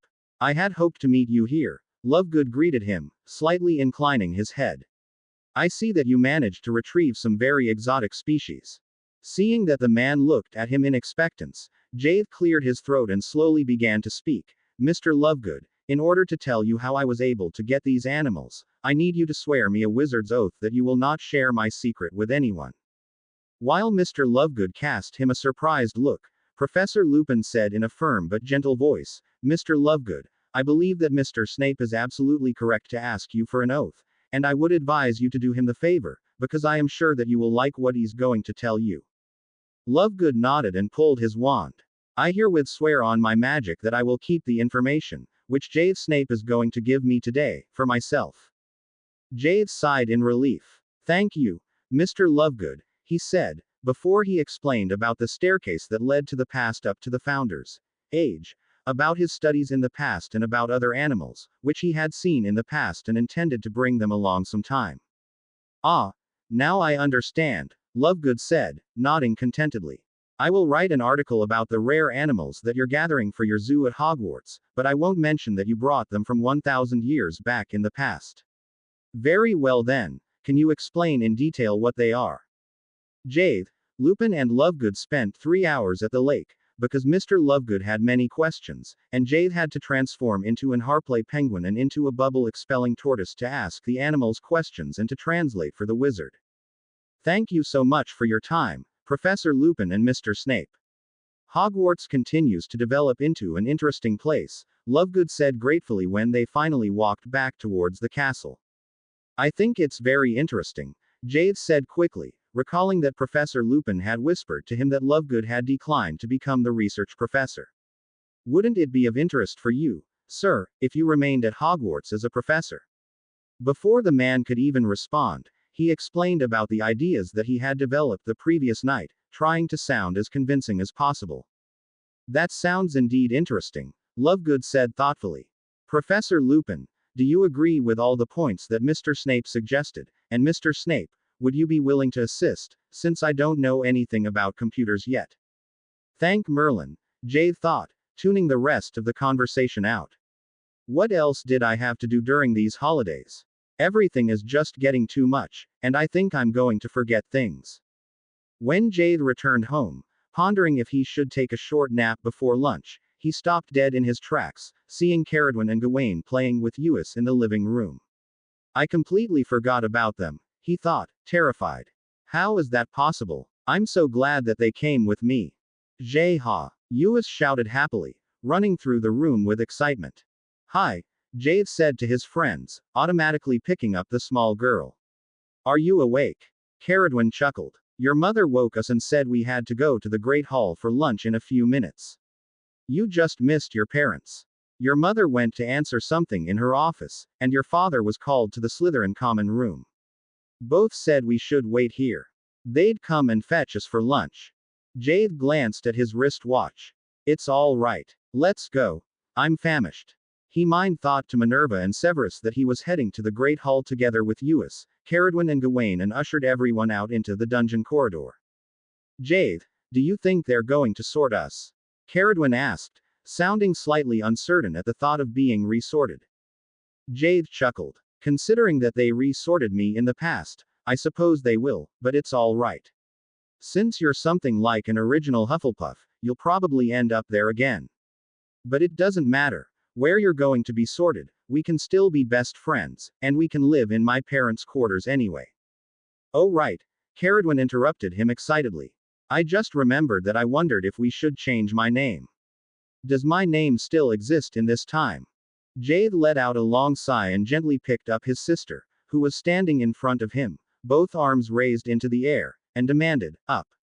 I don't think that the name Hufflepuff still exists, but none of the students will know that for sure, so it shouldn't be a problem, he finally replied, shrugging. Jade, Gawain spoke up hesitantly, if you and your parents don't mind, I think we should stay in their quarters. I feel very unsure how to behave, and everyone would soon notice that I come from a very different place. That's probably true, Caradwin said thoughtfully. Well, then it doesn't matter where the hat sorts us. It's still Sappho, isn't it? Yeah, Jade said in disdain as he thought of the Sorting Hat, who had never been very friendly to him. As could be expected, Caradwin was sorted into Hufflepuff. However, Jade and Caradwin exchanged confused looks when Gawain was sorted into Slytherin. Slytherin? Jade queried in surprise, raising an eyebrow at his friend as he returned to his seat at the single table that was replacing the house tables and head table during the holidays. Mr. Snape, do you have any problems with Slytherin? Severus asked in a mock voice, causing everyone to laugh. No, Professor. Certainly not, Jade replied, chuckling, before he turned to Gawain. Beware of your head of house. He's said to be very strict. In the afternoon, Severus and Minerva decided to take the trio to London in order to show the two guests from the past parts of Muggle London and to make a short last-minute Christmas shopping trip to Diagon Alley, knowing that Jade so far did not have time to buy any presents. Mum, can you buy clothes for Caradwin and Gawain please? They can't run around in their old-fashioned clothes, and you can't keep transfiguring them every day. Take the money from my account, Jade thought to his mother when they entered the leaky cauldron. I won't do what you told me last, but it's no problem. That's what I intended to do anyway, Minerva replied gently, before she suggested to split up and meet again 2 hours later. Everyone agreed, and Jade and his two friends slowly walked through Diagon Alley, admiring the beautiful Christmas decoration in the windows of the shops on both sides of the street. I need presents for my parents, for a few teachers and quite a lot of friends and for my sister, Jade said, sighing in exasperation. Where am I going to find that many presents in 2 hours? Caradwin and Gawain exchanged a helpless look. After a few minutes of thinking, Gawain slowly spoke up. Do your classmates already have their own swords? Jade looked at his friend in surprise. Oh no, we don't use swords anymore in this time, he said thoughtfully. I'm not sure why though. Then you could teach your friends next year, Caradwin said eagerly. We're going to forge our own swords in our 3rd year. Exactly, Gawain said, nodding. And for Christmas, you could make plates for each of them with the symbol of their Hogwarts house or whatever. Jade looked at his friends with excitement. That's a brilliant idea. Do you know how to make these plates though? Professor Gryffindor showed me how to make them, Gawain said, grinning, and pulled a small plate that was decorated with the Hufflepuff crest out of his robe pocket. It's not so difficult. I can show you how to make it when we're back at Hogwarts. I just hope we don't have to go to the past for that because we don't have the equipment, Jade mused as they entered the toy shop. I'll pay Ghost Merlin a visit and ask him. I have a grudge to settle with him anyway. It was early in the morning, and his friends were still asleep, when Jade flashed into Merlin House to search Merlin. He found the ghost in the common room, where he was involved in a sincere conversation with the Merlin head of house. Good morning, Jade. You're up early, Pomfrey greeted him kindly, before she continued to scold the ghost. How dare you play pranks on the students? They could have been badly injured. Oh, Merlin loves to hurt students, Jade threw in and told the professor what the ghost had done to him in the past. Is that true? Pomfrey asked sternly, already knowing the answer from the grin on the ghost's face. Very well, Merlin, this is the last warning. If I hear any more complaints about you, especially if I hear that you harmed anyone again, I will authorize Jade Snape to lock you into Professor Slytherin's chambers forever. Thank you, Professor, Jade said gratefully, not even bothering to inquire what the mischievous ghost had done now. Maybe I better not ask him about making the plates for swords now, he thought. I could ask the founders. Professor, he hesitantly addressed his head of house, now that the 7th-year boys' dormitory is used and we don't have our party room anymore, we don't have the possibility to speak with the founders anymore, except for traveling to the past, which I don't want at the moment, he added hastily. Would it perhaps be possible to have an additional dormitory added to the house? I know that we can ask the elves to change one of the existing dormitories, and we do that after each Quidditch match, but we need a room that would be available for at least a few days, because it's so much work to charm the bookshelf section, so that it works. I understand, Pomfrey replied, looking pensively at Jade. I believe that it would be a good idea to have a permanent room like the one you had before, since I always had the impression that it helped the Merlins to have fun together with the whole house instead of splitting into small groups like all the other houses seem to do. Very well, Jade, I'll speak with Misty and ask her to make an additional room. Call me if you want to set up an area for the founders. I will not have you deplete your magic again trying to do everything on your own, she added strictly, causing Jade to cringe at her stern look. I will, he promised. Thank you, Professor. He slowly turned around to leave through the griffin door, when Marlin called out to him from the tapestry. Jade, you don't think you're going to leave without even talking to us, are you? The phoenix trilled, causing Jade to roll his eyes as he stepped in front of the tapestry. Hi Marlin, Jade trilled after changing into his phoenix form, how are things? Ah, very quiet here during the holidays. You should come and visit more frequently, the phoenix on the tapestry complained. I'm sorry, but since my friends have all gone home, and I have visitors from the past, who are not in Merlin House, Jade trailed off as he noticed a round, yellow fish that was sparkling in bright colors swim in the lake on the tapestry. I saw some of these in the past, but what are they? He wondered. A sparkle fish, Marlin, who had followed his gaze, explained. He has quite a story to share, but will you be able to transform into a fish, here in the common room? Jade unconsciously let out a long sigh. I can try to transfigure one of the seats into a bathtub and then transform. However, at the moment, I'm in need of an ancient room. Do you know if any of the animals knows such a room? Marlin fluffed his feathers in a huff. You can ask Lena, the hippogriff. If you're lucky, she is in a good mood and tells you about the requirement room. All right, I'll try that. Thank you, Marlin, Jade trilled and transformed into a hippogriff. Hello Lena, may I disturb you for a moment? The hippogriff turned her head and came near the edge of the tapestry. Hello there. My aren't you a beautiful young hippogriff? She greeted him in a friendly voice. Thank you so much for visiting. Marlin advised me to speak with you, because you could tell me about the requirement room, Jade said, trying to get used to his large wings that made him keep thinking he was going to lose balance and would fall over to his left or right side. Ah, I see, and why would you need a room? The older hippogriff lady inquired in a slightly sterner voice, causing Jade to explain why he needed a room containing the equipment in order to make swords or parts for swords. Ah, you want to gift these to your friends. How kind of you, Lena said gently. Go down to the cellar, and you'll find my room. It's at the far end on the right-hand side. However, you must know exactly what you want. Otherwise, it won't work. With that she flapped her huge wings to open the cellar door, causing all the other animals to flee to the other side of the tapestry, complaining in loud voices. Inwardly chuckling about the ruckus that the hippogriff had caused, Jade profusely thanked her and changed back into his human form, before he eagerly ran downstairs. To his surprise, the corridor in the cellar had become about twice as long as it had been before. If so far the staircase of time had been at the far end, it was now in the middle of the long corridor. With excitement he entered the room labeled Requirement Room, only to find an empty stone room with a huge blackboard along with a box of white chalk, covering the larger wall of the room that was opposite the door.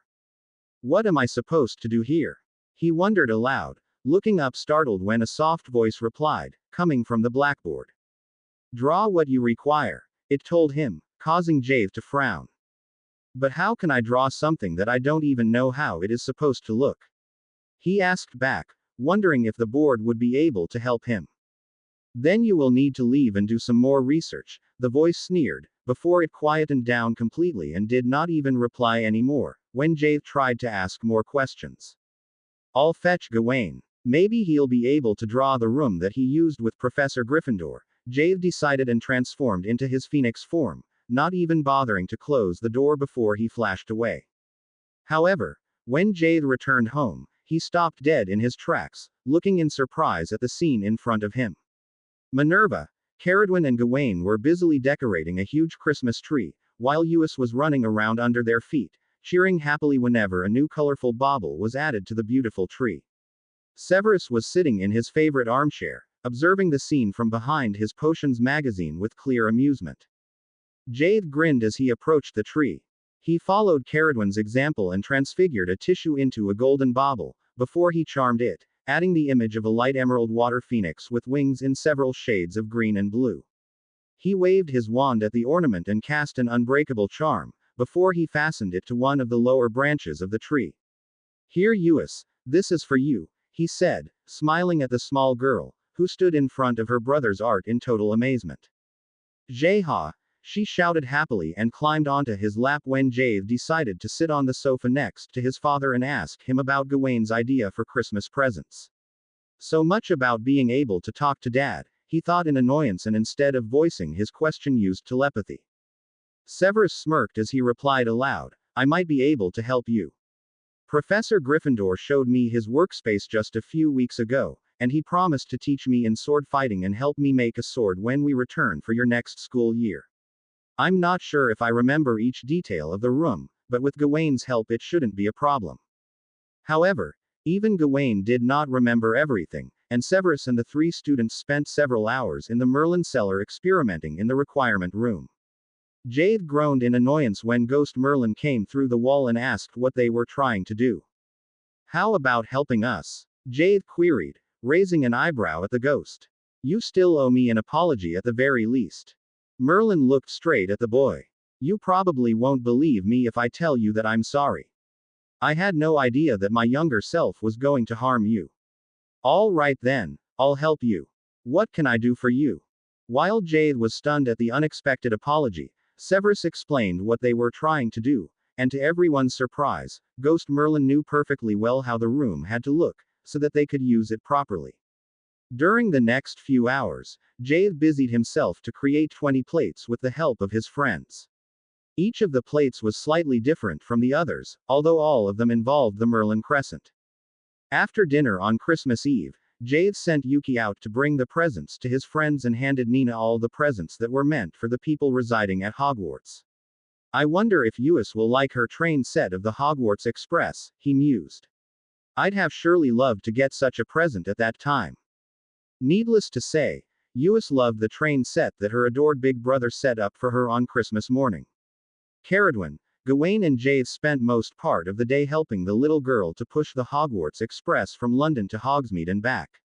Uis squealed happily when Caradwin suddenly had the idea to transfigure tissues into tiny people and animals that could ride on the roof of the train.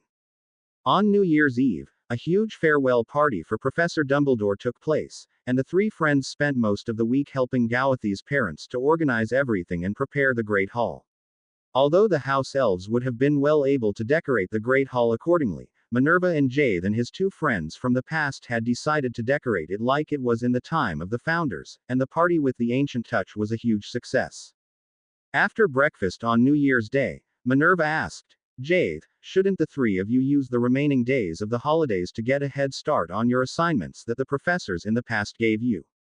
Jade groaned inwardly, however, knowing that they wouldn't have so much time when school was going to begin again, he slowly replied, that's probably a good idea. I think so, too, Caradwin echoed, and the three friends made themselves comfortable in Gawathi's room. I'm sorry, sweetie, but we need to do some school work, Jade told Uis, who was hurriedly toddling behind them with a delighted expression on her face. It's all right, Jade, Caradwin said gently. Uis can sit next to us and play. Jade raised an eyebrow at his friend and grinned, knowing that his sister was unable to remain quiet for longer than 3 minutes. He fetched the parchments with his assignments from the shelf, causing Gawain to eye the pile in confusion.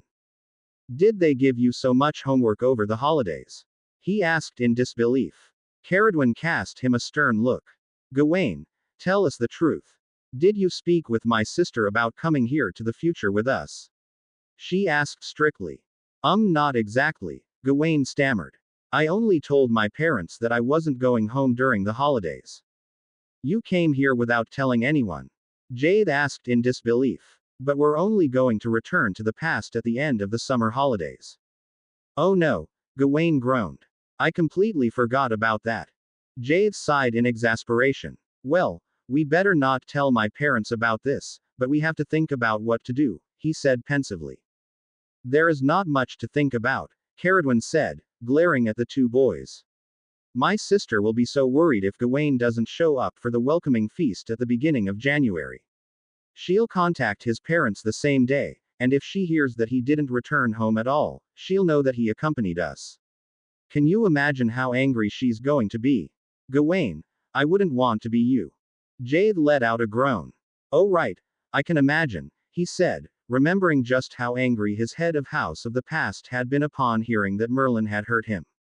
Speaking of Merlin, he said thoughtfully, he seemed to feel a bit guilty because of what his younger self did to me. Maybe I can coax him into traveling to the past to talk to Professor Hufflepuff. That's a fantastic idea, Caradwin agreed. Please tell him to bring us a confirmation that Helga received the message, just to be sure that he really spoke with her. Thank you, Gawain said in a small voice. Sorry to bother you. That's all right, Jade replied softly and nodded at Caradwin in understanding, before he transformed and flashed away to speak with the ghost. Unfortunately, Helga Hufflepuff apparently did not trust the mischievous ghost either, and when he returned to the future 2 days later, he told Jade that the ancient professor demanded a letter from Gawain, Jade or her sister. All right to her, Caradwin said eagerly, happy to be able to tell her sister everything about her life at Hogwarts in the future. Jade chuckled when Caradwin finished her letter after 5 hours of writing. I better go and take it to your sister personally, he offered, amused. He said good night to his parents and friends and headed into his room, from where he flashed straight into the Merlin cellar and flashed downstairs to the time of the Founders, choosing Christmas Day to arrive in the past. Jade, Professor Hufflepuff said in surprise as Jade entered the Great Hall, where he found the 4 professors having dinner together with a few students. I hope they won't be too angry at Gawain or even at Caradwin and me, Jade thought as he hesitantly explained the reason for his visit and handed his head of house Caradwin's letter. Tell him to come back right away, Slytherin roared, causing his wife to cast him an exasperated look. Thank Merlin he's in my house, she said, rolling her eyes at the potions master, and knowing that he's best friends with Jade and Caradwin, I am willing to excuse him from the rest of the school year, provided that he studies together with the 2 of you. Jade promised to see to it and grudgingly agreed when the professor instructed him to stay overnight before traveling back.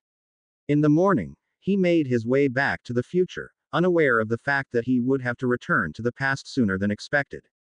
Back in the future, Jade realized that it was only 4 o'clock in the morning and decided to take a nap, knowing that his sister would wake him up sooner or later. A few hours later, Eus toddled into the room with her favorite plush toy in her right hand and her left thumb in her mouth. Gee-haw up, she said in a sleepy voice, looking at her adored big brother. She's too cute, Jade mused as he tickled and cuddled his sister, before he drifted back to sleep together with the baby. Somewhere in Britain, at the same time, many miles away from Hogwarts, a snake-like being was crouched in front of a fireplace in a stone room that was similar to the Hogwarts dungeon rooms. Lucius, the snake-like creature snarled, what are you waiting for? I need food. I am sorry, master. I will instruct my house elves to help you, sir, a male voice replied. Do you have an idea how long this is going to take? That depends on how you feed me. And find out who destroyed the diary. That was the Snape boy, my master, the human voice said haughtily, and a tall man with long white hair came into view. I don't know how he could find out. Oh, I need to tell you. The strange voice paused for an instant, before it groaned, I'm too weak. Feed me. Right away, my master, the human said and swiftly left the room. During the following weeks, Jade was very busy with school work, Quidditch, assisting the new research professor with the computer research, planning his zoo and helping his friends from the past to get used to modern life at Hogwarts. It was only at the beginning of March that he was looking forward to take Caradwin and Gawain to Hogsmeade for the first time, since they had come from the past. However, when all students from the 3rd year onwards were getting ready for their Hogsmeade visit on Saturday morning, Draco Malfoy knocked at the door to the Snape's quarters. Professors, I urgently need to speak with you and with Jade, he said, sounding very excited as he handed Severus a parchment. I just received this letter from my father. Severus raised an eyebrow as he skimmed the accurate handwriting, knowing that it belonged to Lucius Malfoy. Draco, as much as it is a shame that you are in that house, I am pleased with your grades, which your head of house reported last week. Remember your attitude when you spend the day in Hogsmeade today, and stay away from Jade Snape, a clear warning ended the short message. Severus looked at the parchment in disbelief, searching in vain for any further explanation. I have no idea why he suddenly writes about Jade. He should know by now that we're friends. Is he planning to attack Jade for some reason? Draco asked, looking from Severus to Jade. Why would he do such a thing? Jade asked in confusion. Thank you so much for warning us, Draco, Severus said warmly. I am very proud of you for making the right decision. Dad, I promised Caradwyn and Gawain to take them to Hogsmeade, Jade said in a small voice. Since we couldn't go the last time, we really need to go today, but I promise that I'll be very careful. Severus, will you please accompany Jade? Minerva asked pleadingly. I know that Frank and Sirius are chaperoning today, but I'd feel much safer if I knew that you were near Jade. Of course, Severus said softly, before he pulled his wife into a passionate key. Very well then. Jade, Caradwyn, Gawain, let's go and perhaps come back a bit earlier to reassure your mother that we're back safely. Hermione and Neville wanted to come with us, too, Caradwyn threw in. She had become good friends with Hermione, and Jade, Caradwyn and Gawain often studied together with the two Merlin students, whom they had even told their secret. I'll fetch them, Jade offered and stepped through the connecting door into the Merlin common room. 20 minutes later, Severus and the 5 friends walked down the street to Hogsmeade. Jade hesitantly laid his arm around Caradwyn's back as he noticed that the girl looked sadly at the spot where her parents' house had been in the past. At least nothing else is there, only field, she whispered, unobtrusively wiping a tear from her cheek. 1,000 years is a very long time, although for us it only takes 5 minutes and some effort to get there, Jade said in a soft voice, inwardly sighing in relief when Hermione, who for once had not noticed what was going on, attracted everyone's attention by speaking up eagerly. Can we go to the bookshop first? Everyone began to laugh, causing her to look at her friends in confusion. Why are you laughing? Don't you want? It's all right, my own, Jade chuckled. Of course we'll go to the bookshop. I also need to go to the apothecary. The 5 friends spent the whole morning in the bookshop and the apothecary, before they headed to the 3 Broomsticks to have lunch together with the Weasley twins and a few other friends from Merlin House. By the time they left the pub to explore Zonkos together with the twins, Jade had completely forgotten about Draco's warning. However, just when he was about to follow Fred into the shop, he spotted Lucius Malfoy a little further up the street. Go inside quickly and don't wait for me, he urgently said to his friends and quickly turned around to hide behind the house, transforming into his phoenix form as he ran. However, while Gawain and Neville hurried into the shop, Hermione and Caradwyn followed him, unwilling to leave him alone. Before Jade even knew what happened, both girls were lying on the floor, moaning in pain. He jumped between Caradwyn and Hermione and Mine thought to them, try to grab my tail feathers, so that I can flash you to Hogwarts. To his great relief, both girls were able to move in spite of the pain they seemed to be under, and an instant later, he heard Caradwyn mumble that he could flash. Jade flashed straight onto an empty bed in the hospital wing, transformed and fetched his head of house. The healer barely listened to his confusing explanation, but quickly transferred Hermione into the next bed, before she cast a series of diagnostic spells at both girls. Jade, where's your father? Is he still in Hogsmeade? She asked urgently. Only then Jade realized that Severus probably did not even know what had happened. Shall I fetch him? He asked and flashed away as he saw his head of house nod. 5 minutes later, he was back with his father in tow. Severus, I have no idea what's wrong with them, apart from the fact that they seem to be in quite an amount of pain, Pomfrey told the potion's master. Could it be a dark spell that the attacker used? Severus looked at the girls, deep in thought. Since it was Mr. Malfoy or one of his friends, it must have been either a dark spell or some kind of ancient spell. Jade observed his father wave his wand over Hermione again and again. How strange. He doesn't know any healing spells, but he's able to recognize if someone is under a dark spell, he mused, when all of a sudden Caradwyn caught his attention. Helga, she mumbled, her face scrunched in pain. Professor Hufflepuff, Jade remembered. That's it. Maybe she knows what's wrong, or at least she can comfort Caradwyn better than anyone else. He muttered something about being back in a few minutes, before he glanced at his wristwatch in determination. 3:15, he thought as he transformed into his phoenix form and flashed away. Jade decided to arrive in the past in the morning of the day after Christmas, the same morning, on which he had left when he had visited the founders the last time. No one was in the Great Hall, and Jade flashed through the castle in search for his head of house. Finally, he found her in her office, where she was cleaning her potions shelf. Jade, she said in surprise, smiling fondly at her student. I can well use some help, she said, before she interrupted herself upon noticing Gawathi's terrified expression. Jade, what happened? She asked urgently. Professor, Caradwin and another friend of mine have been attacked, and Professor Pomfrey doesn't know what's wrong, but Caradwin is in pain and I thought she'd want you to be there for her. Can you come with me? I promise I'll take you back here whenever you want to come back, Professor, Jade blurted out in panic. Of course, Jade. Take me to Caradwin, please. What do I have to do to go there? Caradwin's older sister asked in a surprisingly calm voice. Just grab my tail feathers, Professor, Jade said quickly, feeling very much reassured by the professor's composed attitude and grateful that she seemed to have forgotten her own rule that forbade him to return to the future on the day of his arrival without taking a nap of at least a few hours beforehand. Seeing her nod in agreement, he transformed and flashed into the Merlin cellar as soon as he felt her grab his feathers.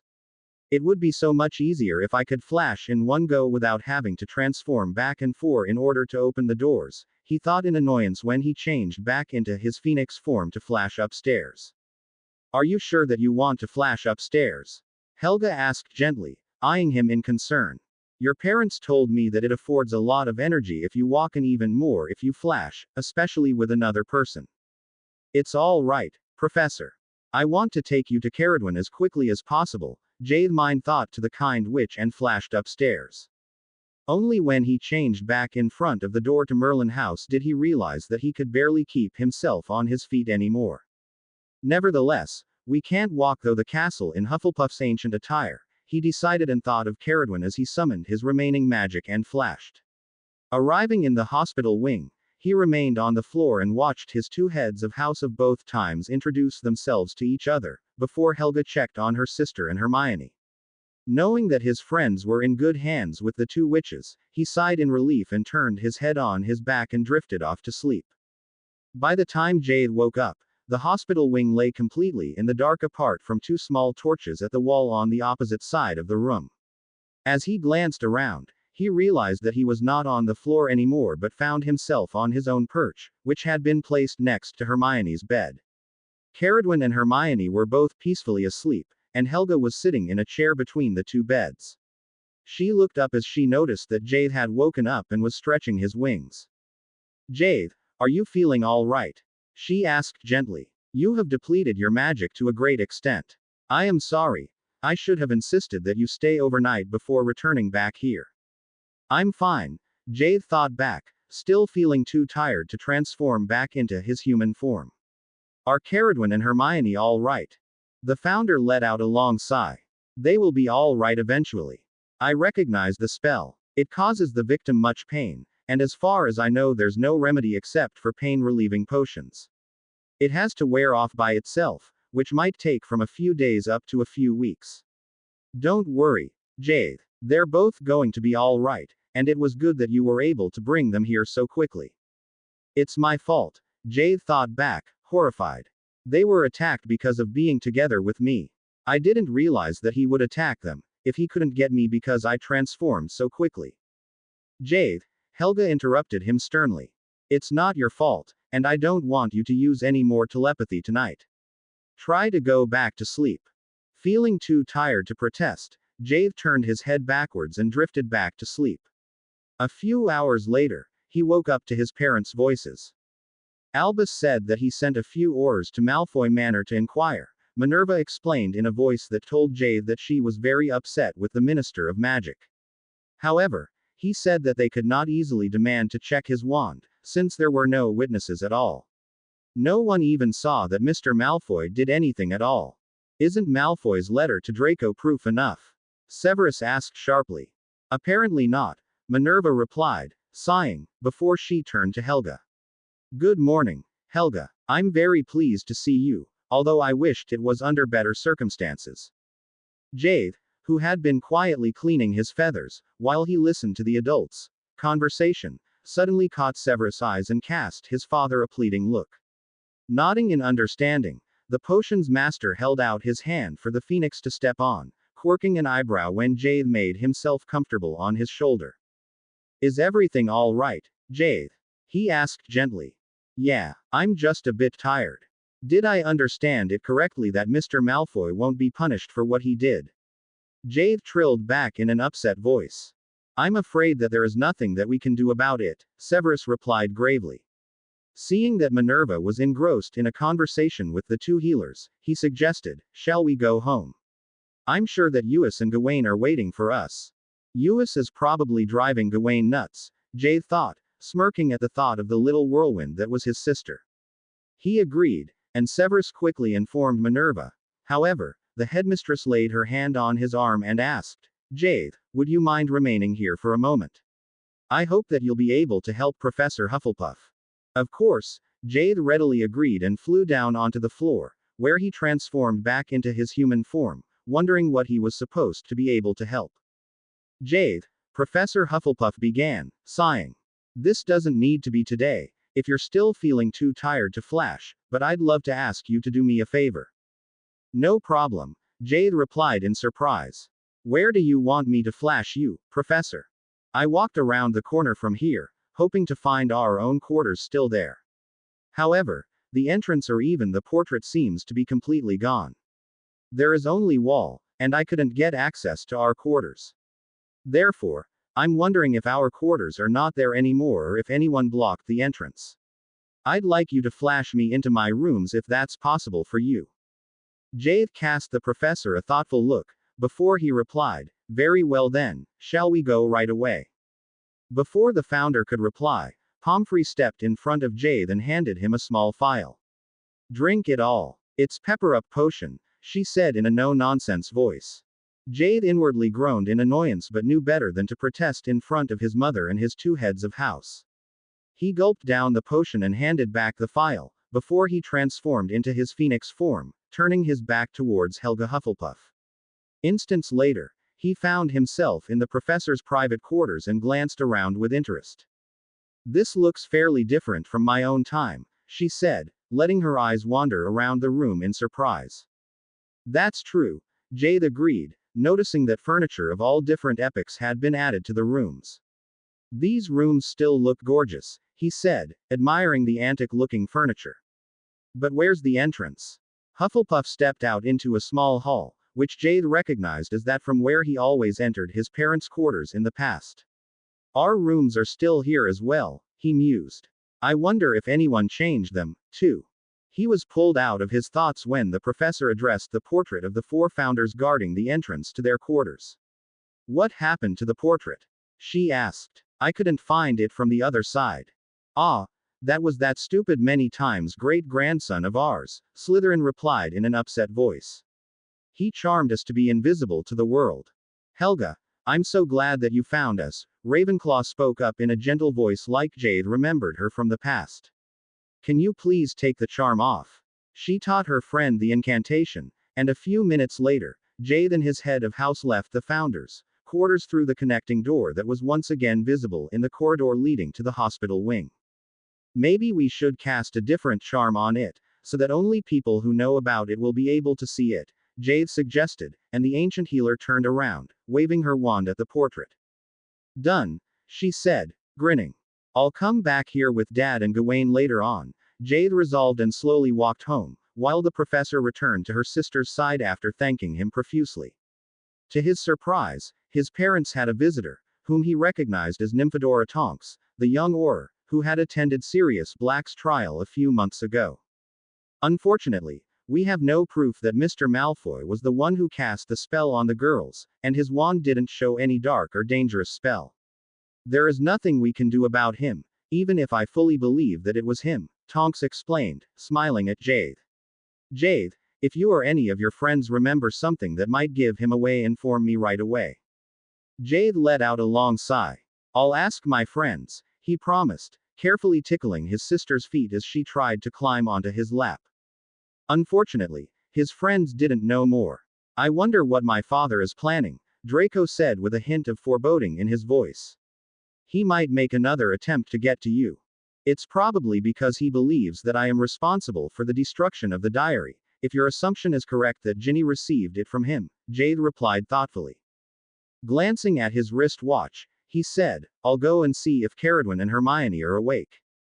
I feel really bad that they were injured because of being together with me. He spent the rest of the weekend and every free minute during the following week together with his two friends, gratefully accepting that Helga took turns with him according to his schedule. To his relief, both of them were able to leave the hospital wing after a week. However, Jade still had a bad feeling when he thought of Draco's father. Draco, do you have a way to find out what your father is doing? And why he wants to harm Jade? The twins asked one Sunday afternoon, when Jade, Ewis, Caradwin, Hermione, Neville, Draco, Gawain and the twins were having a picnic in the herb garden on the roof. Draco looked up in confusion.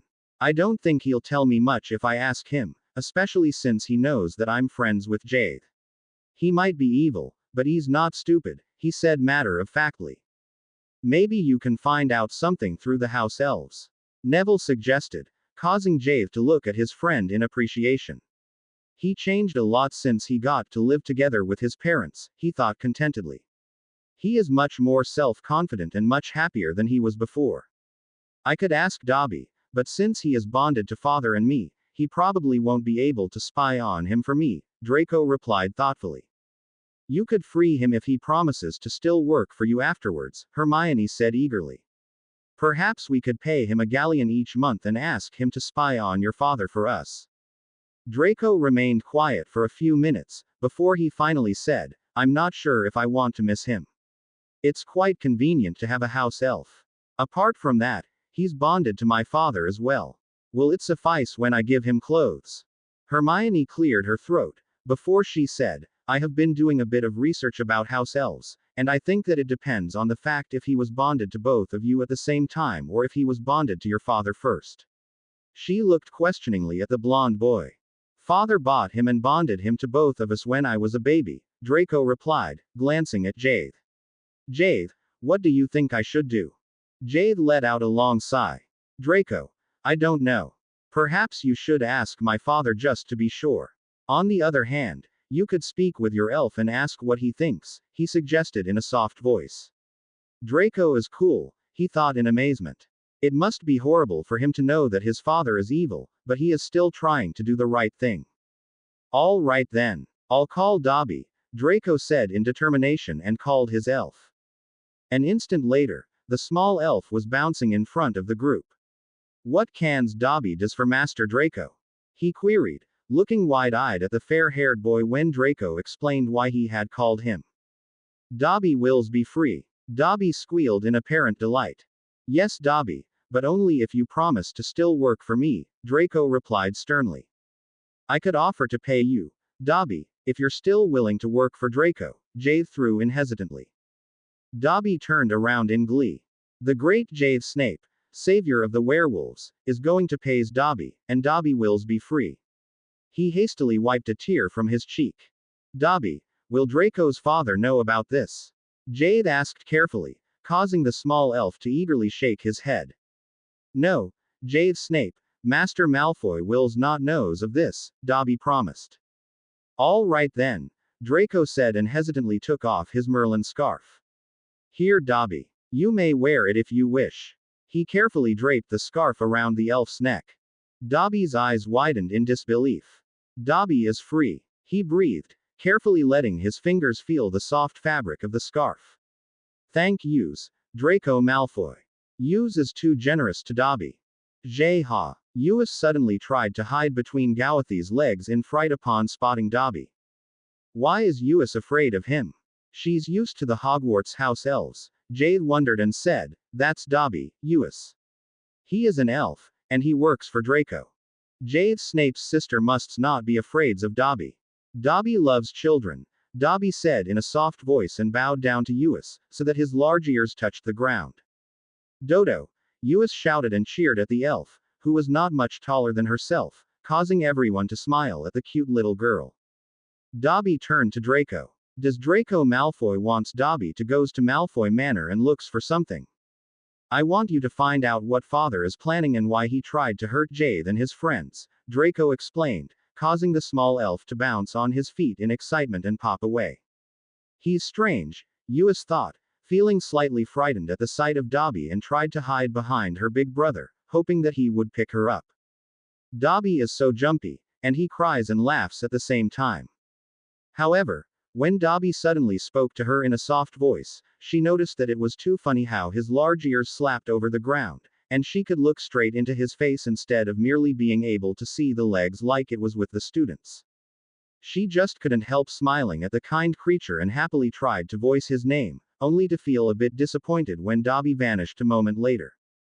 Fortunately, Jade chose that instant to pick her up in order to give her a piggy ride down the long and narrow staircase.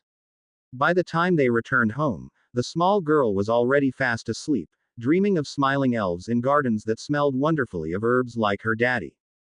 When she woke up, looking into the smiling faces of her mother and brother, she asked hopefully, Dodo. No Eus, Jade replied softly. Dobby needs to stay at Malfoy Manor and pretend that he was still bonded to the Malfoys. It might take a few days or even weeks, before he'll return to Draco. Just like Jade had predicted, it took nearly 2 months, before Dobby returned with information. However, he was so busy with school work for his present classes and the assignments for the past that he nearly forgot about Mr. Malfoy and his possible intentions. Fortunately, not only Caradwin and Jade, but also Minerva, Severus and Professor Pomfrey had tried to convince Helga Hufflepuff to remain in the future until the summer holidays. The healer finally agreed to stay in order to work together with Pomfrey, so that Jade and his 2 friends from the past could ask her whenever they encountered problems with their assignments. One day, Caradwin returned to the Snape's quarters after the last afternoon class, looking outright sad. Oh no, she looks as if she was going to cry, Jade thought and asked gently, Caradwin, what's wrong? Did anything happen in class? Professor Black, Caradwin admitted in a small voice. He assigned me detention tonight, because I disturbed his class, although I didn't mean to.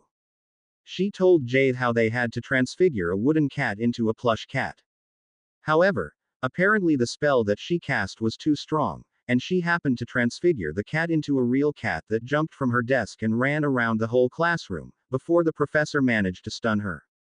He was very angry. Fortunately, he didn't take house points, but it's the first time that I have to serve detention, she sadly ended her explanation. I'm still bad at wand magic, but he was so angry that I didn't dare ask if I could try the spell wandlessly. Black is not a good listener anyway, Severus, who had witnessed the conversation, threw in, smirking. Maybe you should still consider telling him that you come from the past and are used to performing wandless magic. Pity that I don't have classes together with Caradwin. Sirius seems to have a grudge against the Slytherins, but she's a Hufflepuff, Jade thought in surprise. So far, no one had ever told him that Sirius had behaved unfairly. Caradwin, he said thoughtfully, Professor Black is my godfather. Do you want me to tell him where you come from and that you're not used to wand magic? I believe that would be for the best, Severus agreed, nodding at his son in appreciation. Sirius, are you very busy, or may I disturb you for a few minutes? Jade thought to his godfather, before he remembered that Sirius had no method to reply to him. I'm stupid, he thought, feeling extremely annoyed at himself. Well then, let's see if he has time, he said in determination and ushered Caradwin out into the dungeon corridor to walk to his godfather's office. Jade, Sirius cheered upon seeing his godson. I already thought that you had completely forgotten that I'm your godfather. Jade groaned inwardly. I'm sorry, but I've been so busy lately. Do you have a few minutes for us? My friend Caradwin and I'd like to speak with you about something. He stepped aside, only now revealing Caradwin, who had been standing behind him. Ms. Hufflepuff, Sirius said in surprise, motioning for the 2 students to enter his office. Caradwin and Jade hesitantly took the offered seats, and before Sirius could ask anything, Jade slowly began to explain about his time travels and about Caradwin and Gawain, his best friends from the past. Your sister is one of the founders of Hogwarts. Sirius blurted out in disbelief. Yes, sir. Caradwin replied shyly. Anyway, Caradwin would never willingly disturb your class, but even if they have wands in the past, they don't use them in class, Jade informed the Gryffindor head. I understand. In this case, you don't have to serve detention, of course. However, you should try to practice wand magic, Sirius replied thoughtfully, before he asked, Jade, can you bring anyone from any time in the past? Jade remained thoughtful for an instant, before he replied hesitantly, probably, I could bring people from other times, provided that they can gain access to Hogwarts. However, my parents warned me that I had to be very careful with time travels in order not to change our time too much. In fact, I haven't been anywhere else but in the Founder's time, and so far I have no intention to go anywhere else. Don't you want to get to know your parents? Sirius asked, eyeing his godson in disbelief. My parents? Jade repeated in confusion, before he realized, you mean my birth parents. He let out a long sigh. If it was 6 years ago, I'd probably have been delighted at the thought, but now that I have a real family with real parents, whom I know and love, he slowly trailed off, noticing from his godfather's expression that he didn't understand him. At least not at the moment, he added. Maybe sometime in the future, I'll decide to go and visit them in order to get to know them. However, I don't think I'm going to do this in the near future. I know that they must have been wonderful people, especially my mum, who gave her life for me. However, I wouldn't want to change our time, because I don't want to lose the only family I ever had. I'm sorry if this sounds very selfish. On one hand it is, Jade, but I understand you. Living together with Petunia must have been a nightmare. She was already horrible when she and Lily were young, Sirius replied surprisingly gently. Minerva offered to give Caradwin and Gawain extra lessons in wand magic and taught the two students 3 evenings a week, while Jade attended Quidditch practice. So far, Merlin had won the Quidditch Cup every year, and this year seemed not to be an exception. The following few weeks passed uneventful until Draco came to see Jade with Dobby in tow on the day before Uis's birthday. Jade motioned for both of them to take a seat, causing Dobby to look at him wide-eyed, before he blurted out, Jade, Snape is so kind to Dobby. No one has ever asked Dobby to sit down. He carefully let his hand wander over the sofa in admiration, before he hesitantly sat on the edge, smiling broadly when Uis toddled over to him in apparent delight. Dobby! The little girl shouted happily, before she eagerly tried to climb onto the sofa to sit next to her elf friend. Hello Uis, Dobby said, smiling back kindly. Dobby, do you have information for us? Should I fetch my parents as well? Jade asked, casting Caradwin a grateful look when she unobtrusively helped Uis up. I'll go, Gawain offered and hurried to fetch Minerva and Severus. When everyone was assembled, Dobby quickly glanced around the room as if to make sure that no one else was listening in on the conversation, before he finally began to speak. Lucius Malfoy is keeping a strange creature in his dungeons, and the house elves are feeding it with homemade food. Dobby thinks that the creature must be evil. It must be a dark creature, maybe even the one whose name Dobby must not says. Dobby overhears the creature demands that Mr. Malfoy hurries, but Mr. Malfoy says that he must wait until the summer holidays when Draco comes home. Dobby thinks that he must warns Draco that it wills be dangerous to goes home from school, although Dobby wills be there and cans takes Draco away quickly. Dobby, Draco spoke up, and Jade noticed that his always pale face was even whiter than normal as he queried, what exactly did father say when he spoke about me? What does he want me to do? Dobby shook his head and shrugged helplessly, causing his face to nearly vanish completely in his Merlin house scarf. He is probably wearing it all the time, except for when he is at the Malfoys, Jade mused. I wonder how he hides it from the Malfoys though. I'm sorry, Draco Malfoy, but Dobby is not knowing that. Dobby wills goes back and tries to find out more, he promised, before he vanished with a loud popping sound. Dad, Jade spoke up in confusion. Do you think it's possible that the creature Dobby was talking about is the Dark Lord? How can that be possible? All the Horcruxes were summoned into the room in the Merlin cellar, weren't they?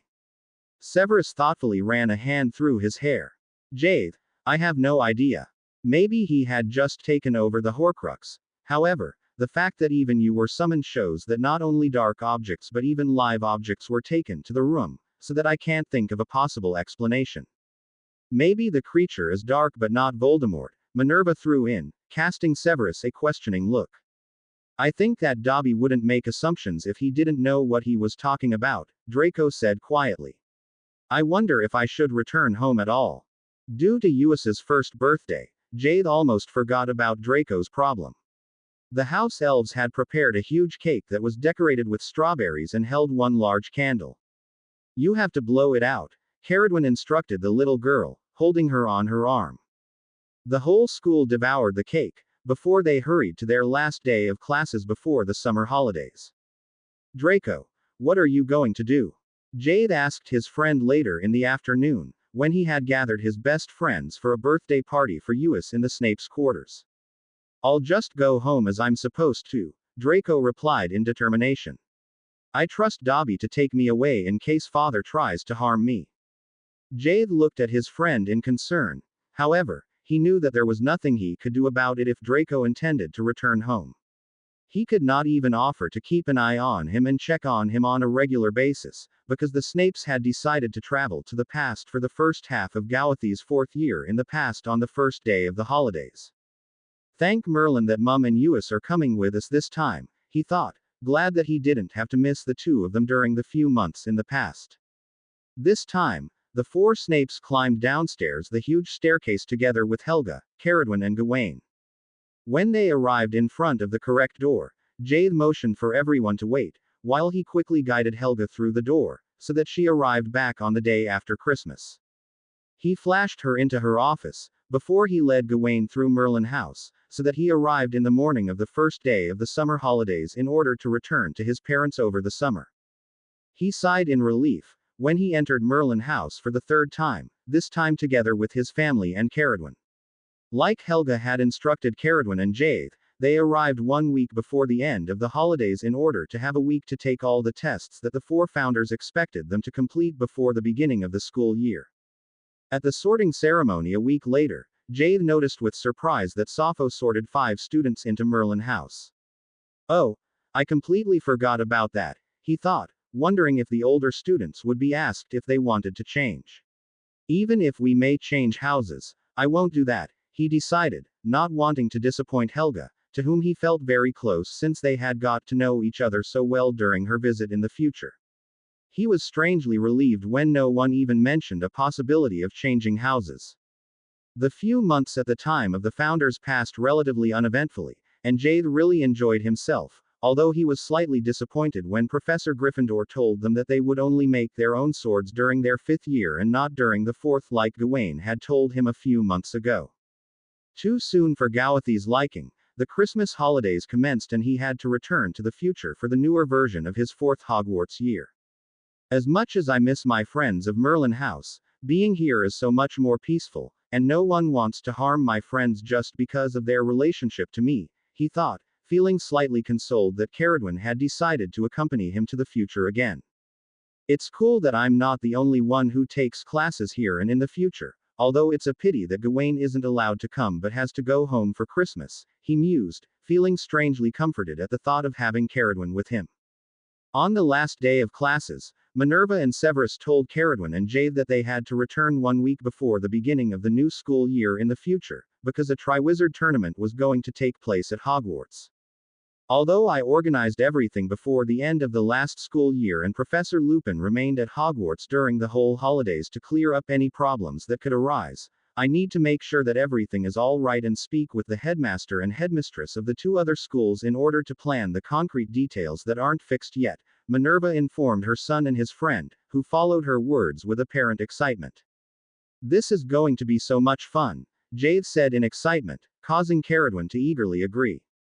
However, when they returned to the future a week before the beginning of the school year, Cicero and Malcolm popped up in front of them as soon as they set foot into their private quarters.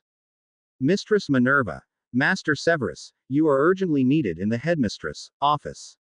Professor Lupin is waiting for you, Cicero informed them, sounding very urgent. Thank you, Cicero, Minerva replied gently, while Severus raised an eyebrow at his house elf in silent question. Jade and Caradwin, would you mind looking after Uis? She asked softly, already on her way to the connecting door to her office. Of course, Jade replied quickly, cradling the little girl close as a bad feeling of foreboding penetrated his mind. When Minerva and Severus stepped into the headmistress' office, Remus Lupin was sitting behind the desk, reading the Quibbler. He looked up and immediately vacated the seat as he saw his former head of house enter the room. Minerva, Severus, thank Merlin you're back, he said, letting out a relieved sigh. What happened? Minerva asked in surprise, noticing in concern that the ex-werewolf was extremely pale and had dark rings under his eyes. Voldemort was resurrected by Lucius Malfoy and his son Draco, Lupin explained quietly. It happened 2 weeks ago. We have all the information from Draco Malfoy. Apparently, his father ordered his house elves to make a certain potion for Voldemort, and before Draco knew what happened, his father took a huge amount of blood and pieces of his bones from him and used it for the potion, in which he bathed Voldemort in order to resurrect him. Where is Draco now? Severus asked sharply, while he rolled up his left sleeve, staring at the dark mark that was once again dark and alive. Immediately after Voldemort appeared out of the potion, Draco's elf Dobby brought him to Hogwarts, Lupin replied gently. He spent a few days in Poppy's care in the hospital wing, because he was injured, and ever since then he has been staying in the guest room in my quarters. Poppy and I weren't sure if it was safe enough to allow him to reside in Merlin, especially since students aren't allowed to use the houses during the summer. Thank you very much for taking him in, Lupin, Severus said in apparent relief. I'm not sure if you know about this, but Draco is my godson, and I must say that I'm very proud of him, because he doesn't support his father. He reached for the Quibbler. Did Draco speak with Lovegood? Yes, I invited him to come to my quarters and meet with Draco. We thought that it was better to properly inform the magical world, Lupin explained. The article he wrote is very accurate. Remus, I am sorry for not being here and leaving you with such a problem, Minerva spoke up, clearly shocked. That's all right, Minerva, I was glad that Pomona, Poppy, Sirius and Xenophilius were here. We discussed everything all together. The care of magical creatures professor looked questioningly at the headmistress. We came to the conclusion that under these circumstances it might be better to cancel the Triwizard tournament. We wanted to wait for you to return before taking any action though. I agree, Minerva said immediately. Severus, I believe that it would be wiser to cancel it. Such an event would be a fantastic opportunity for the Dark Lord to attack, especially if it took place at Hogwarts, Severus replied in determination. I will contact Madame Maxime and Professor Karkaroff right away, Minerva promised, reaching for her quill. Over there are 2 copies of the Quibbler, which you can send them with your letter, her deputy informed her, pointing to the edge of her desk. I am sure that they'll understand. Thank you, Remus, Minerva replied, before she turned to Severus. Severus, will you please inform Jade and Caradwin? I'll do that, Severus promised. Lupin, do you want me to take Draco? I don't mind having him. In fact, we get along quite well, and he seems to have recovered nicely, Lupin replied in a soft voice. Apart from his injuries, he was completely shocked about the fact that his blood was used to resurrect Voldemort. However, we often spoke about the matter, and we also spent much time playing wizard's chess and other games to help him overcome the shock. Neville Longbottom comes to see him every day, which helped a lot. Nevertheless, I believe that he'd love to see you and Jade. He often speaks about Jade and he was looking forward for him to come back from the past. With that, the 2 wizards left Minerva's office, each of them heading to their own quarters, while Minerva occupied herself writing 2 difficult letters, wondering what she could do to protect her children. When Severus returned home, Caradwin and Jade were just bathing Uis, and he decided to wait until his colleague would come over together with Draco. It's bad enough that I have to tell Jade about this anyway. He is only 14 and shouldn't be bothered with adults' problems, he mused as he busied himself magically unpacking their luggage. Draco and the care of magical creatures professor knocked at the door just before Jade, Caradwin and Uis returned to the living room. Severus motioned for everyone to take a seat and explained what he had been told in the headmistress' office. He's back? Jade asked in pure disbelief, looking at his father in shock. But how could that happen? We summoned all the Horcruxes, and it worked only too well, he said, remembering how he had ended up as a phoenix baby. I'd also like to know how he managed to get human, Caradwin asked in a soft voice, while she gently tickled Eus, who was draped over her lap. Draco. Severus queried, raising an eyebrow at the boy in silent request. Draco let out a long sigh. I didn't understand everything, he began to explain. However, as far as Dobby, the other house elves and father told me, he was more like a shadow at first, and the house elves had to take him to some place in Siberia in order to gather the needed ingredients to feed him from some kind of rare snake until he had the form of some kind of creature and could be taken back. Draco shuddered. I don't know the details, but they spent a few months in Siberia with father's house elves, before they looked after him in the dungeons of Malfoy Manor. Ah, is that why the Dark Lord wasn't called to Hogwarts when we summoned the Horcruxes? Because he was out of the range of where the summoning charm worked. Jade blurted out, quirking an eyebrow at his father. That would be an explanation, Severus replied thoughtfully. The charm would only work within the country. Father used a spell that involved my blood and a piece of bone, Draco continued with an expression of absolute disgust on his face that would have made Jade chuckle if the situation hadn't been so sad and shocking. I only heard of a very dark spell a few years ago, but that would have involved the Dark Lord's father's bones, Severus mumbled, more to himself than to the others. Yes, that's what Professor Lovegood told me as well. However, Father and his boss or whatever you want to call that creature decided to use my bones and blood because it was the bones and blood of the most trusted followers heir or something like that. I'm sorry, Draco, that must have been absolutely terrifying, Caradwin said gently, making Jade slightly feel jealous at the thought that she was talking to someone else in her soothing voice, which he liked so much. I'm being stupid, he scolded himself immediately. Draco is my friend. And even if Caradwin is one of my best friends, it's not as if she was my girlfriend. Maybe I should ask her if she wants to become my girlfriend though. He was so deeply engrossed in his thoughts that he completely missed the rest of the discussion and only looked up startled when Professor Lupin and Draco rose from their seats. In front of the door, Lupin turned around and inquired with apparent interest, Jade, I completely forgot to ask, but did you bring any fascinating animals from the past? Jade let out a long sigh. No, sir. I wanted to bring only one pair of new animals this time, the merisms, because they can live both on the ground and in the lake, which is important, because the zoo isn't ready yet. I need to work on it before the beginning of the school year. Anyway, the giant squid caught the squid's flu a few weeks ago and the whole flock of merisms was still sick with it, so that we decided to bring them the next time. A small smile spread over the professor's face as he asked kindly, Jade, I am truly sorry not to be able to meet the merisms right away. However, would you please enlighten me what merisms are? Caradwin chuckled. They are my favorites right after the Harpley penguins, she blurted out. They are very colorful animals and are really funny. Jade nodded. They have the body of a cow with a giraffe throat, a parrot head, kangaroo ears, the tail of a dinosaur and feet of a penguin. I've never seen anything similar before. They sound very interesting, Lupin said, smiling. Do they have any magical abilities? Caradwin and Jade both chuckled. As I said, they have the body of a cow, and depending on where you touch it, you can get 4 different types of milk out of it, chocolate milk, strawberry milk, pumpkin milk and banana milk, and they're all absolutely delicious, Jade explained, licking his lips at the memory. Maybe I should go back to the middle of the summer holidays when they're all recovered and bring them here as soon as the zoo is ready, he thought aloud. A smile spread over Eus's face as she demanded, I want Mick.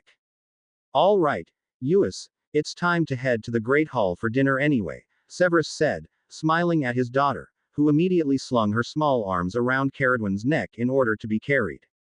To Gawathi's surprise, the complete Hogwarts staff was already back in the castle, even the teachers who normally used to return on the 1st of September. It's probably because of the Dark Lord, he mused, unconsciously knowing that he would have to battle the evil wizard sooner or later. Severus, are you going to spy again? Alice Longbottom asked in concern, causing Jade to look up in shock. No, I don't want him to spy, Minerva said in determination. Wouldn't it be safer to make you know who believed that Severus was on his side? Professor Flitwick threw in, before he pointed his wand at a strawberry and made it fly right in front of Eus's mouth. Considering that he knows who my son is, he'd merely give me the honor of making me the first victim after his resurrection, Severus replied dryly, gently prying Uis's hands away from his glass of butterbeer. During the few days until the beginning of school, Jade set up the zoo like he had already planned it in detail months ago. Professors Lupin and Lovegood, Hagrid as well as Caradwin, Neville and Draco helped him, so that they could officially open the zoo in the morning of the 1st of September. The adults had decided to make the zoo accessible for the public on Saturday and Sunday afternoons, while at all other times only the students were allowed to roam the zoo. They moved Professor Lupin's classroom inside the zoo, and the 5 heads of house promised to put up timetables for volunteers to help Hagrid in their houses. I hope that enough students will be willing to help Hagrid. Otherwise, I'll have to do that every day, Jade said, when they were enjoying their last quiet lunch in their quarters before the arrival of the students. Caradwin chuckled. First of all, I'll help you in any case, and secondly, can you imagine curious people like Hermione or some of the Ravenclaws not to help? On the contrary, they'll want to assist Hagrid every now and then, and they're going to bombard him with questions, which he might not even be able to answer. Everyone looked at the girl in amusement, knowing that she was probably right. Gia, IP way with de hapes? Uis suddenly asked, trying feverishly to get out of her child's seat. Shall I take her to the lake? Jade asked his parents. She absolutely loves the Harpley penguins. On the other hand, I intended to make a quick trip to the past and fetch the merisms. Jade, it would be nice if Caradwin and you could look after Uis this afternoon, because we're going to have one last staff meeting together with a couple of Aurors in order to discuss the safety precautions for the school year, Minerva said in a soft voice. Ah, all right, Jade agreed, resolving to head to the past after the welcoming feast. I can as well sleep in the past and return in the morning, he thought, deciding to ask his parents later on. However, to his surprise, Minerva forbade him to travel. Why not? Jade asked in a slightly upset voice. I really want to fetch the merisms for the zoo. Because the travel is very strenuous, and classes are going to commence in the morning, Minerva said sternly. Knowing you, you won't even take a break and stay in the past for a day. I promise that I'll stay at least overnight, Jade said, rolling his eyes when his mother remained firm. Jade, we're only concerned, Severus said in his soft baritone voice, causing Jade to sigh, before he nodded and left the room, feeling extremely disappointed. During the welcoming feast, Jade was in a very bad mood, until he finally made a decision. I'll just go and come back a few minutes later, or I could try to come back a little earlier. I can hide somewhere in the Merlin dungeons, he resolved and telepathically informed Caradwin, knowing that she would somehow cover up for him if necessary. When he entered Merlin House after the feast, he was so deep in thoughts that he did not notice that someone followed him into the cellar. Only when he stopped in front of the door to the staircase, a stern voice asked, "Where are you going?" Jade turned around in shock, before he sighed in relief as he saw Hermione standing behind him. Don't give me such a fright, he complained half-heartedly. I thought it was Pomfrey or my mother. Hermione cast him a sharp look. Where are you going? She repeated her earlier question. And why are you in such a bad mood tonight? Jade let out a long sigh and explained about his intention to travel to the past in spite of his parents' explicit orders. Don't let them catch you, Hermione said, frowning. You'll be in so much trouble. Yes, mother, Jade replied, rolling his eyes in annoyance, when Hermione suddenly began to smirk. Let's go then, she said eagerly. I'm going to accompany you. Are you sure? Jade queried, eyeing the girl in surprise. And I thought she'd try to make me see reason, he thought, wondering if he'd ever be able to understand how easily girls were able to change their mood. Together, the 2 fourth years headed down the long staircase, talking about Voldemort's resurrection, the Hogwarts Zoo and Hogwarts at the time of the founders. Maybe we should speak with the professors about the matter. As far as I know, Professor Ravenclaw is a seer, although I'm not sure how much she knows. She certainly couldn't see that the Dark Lord came back, Jade said thoughtfully. Let's ask her. I'd love to get to know the other founders. I hope they're all as nice as Professor Hufflepuff, Hermione agreed eagerly and followed Jade through the empty Merlin house. Not all, Jade replied, chuckling. Where should we go? He wondered, but decided to go and see his head of house first to tell her that he was back, remembering that she had instructed him to inform her whenever he came. He reassured her that Caradwin was well and told her about the bad news from the future. The professor greeted Hermione warmly and suggested to the time travelers to accompany her to the headmaster's office to speak with her friends. Unfortunately, none of them had a spontaneous idea how to help Jade. However, Professors Gryffindor and Slytherin offered for Jade and Hermione to remain in the past for at least a week and take some extra defense lessons with them. Hermione and Jade agreed and spent a whole week in the past, glad that Jade had chosen to arrive during the summer holidays, when the professors had much time to teach them. Apart from practicing defense spells and other useful charms, the two friends frequently visited the library that had always been Hermione's favorite spot at Hogwarts. It was on the day before Hermione and Jade intended to return to the future that they headed out to the grounds together with Helga in order to fetch a pair of merisms. "What are these?" Jade asked in surprise, pointing to a sheep that looked golden, even if it was a cloudy day without sunshine. "These are sheep with golden fleece," Helga explained gently. "Their fleece is used to make a special spell-repelling cloak, which is effective against minor and some major hexes, but not against the unforgivables." "I've never seen this before," Jade said, looking at the rare animal in awe. The professor nodded in understanding. "You won't be able to see them during the school year, because they're banned. They're only allowed onto the grounds during the summer holidays. Otherwise, students might try to shear one of them, because they don't know that they can only be shorn with special shears made of ivory." She pointed to a small, pink bunny that was bouncing around. "Just like the fluffy pink cuddly killer bunny over there. They look so harmless that you want to cuddle them. Unfortunately, it will be the last thing you ever do, since their bite is deadly." "Maybe I should take 2 of each with me," Jade mused, just when Helga offered. "I can put a safety charm on 2 of them, so that you can take them with you if you want." Jade agreed, and when Hermione and he traveled back to the future in the morning, they were accompanied by 2 merisms, 2 golden sheep and a pair of the dangerous bunnies. The founders had been so kind and charmed the animals to follow them during the next hour, so that they didn't have to carry them and could easily lead them out onto the grounds. "I think I know what I'm going to do," Jade blurted out halfway up the staircase, causing Hermione to cast him a surprised look. However, Jade did not further explain but concentrated on the timing, so that they arrived in the future when everyone was still assembled in the Great Hall. "We have to be careful that we don't meet anyone," Hermione said worriedly. "No problem. Why don't you just stay in the common room?" Jade suggested. "I'll go and take the animals to the grounds." "Oh right," Hermione said, slapping her hand against her head as she turned around. "I completely forgot about them. Of course I'll accompany you." The 2 students led the merisms to the lake, where the colorful animals happily jumped into the water. Afterwards, they took the pink bunnies to the zoo and informed Hagrid about them.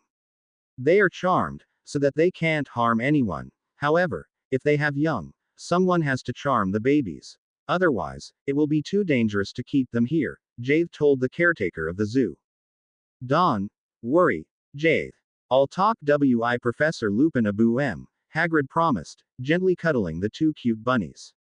When Jade returned home through the Griffin door from the Merlin common room, Caradwin was playing with Uis, and his parents were sitting at the table deeply engrossed in a pile of parchments. They both looked up and glared at their son, before Severus motioned for Jade to take a seat at the table. "Jade, where have you been?" Minerva was the first to speak up in a stern voice. "Why did they ask? Did I somehow mess up with time?" Jade wondered, returning a confused look. "I know that you attended the welcoming feast," his mother continued sternly, "but where did you go afterwards?" "Merlin House," Jade supplied tentatively, causing his parents to exchange a look that Jade could not comprehend. Severus let out a sigh. "During the welcoming feast, my watch began to act up as if it couldn't decide if you were in the Great Hall, in Merlin House or on the grounds. It lasted for about an hour, before it clearly showed that you were on the grounds," he explained calmly, raising an eyebrow at his son in silent query. "Oh no, I didn't think about Dad's watch at all," Jade thought, terrified. "I can't lie to them, but I'll be in so much trouble." "I'm sorry," he finally said. "I went to the past to fetch the merisms. I stayed for a week, and the founders taught me defense in order to be able to defend myself against the Dark Lord, he added in a small voice. Jade, Minerva said in an upset voice, which part of, no, you must not go to the past. Did you not understand? I'm sorry, Jade muttered, averting his eyes to the floor. Jade, you need to obey, Severus said sharply. I do not tolerate that you act clearly against our instructions. Yes, Dad, Jade said miserably. I'm sorry. I hope that you're sorry, Severus said in a slightly gentler voice. However, you will understand that we have to punish you. You will be grounded until Christmas, which includes that you're banned from all Hogsmeade visits during that time. Yes, sir, Jade replied in a barely audible voice. The following weeks passed fairly uneventfully. Jade did not really mind being grounded. He had spent the evenings at home ever since Uis was born anyway, and since Caradwyn was there, who was again staying in what already had become her own room in the Snape's quarters, he didn't even mind that his friends were not allowed to visit, especially as he saw them in class every day. At least they didn't ban me from Quidditch, Jade often thought when he attended practice, feeling very grateful towards his parents. One evening, Caradwyn were doing their homework in the living room, Severus was grading parchments, and Minerva was writing a letter to the Minister of Magic. I love having Caradwyn here, Jade mused, feeling very happy and also grateful towards his parents, who had grounded him but otherwise forgiven quickly how disobedient he had been. All of a sudden, Severus let out a moan, gripping his left arm in agony. Is it the dark mark? Minerva asked sharply, looking up from her parchment. Yes, Severus replied between clenched teeth. It's all right. I'm going to live with the pain. Jade laid his quill down, looking at his father in shock. Dad never shows even the slightest sign of pain, even if he's really feeling unwell. The mark must hurt terribly, he thought, before he stood up from the sofa in determination. I'm going to finish this right away, he decided and transformed into his phoenix form. Jade, where do you think you're going? Minerva asked strictly. You're grounded, and this is not the time to fight about this. I'm going to finish off the Dark Lord, Jade announced and flashed away. Oh no, Severus groaned and rose from his armchair, still gripping his arm. I'm going to reply to the summoning. I can't leave Jade at that place all on his own. No, Severus, Minerva tried to object. However, Severus already stepped through the door of their quarters, summoning his old Death Eater robe and mask as he strode through the dungeons towards the apparition border. Jade, wait for me. Don't do anything without discussing it with me in advance, he mind-thought to his son, afraid that Jade would act too spontaneously and end up injured or worse. Knowing that it would be too dangerous to flash himself straight next to the Dark Lord, Jade thought of arriving at a deserted spot near the Dark Lord's location. He appeared behind a row of trees at the end of a huge garden that surrounded an enormous building. Probably Malfoy Manor, Jade thought grimly and was just about to transform into his Mosley form, when he heard his father's communication. Dad, don't come here. It's too dangerous, he thought back, panicking at the thought of what could happen to his father. And that would be all my fault, he thought, horrified. He changed and flashed himself to arrive just behind the Dark Lord, knowing that the Mosley was small and dark enough to not attract attention. He found himself in a huge dungeon room. On one end of the room was a throne that a strange creature was occupying. The Dark Lord, Jade realized, eyeing the red-eyed creature with disgust. On the other side of the room, dozens of dark, hooded figures were assembled and more were still apparating in. Where is Dad? I hope that he didn't come, Jade thought, letting his eyes wander around the assembled crowd. My faithful servants, the Dark Lord addressed his followers. I am pleased to see most of you again. Malfoy, come here. One of the hooded figures stepped forward and bowed. Here I am, my lord. Malfoy, today is your great day. You will receive an honor that only my most faithful servant deserves, Voldemort said and turned to the group of Death Eaters. Severus Snape, come here. A tall figure stepped forward and slightly bowed his head. Dad, Jade thought, terrified. He hurriedly transformed into a fluffy pink cuddly killer bunny and made his way around the Dark Lord. Severus, why are you here? Are you spying for your son, Harry Potter? Voldemort hissed. No, my lord. I merely adopted Potter in order to keep a close eye on him and to serve you, Severus replied in his soft, baritone voice. Ah, slippery as an eel as ever, Severus, the Dark Lord replied and turned back to Malfoy. Lucius. He interrupted himself, when the group of his Death Eaters suddenly began to chuckle at the sight of the pink rabbit. What the hell is that? He asked in clear displeasure. Don't worry, Dad. I know what I'm doing, Jade telepathically informed his father, who was still standing in front of the Dark Lord. Whatever is going to happen, Jade, know that I love you very much, Severus thought back, causing a smile to appear on the small rabbit's face. May I cuddle you? I'm a cuddly rabbit, and I love you, Jade mind thought to the Dark Lord as he approached him, causing the evil wizard to let out an angry hiss. Malfoy. What's wrong with your offspring's blood that made me into someone a rabbit chooses to cuddle? He shouted, causing everyone to inefficiently try to suppress their chuckles. I am sorry, my lord, Lucius Malfoy replied in confusion, training his wand at the rabbit. Not wanting to risk his father's life, Jade jumped onto the Dark Lord's lap, leaned into the black robes and bit the murderer of his biological parents in the stomach. Before anyone realized that their lord was about to draw his last breath, he transformed into his phoenix form and flew over the ugly creature and finally around the huge dungeon room at full speed, summoning his magic to cause a huge wind. The thick walls of the dungeon and the ceiling began to crack, and the whole house shook in the storm, causing everyone's attention to be drawn to the tornado that was threatening to bury them all under the ruins of Malfoy Manor. Using the commotion of the Death Eaters fleeing outside, Jade unobtrusively hovered in front of Severus, so that his father could grab his tail feathers, allowing his son to flash them away. Instants later, Jade and Severus arrived home safely. Jade, Severus, Minerva said in apparent relief. Thank Merlin you're back. We were so worried. That was impressive, Severus replied, nodding at the phoenix in appreciation. The Dark Lord was defeated by a cuddly rabbit and destroyed by a tornado. Well done, Jade. Dad, may I sit on your shoulder? Jade asked in a small voice, feeling absolutely exhausted due to the large amount of magic that he had used. Severus gently held his hand in front of the phoenix, feet and lifted him onto his shoulder. Sleep for a while. You certainly depleted your magic with that performance. While Jade drifted off to a much-needed nap, he placed the memory of the event into a pensieve and showed it to his wife and Caradwin, before Minerva gathered the Hogwarts staff together with the Minister of Magic in her office and shared the good news.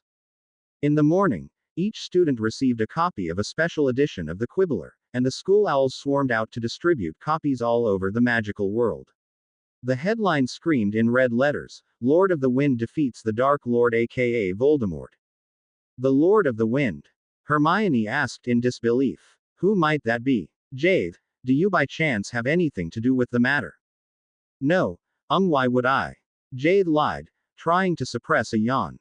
Because you're the only person I know that would be able to transform into several animals, who knows about the Cuddy Killer rabbits and who is a Wind Phoenix, Hermione said, rolling her eyes at the boy. Don't tell anyone. I'm surprised that my name doesn't show up at all, Jade replied silently, before he thought to his father, thank you for asking Professor Lovegood to not mention my name. You have to thank him, not me, Jade, Severus replied, and Jade could see him smirk at the head table. I'll do that, Jade thought. I have an appointment with him after lunch anyway. He was brought back to reality when Minerva rose from her chair and announced, as you have all seen in the special edition of the Quibbler this morning, Voldemort is dead and the war between him and the light side is finally over. I am sure that many of you want to know who defeated him, but the person told me this morning that he wants to remain unknown. However, I wish to inform you that it was one of our midst, a Hogwarts student, who was able to vanquish him. I am very proud of the student as well as of his friends, who shared information and advice with him that enabled him to act like he did. I believe that this is enough of a reason to give all of you some extra holidays. All classes for today and tomorrow are cancelled, and everyone above third year is free to go to Hogsmeade tomorrow. A huge applause ended the headmistress' speech, and Jade sighed in relief at the unexpected free days. Thank Merlin. I need some more sleep, he thought as he walked home after breakfast together with Caradwin, Uis toddling between them. However, they had not yet reached the dungeons, when Severus caught up with them. Jade, the minister wants to speak with you at 10 o'clock in your mother's office, he informed him matter-of-factly, causing Jade to let out a groan. What does Dumbledore want? He asked grumpily. I'm tired, and I just want to be left in peace. Severus raised an eyebrow but decided not to comment on his son's outburst, knowing that the boy was still tired from using enough magic to destroy huge parts of a large manor. Oh my, you're in a bad mood today, Caradwin said softly. Do you want to sleep until your meeting with the minister, or shall we go to the forest? I know what we can do to lighten your mood. Jade looked at his best friend in exasperation. Sorry, Caradwin, but can we go later on? He asked apologetically, unable to suppress a huge yawn. Of course, Jade. I'll wake you up in time for your meeting, Caradwin said in understanding and smiled at the boy, knowing that he would probably like the idea that she was going to share with him later on. An hour later, Jade entered the headmistress' office, where Minerva was engrossed in a conversation with Minister Dumbledore. Jade, Dumbledore greeted him, pulling a small bag with lemo drops out of his robe pocket. He didn't change at all, Jade thought in exasperation as he politely declined the offered sweet. Congratulations, my boy, the minister said gently. As I have heard from your parents, you did a wonderful job last night, and the magical world owes you a huge thank you. No one owes me anything, Jade replied in a still slightly grumpy voice. I only did that for my father, because he was in a huge amount of pain when the Dark Lord called him last night. Jade, watch your tone please. You're speaking with the Minister of Magic, Minerva reprimanded him lightly. I'm sorry, sir, Jade apologized, hoping that the meeting would be over soon. It's all right, Jade, Dumbledore replied kindly. By the way, I'd like to award you the Order of Merlin First Class for. No sir, Jade interrupted the minister, not caring if he was being rude. I already received the Order of Merlin once, and I certainly don't want anyone to know that it was me who vanquished that ugly creature. First of all, I hate attention, but more importantly I don't want to endanger my family. Many Death Eaters have been able to escape last night, and I think it would be better if they didn't know who the pink rabbit was. I'm very grateful that Professor Lovegood didn't mention my name in the Quibbler, and I'd appreciate if you kept my secret as well. I understand, Jade, Dumbledore said thoughtfully. However, please remember that the Order of Merlin First Class includes an award of 1 million galleons. I don't need money, Jade replied softly, before he considered the matter and asked, would it be possible that you donate the money instead? There must be more than enough people in the magical world who need money. The minister let out a long sigh. I am truly sorry, Jade, but that won't be possible. I'm only able to access the money in combination with the award of the Order of Merlin. He remained thoughtful for an instant. Well, Jade, I'll see what I can do. If I manage to donate the money, for what purpose would you like it to be used? First of all, I'd like to give a certain amount to Draco Malfoy, Jade said in a quiet voice. I'm not sure if his father survived the night, but I know definitely that he was still there when I left with my father. I don't know to which extent I destroyed Malfoy Manor, but in case Mr. Malfoy was gone, I'm sure that Draco would want to rebuild it. I also don't know if any other Death Eaters died last night. If so, I'd like to give some money to their families. He shrugged. Sorry, everything happened so fast, and I didn't have the opportunity to speak with my parents about the matter. That's all right, Jade, Dumbledore said gently. Last night, your parents called me and showed me the memory of the events. Afterwards, I sent a group of Aurors to Malfoy Manor. The building is damaged to a great extent, but not completely. As to Draco's father, the Aurors found him together with 15 other Death Eaters, who were badly injured but still alive. All of them have been brought to a safe division of St. Mungo's, where they will be treated until they are recovered enough to be taken to Azkaban. What about Draco's mother? Jade asked in concern. Mrs. Malfoy is safe and sound. She resides in the unharmed wing of the manor, Dumbledore explained. Jade, you don't have to feel bad about this. You did exactly the right thing. Very well then, I will see to it that the ministry will donate an amount of money for the rebuilding of Malfoy Manor. Are you sure that you don't want to receive the Order of Merlin, Jade? You don't have to decide this now. Think about the matter. Speak with your parents about it and inform me after making a final decision, let's say within a week. Thank you, sir, but no, I do not want anyone to know that I was involved in the event, Jade said in determination, casting his mother a questioning look. Albus, I believe that Jade knows what he is talking about. Please accept his decision, Minerva said firmly, smiling proudly at her son. A few minutes later, Dumbledore left Hogwarts through the fireplace, and Minerva rose from her chair pulling Jade into a hug. I'm very proud of you, son. Thank you, Mum, Jade replied, smiling. Do you think I did that right? Jade, it was your decision, and I believe that your decision was very unique, because I think the only other person who would make the same decision is your father, Minerva replied warmly, pulling Jade with her through the connecting door into the living room, where she motioned for the boy to tell his father and Caradwin about his meeting with the minister. There's not much to tell, Jade said quietly. He wanted to award me another Order of Merlin and I declined. Nothing special. While Severus looked at his son in clear amusement, Caradwin began to chuckle. That's a typical Jade decision, but I love it. It's your style, and you're right. You don't need any more proof of how brilliant you are. I'm not brilliant. I was merely lucky, Jade replied, noticing horrified that he blushed at the unexpected praise. But it's true. I don't need any awards. The only thing I need is my family and friends, and I'm really happy. He stepped over to where Eus was trying to bite the corner off one of her books and gently pried the book out of the small hands.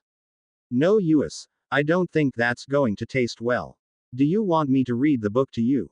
Yes, Gia Wed, Eus happily agreed and snuggled into her brother's lap when he took a seat next to his mother on the sofa. Jade and Caradwin spent a while playing with Eus, before Jade remembered that Caradwin had told him something about an idea. You wanted to go into the Forbidden Forest? He asked, raising an eyebrow as he looked at the girl in expectation. Caradwin returned an excited look. Jade, did you never wonder why there aren't any unicorns at Hogwarts in this time? She asked. Remember how we loved taking Moonlight and Shadow for a ride? That's true, Jade admitted slowly, while his thoughts went haywire. Mum, Dad, do you have an idea why that might be? He asked his parents. No, but perhaps you could ask the animals in the tapestry in Merlin House, Severus suggested, causing Jade to groan in annoyance. Oh well, I could have thought about that, he said, sighing. Caradwin, will you come with me to speak with the unicorn in the tapestry? She is a nice old woman. But everyone will be in the common room today, and I'm not even a Merlin student, Caradwin replied hesitantly. Oh, all right then. Let's do it tomorrow morning, when my housemates go to Hogsmeade, Jade agreed, still wondering why he had never thought about the fact that the unicorn riding classes of the past were gone in the future. In the morning after most of the older students had left for Hogsmeade, Caradwin and Jade entered the common room through the connecting door and stepped in front of the tapestry. I need to change into a unicorn, Jade whispered to his friend, before he transformed and addressed the unicorn in the tapestry. Hello there. May I disturb you for a moment? He asked in a soft voice and explained what he would like to know. The unicorn slapped her tail against Marlin, who was flashing around wildly, before she replied thoughtfully, well, I could tell you what happened, but it might be more reasonable if you asked Anthony, the Merism, if he is willing to introduce you to his secret room. Maybe it will come handy at a later time. The Merism. Jade wondered, skimming the tapestry. Only now he realized that there was one of the funny creatures that was playing in the shallow water of the lake together with a Harpley penguin. He transformed back into his human form and quickly informed Caradwin, before he changed into a Merism, knowing from his transformation in the past that it didn't feel as strange as it looked to him when he saw one of the colorful animals. Hello Anthony, may I disturb you? He asked politely. However, the Merism completely ignored him as he continued to play with the Harpley penguin. All of these animals are a bit strange, he mused, feeling slightly annoyed at the thought of having to persuade the Merism to let him in into his secret. It would have been so much easier if the unicorn had just told me what she knows, he thought, letting out a long sigh. Jade finally transformed back into his phoenix form and addressed Marlin, knowing that the phoenix was always very helpful, even if he was as mischievous as Fox, who still showed up in the Snape's quarters to cuddle with Yuki once a day, even if he was now residing in the minister's office of the Ministry of Magic. Ah, Jade, wait a moment, I'll speak with him. Anthony doesn't hear well, Marlin replied, and Jade once again changed into a merism. An instant later, the merism of the tapestry came to the foreground and greeted him. Hello there, I am Anthony. You wanted to speak with me. Hi, I am Jade. The unicorn recommended that I should speak with you and ask you if you'd be willing to share your secret room with me. Jade replied, looking at the other animal in surprise, when Anthony began to chuckle. Well, if the unicorn sent you, I'll just have to help you. He said, smiling. Go down into the cellar and turn right. Near the grand staircase, you find a room that is called Room of History. The door will open if you tell it that Anthony, the merism, sent you.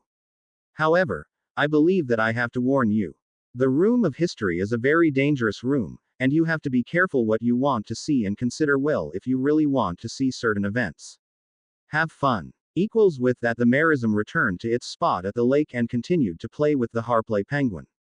Jade changed back into his human form and told Caradwin about the merism's warning, causing the girl to frown. What do you think he means? Shall we really go and try to find out something? She asked, looking questioningly at Jade. Jade felt torn between curiosity and anxiousness, especially knowing that they weren't able to ask any of the adults, since no one else knew about the secret room. Well, whatever happens, I can transform and flash us away, he replied, trying to sound more self-confident than he was. Together the two fourth years descended to the cellar, gratefully appreciating that Marlin opened the door for them. The new room was right in front of the staircase. However, when they entered the room, it was nearly empty, only equipped with a huge screen that covered the entire wall opposite of the door. How is this supposed to work? Jade mused aloud, searching the other walls for some kind of buttons or other devices. However, the other walls were completely blank, except for a strange pattern of small lines that were decorating the left-hand wall. Caradwin shook her head in confusion. No idea. What is this? It looks like a screen to watch things like Muggle films, but what do these lines mean? Jade replied and addressed the screen. Hello, can you tell me what I'm supposed to do with you? Ask me about a person, a place or an event in the past. A baritone voice came from the screen, causing the two students to look up in surprise. Select the year on the wall to your left, provided that you have a choice, the voice sneered. How should we be able to select a year? Jade thought, bewildered. There is nothing but small, black lines. We'd like to know why there aren't any more unicorn riding classes at Hogwarts. Caradwin was the first to find words. With that, the screen switched on. However, it merely lightened up, and certain places on the wall to the left became bright as well. However, not the entire wall. I think the light and the shadows display the time, Caradwin said thoughtfully. Look. Apparently we have the choice among two different epochs. However, I'm not sure. Here, Jade interrupted her with excitement. These lines must be the year, and there you have the month and day. So this means, we have the choice from March 1335 and the 17th of July 1683. March 1335 please, Caradwin chose, and the two friends observed the screen in anticipation. All of a sudden, the white screen came to life, and Caradwin and Jade observed in shock how a whole blessing of unicorns was lying on the grounds, which they recognized as the area where the unicorn riding lessons had taken place in the past. Although they could only see the scenes but couldn't hear any sound, it was apparent that the animals seemed to be moaning in pain.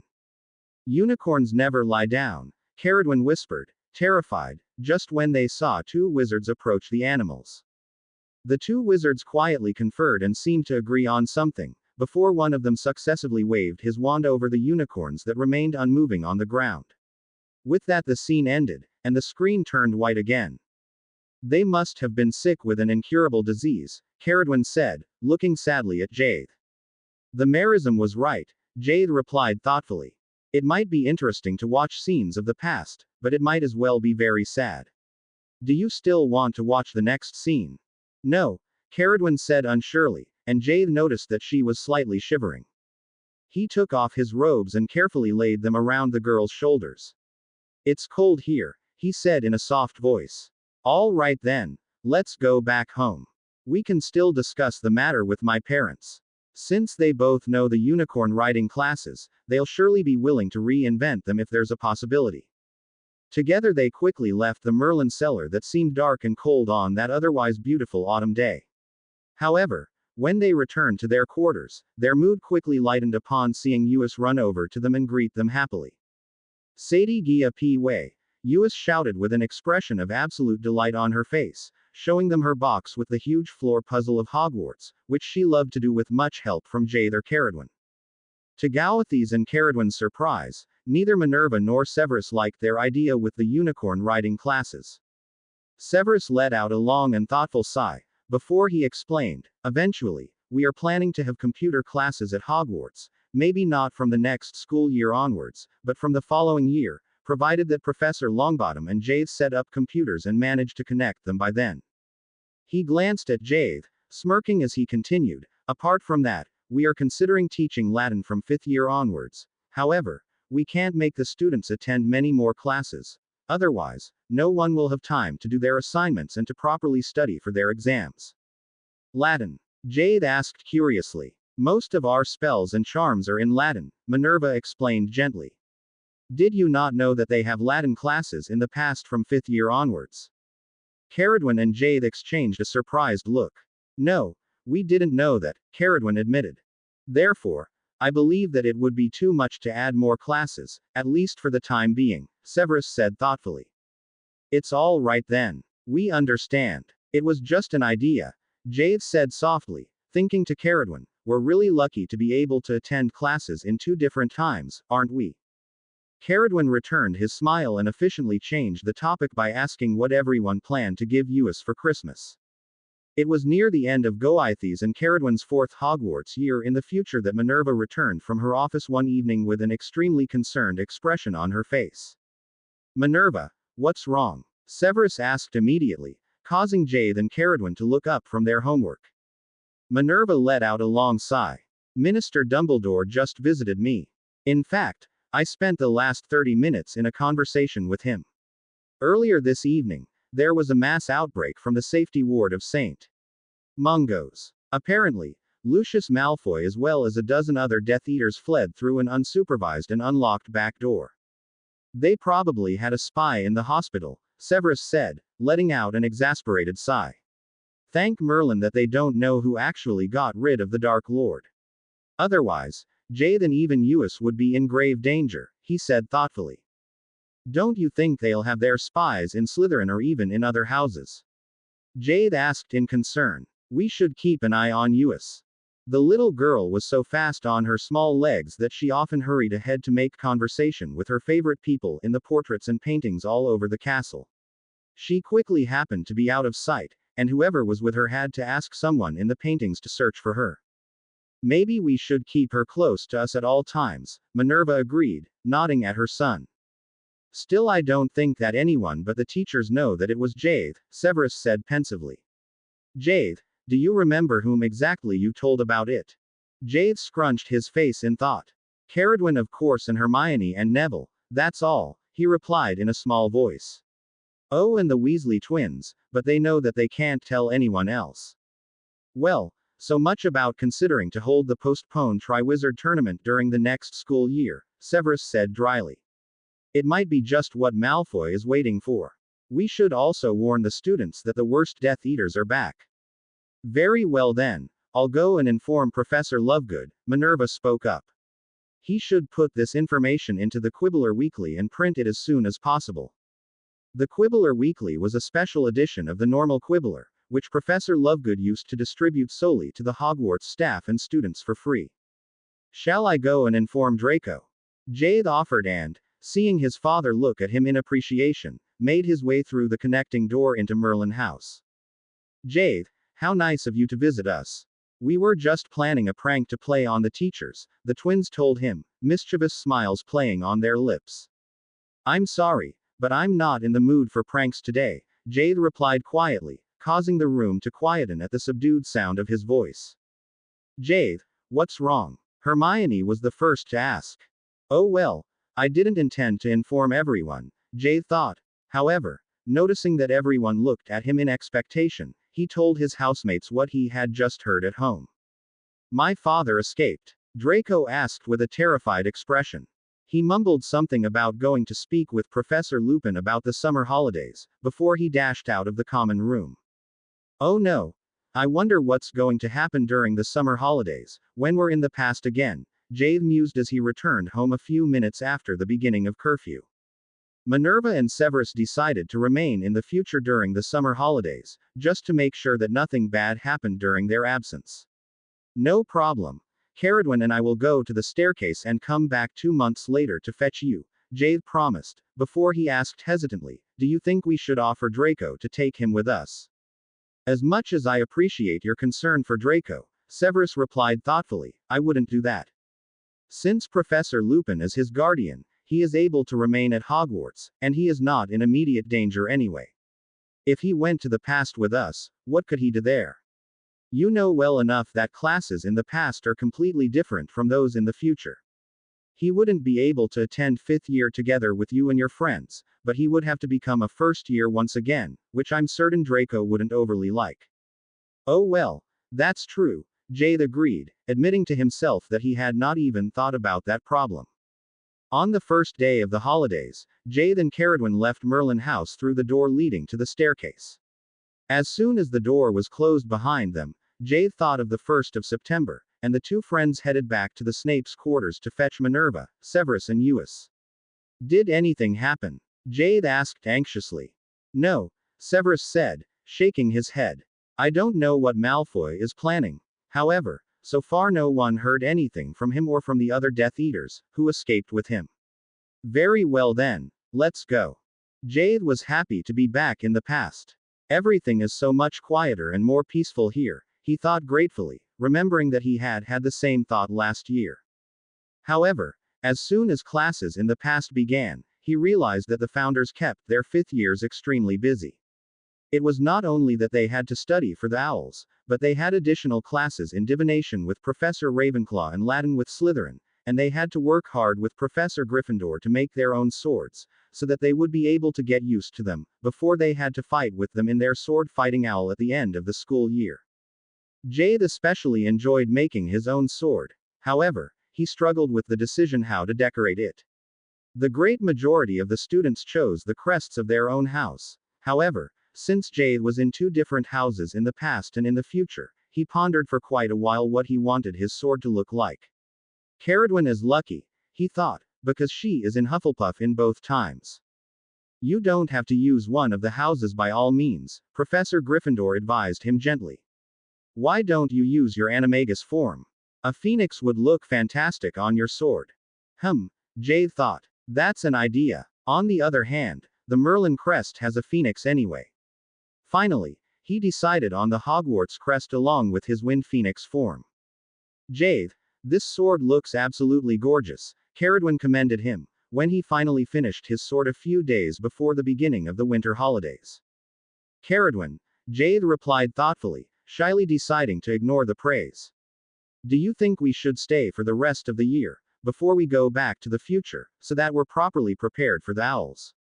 That might be a good idea, Caradwin agreed. Why don't we speak with Helga and your parents tonight? I'd love to play with Uis anyway. We've been much too busy recently. Uis cheered happily when her adored big brother and big sister, which was what she thought of Caradwin, entered their quarters.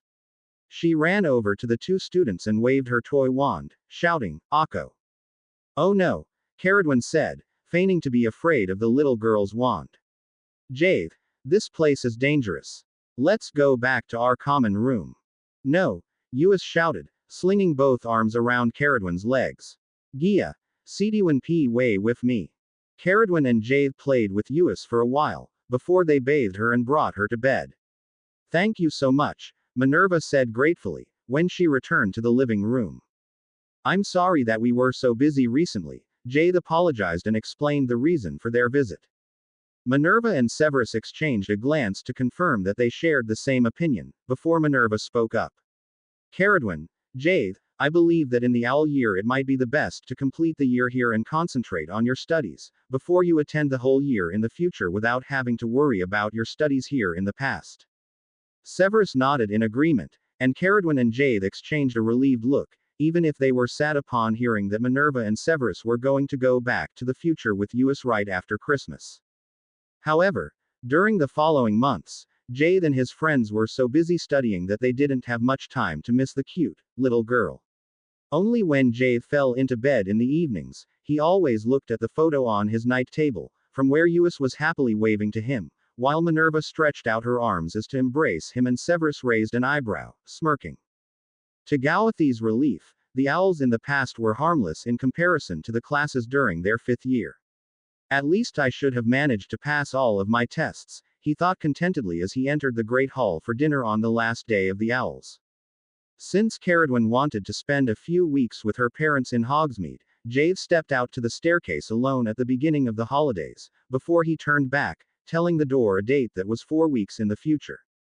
Unfortunately, only when he headed back through Merlin House, he realized that Caradwin and he had not fixed an exact date. Oh no, she might still be in Hogsmeade, Jade thought, deciding to look for his head of house. However, Helga was not in the castle either. Feeling slightly impatient, because he couldn't wait to see his own parents and Uis, Jade transformed into his phoenix form and flashed to Hogsmeade, inwardly sighing in relief when he found Caradwin at home along with Helga and their parents. Oh Jade, I'm glad to have you here, Helga greeted him when she let him in, causing Jade to cast her a surprised look, raising an eyebrow in silent question. Helga let out a long sigh. Caradwin and my parents have been discussing her future for weeks now. Caradwin wants to skip her 6th and 7th year and instead train to become a healer in the future, while my parents and I believe that she should properly finish Hogwarts first, be it here in this time or in the future. Could you perhaps try to talk some sense into her? Jade sighed, thoughtfully rubbing his forehead. I'd love to have her in the future with me, he thought. However, she really should take her newts. It's not that I don't want to finish Hogwarts, Caradwin said in a very upset voice. However, a few months or whatever it is ago, Madame Pomfrey told me that she needed to get an apprentice, because she has so much work, especially with the healing classes beside everything else, and I want her to take me as her apprentice. She surely won't want to wait 3 full years until I'm finished with my newts. Caradwin, watch your tone, Helga said disapprovingly, causing her sister to glare at her. Noticing that everyone was looking at him in expectance, Jade slowly spoke up. Maybe we could ask Madame Pomfrey if Caradwin can become her apprentice while she still attends school. I don't know if that's possible, but we could ask her. Why don't you come to the future with us? I'll bring you back here at any time. Oh, I'd love to go and take a look at the future, Heather said eagerly, and her husband Heath grudgingly agreed to accompany his wife and daughters. In the morning, Jade and the Hufflepuffs traveled into the future, to the 20th of August before Caradwin's and Gawathi's 5th Hogwarts year in the future, so that the Hufflepuffs could have a few quiet days at Hogwarts, before the students were going to come back. Jade also remembered that he had promised Professor Lovegood to help preparing everything for the computer classes that were planned to commence from the new school year onwards. Minerva and Severus, who had become good friends with Heather and Heath, greeted them with surprise. We're glad that you managed to visit us, Minerva said gently. Are you going to stay in your own quarters, or would you like the house elves to prepare guest quarters for you? Helga smiled as she said, No, thank you, Minerva. My parents will stay in Salazar's and my own quarters. She glanced at her parents to make sure that they weren't too tired from the energy-consuming time travel, before she asked, What time is it?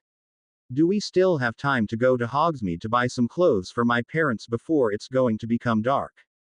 It's only 11 o'clock in the morning, Minerva reassured the younger witch. Would you like one of us to come with you? Caradwin and I can go. Mum, Jade threw in, knowing that his parents were extremely busy with the preparations for the new school year. Everyone agreed, and after lunch in the Great Hall, where Minerva introduced the Hufflepuffs to her colleagues, Jade and the 4 Hufflepuffs walked down to Hogsmeade. They were nearly finished with their shopping, when suddenly the air temperature dropped a few degrees and it became extremely cold in spite of the fact that it was the end of August. Jade, what's happening? Caradwin asked in confusion, knowing that something was very wrong. I've no idea, Jade replied, before he remembered what Sirius had told him about his stay in Azkaban a few years ago. Dementors. He blurted out, just when the first strange, black creatures appeared on the main street. Quickly, grab my tail feathers. I'll flash you back to Hogwarts, he said urgently and transformed into his phoenix form. No, Jade, Helga said firmly, pointing to a small boy nearby, who was crying at the sight of the ugly creature that came straight to him. Maybe I can help. We don't have these in our time, but if they spread such coldness, we need to counter with a fire-blasting spell, Heather said thoughtfully. Jade looked up in surprise, feverishly searching his mind for an animal that could breathe huge amounts of fire. The Patronosaurus, he mused, trying to recall what the huge animal had looked like in the book about dinosaurs, which he had studied for his care of magical creatures owls in the past. Oh, all right, he thought. It looks a bit similar to an elephant, only that it's not gray but orange and brown like a tiger, and it's about 10 times the size of an elephant. Also, the nose is much larger and looks a bit like a vacuum cleaner, he remembered. He flew a few meters away from the others and transformed into a Patronosaurus, causing the Hufflepuffs to jump aside in shock. Tell them I'm sorry. I didn't want to frighten anyone, he quickly thought to Caradwin, who looked extremely tiny a few meters below his head. Not really used to the size of animal he was, he made a few uncertain, large steps towards the Dementors and took a deep breath, beeping in the first Dementor, before he breathed it out in a huge blast of fire. Jade swiftly repeated the process with the 24 other Dementors that were around, noticing in relief that they exploded, only leaving tiny pieces of ash behind. In absolute exhaustion, he transformed back into his phoenix form right before the world around him turned black. When Jade regained consciousness, he found himself sitting on Caradwin's lap, and she was gently petting his head feathers. Feels good, he thought, letting out a contented trill. Are you awake, Jade? Caradwin asked, giving him a sharp look. Thank Merlin. I was worried, although Mum and Helga said that you only depleted your magic and suffered from the effects of these creatures. You saved the village from them, do you know that? Jade let out a huge yawn. He glanced around, realizing that they were on the playground, which Caradwin, Hermione, Neville and he had discovered during one of the Hogsmeade visits.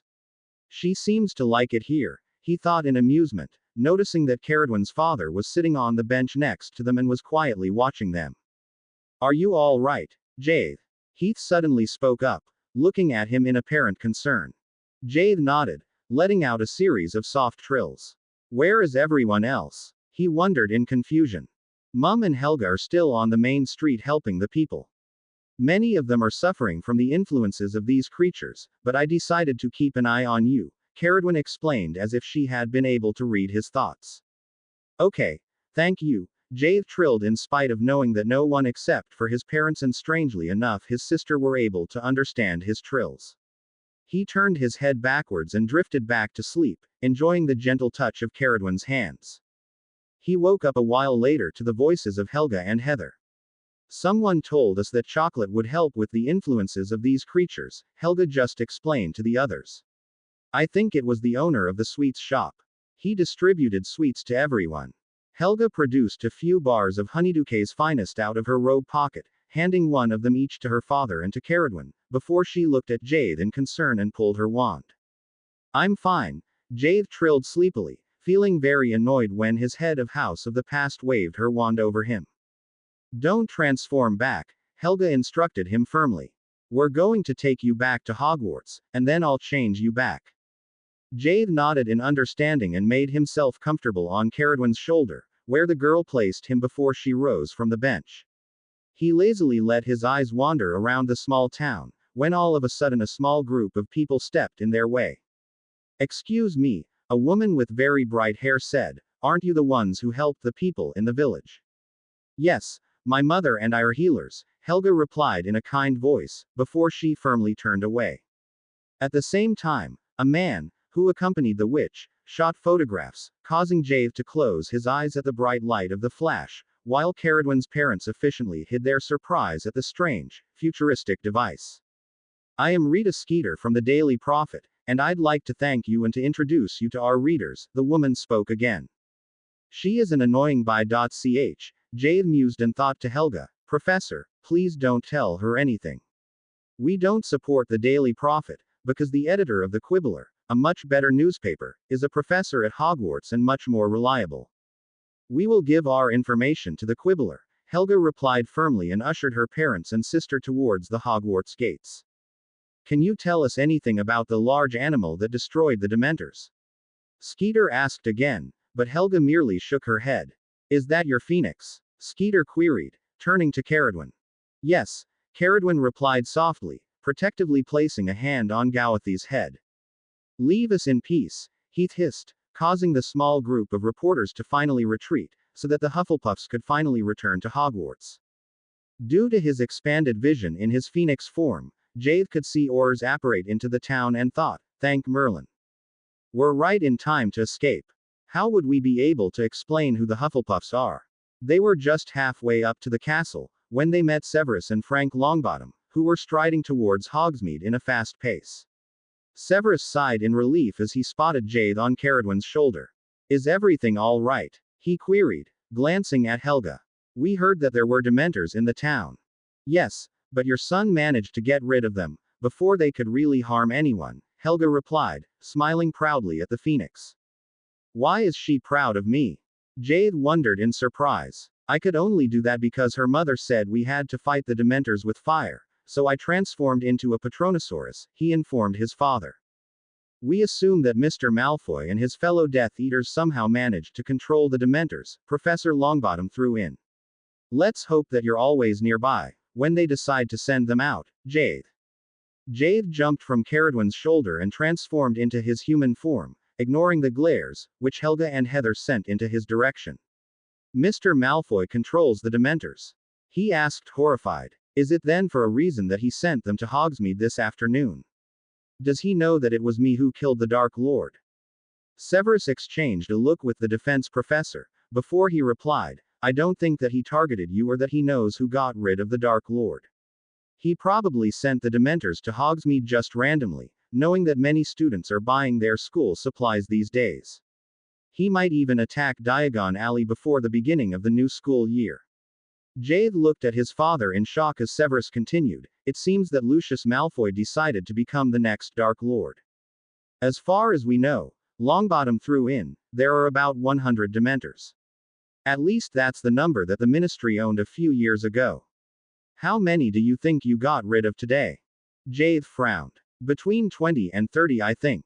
He looked questioningly at the Hufflepuffs. About 30 I'd say, Helga said thoughtfully, before she continued in a sterner voice, Jade, which part of, do not transform, did you not understand? I'm sorry, Professor, Jade replied, inwardly rolling his eyes, but this conversation was too important. Very well then, I'm going to take you to the hospital wing, Helga said firmly. You're not allowed to do anything strenuous, let alone magic, for at least a week. No, Jade said in a very upset voice. I will go home. I promise that I'll try not to do magic. Do people always have to make such a fuss? He thought in annoyance. Of course I'm knackered, but it doesn't matter. We still have a week left until school begins. It's all right, Helga. I'll keep an eye on him, Caradwin promised, causing her sister to grudgingly agree. Unfortunately, it was only 3 days later that Jade overheard by chance that Minerva informed Severus that Dementors were attacking Diagon Alley. Diagon Alley, Jade thought, terrified. I need to go and play Patronosaurus once again. Otherwise, they could do great harm at Diagon Alley. He hurriedly informed Caradwin, who was studying together with him in his room. Jade, you can't go. You shouldn't do any magic yet, Caradwin said, looking at him in concern. However, apparently realizing that she wouldn't be able to keep him back, she added, at least, allow me to accompany you and let Yuki flash us, so that she can take us back at any time. I'll ask Yuki, but you're going to stay here, Jade replied firmly. I don't want to endanger you.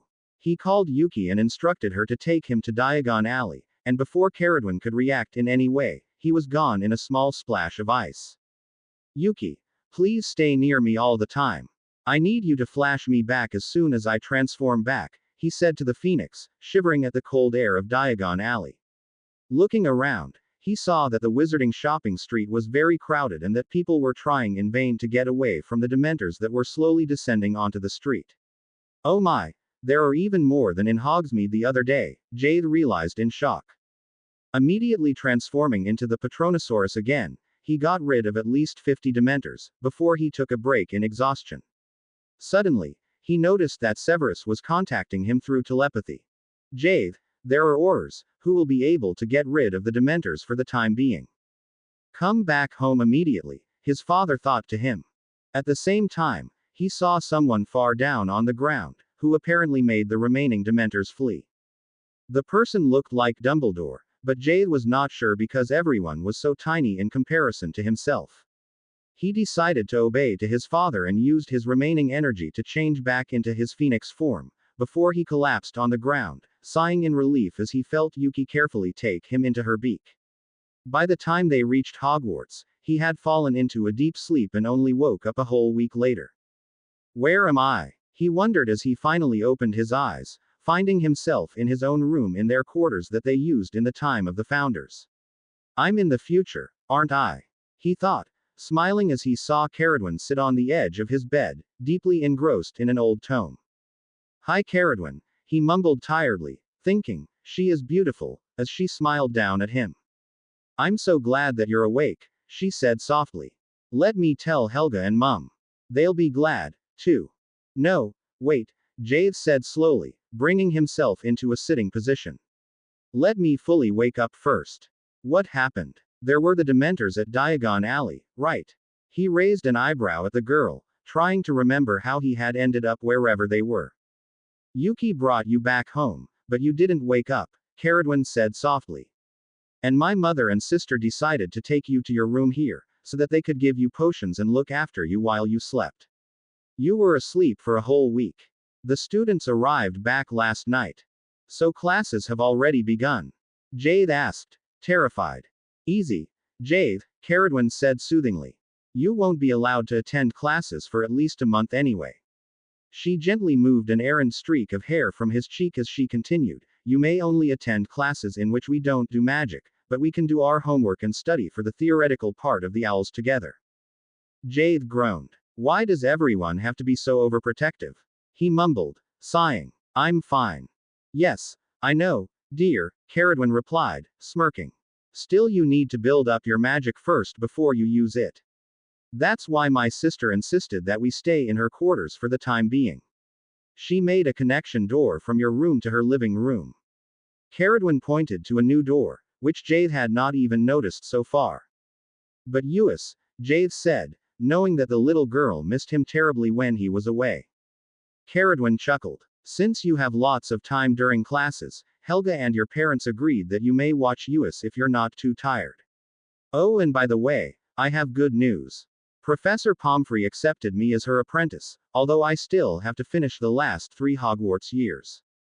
Wow, Caradwin, that's too cool, Jade said with excitement. Congratulations. I'm so happy for you. I'm happy, too, Caradwin replied, smiling. Now, let me fetch Helga. She hesitated for a moment, before she added, she was very angry, just so you know. She still might be a bit upset. Caradwin, wait a moment, Jade said thoughtfully, reaching for her arm. I just have to ask her if she wants to become my girlfriend. She is so wonderful. He unsurely cleared his throat, feeling as if a lump was stuck in his throat. Seeing that Caradwin was eyeing him in expectation, he asked in a small voice, I know this might be a bit sudden, but would you like to become my girlfriend? Jade anxiously observed how the edges of Caradwin's mouth slowly pulled up and a huge smile spread over her face. Jade, she said in her soft voice that Jade loved so much, I'd love to become your girlfriend, but did my parents agree to this? Your parents? Jade asked incredulously. Do I have to ask her parents? He wondered in disbelief. I don't know, he replied in a small voice. Mine will of course agree, but what does this have to do with our parents? Caradwin looked at him in surprise, before realization set in. Jade, I'm sorry, but how does that work in this time?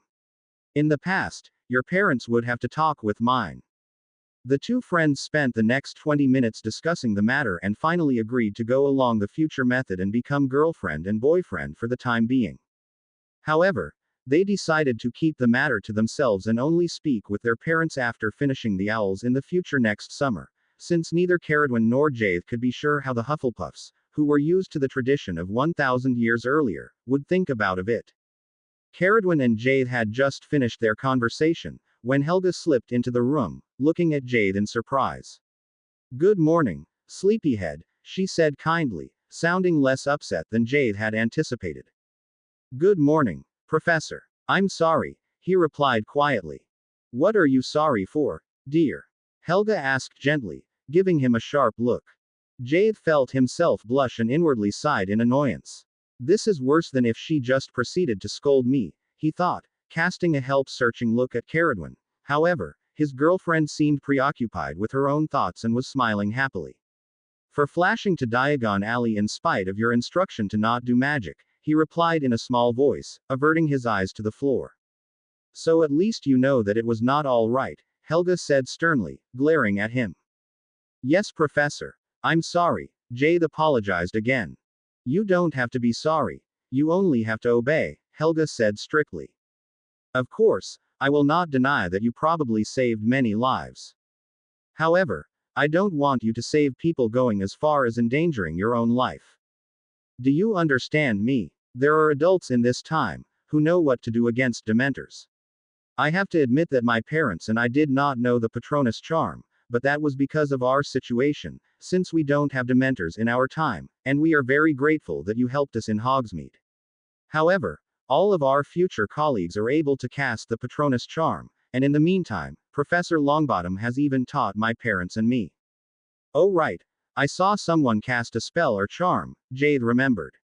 "I think it was the Minister of Magic." "Exactly," Helga said dryly. "Well, I'm sure Caradwin has already informed you that you must not attend classes nor Quidditch practice or any other activities that afford magic until I tell you otherwise." Jade nodded, trying to fight the tears back at the thought of not being allowed to play Quidditch.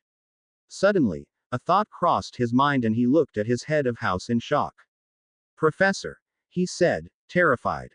"I am sorry. I promised to take you back to the past." He inwardly sighed in relief when Helga's expression softened and she smiled at him.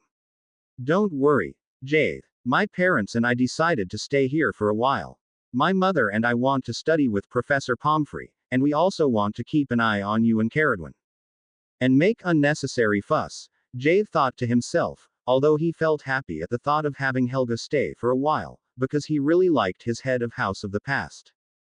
During the following weeks, he realized that Helga had not exaggerated. He became tired very often, and he was glad that he only had to attend classes when he felt well enough.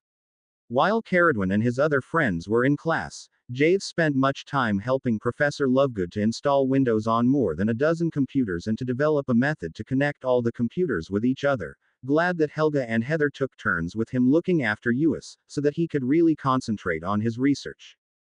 It was a few days before the beginning of the winter holidays when Jade finally succeeded in setting up the WizardNet, connecting the 20 computers that were ready to be taken into the professor's offices.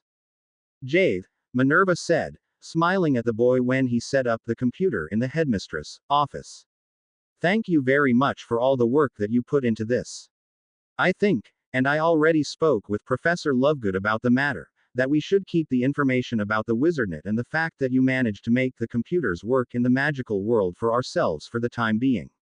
Seeing that Jade looked at her in surprise, Minerva continued, "Professor Hufflepuff told me that you'll finally be allowed to do magic and attend all of your classes from January onwards, and I believe that you'll have a lot to catch up. Your father and I decided to teach you in the core subjects, and we will allow you to give up some of your elective subjects, considering that you've already taken your owls in the past and that we fear that you overwork yourself.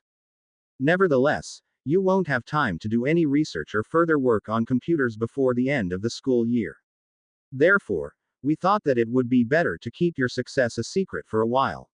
Can you imagine Professor Dumbledore's reaction if you told him about the WizardNet? She asked, smiling at Jade. Jade rolled his eyes. "He'd probably want to award us the Order of Merlin yet again and would want me to provide computers for the whole magical world," he replied, smirking. "Exactly," Minerva said dryly, apparently contented with her son's reaction. "Mum," Jade spoke up hesitantly, "I'd like to go to Hogsmeade to buy Christmas presents for Caradwin and Uis." During the Hogsmeade visit, I couldn't go because Professor Lovegood and I wanted to finish this project, and. It's all right, son, Minerva interrupted him gently. I'll take you to Hogsmeade on Saturday morning. Jade slowly averted his eyes to the floor. Only when Minerva asked in a soft voice if there was anything else, he slowly said, Mum, please keep this to yourself. Oh well, you may tell Dad about it, but no one else. At the beginning of the school year, Caradwin agreed to become my girlfriend. He slowly looked up, casting his adoptive mother an assessing look. Seeing that she smiled warmly, he continued, she told me that in the past, you and Dad would have to ask her parents if they agree that we get together. Therefore, we thought to speak with you and Dad about it after we finish our owls, provided that her parents stay here until the end of the school year.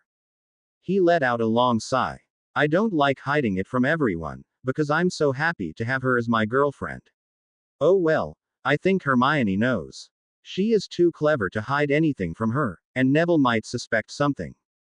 Anyway, I thought that maybe I could buy a ring or something for her for Christmas. He slowly trailed off, deep in thoughts. I'm very glad that you found such a wonderful girlfriend. I fully support your decision, Minerva said warmly, before she continued, Jade, personally, I don't think you need to wait until after your owls, considering that you have already taken your owls in the past and that both of you are already about 19 years old and young adults, even if you're officially only 15. Therefore, I believe that you're both old enough to decide what you want, and it would be a good idea to speak with the Hufflepuffs while they're here in this time. Let's discuss the matter with Caradwin and your father. She remained thoughtful for an instant, before she asked softly, Jade, would you mind if I spoke with Professor Hufflepuff and asked her how exactly we have to proceed in order to follow the habits of their time? Jade nodded thoughtfully. Thank you, Mum, he said, suddenly feeling very relieved at the prospect of having his parents' help in the matter. Minerva fondly ruffled his hair. You could have come to your father or me much earlier, she said in a soft voice. Now I believe it's time for dinner. Jade followed his mother to the Great Hall, where he walked by the Hufflepuff table and stood behind Caradwin, before he telepathically told her about his conversation with Minerva. Jade, telepathy is magic, Caradwin lightly scolded him, before a small smile began to play on her lips and she continued, Thank you, Jade. I'm so happy that we already have your parents' approval. I'm very happy, too, Jade whispered and turned around to sit at the Merlin table. Jade, Cedric Diggory, who was a 7th-year student and the Merlin Quidditch captain, asked eagerly, Do you know when you'll be allowed to play Quidditch again? Jade sighed. Probably from the beginning of January onwards. He remained quiet for a moment, before he asked slowly, Am I still on the team? Of course, Cedric replied, shaking his head in disbelief. Draco has been playing for you, but everyone knows that you're the much better seeker, and we can't afford losing another match. It was later in the evening, when Caradwin and Jade had put Uis to bed and were just about to return to Helga's quarters, when Professor Pomfrey stepped through the fireplace into the Snape's living room. I'm sorry for disturbing you, she apologized, looking very worried. Has any of you seen Draco Malfoy tonight? No, Minerva and Severus replied simultaneously, while Caradwin and Jade shook their heads. Perhaps in Remus' quarters, Minerva suggested, offering her friend a seat, which the Merlin had declined. No, I went there first. No one has seen him after Quidditch practice, and he didn't return to the common room by curfew, Pomfrey said, her voice laced with concern. I'll flash to him, Jade offered and transformed into his phoenix form, not even waiting for his parents' approval, before he flashed away, thinking of flashing to Draco. Jade, be careful, he noticed his father think to him. However, it was already too late. He arrived in a huge parlor, probably Malfoy Manor, he thought, looking terrified at Mr. Malfoy, who immediately pulled his wand and pointed it at him. Oh, someone came to rescue Draco, he sneered. This will have tragic consequences. No one messes up with me. As soon as the stuck-up, evil wizard began to cast an incantation, Jade flashed away, noticing that a very pale-looking Draco was sitting on the sofa. He appeared right outside the border of the manor, where he transformed into a Mosley, before he flashed straight back and settled down on the mantelpiece, observing the interaction of father and son in concern. Now Draco, tell me, who was it who vanquished the Dark Lord? Malfoy queried, looking at his son with a hateful expression. Poor Draco, Jade thought, feeling very sorry for his friend. I don't know, sir, Draco replied firmly. I only know that it was a Hogwarts student, but not who it was. We shall see about that, Malfoy said, before he called out, Beelzebub. A house elf appeared in front of the tall wizard and bowed so deeply that his long ears touched the floor. Master Lucius, what cans Beelzebub does for use? He asked in an urgent voice that made Jade wonder if the small elf was afraid of his master. Bring me a phial of Veritaserum, Malfoy demanded, poking the small elf with the tip of his wand. Yes, Master Lucius, Beelzebub wills fetch Veritaserum for use, Beelzebub replied and once again bowed deeply, before he popped away and back mere instants later, carrying a small phial. Malfoy stepped over to Draco and let 3 drops of the clear liquid drop onto Draco's tongue, making Jade wonder why he used so much. One should be enough for a teenager of Draco's age, he thought, feeling very upset for his friend. Now let's try again, Malfoy sneered. Who killed the Dark Lord? Jade Snape, sir, Draco replied, clearly under the influence of the Veritaserum. Ah, Malfoy said in apparent surprise. Was he the Phoenix or the Pink Bunny? Probably both, but I am not sure, sir, Draco replied truthfully. Very interesting, Malfoy sneered. Was that the same Phoenix that came to rescue you a few minutes ago? I think so, Draco replied, causing Jade to frown. How am I supposed to get him out of here, or will his father let him go anyway, now that he received the information that he wanted? He thought worriedly. Very well then, Draco. Since I do not wish that you have further contact with this kind of unworthy wizards and muggleborns, I'm going to keep you at home, especially since you didn't manage to get sorted into Slytherin anyway, Malfoy said strictly. Do you understand me? Yes, sir, Draco replied obediently, looking very sad and upset. I will take him home as soon as possible. Does Malfoy even have the right to keep him? I thought Professor Lupin was his guardian now. Gowthy's thoughts went haywire, so that he missed the rest of the conversation. He was only brought back to reality when the fireplace flared and Lucius Malfoy leaned into the fireplace. Draco, grab my tail feathers, Jade Mind thought to his friend as he flew over to the boy. In front of the sofa, he transformed into his phoenix form, glad that Draco's father seemed to be completely engrossed in his discussion, turning his back to him. As soon as he felt Draco grab his back feathers, he flashed home, noticing from the corner of his eyes that Malfoy pointed his wand at them, before they disappeared. Jade flashed them straight into the Snape's living room, where everyone was still waiting for him to return. Dad, you need to give Draco the antidote for Veritaserum, he trilled urgently, before anyone could ask anything. Severus gave the own boy a sharp look. Draco, are you all right? Have you been questioned under Veritaserum? Yes, sir, Draco replied automatically. Severus nodded in understanding and summoned a small phial through the slightly open door to his lab. He held it out to Draco, who hurriedly sipped the clear liquid and handed the phial back. Thank you, Professor, he said gratefully, a relieved expression on his face. Jade, who had transformed in the meantime, could sense that Draco was not up to answering questions and shortly explained, his father captured him to ask him who killed the Dark Lord. He also threatened to keep him at Malfoy Manor and not allow him to return to Hogwarts. I'm sorry, Jade, Draco blurted out, turning his eyes to Jade. It's not your fault, Draco, Jade said soothingly.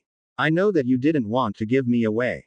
I suggest that you sit down and have a cup of cocoa and then go to bed. It's late enough, Pomfrey suggested, noticing that Draco seemed to still be shocked by the events, and everyone complied, trying to speak about other things than the evil owned wizard, who apparently intended to be the new Dark Lord. On Friday afternoon, when the last classes before the Christmas holidays were over, Severus addressed Caradwin and Jade, who were playing wizard's chess in the living room, while Uis was sitting next to them on the floor, trying to dress Iroh and Hikaru in robes, which she had grown out a few months earlier. Minerva and I spoke with Professor Hufflepuff and afterwards with her parents about your relationship, he began to speak, causing the two friends to look at him with a mixture of anxiousness and expectation. The Hufflepuffs decided to accept a solution according to the habits of this time, which means the much easier way. They only insist that if you decide to marry, you should have a wedding ceremony in the past. Thank you, Dad, Jade blurted out, smiling at Caradwin in relief. Thank you, Professor, Caradwin said, returning a happy smile. Caradwin, Severus said, smirking, I suggest that as our son's girlfriend you call Minerva and me by our given names in private. As you know I am Severus. Uis, Jade interrupted his father, glaring at the little girl. Leave Iroh in peace. If she makes these sounds, it means that she doesn't like it. Let go of her. Uis grudgingly took her robes off the Chimegais, glaring back at Jade. Iwo Poeti, she muttered, climbing onto her father's lap in a huff, while the two Chimegaises dashed away into Gawathi's room.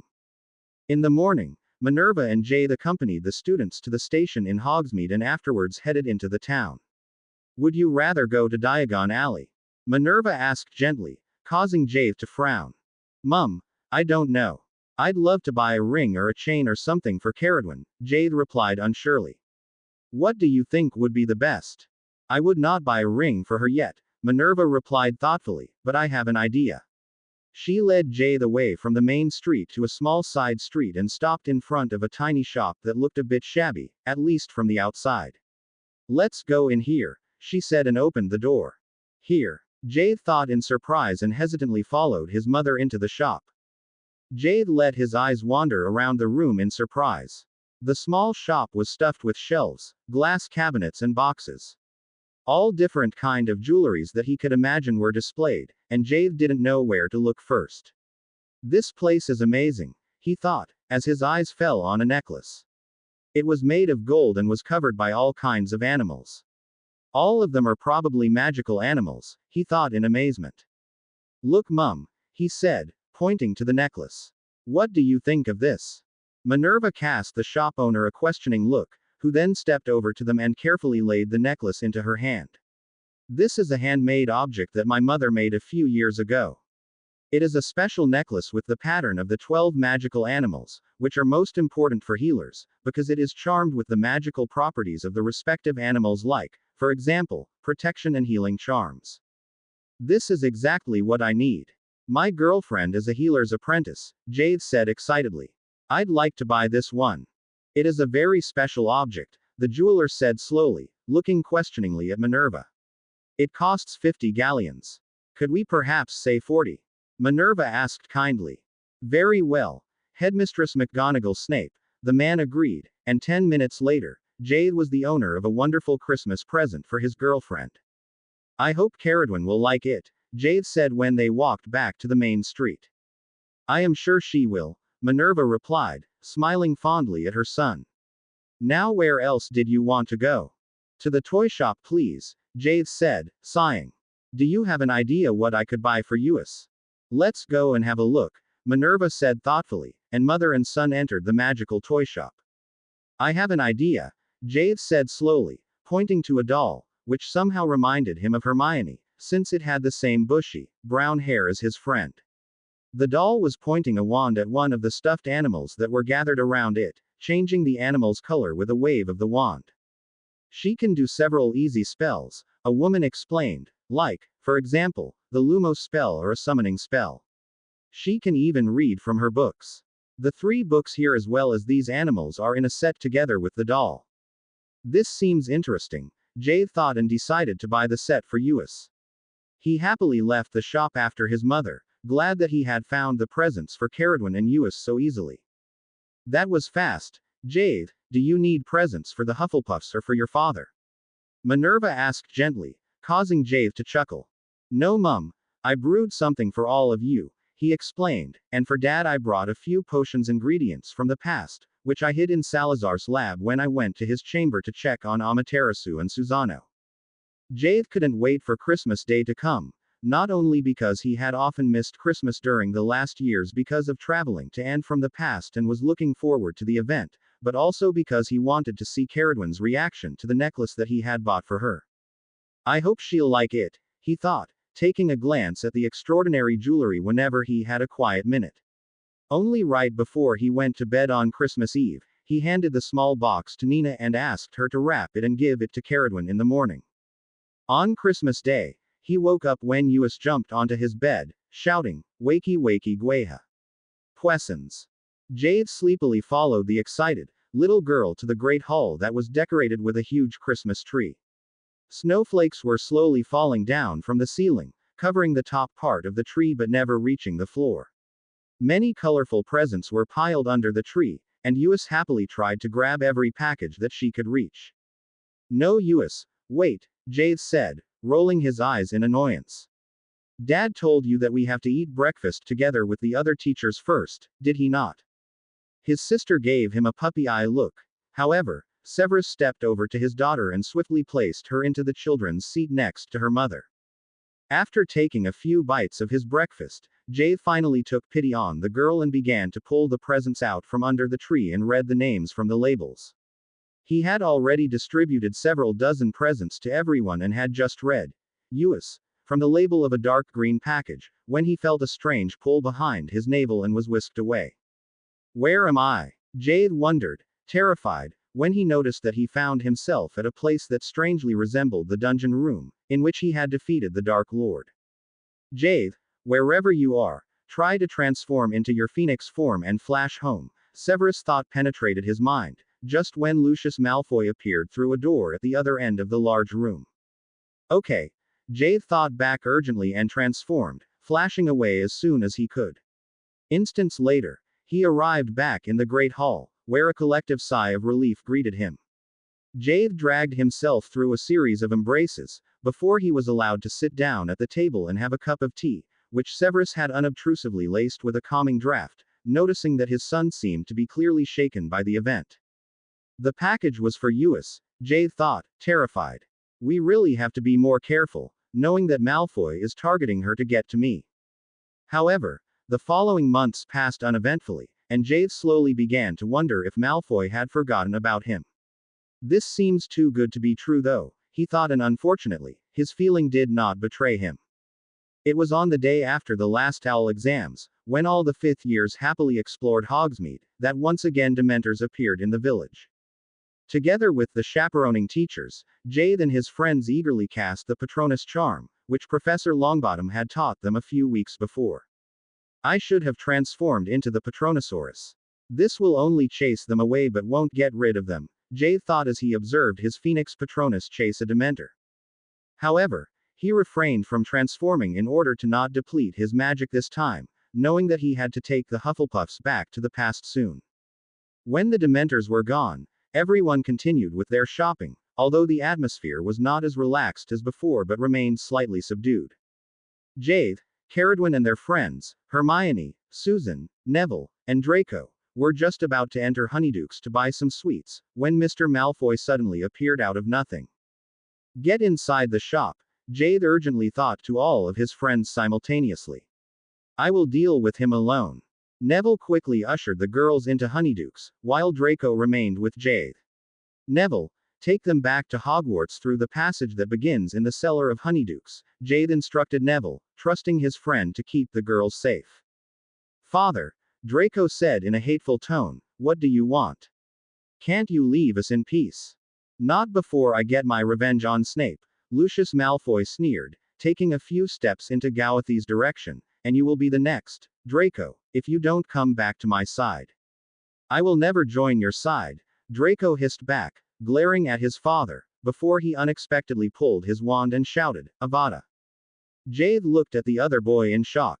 "No, Draco," he yelled, terrified. However, it was already too late.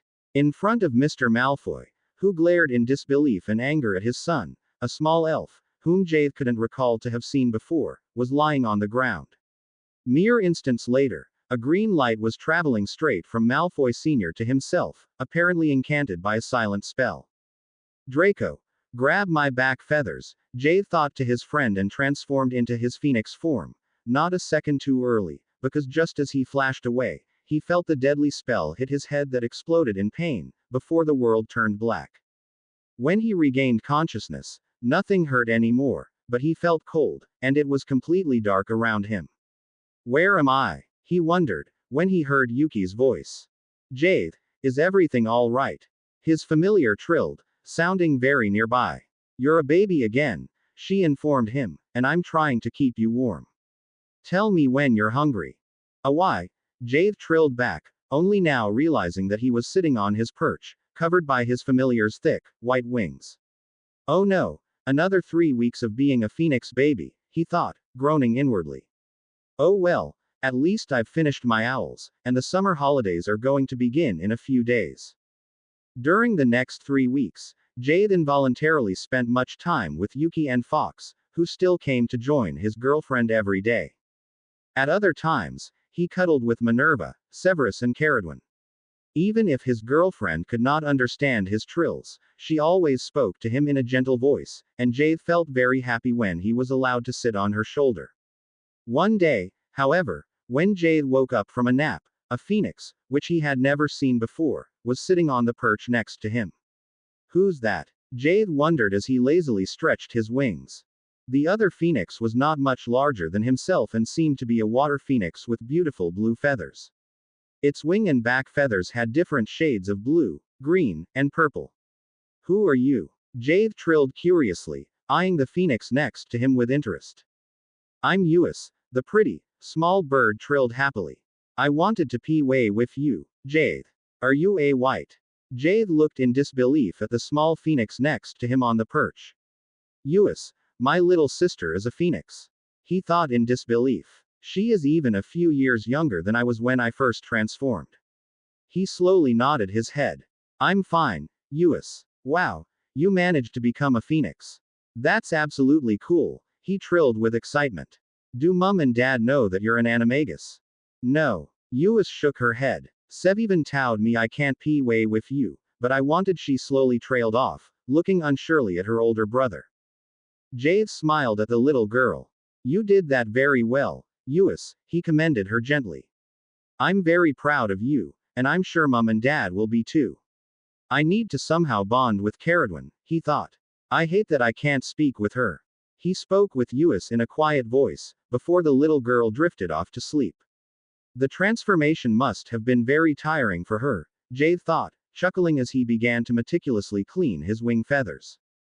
Jade looked up when Caradwin stood in front of the perch. Jade, should I take Uis down from here? She asked gently. I'm afraid that she might fall off, considering that she isn't used to her phoenix form yet. I don't think so, Jade trilled, trying to recall how he had bonded to Severus in the first place and then to Minerva, before a thought crossed his mind.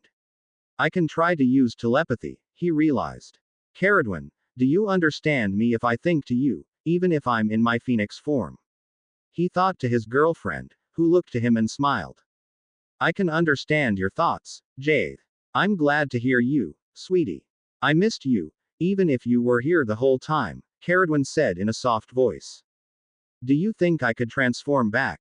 Jade asked, sighing. How much time passed since Malfoy attacked me? It's 3 weeks tomorrow, Caradwin replied slowly, but I'm not sure if you're strong enough for the transformation yet. Your mother said something about maybe changing you back on the day after tomorrow.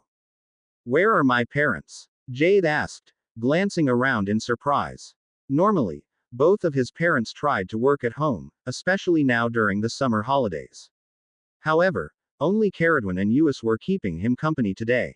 Caradwin sighed. They went to see the Minister of Magic for the umpteenth time, because of the fight between Malfoy Sr. and Ewan Draco. He should be sent to Azkaban. However, he denies that he cast the killing curse at you, she explained in a grave voice, causing Jade to let out a gasp. And, he asked urgently. The minister sent orders to Malfoy Manor. However, his wand did not show that he used the killing curse. Of course he must be using a different wand, if he goes to kill someone, Jade thought to Caradwin in an upset voice. We had that before, and his wand didn't show anything. That's what your father said as well, Caradwin said, letting out a long sigh. He assumes that he also took an antidote to Veritaserum, so that they couldn't question him properly. Fortunately, the minister is on your parents' side, and he tries to do something about Malfoy, but it seems to be very difficult. However, I haven't told you the worst yet. Seeing that Jade looked at her in expectation, she continued, he accuses Draco of trying to kill him and instead killing his house elf, who jumped in front of him right in time. And now? Jade asked, feeling absolutely terrified. Of course, Draco cast the killing curse at his father, he remembered and asked, where is Draco now? Did they take him with them? I will. No, Jade, you won't do anything, Caradwin said sternly. You're still a baby phoenix, or maybe a toddler, I'm not sure. However, you're not able to flash yet, let alone transport persons. Caradwin, Jade thought urgently. I still need to know where Draco is. We must do something. Otherwise, they're going to take him to Azkaban. Caradwin let out a long sigh. Jade, Professor Lupin is Draco's guardian. Do you really believe that he would easily allow them to send Draco to Azkaban? Seeing that Jade fluffed his feathers in anxious expectation, she explained, he will have a trial at the ministry, which is scheduled for a date in about a fortnight. Fortunately, he told your parents everything that happened in Hogsmeade as soon as you arrived back with him, and your father cleared his wand from any possible evidence. Well, apart from the dead house elf, she corrected herself. So there is no proof that Draco did anything. Since you were with him at that time, they will probably question you, and you need to discuss with your parents what you should say. All right, Jade agreed, looking up startled, when his father stepped out of the fireplace, closely followed by his mother. Jade let out a happy trill to greet them, before he asked, Mum, could you please change me back into my human form? I'd love to be able to properly communicate with everyone. Minerva cast him a sharp look and said, all right, I can do that, but you might still feel better in your phoenix form. Before Jade could insist, Severus queried, sounding surprised, where is Uis? Jade chuckled and pointed to the water phoenix at his side, here she is. She decided to keep me company. Uis transformed into a phoenix. Minerva asked, eyeing the blue bird in disbelief. She is beautiful, Severus commented dryly. You taught her well, Jade. I did not teach her anything, Jade replied, causing his father to smirk. Your father knows that, sweetie, Minerva said soothingly. You wouldn't be able to teach such a small child the Animagus transformation. She must either be a natural Animagus as well or possess an immensely strong wish magic to achieve this. Wish magic is more likely, Severus uttered. I remember that I was capable of wish magic when I was a small child. Now Jade, are you ready? He invitingly held his hand in front of the phoenix, feet.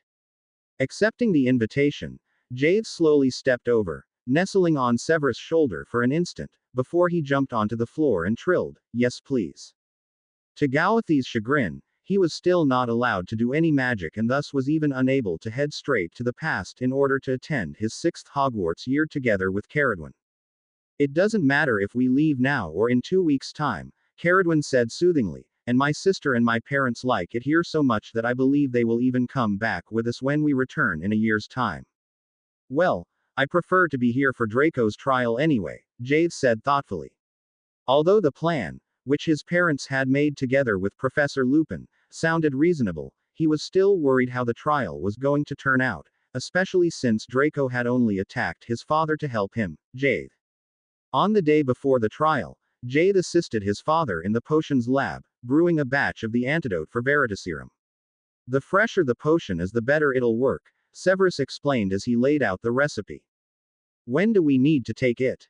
Jade asked, feeling very uncomfortable at the thought of possibly being questioned under Veritaserum during Draco's trial. The antidote is most efficient between 1 and 3 hours, therefore, both of you should take it before leaving Hogwarts, Severus said thoughtfully, and Jade nodded his consent. However, when the families and teachers, who had remained at Hogwarts during the summer, were having dinner in the Great Hall the same day, 2 Aurors arrived and took Draco with them, insisting that he had to stay the night before the trial in a ministry cell. This complicates everything immensely, Severus said, sighing, as the door of the Great Hall closed behind Draco and the Aurors. Dad, I can flash and take the antidote to Draco in the morning, Jade offered, looking questioningly at his father. That would be a possibility, Severus said thoughtfully.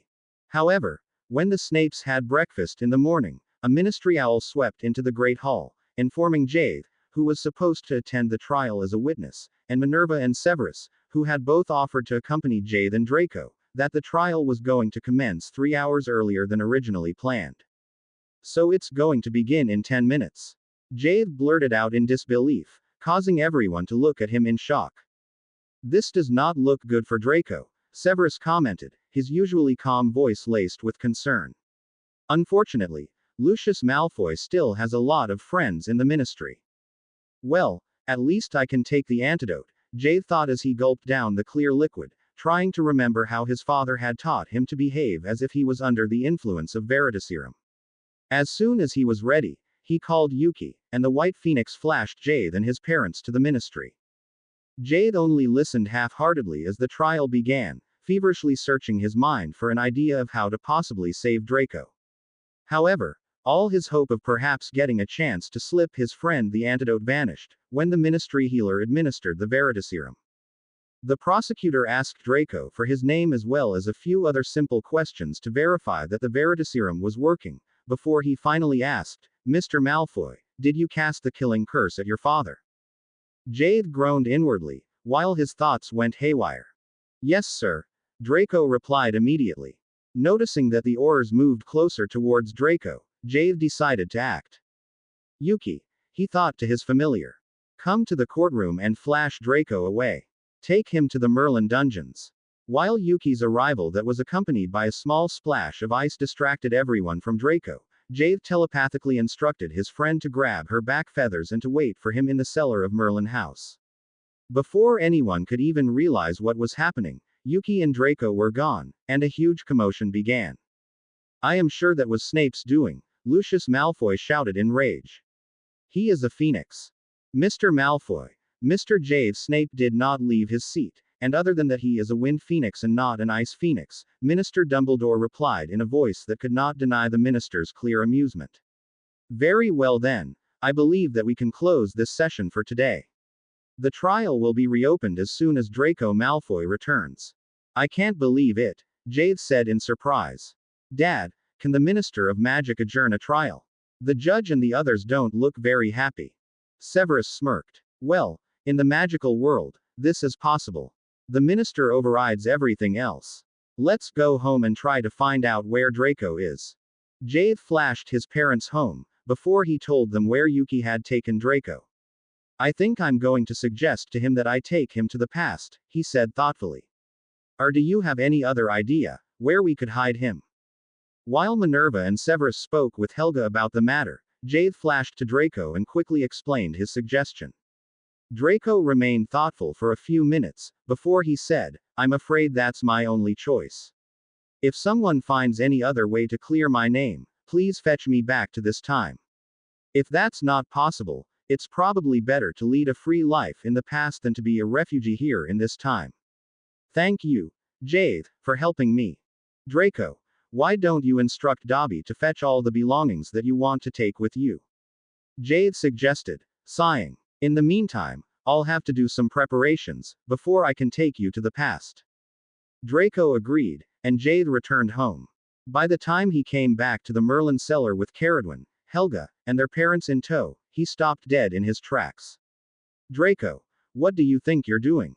he asked in disbelief. "What's wrong?" Draco asked innocently as if not the whole corridor was full with his luggage. "Draco, what are you going to do with that entire luggage?" Jade asked incredulously. "It's not only that you won't have much more space at Hogwarts than you have now, but also that the people in the past would be very surprised to see all these modern things." "Oh right, sorry, I didn't think about that," Draco replied, smirking as he stuck his hand into his robe pocket, only now realizing that he didn't have a wand, because the Aurors had taken it from him before the trial. "Draco, you don't have to leave everything back," Heather threw in gently. "While you're not at Hogwarts, you may stay in Caradwin's room at our house. We don't have much space, since our houses are smaller in comparison to the houses here in the future. However, you may still take a few items with you." Draco pointed to one of the boxes. "Then I'll take this one if that's all right." Seeing the Hufflepuff's nod, he instructed Dobby, who was quietly standing behind him, "Take everything back to Malfoy Manor in case I'll come back sometime." Helga cast a shrinking charm at Draco's box, and Jade opened the door to the staircase, ushering the group downstairs, where he first took Helga and her parents back to the time at which they had left the past, before he returned to Caradwin and Draco and led them into Merlin House in time for the day before the beginning of their 6th Hogwarts year. Like Helga had instructed him, Jade led Draco to the headmaster's office, while Caradwin went to search for her sister. Jade unobtrusively observed Draco in concern. I hope he'll be able to adjust to this time, he mused. For him, who grew up at Malfoy Manor, it must be much more difficult than it was for me. However, to his surprise, Draco was not only extremely grateful that he was given the opportunity to start anew in the past, but he behaved much politer than Jade had expected. Professor Hufflepuff has told me everything, Godric began to speak. Together with my other colleagues, we thought about what we could offer you here in this time. Although you have already taken your owls in the future, our classes here are to a great extent different from what they are in the future. That is at least what I heard from Professor Hufflepuff and also from Mr. Snape and his parents. Is that right, Jade? Yes, sir, Jade said, sighing inwardly. Therefore, it won't be easily possible for you to attend our 6th year, Godric continued. We'd like to suggest that you try to attend 6th year classes together with Caradwin and Jade in potions, transfiguration, and charms. For all other classes, we will teach you in private, so that you might or might not be able to catch up with your classmates at some stage. We'll see if you'll be able to take your owls at the end of your 6th year and, depending on the outcome, we'll have another suggestion to make, but we'll speak about the matter next summer. Thank you very much, Professor, Draco said gratefully. In the meantime, the other professors had arrived as well, and Godric introduced Draco, before he fetched the sorting hat, who sorted Draco into Slytherin. Are you still not able to sort students into Merlin? Jade blurted out, glaring at the hat. Maybe next year, Sappho replied curtly, before he quietened and Godric placed him back onto the shelf. Sir, Caradwin spoke up hesitantly, when I'm in the future, I always live in the Snape's quarters, so that the other students don't notice that I come from a different time. Won't the students in Slytherin notice that Draco is strange in comparison to them? Maybe Draco could stay in my room together with me, Jade suggested, thinking, since Mum and Dad are not here at the moment, I'd prefer to stay in Hufflepuff, but that's the least I can do for Draco. Very well, you may stay in your parents' quarters, Helga agreed after a quick glance at her husband. However, I'm going to make the connecting door, which we had in the future, tonight, so that Professor Slytherin and I will be able to check on the two of you at any time.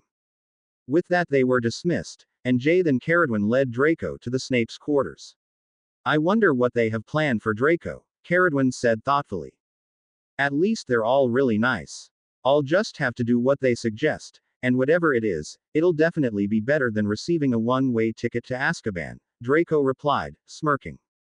Gawathi's 6th year in the past passed fairly uneventfully.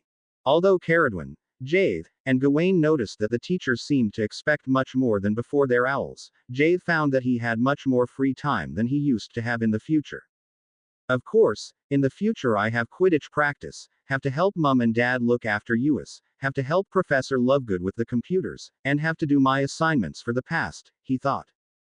He even wondered if he should stay the whole year in the past, however dismissed the idea as he thought of Uis and his parents. To Gawathi's relief, Draco had become good friends with Gawain, and he was getting along well in the past, so that he probably wouldn't overly miss Caradwin and him. At the beginning of the winter holidays, Caradwin and Jade returned to the future. Originally, Helga had wanted to join them. However, a few weeks before, she had noticed that she was pregnant and had decided not to undertake the strenuous travel in order to not possibly harm the baby. To when do you want to go? Jade asked Caradwin at breakfast, right before most of their classmates were going to travel home for Christmas. I think I should be back at least 2 weeks before the beginning of our 6th year, because Professor Lovegood said something about beginning with the computer classes from September onwards. Yes, I heard that, Caradwin replied with a thoughtful expression on her face. However, I believe that you should be back even earlier, on the day of the trial or the next morning at the latest. You wouldn't want anyone to think that you had something to do with Draco's escape. Oh, that's true, Jade agreed, looking at his girlfriend in appreciation. You're brilliant, Caradwin. You just think of everything, he thought to the girl, noticing in surprise that her cheeks turned lightly pink at the sudden praise. Minerva and Severus were just having tea together with all of their colleagues, when Caradwin and Jade arrived. Oh my, Caradwin and Jade, did something go wrong, or are you already back? Minerva asked in surprise, causing Severus to smirk. Look at their ancient attire, he drawled with clear amusement, pointing out that they had completely forgotten to change their clothes to modern robes. They must have absolved a few months of their 6th year in the past, considering that they're even wearing winter clothes. Thank Merlin, all of the teachers know about our time travel, Jade mused, giving Minerva a grateful look when she waved her wand, transfiguring Caradwin's clothes into a modern one-piece and his own clothes into blue jeans and a t-shirt. How is Draco? Severus queried, quirking an eyebrow at his son. He's doing great, Jade confirmed, explaining that the founders had promised to somehow keep him at Hogwarts when he was finished with his studies. During the remaining weeks of the summer holidays, Caradwin and Jade finished their assignments for the rest of their 6th year in the past, and Caradwin began her apprenticeship with Professor Pomfrey, while Jade helped Professor Lovegood with the computers. Since the new subject computer studies was going to commence from the new school year onwards, they equipped each of the common rooms with one computer, and every professor received a computer for their office. All computers were connected through the WizardNet. When the last computer was installed, Minerva thanked Professor Lovegood and Jade profusely, before she let out a sigh and said, Jade, I'd like to suggest something to you. Seeing that her son looked at her in expectation, she continued, since Professor Lovegood has other research to do apart from the computer problems and also the Quibbler to publish, we need someone who can assist him with the computer classes. I know that you're very busy. However, your father and I were wondering if you perhaps would like to become Professor Lovegood's assistant and teach a few classes each week. Jade looked at his mother in shock, mumbling, of course I'd like that, but when? Easy, Jade, Severus said in a soothing voice. Considering that you already took your owls twice and nearly finished your 6th year in the past, we thought that it would suffice if you only attended the core classes in preparation for the newts, just like Ms. Hufflepuff, who is already beginning her apprenticeship. Ah, all right, Jade said, letting out a relieved sigh. Well then I think I'll manage to do that. Thank you, Jade, Minerva replied, sounding very contented. However, there's one more point, which we need to discuss. Jade looked at his mother in expectation, and she explained, you should inform Minister Dumbledore about the WizardNet. Seeing that he opened his mouth to protest, she continued, Jade, I'm aware of the fact that you're extremely busy during the school year. However, please don't forget that Professor Dumbledore was the one who gave you the idea of researching computers in the first place. That's true, Jade said thoughtfully. Without him I wouldn't have been able to find out how to make the computers work in the magical world at all. He let out a long sigh, asking slowly, do you think he'll want me to provide the whole magical world with computers like Dad and I had to brew the wolfscare for everyone? Minerva fondly ruffled the boy's hair. Jade, I believe that's what he is going to ask from you. Probably, he'll want to have computers for the ministry first, then perhaps for St. Mungo's, and finally, you'll be asked to provide computers for private users. Why don't you ask your friends if anyone is interested to learn from you and then help you with the work? I am sure that the ministry will pay you well, she said, smiling. Okay, I'll speak with him, Jade grudgingly agreed. Could you perhaps call him here, so that we can speak with him together? Very well then, Minerva said and headed to the fireplace to call the Minister of Magic, who stepped out of the flow an instant later. Good afternoon, my boy, he gently greeted Jade, pulling a small box that had the form and color of a yellow duck out of his robe pocket, offering him a lemo. Drop. Jade politely declined, inwardly chuckling at the old wizard, who still loved his sweets like a little boy, and explained about the WizardNet, noticing that Dumbledore's eyes began to twinkle merrily. Like Minerva had predicted, Dumbledore asked him to provide quite a number of PCs for the ministry and also asked Jade if he could come over and teach his employees how to use the PC as well as the WizardNet. There is not much on the WizardNet itself yet. However, you'll be able to access the Muggle Internet, and Professor Lovegood and I are trying to set up a few pages for the magical world, Jade informed the minister, inwardly sighing and wondering if he would have much time for dates with Caradwin during the upcoming school year. Maybe Hermione would be interested to assist, he thought, deciding to ask his best friend first before talking to anyone else. As soon as the Dumbledore had returned to the ministry, Jade asked his mother, "May I flash to Hermione to ask her if she's willing to assist? Can't that wait until she's going to come here the day after tomorrow?" Minerva asked, rolling her eyes. "Very well then. Be careful and be back before it becomes dark," she agreed upon noticing the disappointment in Gowthy's eyes. Jade promised everything and flashed to where he could sense Hermione, finding her sitting in the garden together with her parents. "Jade," Hermione blurted out in surprise. "How nice of you to join us," Mr. Granger said kindly, pointing to the empty seat at the table. Jade quickly transformed back into his human form. "I'm very sorry for disturbing," he apologized to the Grangers and explained the reason for his visit. When he was finished, he slowly turned his eyes towards Hermione, noticing that she was grinning broadly. "Of course I'd love to learn how to work with computers and to assist you," she said in obvious excitement. "Do you have time though?" Jade asked, knowing that Hermione had agreed to become Neville's girlfriend just a few weeks ago. Hermione rolled her eyes as she replied, "Neville will be busy studying these last 2 years. Professor Sprout promised to make him her apprentice after his newts, provided that he manages to get O's in herbology and potions." "An O in potions? Well, then he'll indeed be busy studying," Jade said dryly, casting his friend a doubtful look. "Oh, by the way, did you hear what happened to Draco?" Hermione sighed. "Neville told me everything. I can understand that Draco wants to remain in the past. However, what about Luna?"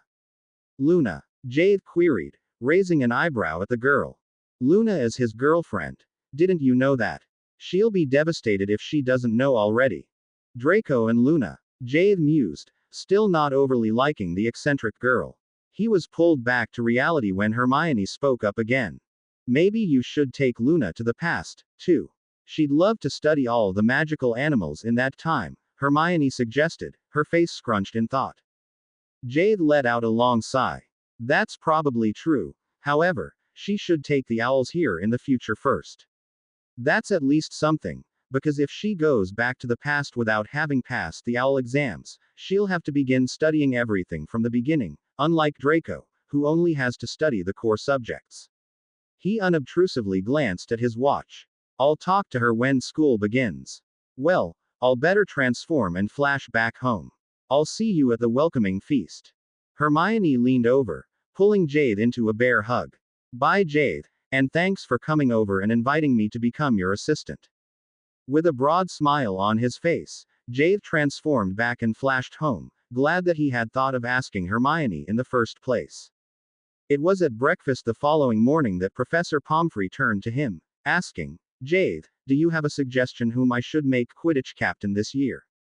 Now that the Weasley twins are gone, we need someone else, and as much as I'd love to make you the captain, I can't do that because you're too busy otherwise and you really don't need any more burdens." Oh right. Jade only now remembered that his good friends had taken their newts and had opened a joke shop at Diagon Alley. He had even given them quite an amount of money that enabled them to open their shop. However, due to the circumstances with the trial, his study time in the past, and his computer work, he had completely forgotten to go and visit them in their shop. "That's difficult," he said thoughtfully. "The twins have been such great captains during the last few years that it's hard to think of anyone else.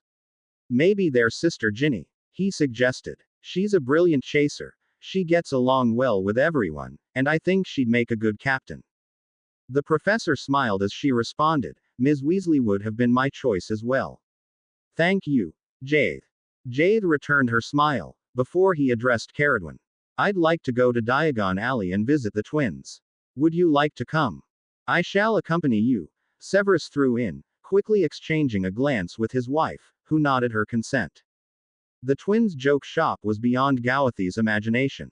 From the outside, the building seemed fairly small. However, inside it was huge, and it was packed with shelves full of prank potions, prank sweets, and other joke items.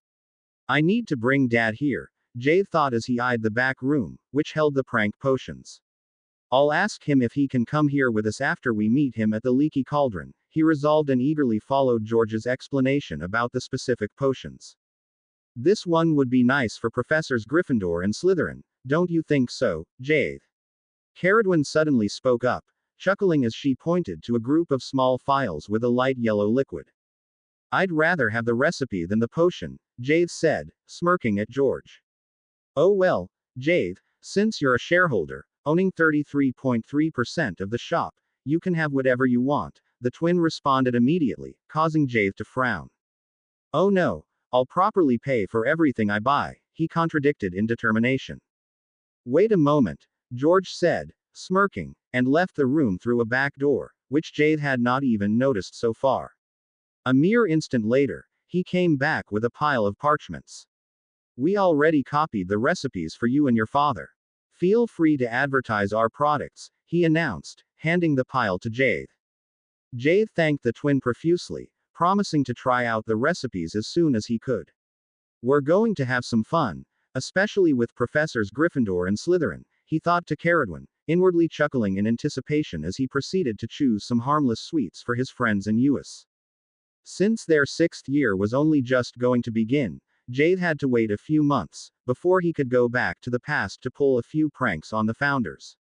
However, with classes, homework, Quidditch and teaching computer classes, he became easily distracted, and before Jade even realized how the time flew by, the last week before the Christmas holidays begun. Unfortunately, when Jade took a shower on Monday morning that week, he noticed in surprise that his body had taken on strange colors. His legs had become very dark, while his stomach looked like that of a Dalmatian, and his face displayed different shades of blue as if he had fought with someone the previous day. Only then he realized that every part of his body ached terribly. I just hope I won't get sick, he thought. However, when he entered the living room, where Caradwin was lecturing Hermione, who looked equally colorful, he knew better. Oh no, Caradwin said as her eyes fell on Jade. You're sick too. I've seen this before. I think it's the merism flu, but I'm not sure, and I don't know how to brew the potion for that, she said thoughtfully, giving her boyfriend a sharp look. I'm going to take both of you to the hospital wing. No, Jade protested, noticing that his chest hurt and it was getting difficult to breathe. Where are my parents? They had to go to see the minister very early this morning, and Uis is still asleep. Caradwin waved her wand at the door to Uis's room that would alert her when the toddler woke up or had other difficulties, before she dragged the two friends to the hospital wing. Professor Pomfrey motioned them to the first two beds and immediately began to cast a series of diagnostic spells on the two students. Finally, she cast Caradwin an enquiring look, asking, Ms. Hufflepuff, do you have an idea what might be ailing them? When the girl repeated her earlier diagnosis, she nodded thoughtfully, before she headed to her office and fetched a large tome. Modern Potions for Magical Diseases was written in the letters that had been used in the time of the founders. She handed the book to Caradwin, who quickly found the respective page for her. Very well, the healer said decisively. I'll have to ask Professor Snape if he knows how to brew the potion for the merism flu and has all necessary ingredients when he returns from the ministry. Otherwise, you'll just have to stay here for a few days. She made each of them drink a fever-reducing potion and instructed them to stay in bed until she came back from her morning classes. Completely ignoring Hermione's protests, she swiftly left the room with Caradwin in tow. 2 hours later, Hermione was still dragging herself around the hospital wing, ranting and searching for some kind of school book in order to be able to at least study as long as their head of house was in class. Jade, she suddenly shouted, coughing harshly. Wake up and look. Isn't that Lucius Malfoy? He is just walking up to the castle. He'll be in the entrance hall in a blink. We have to do something. Jade asked, lazily rubbing his eyes. Malfoy. He dragged himself to the window, only to see that a darkly clothed man with long white hair opened the entrance doors. Come with me, Jade instructed Hermione and transformed into his phoenix form. As soon as he felt the girl grip his back feathers, he flashed to the control room in the Merlin dungeons. Where is he now? He asked urgently. The two friends feverishly searched the halls leading away from the entrance hall. Here, Hermione finally said, pointing to the black dot labeled, Lucius Malfoy. Oh no, Jade groaned. As quickly as he could, he placed a wall on top of the staircase that Lucius Malfoy was just climbing upstairs. Almost simultaneously, Hermione added another wall to the bottom of the staircase. Hermione and Jade observed how Malfoy's dot stopped moving when he reached the wall. An instant later, the wall shook for an instant but remained firmly in its place. Wow, was that a blasting spell? Jade queried, his voice hoarse but laced with clear amusement. Apparently, Hermione replied dryly, observing Malfoy descend the staircase. All of a sudden, the black dot moved sideward and then completely vanished from the spot, causing the two friends to skim the map in shock. Where can he have gone? Jade asked, terrified. He's not supposed to be able to apparate from within Hogwarts. Hermione began to chuckle. No, Jade. That's a staircase. Look, he's here, he must have jumped down to the next lower staircase. She quickly applied walls to the lower staircases, nodding in relief when Jade joined her activity. However, her satisfied expression soon turned into a frown when dozens of black dots appeared in front the walls at the end of the staircases. Oh no, the last morning class is just over, and everyone tries to get to the Great Hall, she groaned. Well, everyone will just have to wait for a moment, Jade said grimly, before he suddenly began to chuckle. Merlin, he read, pointing to a second black dot right next to Malfoy. I guess Malfoy is in for some fun. I'd love to know what they're doing, Hermione responded, letting out a huge gasp when all of a sudden the staircase began to move. She hurriedly turned to add more walls, when Jade gripped her arm. My own. Wait, let's see where it heads. We should lock him into a corridor, so that we can open the staircases for everyone else, he said firmly. Oh right, that's true, Hermione agreed, and the two friends observed how the two dots moved into a corridor on the 6th floor. That corridor doesn't lead anywhere except for a small balcony at the end, Jade said thoughtfully. I wonder if Merlin is helping him or trying to help us. Anyway, let's put up a wall behind him, so that he can't go back to the staircase, and remove all the other walls we added, Hermione said tiredly and set to work. Jade diligently removed the walls, which were blocking the staircases, while he absent-mindedly followed the two black dots head out onto the balcony. What? He blurted out, when suddenly a third spot appeared. The new spot was labeled Buckbeak, and before Jade and Hermione realized what was happening, the three dots took into the air and speedily moved towards the far corner of the zoo. What's over there? Hermione asked curiously, glancing at Jade.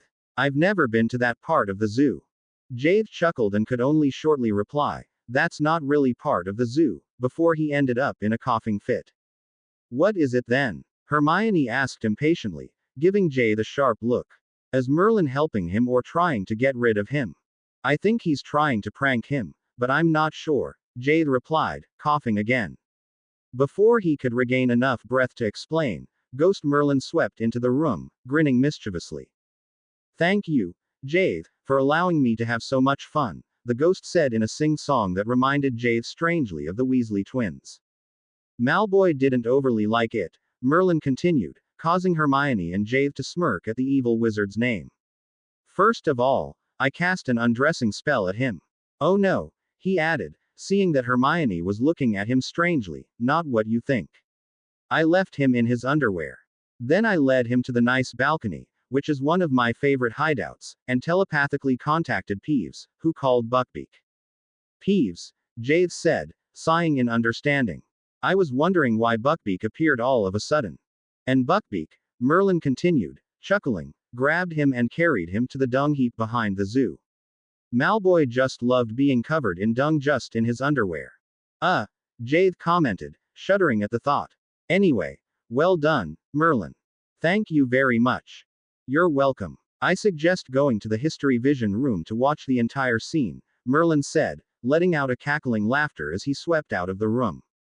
Oh well, Malfoy will come back to search for Draco, that's for sure, Hermione said, sighing. However, the remaining months of their 6th Hogwarts year passed uneventfully. They only heard about Malfoy and his followers attacking Muggles through the Quibbler. However, the evil wizard neither showed up at Hogwarts again, nor did he attack anyone during the students' Hogsmeade visits. I wonder what he's planning, Jade mused. I can't imagine that he is going to give up so easily, neither his search for Draco, nor his wish to take revenge on me. Merlin should have got rid of him, so that I could fetch Draco back to this time, he thought repeatedly. Jade, take it easy, Severus told him equally often. It's Draco's own fault that he cast an unforgivable spell at his father.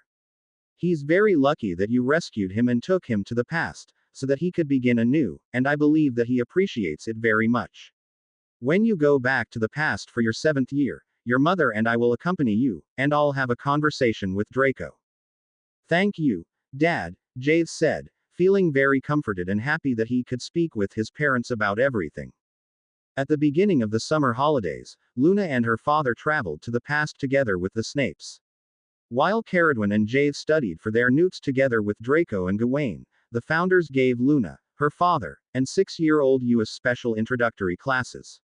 Caradwin and Jade remained in the past for their whole 7th year, and both of them managed to pass their newts flawlessly. I am very proud and happy for you, Helga told them, successively pulling them into bear hugs. I understand that you want to live in the future, but please don't forget about us and come back here at least once a year. Of course we'll do that, Jade promised, while Caradwin was busily wiping her eyes. Professor, why don't you come with us and stay for our second 7th year? He asked kindly. I'll do that, Helga replied right away. Will your parents come as well? Jade asked eagerly. I'd love to have them all with us. I really like the Hufflepuffs, he thought, gently laying his arm around Caradwin's back. They wouldn't want to go now, Helga said slowly. In fact, I talked to them about the matter, and they told me that they wanted to be there for Draco and Luna, at least until Luna finishes her newts next summer. I don't know if Draco told you, but he is going to be our new flying instructor from the new school year onwards, and Luna will teach care of magical creatures as our new elective subject. Wow, that's wonderful, Jade said in amazement. Thank you so much for giving them this chance here in this time. When Jade and his family returned to the future at the beginning of his 7th year, the Quibbler was full of attacks on Muggles, Half-Bloods, and even Muggle-born students. Does he want to get to me with that? Jade kept wondering until Malfoy chose to attack directly during the last week before the winter holidays. Jade was just sitting in the potions classroom, brewing one of the potions, which were often topic of the newts, when Minerva's voice sounded through the castle. All students and teachers, please gather in the Great Hall immediately. No exceptions. Hurry up, everyone.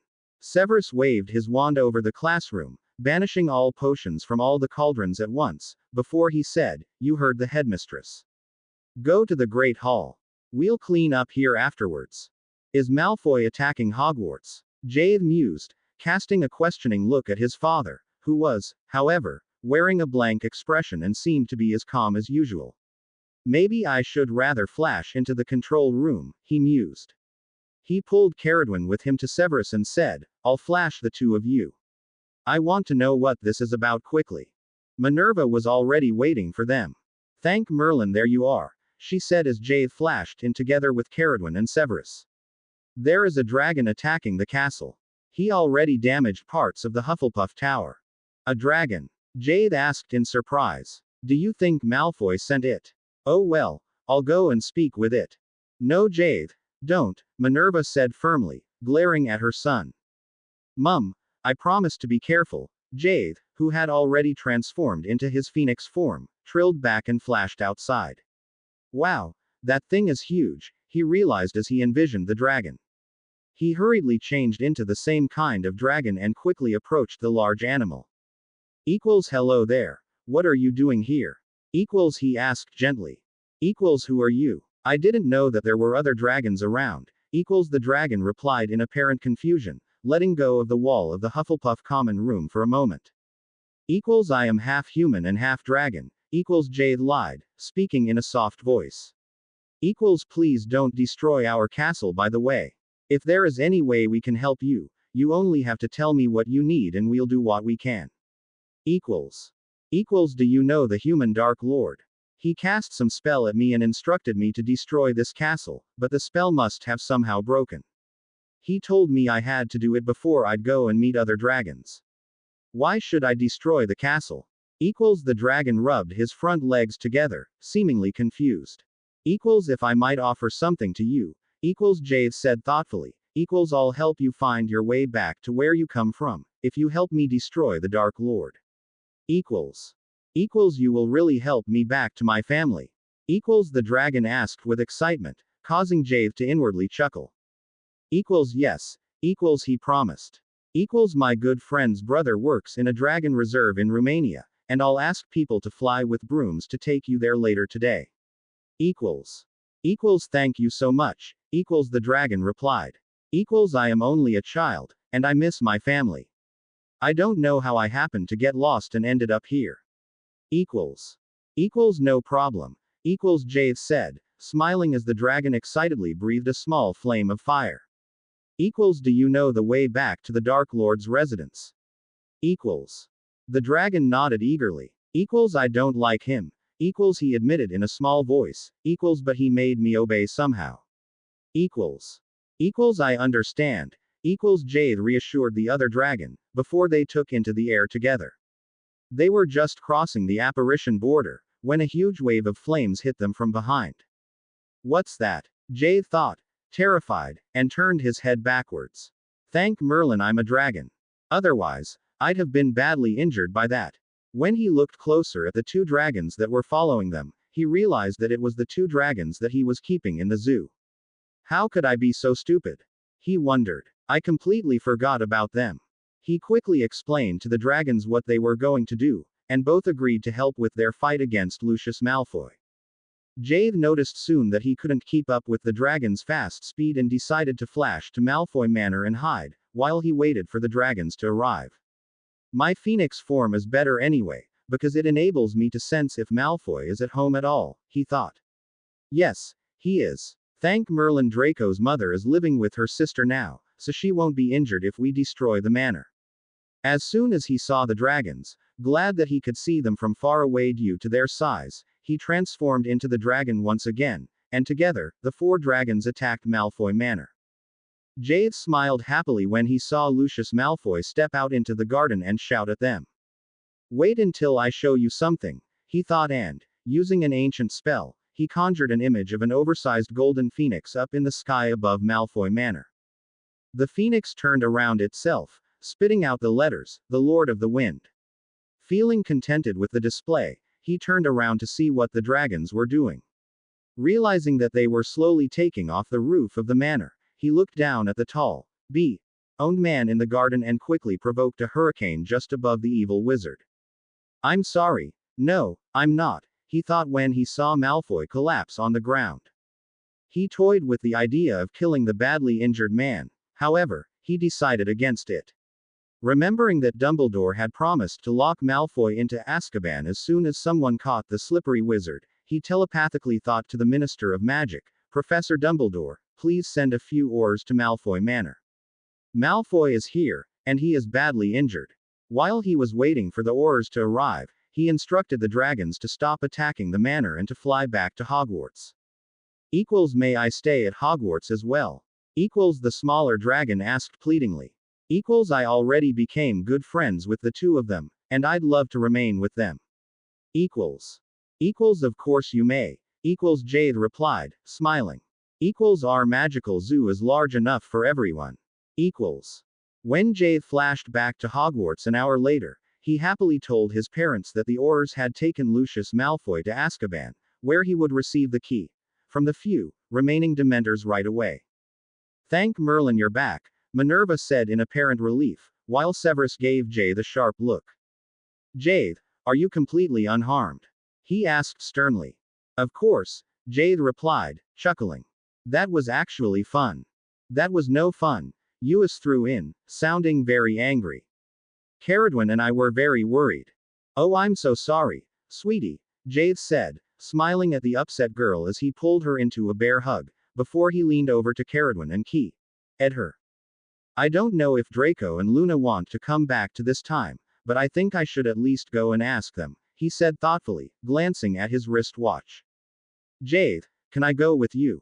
Uis asked eagerly, causing Jade to chuckle. May I go? Severus corrected the girl, before he added in a no-nonsense voice, neither you nor Jade will go anywhere today. Jade did enough magic for one day, and it is near your bedtime already. Finally, Jade took a short trip to the past alone, while he was awake very early on Christmas morning. He informed Draco and Luna about Lucius Malfoy's fate, handing them the special edition of the Quibbler that confirmed that Lucius Malfoy had been given the Dementor's key at Azkaban. "I'm sorry, Draco," he apologized to his friend in a small voice. "As evil as he was still your father." Draco rolled his eyes. "Jade, how many times did he try to kill you? I even wanted to get rid of him, so there is certainly no need to apologize. Considering your offer to take us back to the future, I need to discuss this with Luna. She agreed to become my wife next summer, and we have to decide about our future together. I'd prefer to stay in this time," Luna threw in, looking dreamily at Draco. "The animals and the people here are just wonderful. We stay," Draco told Jade, smiling proudly at his fiancée. "Come back for our wedding on the 1st of July. I will," Jade promised and returned to the future, glad that his two friends were so happy in the past. During the remaining months of their last Hogwarts year as students, Jade and his friends thoroughly enjoyed themselves. It was on an evening in April, when Caradwin was assisting Helga and Poppy in the hospital wing, that Minerva and Severus told Jade they wanted to discuss something with him. "All right," Jade replied, immediately putting his quill down. "Jade, have you ever thought about what you'd like to do after taking your newts?" Severus asked gently, giving his son an assessing look. I thought that I could continue teaching computer classes," Jade replied, looking questioningly at his parents. "I love teaching. It's fun." Minerva let out a snort, while Severus smirked. "It's good to know that I have a fun job," he commented dryly. Minerva let out a long sigh. "I know that you like teaching, and you're doing a great job. Even the minister is very pleased with the courses you gave at the ministry. However, I was thinking about setting up a new subject, ancient magic, provided that you'd be willing to teach it." "Ancient magic?" Jade repeated in surprise. "I'd like that," he said thoughtfully. "However, I'm not sure if I'll be able to teach that." Severus smirked again. "Well, you'd have to make a detailed lesson plan first, but your mother, Caradwin, Professor Hufflepuff and I would all be willing to help you if necessary, and the founders would be more than happy to advise you on what to teach." "Well, setting up the lesson plan is probably the most difficult thing," Jade agreed. "All right then. If the two of you deem me adequate for the job, I'll do it," he said, smiling, before a thought crossed his mind. "In this case, are you going to ask Hermione to teach the computer classes?"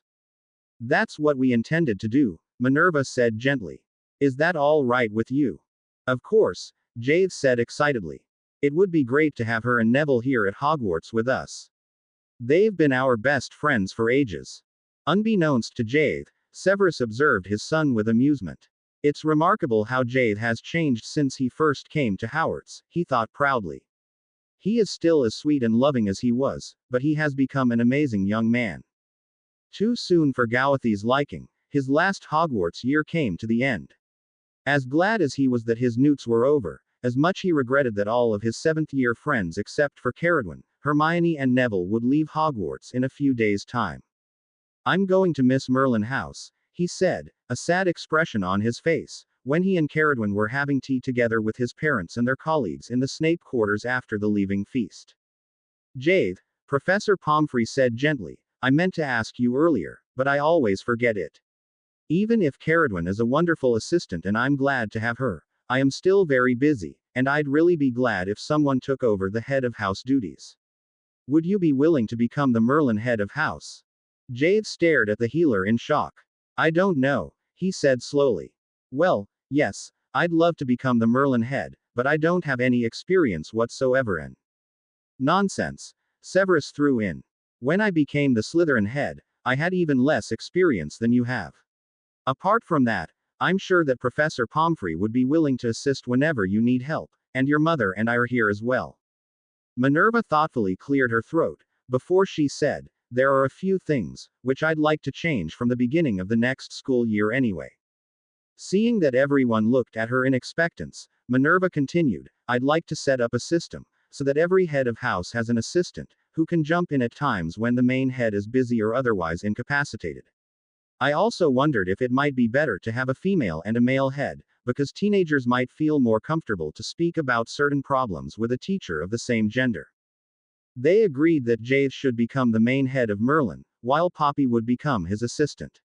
The teachers also decided that the assistant head did not necessarily have to be someone who came from the same house, so that Neville became Professor Sprout's assistant even as head of house, Hermione became Professor Black's assistant as Gryffindor head, and Severus asked Caradwin to become his assistant for Slytherin.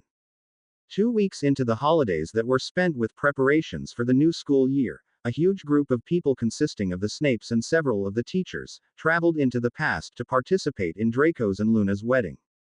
Luna looks wonderful in her white wedding robes with the flowers in her hair, Jade mused as he absent-mindedly listened to Godric's words as the founder performed the ceremony.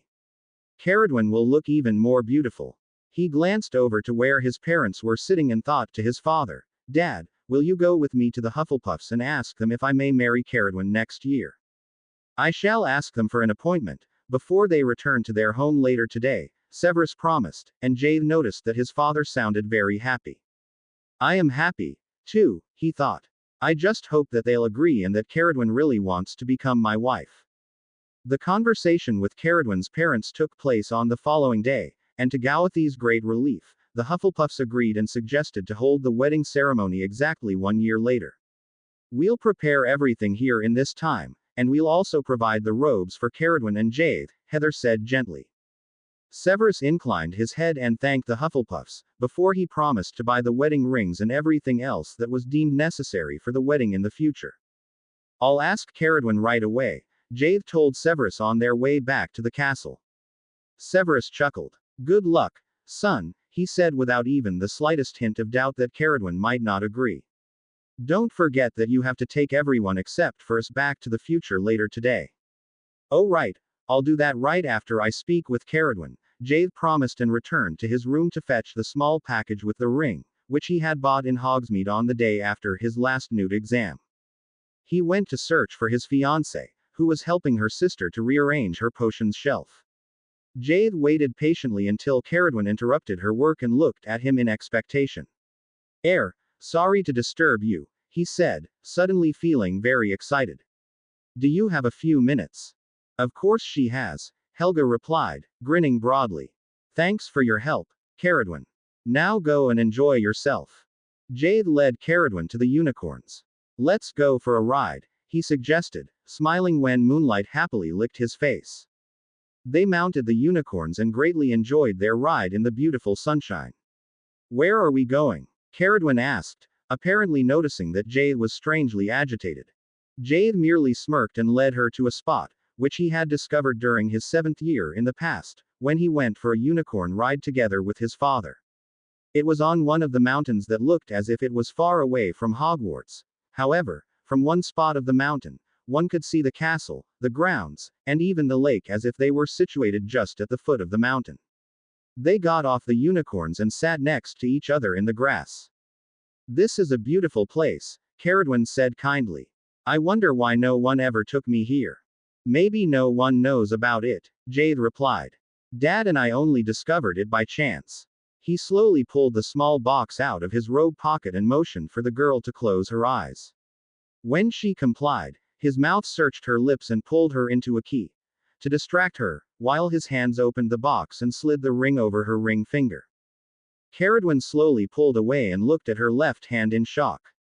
Jade, what? Oh wow, she interrupted herself. She looked at the golden ring with the pattern of various herbs in amazement. This is absolutely fantastic. Caradwin, will you marry me?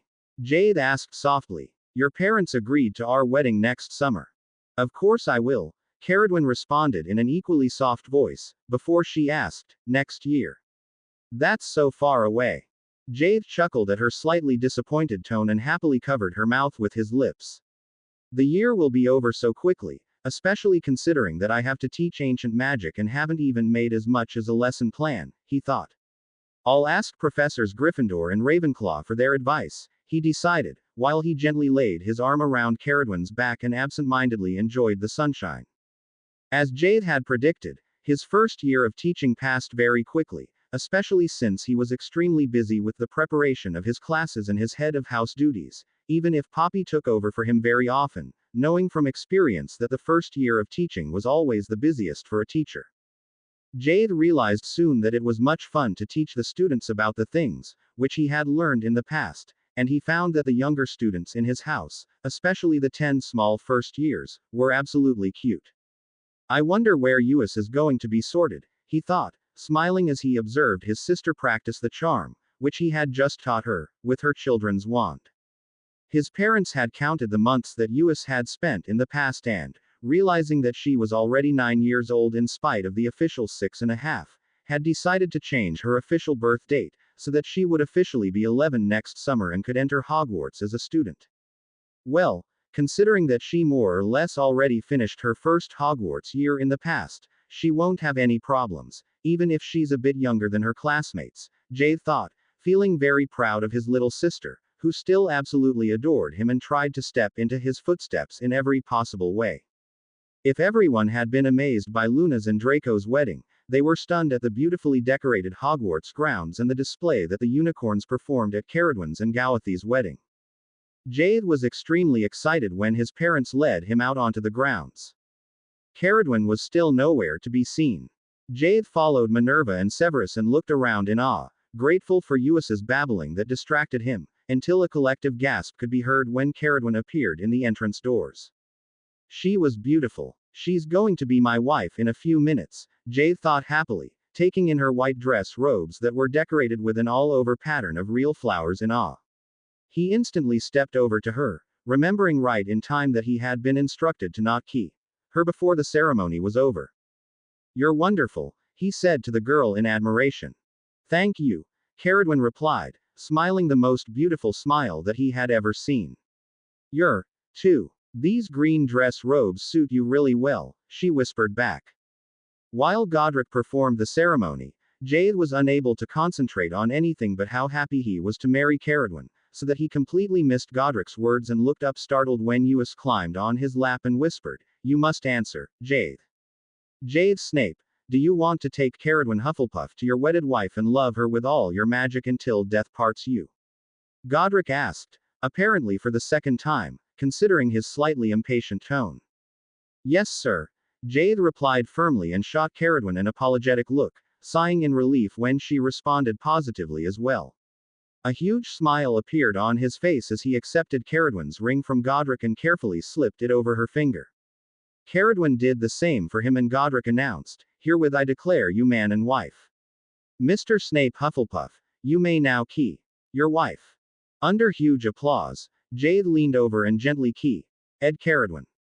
When Caradwin and Jade returned to the Snape's quarters and entered Gawathi's room, they looked around in surprise. They found themselves in a living room, similar to those of Helga's or the Snape's quarters. Helga and Minerva, who accompanied them, chuckled at their stunned expressions. We thought that you should have your own quarters, Helga explained gently, pointing out that the living room was connected to both their quarters. It's strange but somehow cool, Jade thought as he led Caradwin into the bedroom to explore their new quarters. In the same way, Severus and Minerva provided Caradwin and Jade with their own quarters with a connecting door to their living room in the future. This does not mean that we're throwing you out of our quarters, Severus said, smirking. It is just in case you need a bit more privacy. The young couple appreciated Gawathi's parents' thoughtfulness. However, even when the new school year began, they always spent their free time in the Snape's quarters. It was a year later, when Caradwin's and Gawathi's first baby was born, that the family life began to shift from the Snape's quarters to the Snape Hufflepuffs, especially since Uis, who was about to finish her first Hogwarts year, was spending the evenings in the Merlin common room. Jade was absolutely delighted when his sister was sorted into his own house, especially as it gave him the opportunity to speak with her almost every evening, when he spent some time in the common room, instead of only seeing her in class. The baby was born during the last week of the school year. She had light brown hair, and also the structure of her face resembled that of Caradwin and her sister, although she had inherited Gawathi's green eyes. Let's name her Helga, Jade suggested, and Caradwin happily agreed, which reminded Jade that he had promised Helga to fetch her immediately when the baby was born. What do you think about Fred and George's godparents? Caradwin asked, before he could voice his thought. I think that's a brilliant idea, Jade replied, and to everyone's surprise, the first present, which the newborn girl received, was an unlimited lifelong voucher for the famous joke shop Weasley's Wizarding Wheezes. I can imagine that many students envy you for this, little one, Severus said dryly, smirking as he turned to the twins. Come to my office tomorrow night. I have a new recipe for you. It was more difficult for Caradwyn and Jade to find godparents, when Caradwyn gave birth to triplets a year later. The happy parents decided to name them Salazar, Godric and Rowena, and made Neville, Hermione, Draco, Luna, Gawain and Ewis the godparents.